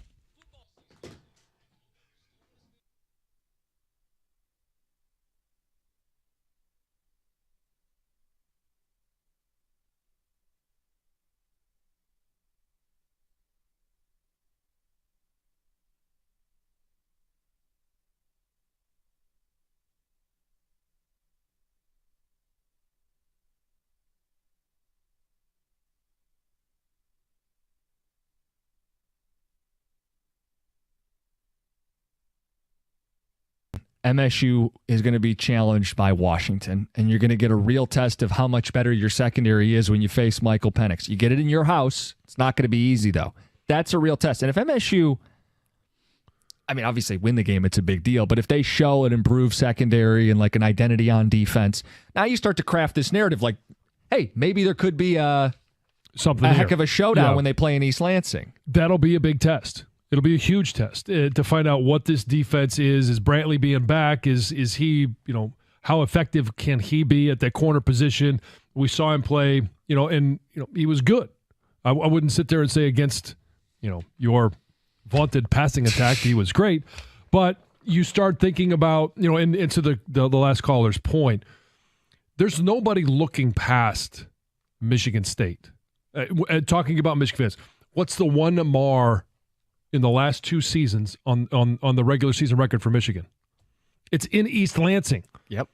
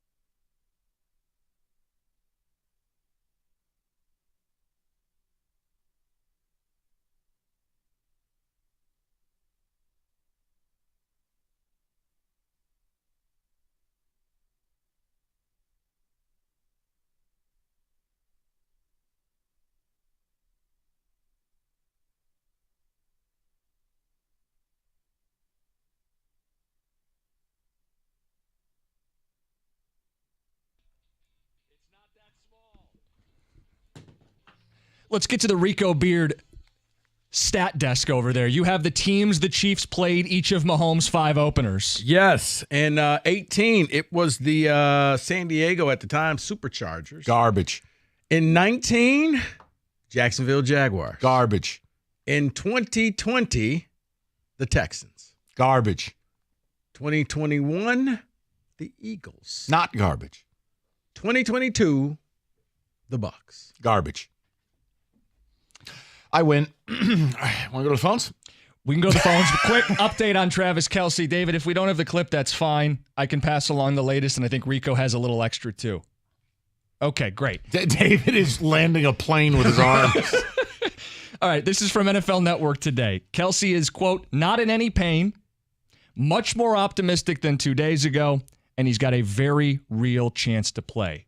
It's going to come down to a game-time decision. He's going to warm up on the field. Now, what did Rico read? According to Ed Warder from ESPN, sources tell me that Chiefs tight end Kelsey is pleading with head coach Andy Reid and trainer Rick Burkholder to play him tonight against the Lions despite the hyperextended knee he suffered in the team's final practice 2 days ago. It's a risk-reward thing. They got to decide, is it worth playing him?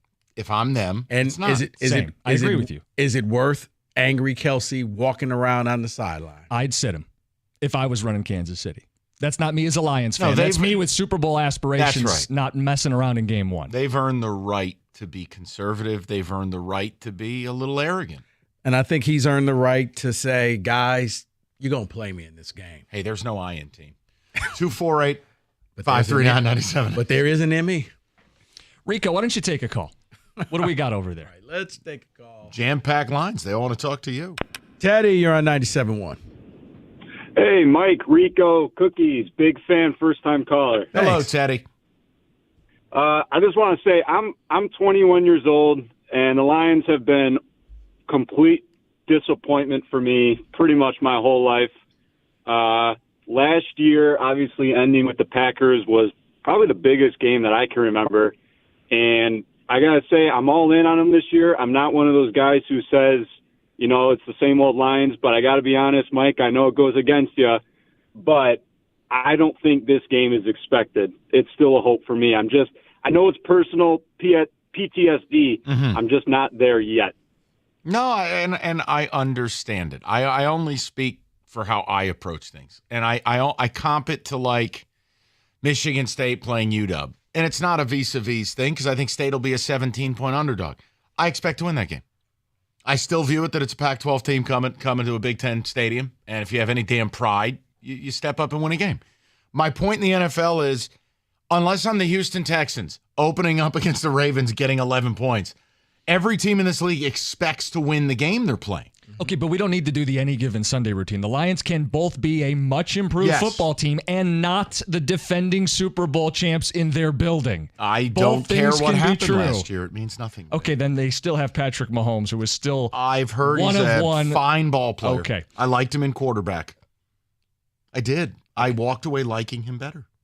What about the entourage around him? Let's take What a call. about the all-pro quarterback in Minnesota? Fraud. Both on and off the field. Walking Coles cash, Kirk Cousins. Oh, hey, we just lost a heartbreaking playoff game, but I'm going to go sing a hymn to my son. Get the hell out of here. He's showing that there are things more important than football. Not when you lose a home playoff game to the Giants, Kirk. He's got a kid, Mike. You go back to the Let's please. Thank you. That was ridiculous. Ed, save us. You're on 97.1. Hey, I can't save you, Rico, man. You and Costa got to get in the back seat. I'm with Mike on this. Let's go, Eddie. Let's ride. I'll tell you what. Everything you're saying is correct, Mike. You got all the facts on your side. They're waving Mahomes at you like he's a voodoo doll or something. It's absolutely Can I ask you a crazy. question? Have you ever watched football before? Listen, look, man. Since before you were born. I figured, which is why I'm confused why you're downplaying the other side with all I'm not downplaying the other side, but here's the point. The point is we're strong where they're weak. I would argue the opposite in certain areas. They're great throwing the ball around, and the Lions are a rebuilt, reworked secondary out of the box week 1 without all their guys healthy. That doesn't exactly sound like your strengths going against their weakness there. Well, Costas, you talk like he's gonna be throwing with no pressure, like he's gonna be sipping a cup of coffee back there by himself. That's not happening. He's shown he can buy time. He's shown with a bum ankle he can buy time and extend plays and beat the best defense in football a year ago, the Eagles, who brought more pressure than anybody, and it didn't seem to matter on a bad ankle. So I don't know why we're assuming the Lions are going to do what the Eagles didn't do last year in the Super Bowl and bring this guy down with 2 working ankles. Michael, you cannot throw touchdowns if you don't have the football. He's not even talking to me anymore. This is you, Mike. Where they are weak. Well, Ed, I happen to agree with you, and I think the biggest thing, and I've comped it to the Tennessee. It's true. It's true. They got a reworked offensive line, and you cannot score if you don't have the ball. And if you put pressure on the hole, actually, that was true. Ed, I want to help you. You're killing me. I mean, you are killing me. Down the field. I have comped it to like when teams like Tennessee have turned games at Arrowhead into a street fight. They get into the mud, and it's physical, and they jam them up. I'm not telling you we're gonna hold the football. I think it's how the Colts took him down. And that's the idea is, look, David Montgomery, Jahmyr Gibbs, 1-2, and this offensive line with no Chris Jones. The most important factor to me is that, because if you're successful running the ball, it's going to open up the play action that makes Jared Goff a viable NFL starter. And you're right, a controlled game. My only concern is, like I said, it's the Lions secondary, because Mahomes doesn't need a lot of time. And you know what good quarterbacks can do? They can make some Joe on the street look like he's all world. Brady made a career of doing that stuff. You don't need this guy. Heck, the Chiefs lost their best receiver. Didn't matter. They just kept going and won a Super Bowl without him. I didn't have any. I'm not fighting you on that. I was saying congratulations. It was a good point. Not everything's a fight. Now with him it is. I'm just happy to be here. Happy to be invited. Happy to have you. Let's talk to somebody else. Who we got on hold, Rico? Let's see who's been holding the longest. That would be John. You're on 97.1. Hey, what's up, guys? How you doing, Johnny? Hey, I got to be honest with you. I think the Lions are going to win, and they're going to win. I won't say convincingly, but they're going to win. And a lot of it is because of their secondary. They went out and got a whole new secondary. Actually, I like Mosley a lot. But Branch, one problem, he's not playing tonight. Oh, he's not? Oh well. Hasn't practiced But I wanted enough. to get Branch. I wanted them to get Branch with their number 1 pick. So I was real happy when they did pick him up. But also I wanted to say that their number 7 draft pick, Antoine Green, I really think he's going to be a stud in the NFL. He's man, when he catches the ball, he's got great breakaway speed with his afterburner. And even watching the North Carolina games, if the quarterback made a bad toss, he would go get the ball, whether it was down low and had to scoop it or whether he had to go up in the air to catch it. He made the plays. So I'm really big on Antoine Green. I think he can make some plays. I think Branch is the obvious one. I think we're all thrilled to see what Branch is going to do this season. And tonight he's going to be thrown out into the fire. We're going to see what he's made of. The guy that nobody talks about really, because everyone, and rightfully so, Jahmyr Gibbs is going to be incredibly exciting. I think he could be a guy that gets 80 or 90 targets. Look, if they're not throwing down the field to Amon-Ra St. Brown, they're going to be throwing down the field to Laporta. I don't think people recognize this is a guy that is going to attack the seams 15, 20 yards down the field. Like, Laporta is a weapon if they're going to use him the way I think they're going to use him. Right, but if that's the case, Mike, I think it's probably the most invisible man in Detroit, and that's David Montgomery, that nobody talks about. We've just ordained and said it's Gibbs, but I think Montgomery is going to be the bell cow. Yeah. That's it. He's the guy who's going to roll in, make it second and 6. If the Lions win tonight, he's had a really good game. Well, think about it, too. You get down inside the 10. You kick a field goal on the road, you're toast. What's your best way to get in? Brock Wright. Anytime touchdown, plus 550. Lou Zylstra.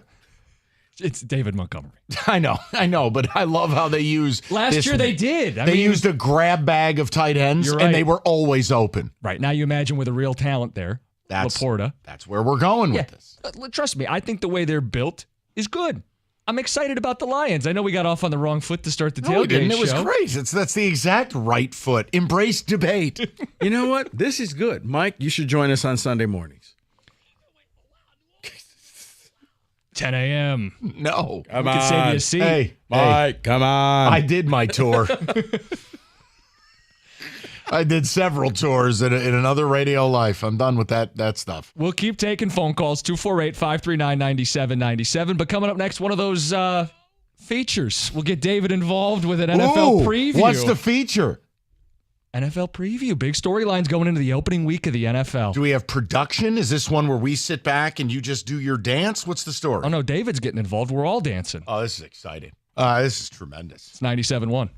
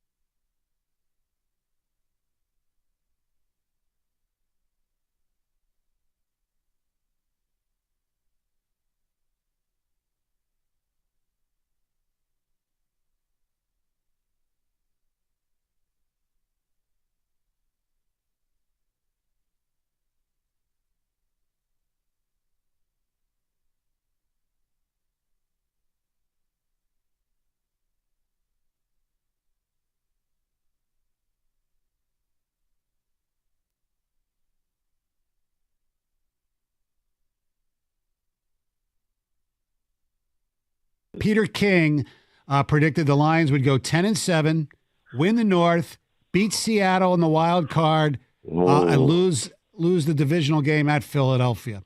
Would you take Would you take the deal and run? Well, who would you root for, Stoney? The Lions or the Eagles? I'd root for the Lions. Thank you. He was so appalled that I brought that up earlier. I'd root for the Lions because it's irrelevant to this discussion, basically. Then why would you take it? Say lose at lose at. Are you willing to just settle and have a handout? I don't care. Are you willing to lose? Why are you so mad? Or take this deal and just simply say, hey, these are what the football gods are giving you. Take it or leave it. Or do you say, you know what, I don't want to limit these Lions. There could be more out there. What is possible? We got to find that out. Okay. Here's mine. I'll put my Crackman overalls on. And Ron Cracchiola, the great Lions fan. And I will say, you take it. Thank you. Oh, come on. Yes.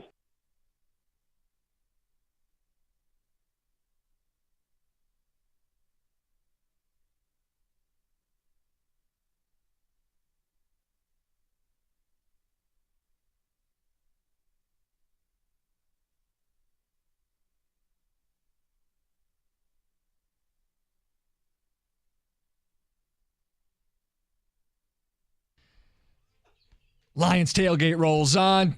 Chiefs tonight. Let's go. David, NFL preview. It's brought to you by Corrigan Oil. Corrigan. Let Corrigan fuel your life. David, you've got some storylines to watch going into week one. Yeah, storylines to watch for week one or going into the season. Let's start with Aaron Rodgers is in New York, but let's as a whole talk about the AFC East because you do have Rodgers in New York.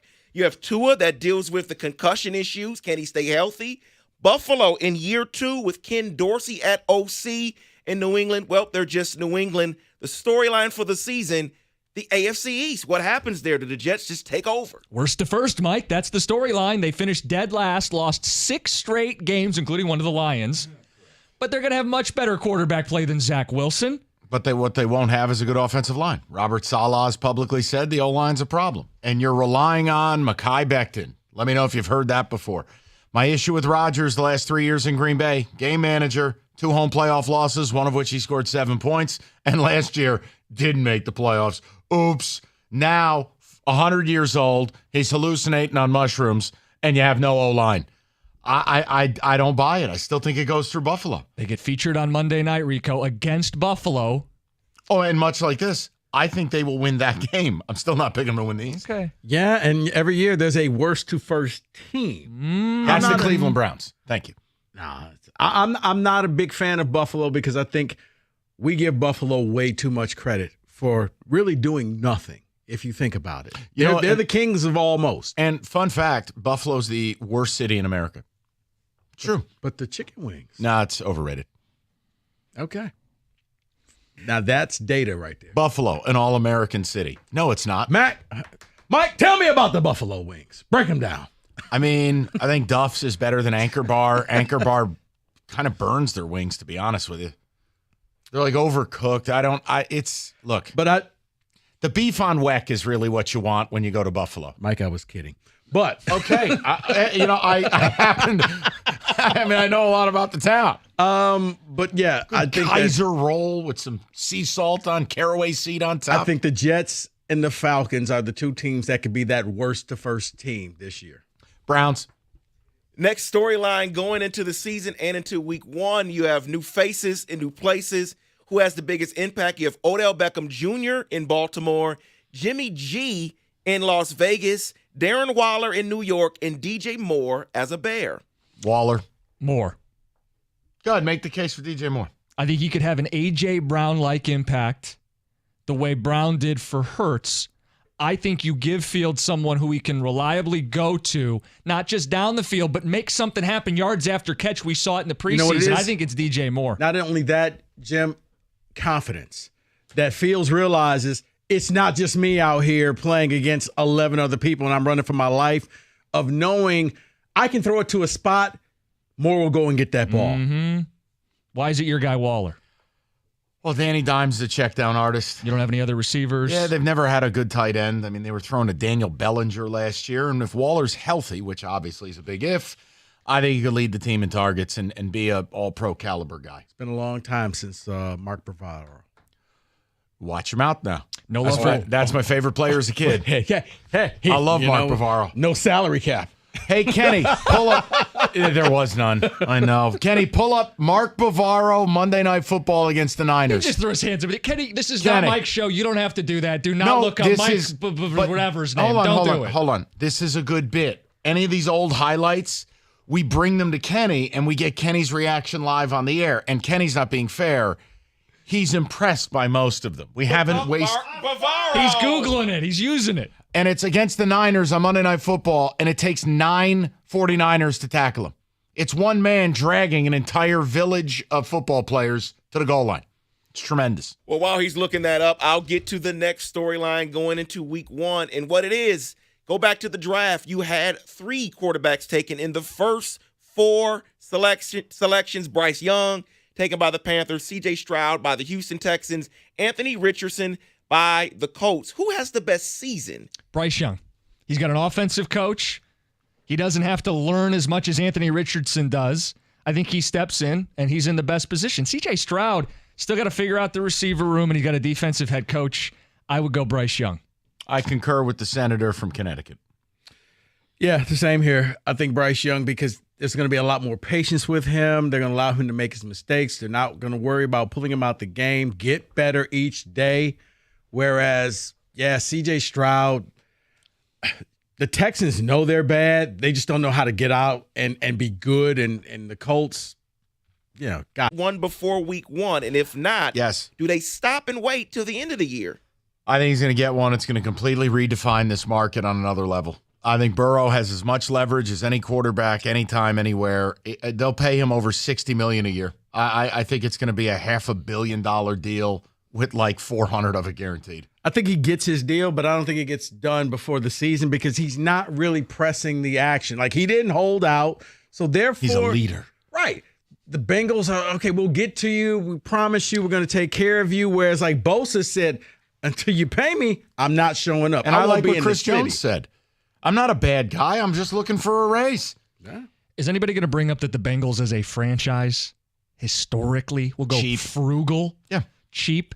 The longer this goes, the more I'm thinking, wait, you got to pay Chase. You got to pay Burrow. Is there something going here where there's smoke, there's fire? Costa, the city would revolt. Yeah. I agree with you, but why isn't it done? All these other guys get their deals done. He would be the most obvious. Maybe it does get done. I think it's one of those, let's just drag this out as long. We're going to pay a ridiculous amount. What's a few extra dollars if we pay it to him at the end of the year? Kenny, people are questioning if you were watching a football game over there with some of the sounds you were making. Just remember, you are at work. That is correct. Conduct yourself as such. David, what else do we have?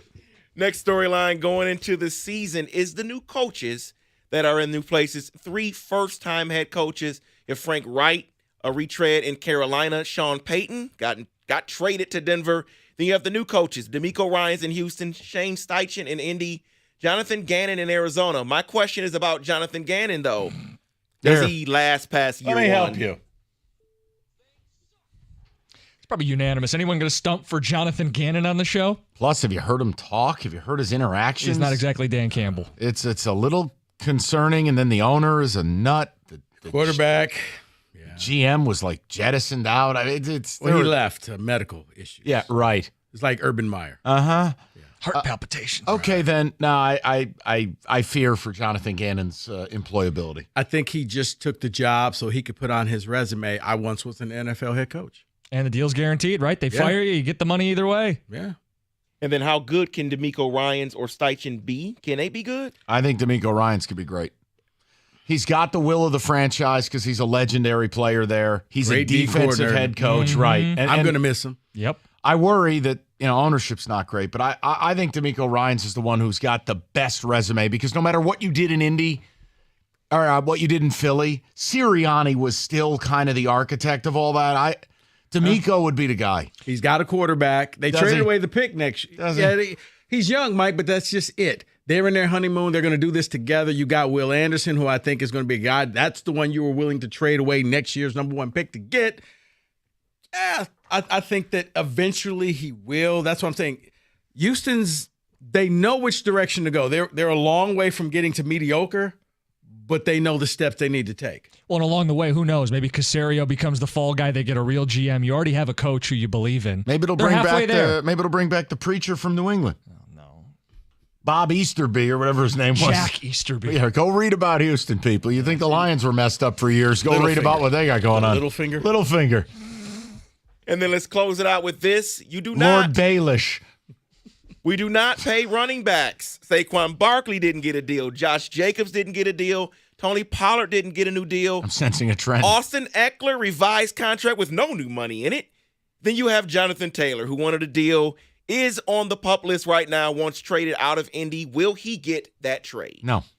They've made it abundantly clear they are not in the business of doing anything Jonathan Taylor wants. No, the Colts are ready to go 0-17 just to spite him, just to say no. And then Irsay will then blame him and say, you're the reason we went 0-17. Well, they weren't seriously trying to trade him either. Did you see the reporting? We want Waddle back. Right. Okay, so this isn't even a serious... No, it wasn't. It was like, yeah, that's like Lions fan. Oh, I'll believe in this team when you win 3 straight Super Bowls. Okay, you're never going to believe in a team. You're just being a jerk. Welcome to Jim Irsay. Right. And that's your NFL preview. All right, we're going to keep this thing rolling. Lions Tailgate 97.1.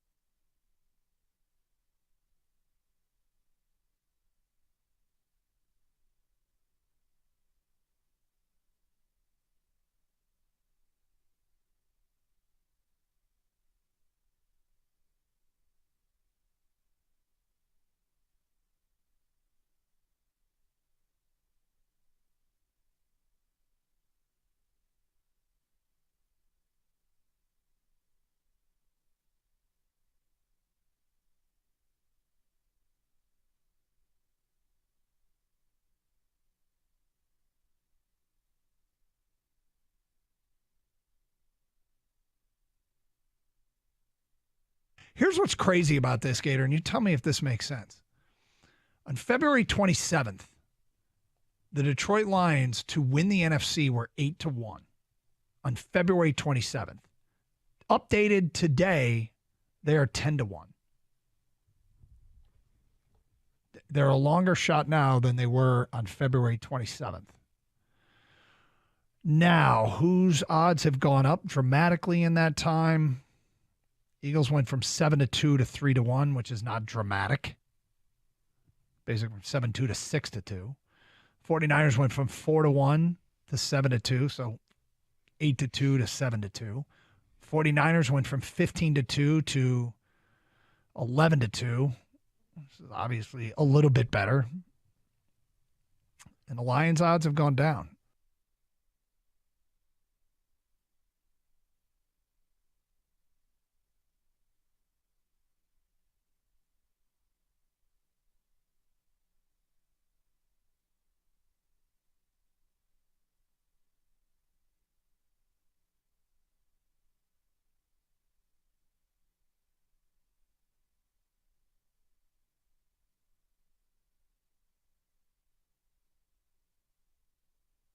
MSU is going to be challenged by Washington, and you're going to get a real test of how much better your secondary is when you face Michael Penix. You get it in your house. It's not going to be easy, though. That's a real test. And if MSU, I mean, obviously win the game, it's a big deal, but if they show an improved secondary and like an identity on defense, now you start to craft this narrative like, hey, maybe they're getting closer to kickoff tonight. Doing this all season long. And today we've got Mike Valeni hanging around till 7:15 when we pass it over to Dan Miller and company. We have an update. Travis Kelsey's status. Everybody spent the last 48 hours hyperventilating. Is he? Will he? Won't he? Is he? David, we have breaking news. Yes, it is breaking news. Travis Kelsey is officially out for tonight's game. He lost the argument. He lost the argument, yes. I wonder if he sneaks in with like a fake mustache and just go, who's this 88? Oh, like the one that the fake Andy Reid wears? Right. It's Bravis Belsey. He's out here. It's his twin brother. It's Tyler Kelso. Yeah, I believe it. This is the right move for Kansas City. They're playing for a Super Bowl. You don't need to mess around with a guy's knee in week 1. You don't need to play him. They won't play him. Smug Mike Valeni is walking back into the studio, always bashful. I'm sure you're good. Yeah, you're number 1 too. So if you're officially out, can you just show up and play anyway? What does that mean? Like if he just says, you know what, screw it, I'm playing. Yeah. No, you're dressed as Bobby out. Valentine, right? Go ahead. Do your bit. Oh, see, I told you. No, it's that's your celebration, whatever you're drinking. Let's go caffeine because I've done way too much content the last 24 hours and I need a boost. Get the people what they want. David has some stats on Travis Make me Kelsey. a bike, funny man. David, how big a deal is this? I do have some stats on Travis Kelsey. So, all the stats of Mahomes in week 1 has been out there where he's thrown for over 1,500 yards, 18 touchdowns, and 0 interceptions. Erroneous. Well, 20% of that production has come from Kelsey only. So just 341 yards for Kelsey, 4 touchdowns from Kelsey. So my question is that much of a factor for Lions fans tonight, where it's only 20% coming from Kelsey? Well, then factor in when Kelsey didn't play, but they had a guy named Tyreek Hill. Kelsey's the straw that stirs the entire drink. He's your Amon-Ra. You take Amon-Ra St. Brown off this Lions team, the passing game would largely be non-functional. Here's where it really kills him. It's the red zone. It's Kelsey in the backfield. It's Kelsey in a bunch formation. It's Kelsey on a shovel pad. Like, taking that out of the repertoire and you're breaking in new players. Now, I know I'm biased. Kadarius Toney, I can't handle it. Guy will get hurt walking onto the field. I don't know. Rashee Rice, you and I love him at SMU. Mm-hmm. That don't mean he's going to be ready to play in game 1. Sky Moore was a nothing burger last year. They feel very good about him in year 2. Second year, I Andy Reid, complex offense. And I would simply say, look, Kelsey's not going to play, but Mahomes has reached a status where he's like Brady. You can go get the hot dog vendor, line him up, and they're going to be okay. I'll never feel bad or sorry for them because they're missing somebody. Oh, I don't feel sorry for them. Because they always find a way to win with whoever they got out on the field. Now, this is good news for the Lions. I mean, this guy, if he plays, is a difference maker. He's not playing. Now, I think Chris Jones is the bigger of the two, but to have 2 of 2 not playing, moves the needle. It moved the line, right? The line moved a full, depending on the book you use, 2-3 points with the news that he might not play. Yeah, but the point is it's not moving either of your needles. Neither of you guys Don't worry about my needle, okay? Neither of you guys are going to pick him to win, so it really doesn't matter. Or are we jerks? No, because that's because I feel the animosity. It's like, oh, you guys are the Lions tailgate. You have to pick them to win every game. I did not say that. We don't work for Bally. Here's why, because you still have Mahomes, and I think that Mahomes, I just stated, he's the type that can turn anybody into a receiver, and now maybe, the Lions secondary feel a little bit of comfort knowing, okay, Kelsey's not here. We can relax a little bit. No, that's when you get burned by some no-name. It allows you to approach the game differently. Yeah. The reality is Noah Gray, who's going to be the backup, and Pete Bushman or whatever his name is, those guys don't even get the reps with Mahomes. No, you're right, Rico. You can't all of a sudden just go, not covering this guy. Right. I mean, think about what happened with the Lions last year when T.J. Hockenson left, and all of a sudden their tight ends are just catching touchdowns left and right. Listen, I'm not going to make the case they're better without Kelsey, but they did carry 7 receivers. They've got a whole bunch of different guys they're trying to integrate. Guess what, guys? There's going to be plenty of balls out there, plenty of plays to make if you're a Kansas City receiver. It's all the guys Mike mentioned. It's Justin Ross who made this team as the former Clemson standout. I mean, they lose Tyreek Hill the year before. They didn't miss a beat. They got Richie James, your guy, Mike. Didn't he lead the Giants last year in catches? Like, they have 7 receivers. Great hair. Yeah, he does. No, he's got a hell of a hairdo, and he puts, like, blue strands in there and red, and, like, he goes team color mode. It's outstanding. I like Richie James. He did a nice job for my Giants. No one cares. Why don't we move along? We could take some phone calls. 248-539-9797. Next hour, we'll do keys to the game. I know you're waiting for it, Mike. There's a next hour? And I do want to incorporate a little Deion Sanders flair into the show. Oh, you also I love can't that. wait. I'm really putting you through this. All right, who do we got? Jay, you're on 97.1. Mikey Pepperoni, it's your boy Jay and the D. How you doing? What's up, Jay? I want to call my shot. I'm totally with you. 31-27. The Lions come out on national TV, and we win the game. Enough messing around. Enough people giving all the respect in the world to Mahomes because he's so great. I totally agree. He is great. But this is the moment we make our stand. I just, it's almost, I look at it like this has been a buildup of over 2 years of work to get to this point, to get to a game like tonight where you can say with a straight face, we're going to Kansas City with a real shot to win. Doesn't mean you feel the way I do that they're gonna, but they've built themselves for moments like this. They're built up front to go on the road. You know what travels? Your O-line, your D-line. And yes, I'm putting a lot of faith in Aiden and the young guns up front that they're going to take a lead. You got him up to what, 5.5 sacks tonight? No, I don't care about sacks. It's pressure. It's win rate. Right. He needs to improve his win. I don't want to get geeky, but he's got to do a better job at win rate. Is that the 23 version of air yards? Win rate? No, it's just an analytic. You know what? Go to hell. Distance traveled to hell. There you go. Mike, they absolutely have a shot tonight. I didn't say it was a shot. They absolutely. But you said, this is the culmination, whether we're willing to go as far as you are. You got to give them a shot tonight. Rico, I'll give them a shot tonight. Mm-hmm. You give them a shot tonight, right? I do. I said if the secondary steps up, they can make Mahomes get off the field on 3rd and longs, or get some turnovers. Yeah, I think that's the key. That allows you to grind the game on the offense. But if Mahomes is just able to go out there and ding, ding, ding, boom, boom, touchdown. What was that again? Ding, ding, ding, ding, boom. Thank you. I'll put that in the sandbox, please. Rico pinball machine. C.J. Gardner-Johnson. Turnover machine. Stud. Take the ball away. And you know what else? You talked confidence earlier. That's a dude, he makes a play. Hey, I've been in the Super Bowl. I played these guys. I just forced a fumble. I just got a big interception. You quiet that loud crowd who's there to celebrate a Super Bowl.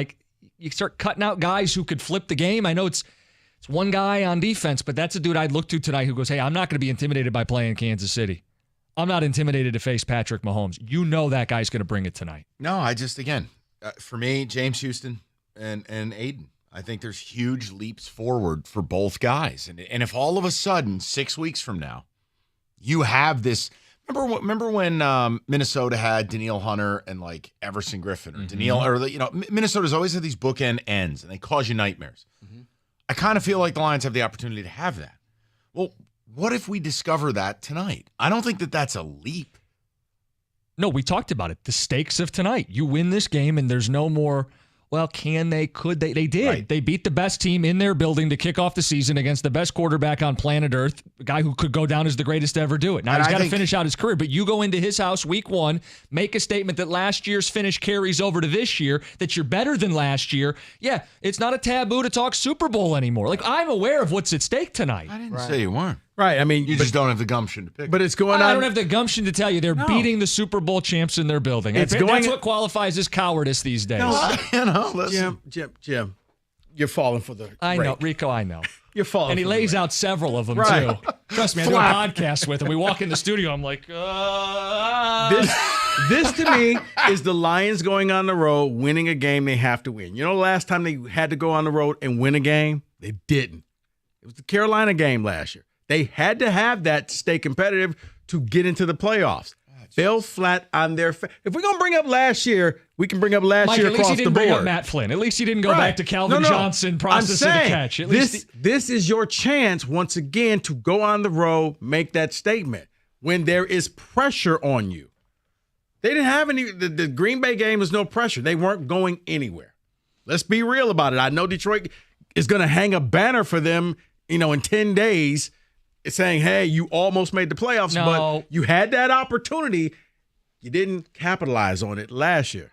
We're not doing the moral victories. It's a new season. No moral victories, no almost. If they lose by a field goal, if they lose by the refs, we're not doing that. That's when we can all agree on. That's a unity ticket play. There is not a moral victory. We won't apologize if they win because of injuries, and if they win, call in tomorrow and talk Super Bowl. You will not be laughed at. 248-539-9797. Oh, they competed. I don't want to hear it. Let's mix in a little Deion Sanders next. 97.1. Oh, God.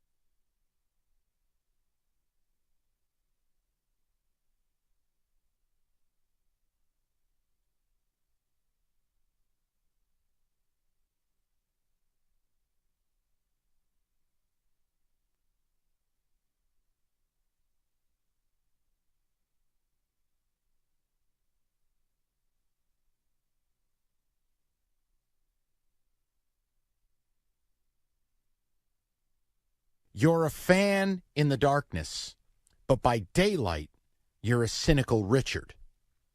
So what I wanted to do was this. I want to move forward together as a community, as one, as Greater Life Church does every Sunday at 10 a.m. where David is singing. Your donations are welcome. I want to move together as a parish. Now, how do we do that? Well, it's not good enough for me just to talk to Rico. Rico is but one man.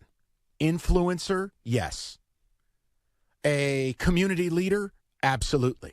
But still, just one man. I want to hear from the people who have been hurt by this team, who have been disenfranchised by this team, who have not found a way to move forward. And what I want to do is make tomorrow, on the eve of this incredible season, I want to bring everyone with us. Leave no man behind. So here's my question. What is it going to take for you, the portion of Lions fan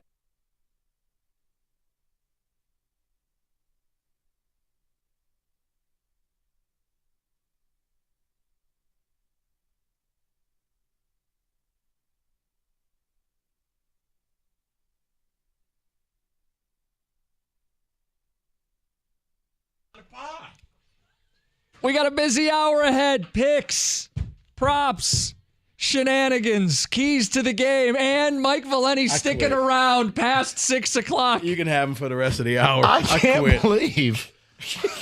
You know what? Forget it. He doesn't listen to you. That's what we learned. We learned that. He doesn't listen to you. All I said during the break, I said cookies for the podcast tomorrow. I'm learning about the anytime touchdown things. Now, Rico's talked about he's got a couple for Sunday, and it pays really well. I said, what I want is for the pod tomorrow. I didn't say Mike's like, hey, can you do a parlay for anytime touchdowns? No, I didn't know there was a first-time touchdown thingamadoodle. And the reason that came up is you asked for it during your show. I will concoct the parlay the way you want it to be, where the Lions win this game in the way they need to win this game. The Lions' and by the way, dream sequence. Their blueprint. You could also get a multiple touchdown. So you could say this person, Montgomery, will score 2 touchdowns. There's odds for that. Or 3 touchdowns. There's odds for that. So we're going to build it uncut gem style. This is how I win. I'm so glad I just found out about this. I know, Rico. I did not say it. Life-changing. Life-changing. Say it that way. Anyway, what I'd like to do, and we've been doing this all week long, but just as we have about an hour and change left together, harness a little bit of Coach Prime, Mike. Talk a little Dion. What's the question? Do you believe for tonight? 248-539-9797. We'll mix in some keys to the game. But do you believe is the question on the phones. Mike has answered emphatically, yes, Dion. Mike thinks they win tonight. I do. I absolutely believe. Yes. And Rico, do you believe? No. Womp, womp, womp. Wow. I don't believe either. The Art of Radio by Rico Beard. No.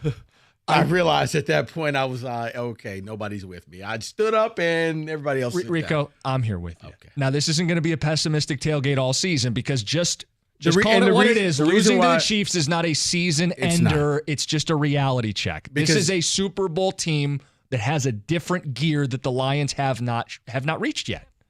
Thank you, Mike. And the reason why is they got the best person on the field in Patrick Mahomes. I don't care who's not playing. Mahomes is the league MVP.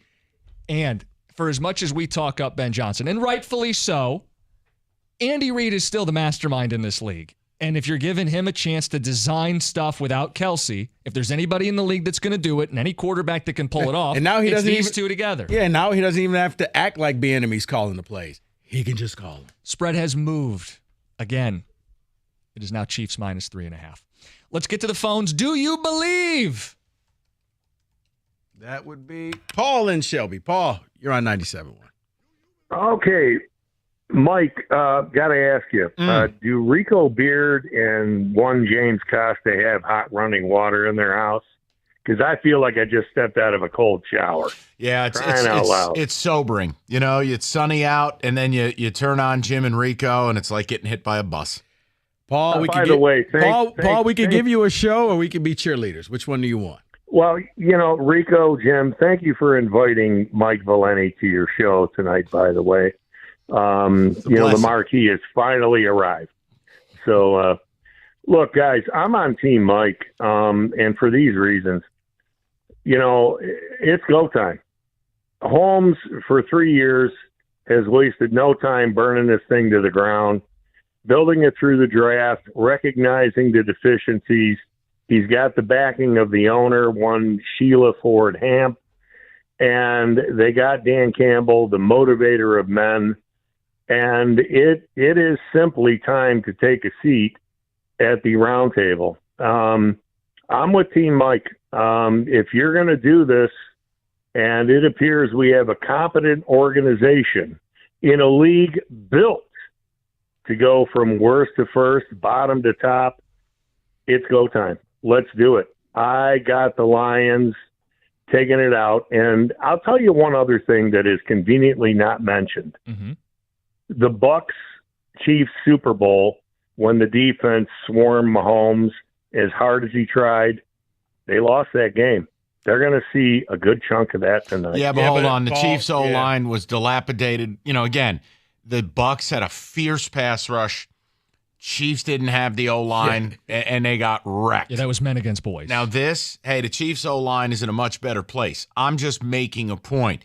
Taking Kelsey away, plus do you believe, like so many people, if you believe in Aiden Hutchinson, well, then I need him to be a hell of a lot better than he was last year. And he was good as a rookie.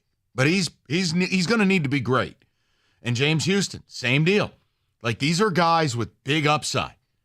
And there's going to have to be a complete effort in the front seven. I mean, I'll be fascinated in a game like tonight. Cookie's made a point. I don't want to nerd out on football. We're just having fun. But, like, the Chiefs dress 7 receivers and don't have Kelsey.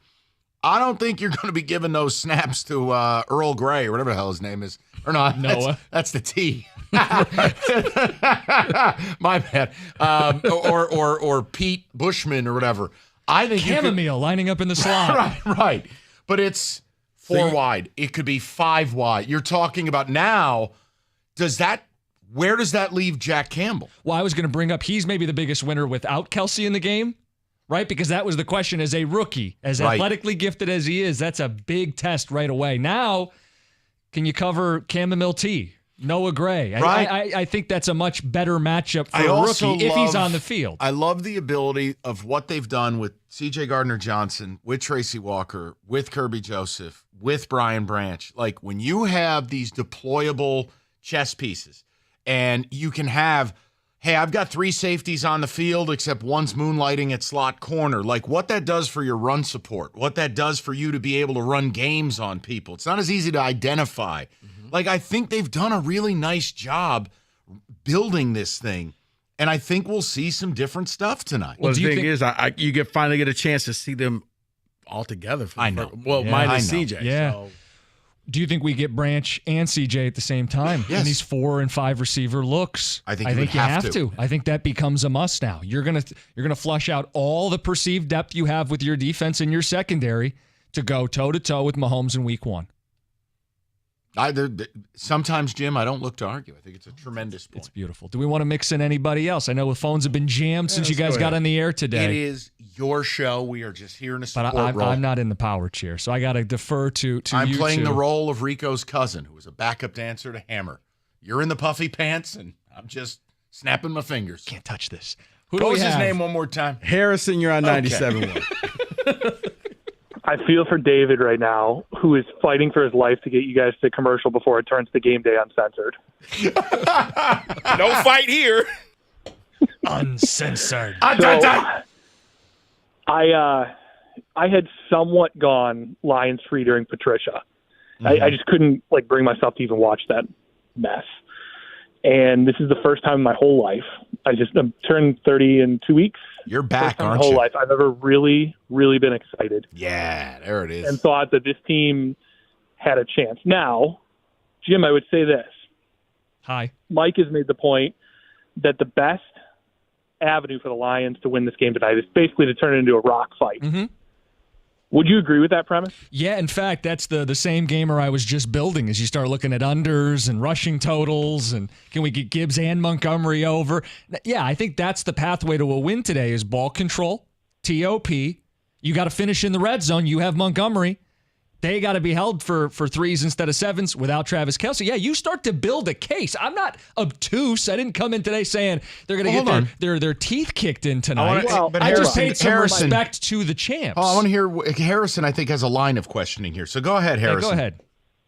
The next question: who is one of maybe 2 coaches in the NFL that could motivate his guys to play exactly that way in the toughest environment in the NFL? Oh, I don't know that there's a better motivator in the league than Dan Campbell. I don't know that people. The only other one that came to mind was Mike Vrabel. Yeah, and he's the king of these games. It would be Dan Campbell to me. Well, he's the king of these games. I think you look at Vrabel, Tomlin, guys who win as an underdog. They thrive in this environment. And I'm not willing to put Campbell there yet. I know Rico's got a No. But I was going to say, I don't think if you're going to do this, you can't discount Andy Reid, because I think, you know what, even harder is motivating people who are good to get better and to stay hungry.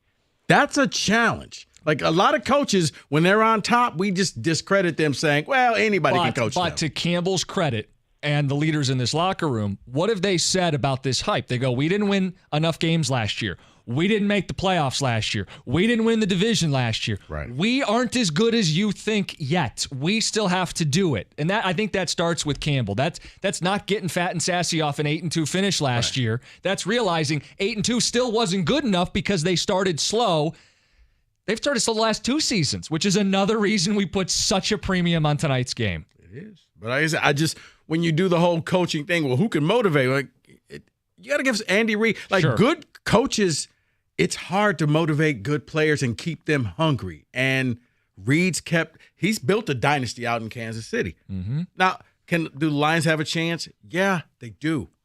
They're going to have to, their secondary is going to have to really step up, guard people, make them miss on 3rd and longs, and get a turnover or 2. Mahomes doesn't normally throw them in that first game.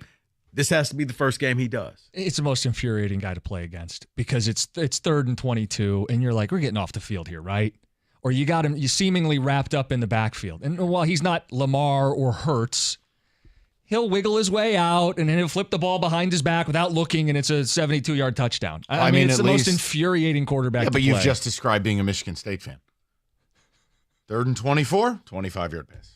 3rd and 18, 19-yard pass. Well, not last week. No, we played a quarterback with no arms.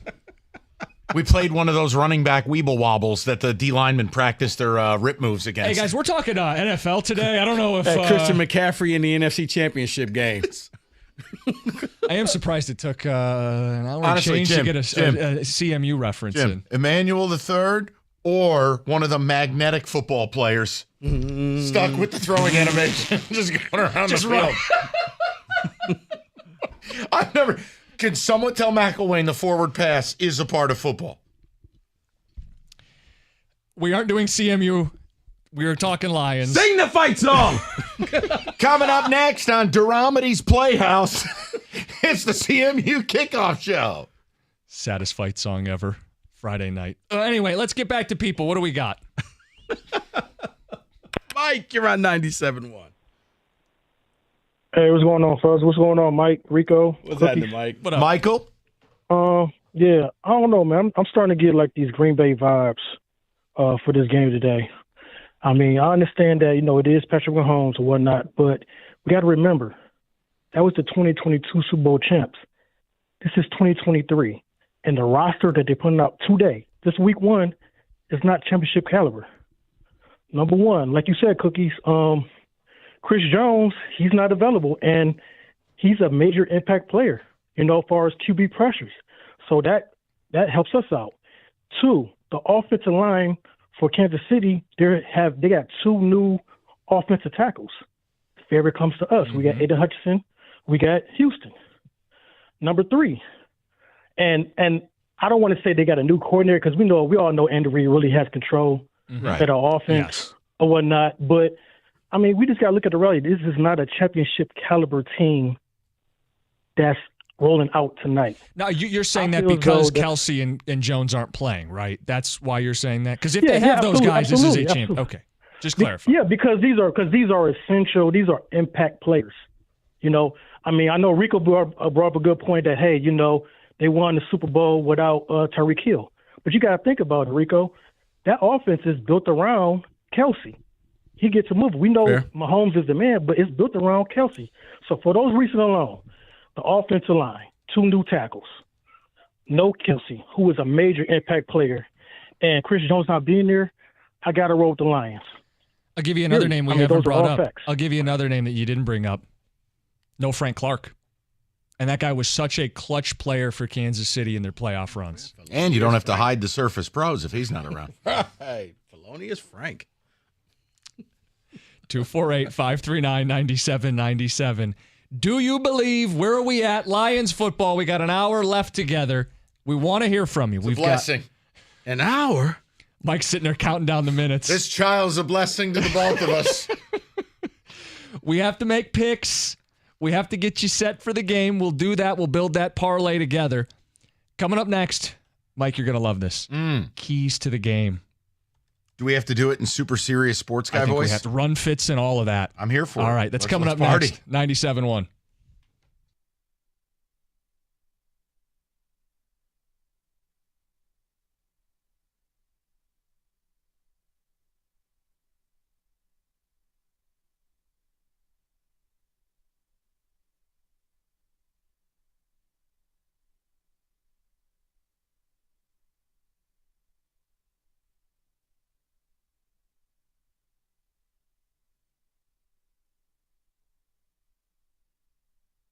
MSU is going to be challenged by Washington, and you're going to get a real test of how much better your secondary is when you face Michael Penix. You get it in your house. It's not going to be easy, though. That's a real test. And if MSU, I mean, obviously win the game, it's a big deal, but if they show an improved secondary and like an identity on defense, now you start to craft this narrative like, hey, maybe there could be a heck of a showdown when they play in East Lansing. That'll be a big test. It'll be a huge test to find out what this defense is. Is Brantley being back? Is he, how effective can he be at that corner position? We saw him play, and he was good. I wouldn't sit there and say against, your vaunted passing attack, he was great. But you start thinking about, and to the last caller's point, there's nobody looking past Michigan State. Talking about Michigan fans, what's the one mar in the last two seasons on the regular season record for Michigan? It's in East Lansing. Yep.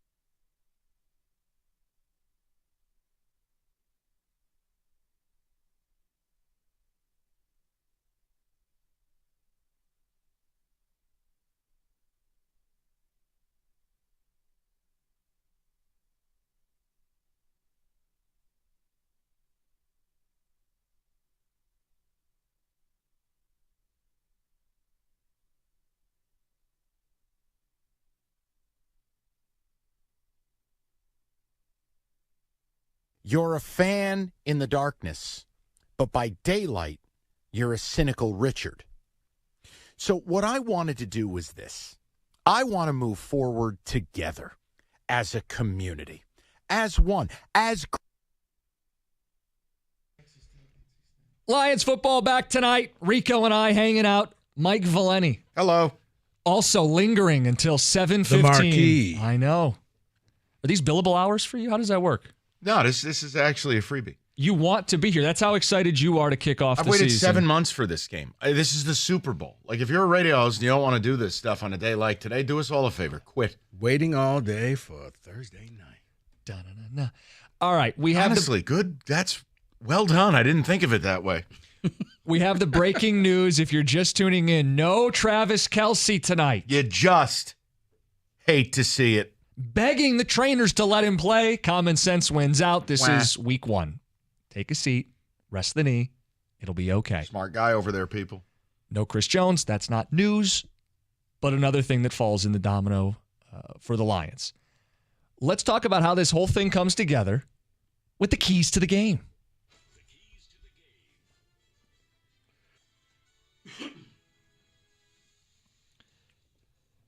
Keys to the game. You already said that. Thank you, Mike. It's brought to you by CMAC Transportation. CMAC Transportation, leaders in the transportation industry. 20 years and counting. Real simple. The Lions win if. Now, who put Mahomes dies in here? Whoa. Unbelievable. That would be a scenario. But let's go maybe a little more realistic. You could have gone with food poisoning. We didn't have to get morbid. But anyway, how do the Lions win? The Lions win if the secondary really steps up and causes a lot of 3-and-outs or third and longs, and the Chiefs do not convert. That's where you are. You can force some turnovers. I think that the secondary is going to be the biggest thing for the Lions, not the running game, not Goff. Can you slow down Mahomes? Because if that thing gets rolling, you're built to kind of grind this game out. How Mike has said, like the Titans want to slow it down, rock fight. If he goes out there and throws for a couple quick touchdowns, yeah, your whole game plan goes out the window. I'll give you a different one. And I know it sounds cheesy, so I'll put a number on it. If you go back last season, the best rushing teams in football, average, so we're talking Philadelphia, we're talking Atlanta, we're talking Baltimore, and I think Chicago was up there. Average roughly 160 yards a game on the ground. The Lions win if they rush for north of 160 yards. I don't think that's cheesy at all. No, it's like, whoa, whoever wins the battle of running. No, but I'm putting a number to it. Like, you have to have an elite performance on the ground. If you're running for over 160 yards, you're controlling the game, you're keeping it low, and the best way to beat Mahomes, you keep him on the sideline. Yeah, that's a cliche, or dying, but it apparently. Well, some of those rushing stats, it's like, okay, it's correlation, not causation. Like, yeah, of course the team that's winning late is running the ball, and then you look back and go, well, they ran for all these yards. Of course they won. Right. But I do think it's imperative that the Lions run the ball well in this game. You keep mentioning the Colts. That was a game in Indy, right? Mm-hmm. You mentioned the Titans. They mucked it up in Arrowhead, but didn't win. It went to overtime. But they also started a set of Lincoln Logs at quarterback. Wasn't it the Malik Willis game? It was Malik Willis. Yeah, I was unaware that he was referred to when you go to the Football Reference page. Lincoln Logs as a nickname in parentheses. Log, comma Lincoln. Oh, it's formal. Right. L log. Right. But I don't think they're winning a shootout tonight. And cutscene, remember when Jared Goff, 2018, Monday Night Football, dethroned Mahomes? That game also wasn't at Arrowhead. If you're going to beat them, it's not going to be, you guys correct me if I'm wrong, a game in the 50s each. Like, they're going to have to win this game in the 20s, ideally in the teens. Fewer possessions, run the ball, convert your third downs, and then Rico, your secondary isn't exposed nearly as many plays, as many snaps. They're fresher. They can go out there and hopefully make the play that you need them to make. The one turnover you need in a game with fewer possessions. Yeah. That's the key, right? That sounds good. It does. And we'll cook something up in a parlay and see if we can kind of put it all together. And again, if you just go to the other point, is like, look at Baltimore, right? Baltimore, even with Tyler Huntley at quarterback last year, how did they stay in games, win games? They muck it up. It turns into a brawl. And I think that's the coach's personality. And I think it's more than just running the ball. You're doing it with purpose. Everybody buys into it. And, shorten the game. A lot of this stuff does become cliche. Yeah. That's why. Run fits. Play action pass. Please. Can you imagine listening to some of these pregame shows around the league? Please.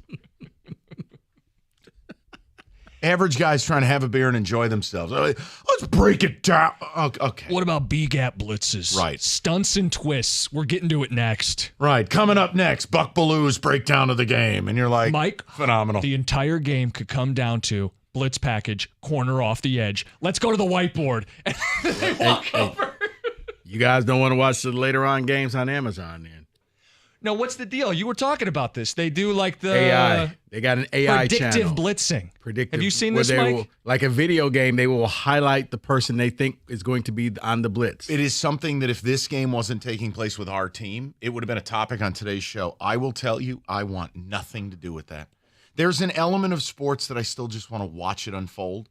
when we get into this, having Zoltar or Miss Cleo on the screen, predicting what I'm going to watch, and I'm going, I don't need that. You don't need them drawing the circles for cover 3 pre-snap? No. Yeah. Nor do I need Tim Brando slandering my program for 4 hours. Well, there's that.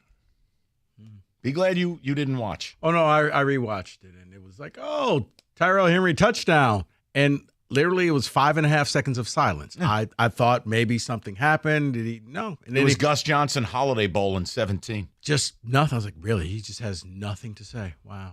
Touchdown. One-handed catch. Black guy. Let's just cut to Costa sitting in the stands. That's Jim and his wife. Hey. Everybody waved to him. Sad white guy. Now, you said they held that on the screen for like 4 or 5 seconds. No. There was complete and utter silence. It was Henry touchdown, and then it was 5.5 seconds of silence. But don't worry. He had plenty of cartoons to put up about Mel Tucker. Right. One-handed catch. Bumming, huh, Spencer? It's like nothing. Just jackass. Sorry. What were we talking about? Yeah, sorry. Yeah. You said if this was any other game. Oh, we would have done that topic. We still will. I think AI should be shut down completely and immediately before robots begin killing us all. I don't want any part of this. How are you guys watching this game? Like, I'm doing Lion Studio. I'll be right around the corner in the little room. Watching on the new TVs in here?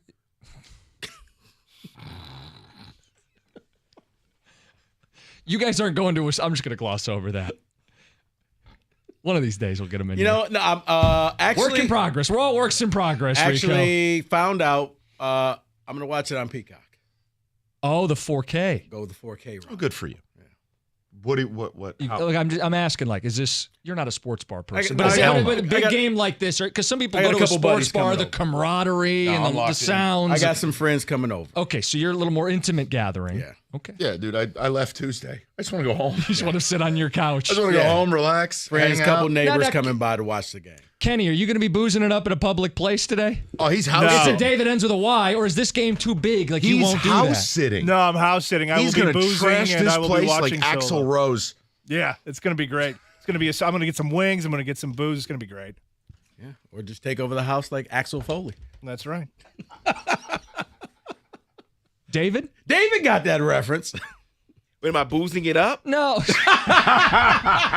a drop for you. I'm saying, like, when it's a big game, are you someone that likes to go out and be at like a sports bar or around people, random people, high-fiving strangers? Or if it's a big game like this, it's got to be you, the remote, you're listening to the commentary, you're dialed in like a movie theater experience. I like to go out because also, whether I go out or not, I rewatch the game anyway, so I'm good.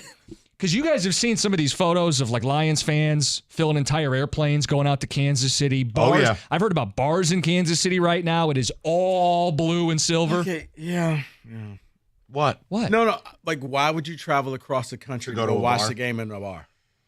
Yeah, it's a tough one. I don't have a great answer for that. That doesn't make any sense. It makes zero sense whatsoever. I don't have a great answer for you. No, you weren't. But you didn't buy a ticket. Well, the game hasn't started yet, guys. They could still be going to the game. They could be at a bar before the game. And you know what? Sustained. Kenny wins. If you see a bars filled with blue and silver, yeah, that's where I would be too before a game. Kenny, if you haven't left to head to the game now, you're going to miss the first quarter. Come on, Rico. It's Arrowhead, almost 2 hours before. But Arrowhead Stadium's weird. It's in like a parking lot. Well, I've been, so it's in the same parking lot as as the baseball. Kauffman Stadium. Yeah. It's like the old Giant Stadium in the Meadowlands. So, Kenny, it's off the high, like it's not, it's definitely not the district attached to it. Actually, it is a cornfield. You're not going to go from downtown KC to Arrowhead in 5 minutes. Right. You're not.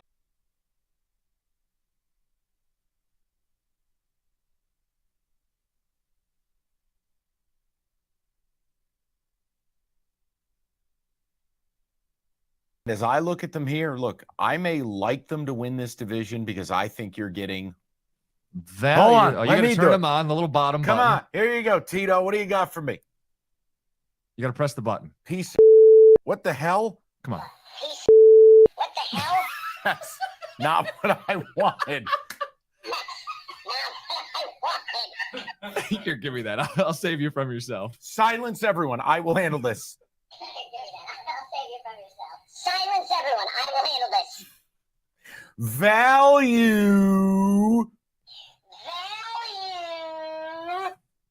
That's what you get with the Bills. and that thing is Satan's spawn. Holy Hold on. What do you get? Hey, Jimmy, what do you get with the Bills? Just keep going. Hold on, I got to do it again. So when you flip the switch. Yeah, you want me to give you a tutorial?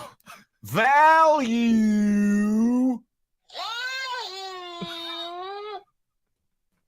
We're good. You're getting a lot of value with the Bills at plus 120.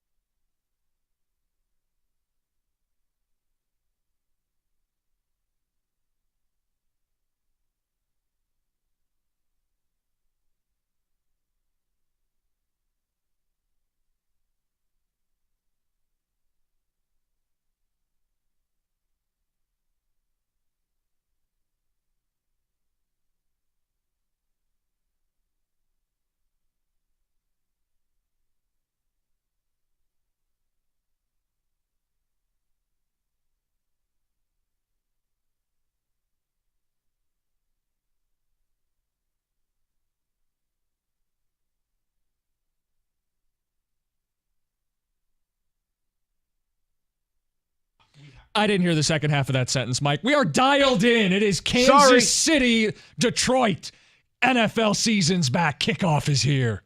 It's a moment we've waited for. You got to turn your mic on. That's how this works. Moment we've waited for a long. I'm sorry. I mean, hour number like 7 of content today. I'm just shocked you're still here. We're rocking and rolling. Jim, think Rico, about it is our pleasure to have him here. We are in a town where we are given nothing by the Red Wings, nothing by the Tigers, and nothing by the Detroit Pistons. I mean, again, I could tell you Coffee Black is their best player. You'd believe me. We've waited 7 months. It's been hype. It's been conversation. It's been all pointed to this. This is where you get the potential payoff. You're opening the NFL season. You are on national television tonight. Everybody wants to see whether you're for real or whether you're going to do what the history of your team says you're going to do, which is show your ass. But I don't think it's fair if they lose this game to then push them back into the annals of their history and say this is what the Lions always do. This is a different caliber opponent. It is, but Rico has a point with this. Look, there's a certain time. I went on a mini rant earlier. I just get annoyed with the moral victory stuff. Yeah. If you want to be referred as a big boy, do big boy things. Mm-hmm. They have to win this game unless you want to be thrown back into this murky middle ground of almost there. I reject friend that. zone stuff. I reject. If you don't win in Kansas City against Mahomes, something that has only happened, I think 4 times the last 2 seasons. Yeah. If you don't do that, I don't think that pushes the Lions to the status of also ran or almost or they're not there, because in 10 days they can make up for it at home against a playoff contender, a playoff team from a year ago in Seattle, and make amends for one of their worst losses from a year ago. Right, but here's what happens. It kind of negates everything that happened since the Packer game till tonight. See, I disagree with that. Because fight. The hype and everything that goes with it. Is your season over with? No.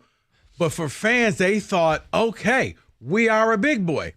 And then you found out, no, you're not. Well, maybe this is where I'm different. Because I don't think that my hype is at all going to change if they lose tonight. I think they're going to lose tonight, and I don't think that's a mark of shame. I don't think you should wake up the next day and go, no. My team sucks again. Oh, no, we suck. I don't think you have to do that, and I think you could still feel confident in what Campbell's been building, what Holmes has been building, and what the other 16 games hold, because I think they're going to win most of them and win this division. It's only shame if you go out and you lose by 17 or more. At that point, I can't help you. Yeah, without Kelsey, that'd be kind of a bad look. It is one of those, for everybody who says, well, we're a different team, or for everybody who says, well, what about, this team always hurt me and they did this and they did that, because you're not giving them positive things to actually hold on to, except hope.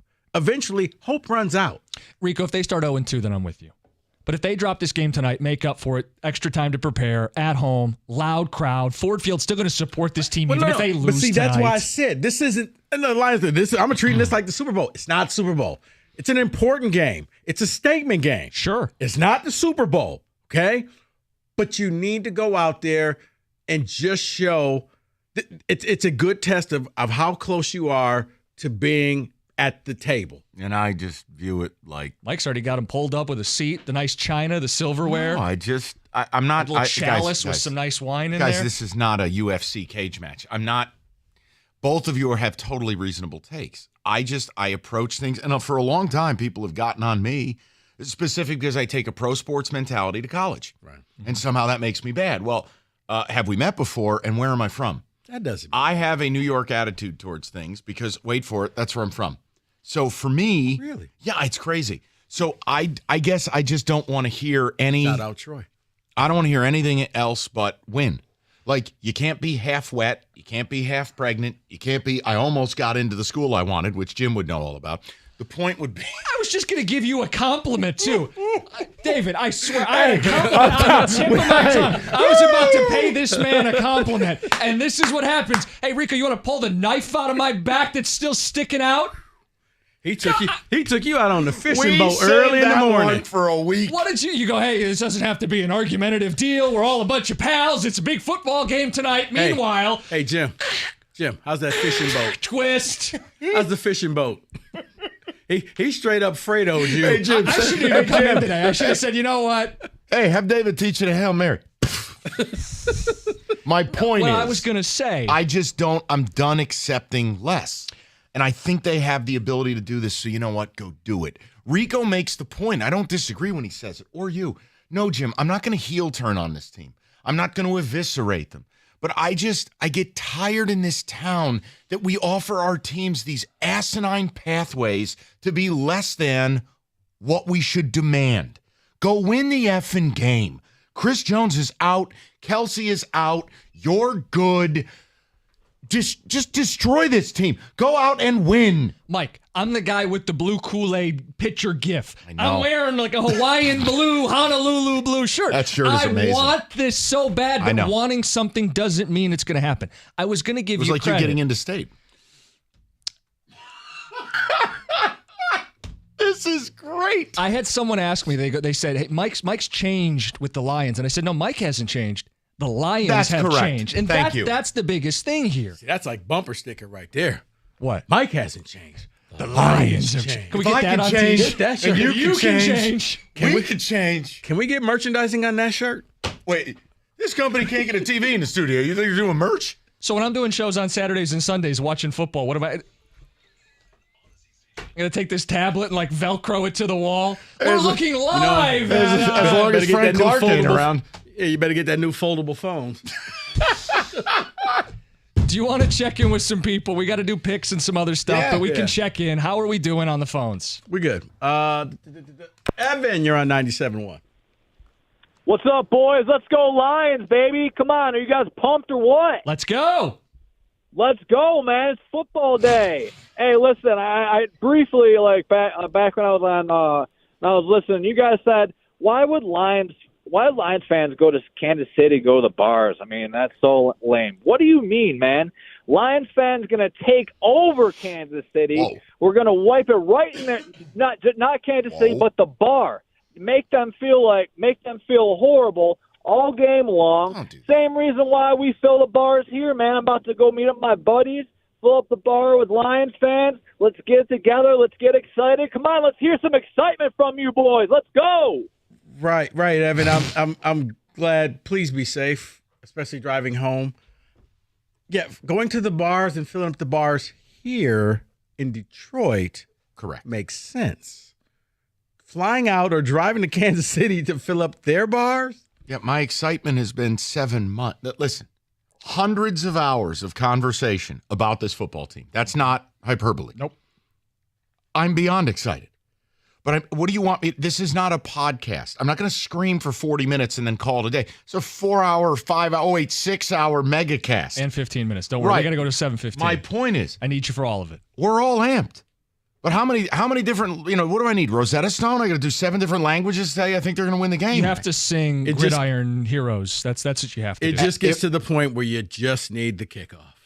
Yeah, I'm ready to roll. And I just, as I said to Jim and you, there's no heel turn. There's no, now if they showed her ass tonight, I'm going to be on a warpath tomorrow. 17, you lose by 17 or more. I'd be pissed. Now we got problems. But you lose by a touchdown on the road. If you lose by Jim, it's why I've said all summer long, everybody was focused on this game. The most important game in your schedule is week 2. And I'll tell you, I'm right there with you. So let's get his opinion on what I said earlier. If they win tonight, may as well put 2-0 in the column. Seattle shouldn't even get on the plane in 10 days. I think it'll be hearing damage if you go to the game at Ford Field the following week. I need Seattle on a plane because I think this team, we kind of talked about Nebraska exercising demons. I think you need to play Seattle to exercise the demons of last year for a team that took your playoff spot. Pete Carroll's head with gum in his mouth as a bowling ball.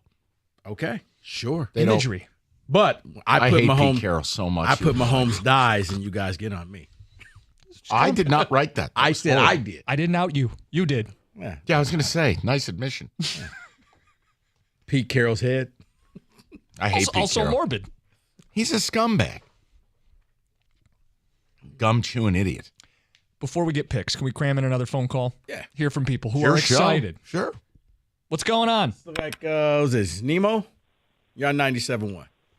Hey, boys, how are you? It's great to be on the Lions pregame with Mike Valenti, Rico Beard, and Jimmy the Cookie Man Costa. Yeah, I love AKA the NFL voice. Totally. All right, so, Mike, my biggest concern for the game is the fact that the Lions have not played together. So I'm just worried about, blown coverages and just the team unity in a hostile road environment. That's what I don't quite believe yet.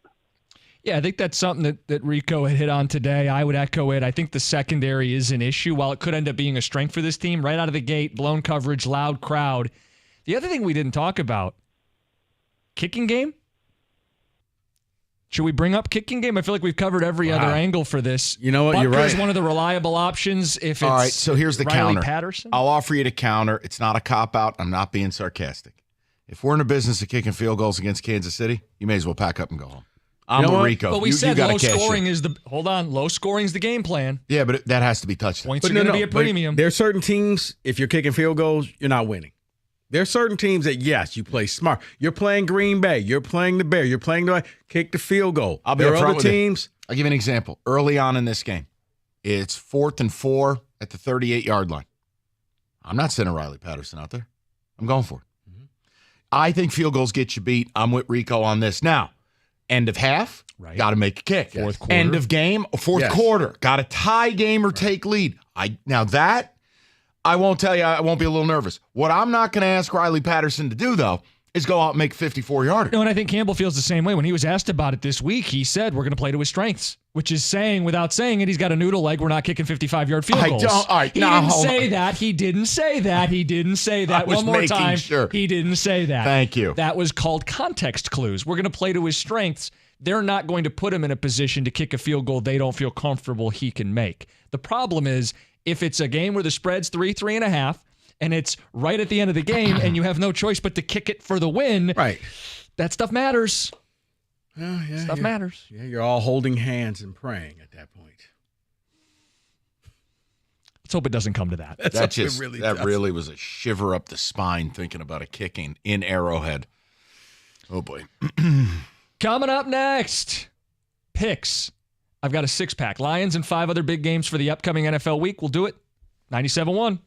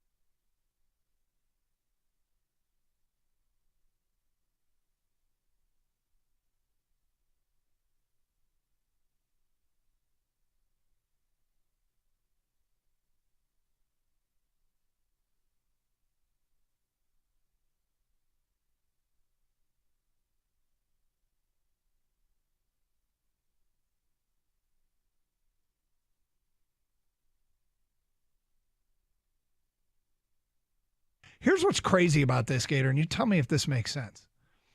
On February 27th, the Detroit Lions to win the NFC were 8-1 on February 27th. Updated today, they are 10-1. They're a longer shot now than they were on February 27th. Now, whose odds have gone up dramatically in that time? Eagles went from 7-2 to 3-1, which is not dramatic. Basically from 7-2 to 6-2. 49ers went from 4-1 to 7-2, so 8-2 to 7-2. 49ers went from 15-2 to 11-2. This is obviously a little bit better. And the Lions odds?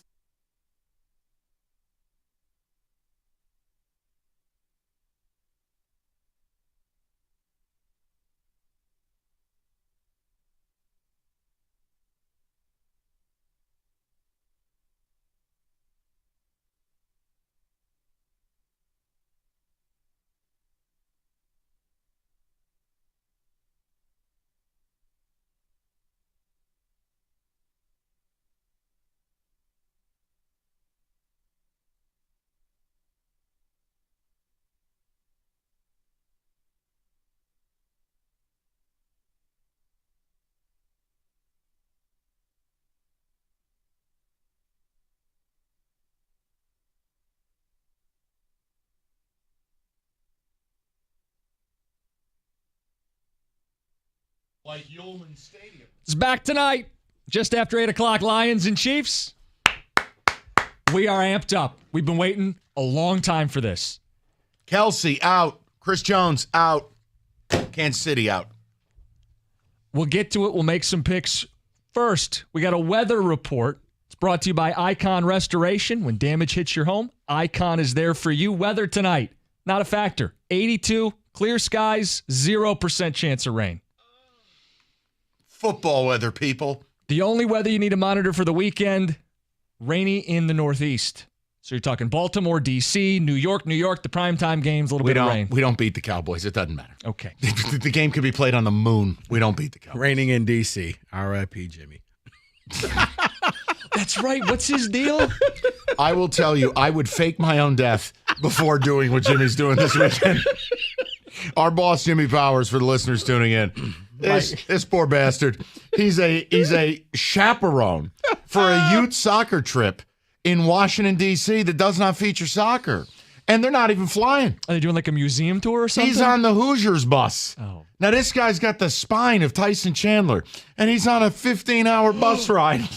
That's right. His back's terrible. He's on the Greyhound. Thoughts and prayers. I'd fake my own death. Let's get to the picks. Whoa. Wow. Whoa. David on the piano, apparently, huh? They're brought to you by Thornton & Grooms, your home service professionals. 6-pack of picks, 5 plus the Lions, and we will start the way we should start. Mm-hmm. Rico Beard's Niners, -2.5 at David's Pittsburgh Steelers. Mike Tomlin is a home dog, I believe 16-4-3 against the number. Spitballing. That is accurate. Can you tell I'm ready for Cash the Ticket tomorrow? Doesn't matter. Bosa's back. Go Niners. Wow. Rico takes the Niners. David, is this going to be an obvious one from you too? Yeah, I don't think I have to say it. Steelers. Mike, you and I, unity ticket? Steelers? Niners. But you gave me the fancy stat. We just did the little thing. I don't want to pick this game. How about I this? hate segments like this.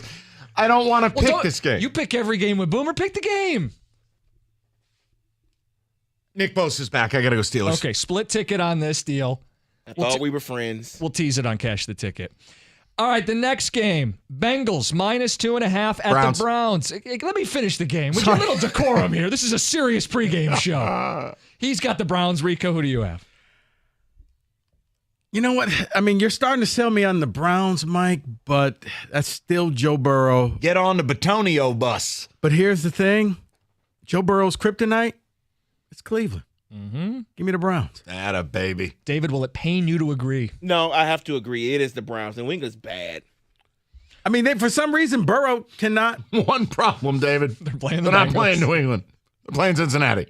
Oh, see, We're on to Cincinnati. They're distracting me back here. I'm sorry. No, I was just saying, Joe Burrow can't beat the Browns. I don't know what it is. 1-5 against Cleveland. Week 1, he also struggles in week 1. The Bengals do. And he has this weird multi-week calf injury. Yeah, we'll go Cleveland. Bears -1 Packers against the Packers. I did it just to bust your chops. No, I'm concerned about that pick now that Romeo Doubs and Christian Watson have appeared on the injury report with a hamstring. But Jaden Reed, your guy. What about Musgrove? I just think people have Donald gone. Driver. Take it easy now. I don't. People have gone too far with the Bears, and I still think the Pack have a top-to-bottom, high-caliber roster, a good defense. I'm going to take the Pack here. I think the Packers are the team that nobody talks about in the NFC North. I think that they have what it takes to actually win this division. I think it's going to come down to the final week. But for this game, the Bears are a cute story, but I don't think the Bears have enough to win. Give me the Pack. David? David's going to take the Cardinals. No, I'm going with the Bears in this game. The Denver Nuggets. They got me. I'm sorry. Well, tell him you're a working professional here. I'm trying. I'm really trying. And Rico just going to bust my balls for it instead of understanding what's going on. Cincinnati, Cleveland. I like Tottenham Hotspur. Yeah, let's go with them. Give me the links. It's all good, man. I will join you guys with the Packers. Jose Canseco. +4. Sunday Night Football, the aforementioned G-Men. Very good. Very good. The Giants, the home team, they're getting 3.5 against the Dallas Cowboys, their nemesis. You got to look at Daniel Jones' numbers against the Cowboys, and they are mortifying. I'll take Dallas. Rico? I think Dallas is all hype. I think this is going to be one of those week 1 games that make zero sense. You don't understand why. David, going back to last year when the Niners took on the Bears, and I didn't see that coming. Give me the G-Men. That's outstanding. Now, can we have that as a drop? I can make that work. That had that WNBC crescendo to it. That was outstanding work by you. You've clearly been practicing. David, please select one of the two teams playing in the game. I have to go with the Cowboys. I'm sorry. That was a really nice G-Man, Rico, but I'm sorry. Giants or Cowboys? David selects UCLA. Yeah, David, the Cowboys, I know. This is their year. This is the... Less turnovers, right? Sure. Trey Lance. No Kellen Moore. What could go wrong? I think they're winning the division. Oh, man. I know. 10-gallon Costa. Between you and you, what is it about the state of Texas? No state income tax. 11-1 the last 12 against the Giants. I've lived it. Thank you. By the way, average margin of victory. Do you want it? About 70. It's close. Double digits. It's not great, Bob. Not great. Monday Night Football. The Bills -2.5 against the big story. Aaron Rodgers in the Big Apple. I think it's similar to the Lions game. I think the Bills want it. Jets need it. Jets have been hype all summer. Yeah. Aaron Rodgers, they got to validate that move organizationally. They know it's a divisional game. They're at home. The erector set in the swamp is going to be rocking. I take the Jets. I'm with you. The Jets absolutely have to live up to all the hype, everything that has gone on. That's all people have talked about outside of the city of Detroit. It's been the Jets. I think they'll get it done. I think the Bills are frauds. Give me the Jets. No, the Bills want to prove that they still are the leaders of the AFC East. I think they'll go out I don't know if they are, but they want to prove that they are. And I think the situation with Steph Diggs and Josh Allen, they want to show that they love each other. It's going to be a great night for the Bills. Man, Von Miller's in a wheelchair, so that doesn't work either. That doesn't help. I was going to bring it up. He's on the pup. We talk about the Jets' offensive line may be an issue. They play some good pass rushes. This is not at their capacity. And the Jets D-line against that O-line, I'll tell you, they're going to win up front. If you do that, you're going to win the game. Yeah, even if Aaron Rodgers doesn't rejuvenate his career. Game manager, they're going to play defense and win this game. I'll go Jets. We end. Updated line. Chiefs. 3.5? -3.5 hosting the Detroit Lions. Lions. Can't back down now. I'll always take the points just because they're like vitamins. They're good for you. I've said it all. I don't need to repeat myself. Lions. Do it, Rico. Do it. I'm going to go with the Chiefs. Because they got the best player on the field. They got Patrick Mahomes. Detroit doesn't. Never out of it. Doesn't matter the game script. Ugly. High scoring. Nobody you'd rather have. Celebration night. Mahomes. Yep. Against a secondary. Working through checks. Blown coverage or two. Difference in the game. And they've got 7 active receivers, especially without Kelsey. He'll find a way. He'll do his thing. This is not an indictment on the Lions, but I will join you. I'll take the Chiefs. Yeah, a ton of excitement. Great offseason for the Detroit Lions. Wonderful draft. Wonderful free agency. Chiefs. I saw that coming. We wrap with this. That was beautifully done, David. I saw that one coming. Best bet. This can be any game we talked about, any spread, any total, player props, money lines. Give me one bet, your best bet for opening week of the NFL season. Best bet. Best bet. One. Doesn't have to be a game we talked about. Could be a game we talked about. No, it's been the Browns for me for a month. We just weren't going to do NFL picks that far in advance. Browns at home. I think the Browns are primed for a big year. The spread has been very fishy. It ain't moving. I'm going Cleveland. Could be a prop. It could be a prop. This is your deal. Oh, you know what? If that's the case, then it's the one I told David. Give me Christian McCaffrey and Najee Harris anytime touchdown. Parlayed together. What does it pay? Plus 330. Okay. David, you got a best bet? Yeah, it would be the Bears over the Packers. 1.5. That's pretty much a pick 'em at this point. So I will go with David's Pittsburgh Steelers. Wow. 8-2 in games where TJ Watt played last year. You know the Tomlin stat is a dog. And Kenny Pickett, year 2 with weapons. They defend home field. Mike Tomlin, Steelers, best bet. That's going to be the Costa lock, isn't it? Stay tuned. We're taping tomorrow. Stay tuned. Yeah, I'll be here. Don't worry. Bring the key just in case. I'm going to beat you with it. Kenny, if you don't know, never mind. That's the Kenny's been asleep for an hour. The backstory's too long. We don't have the time. It's 97.1.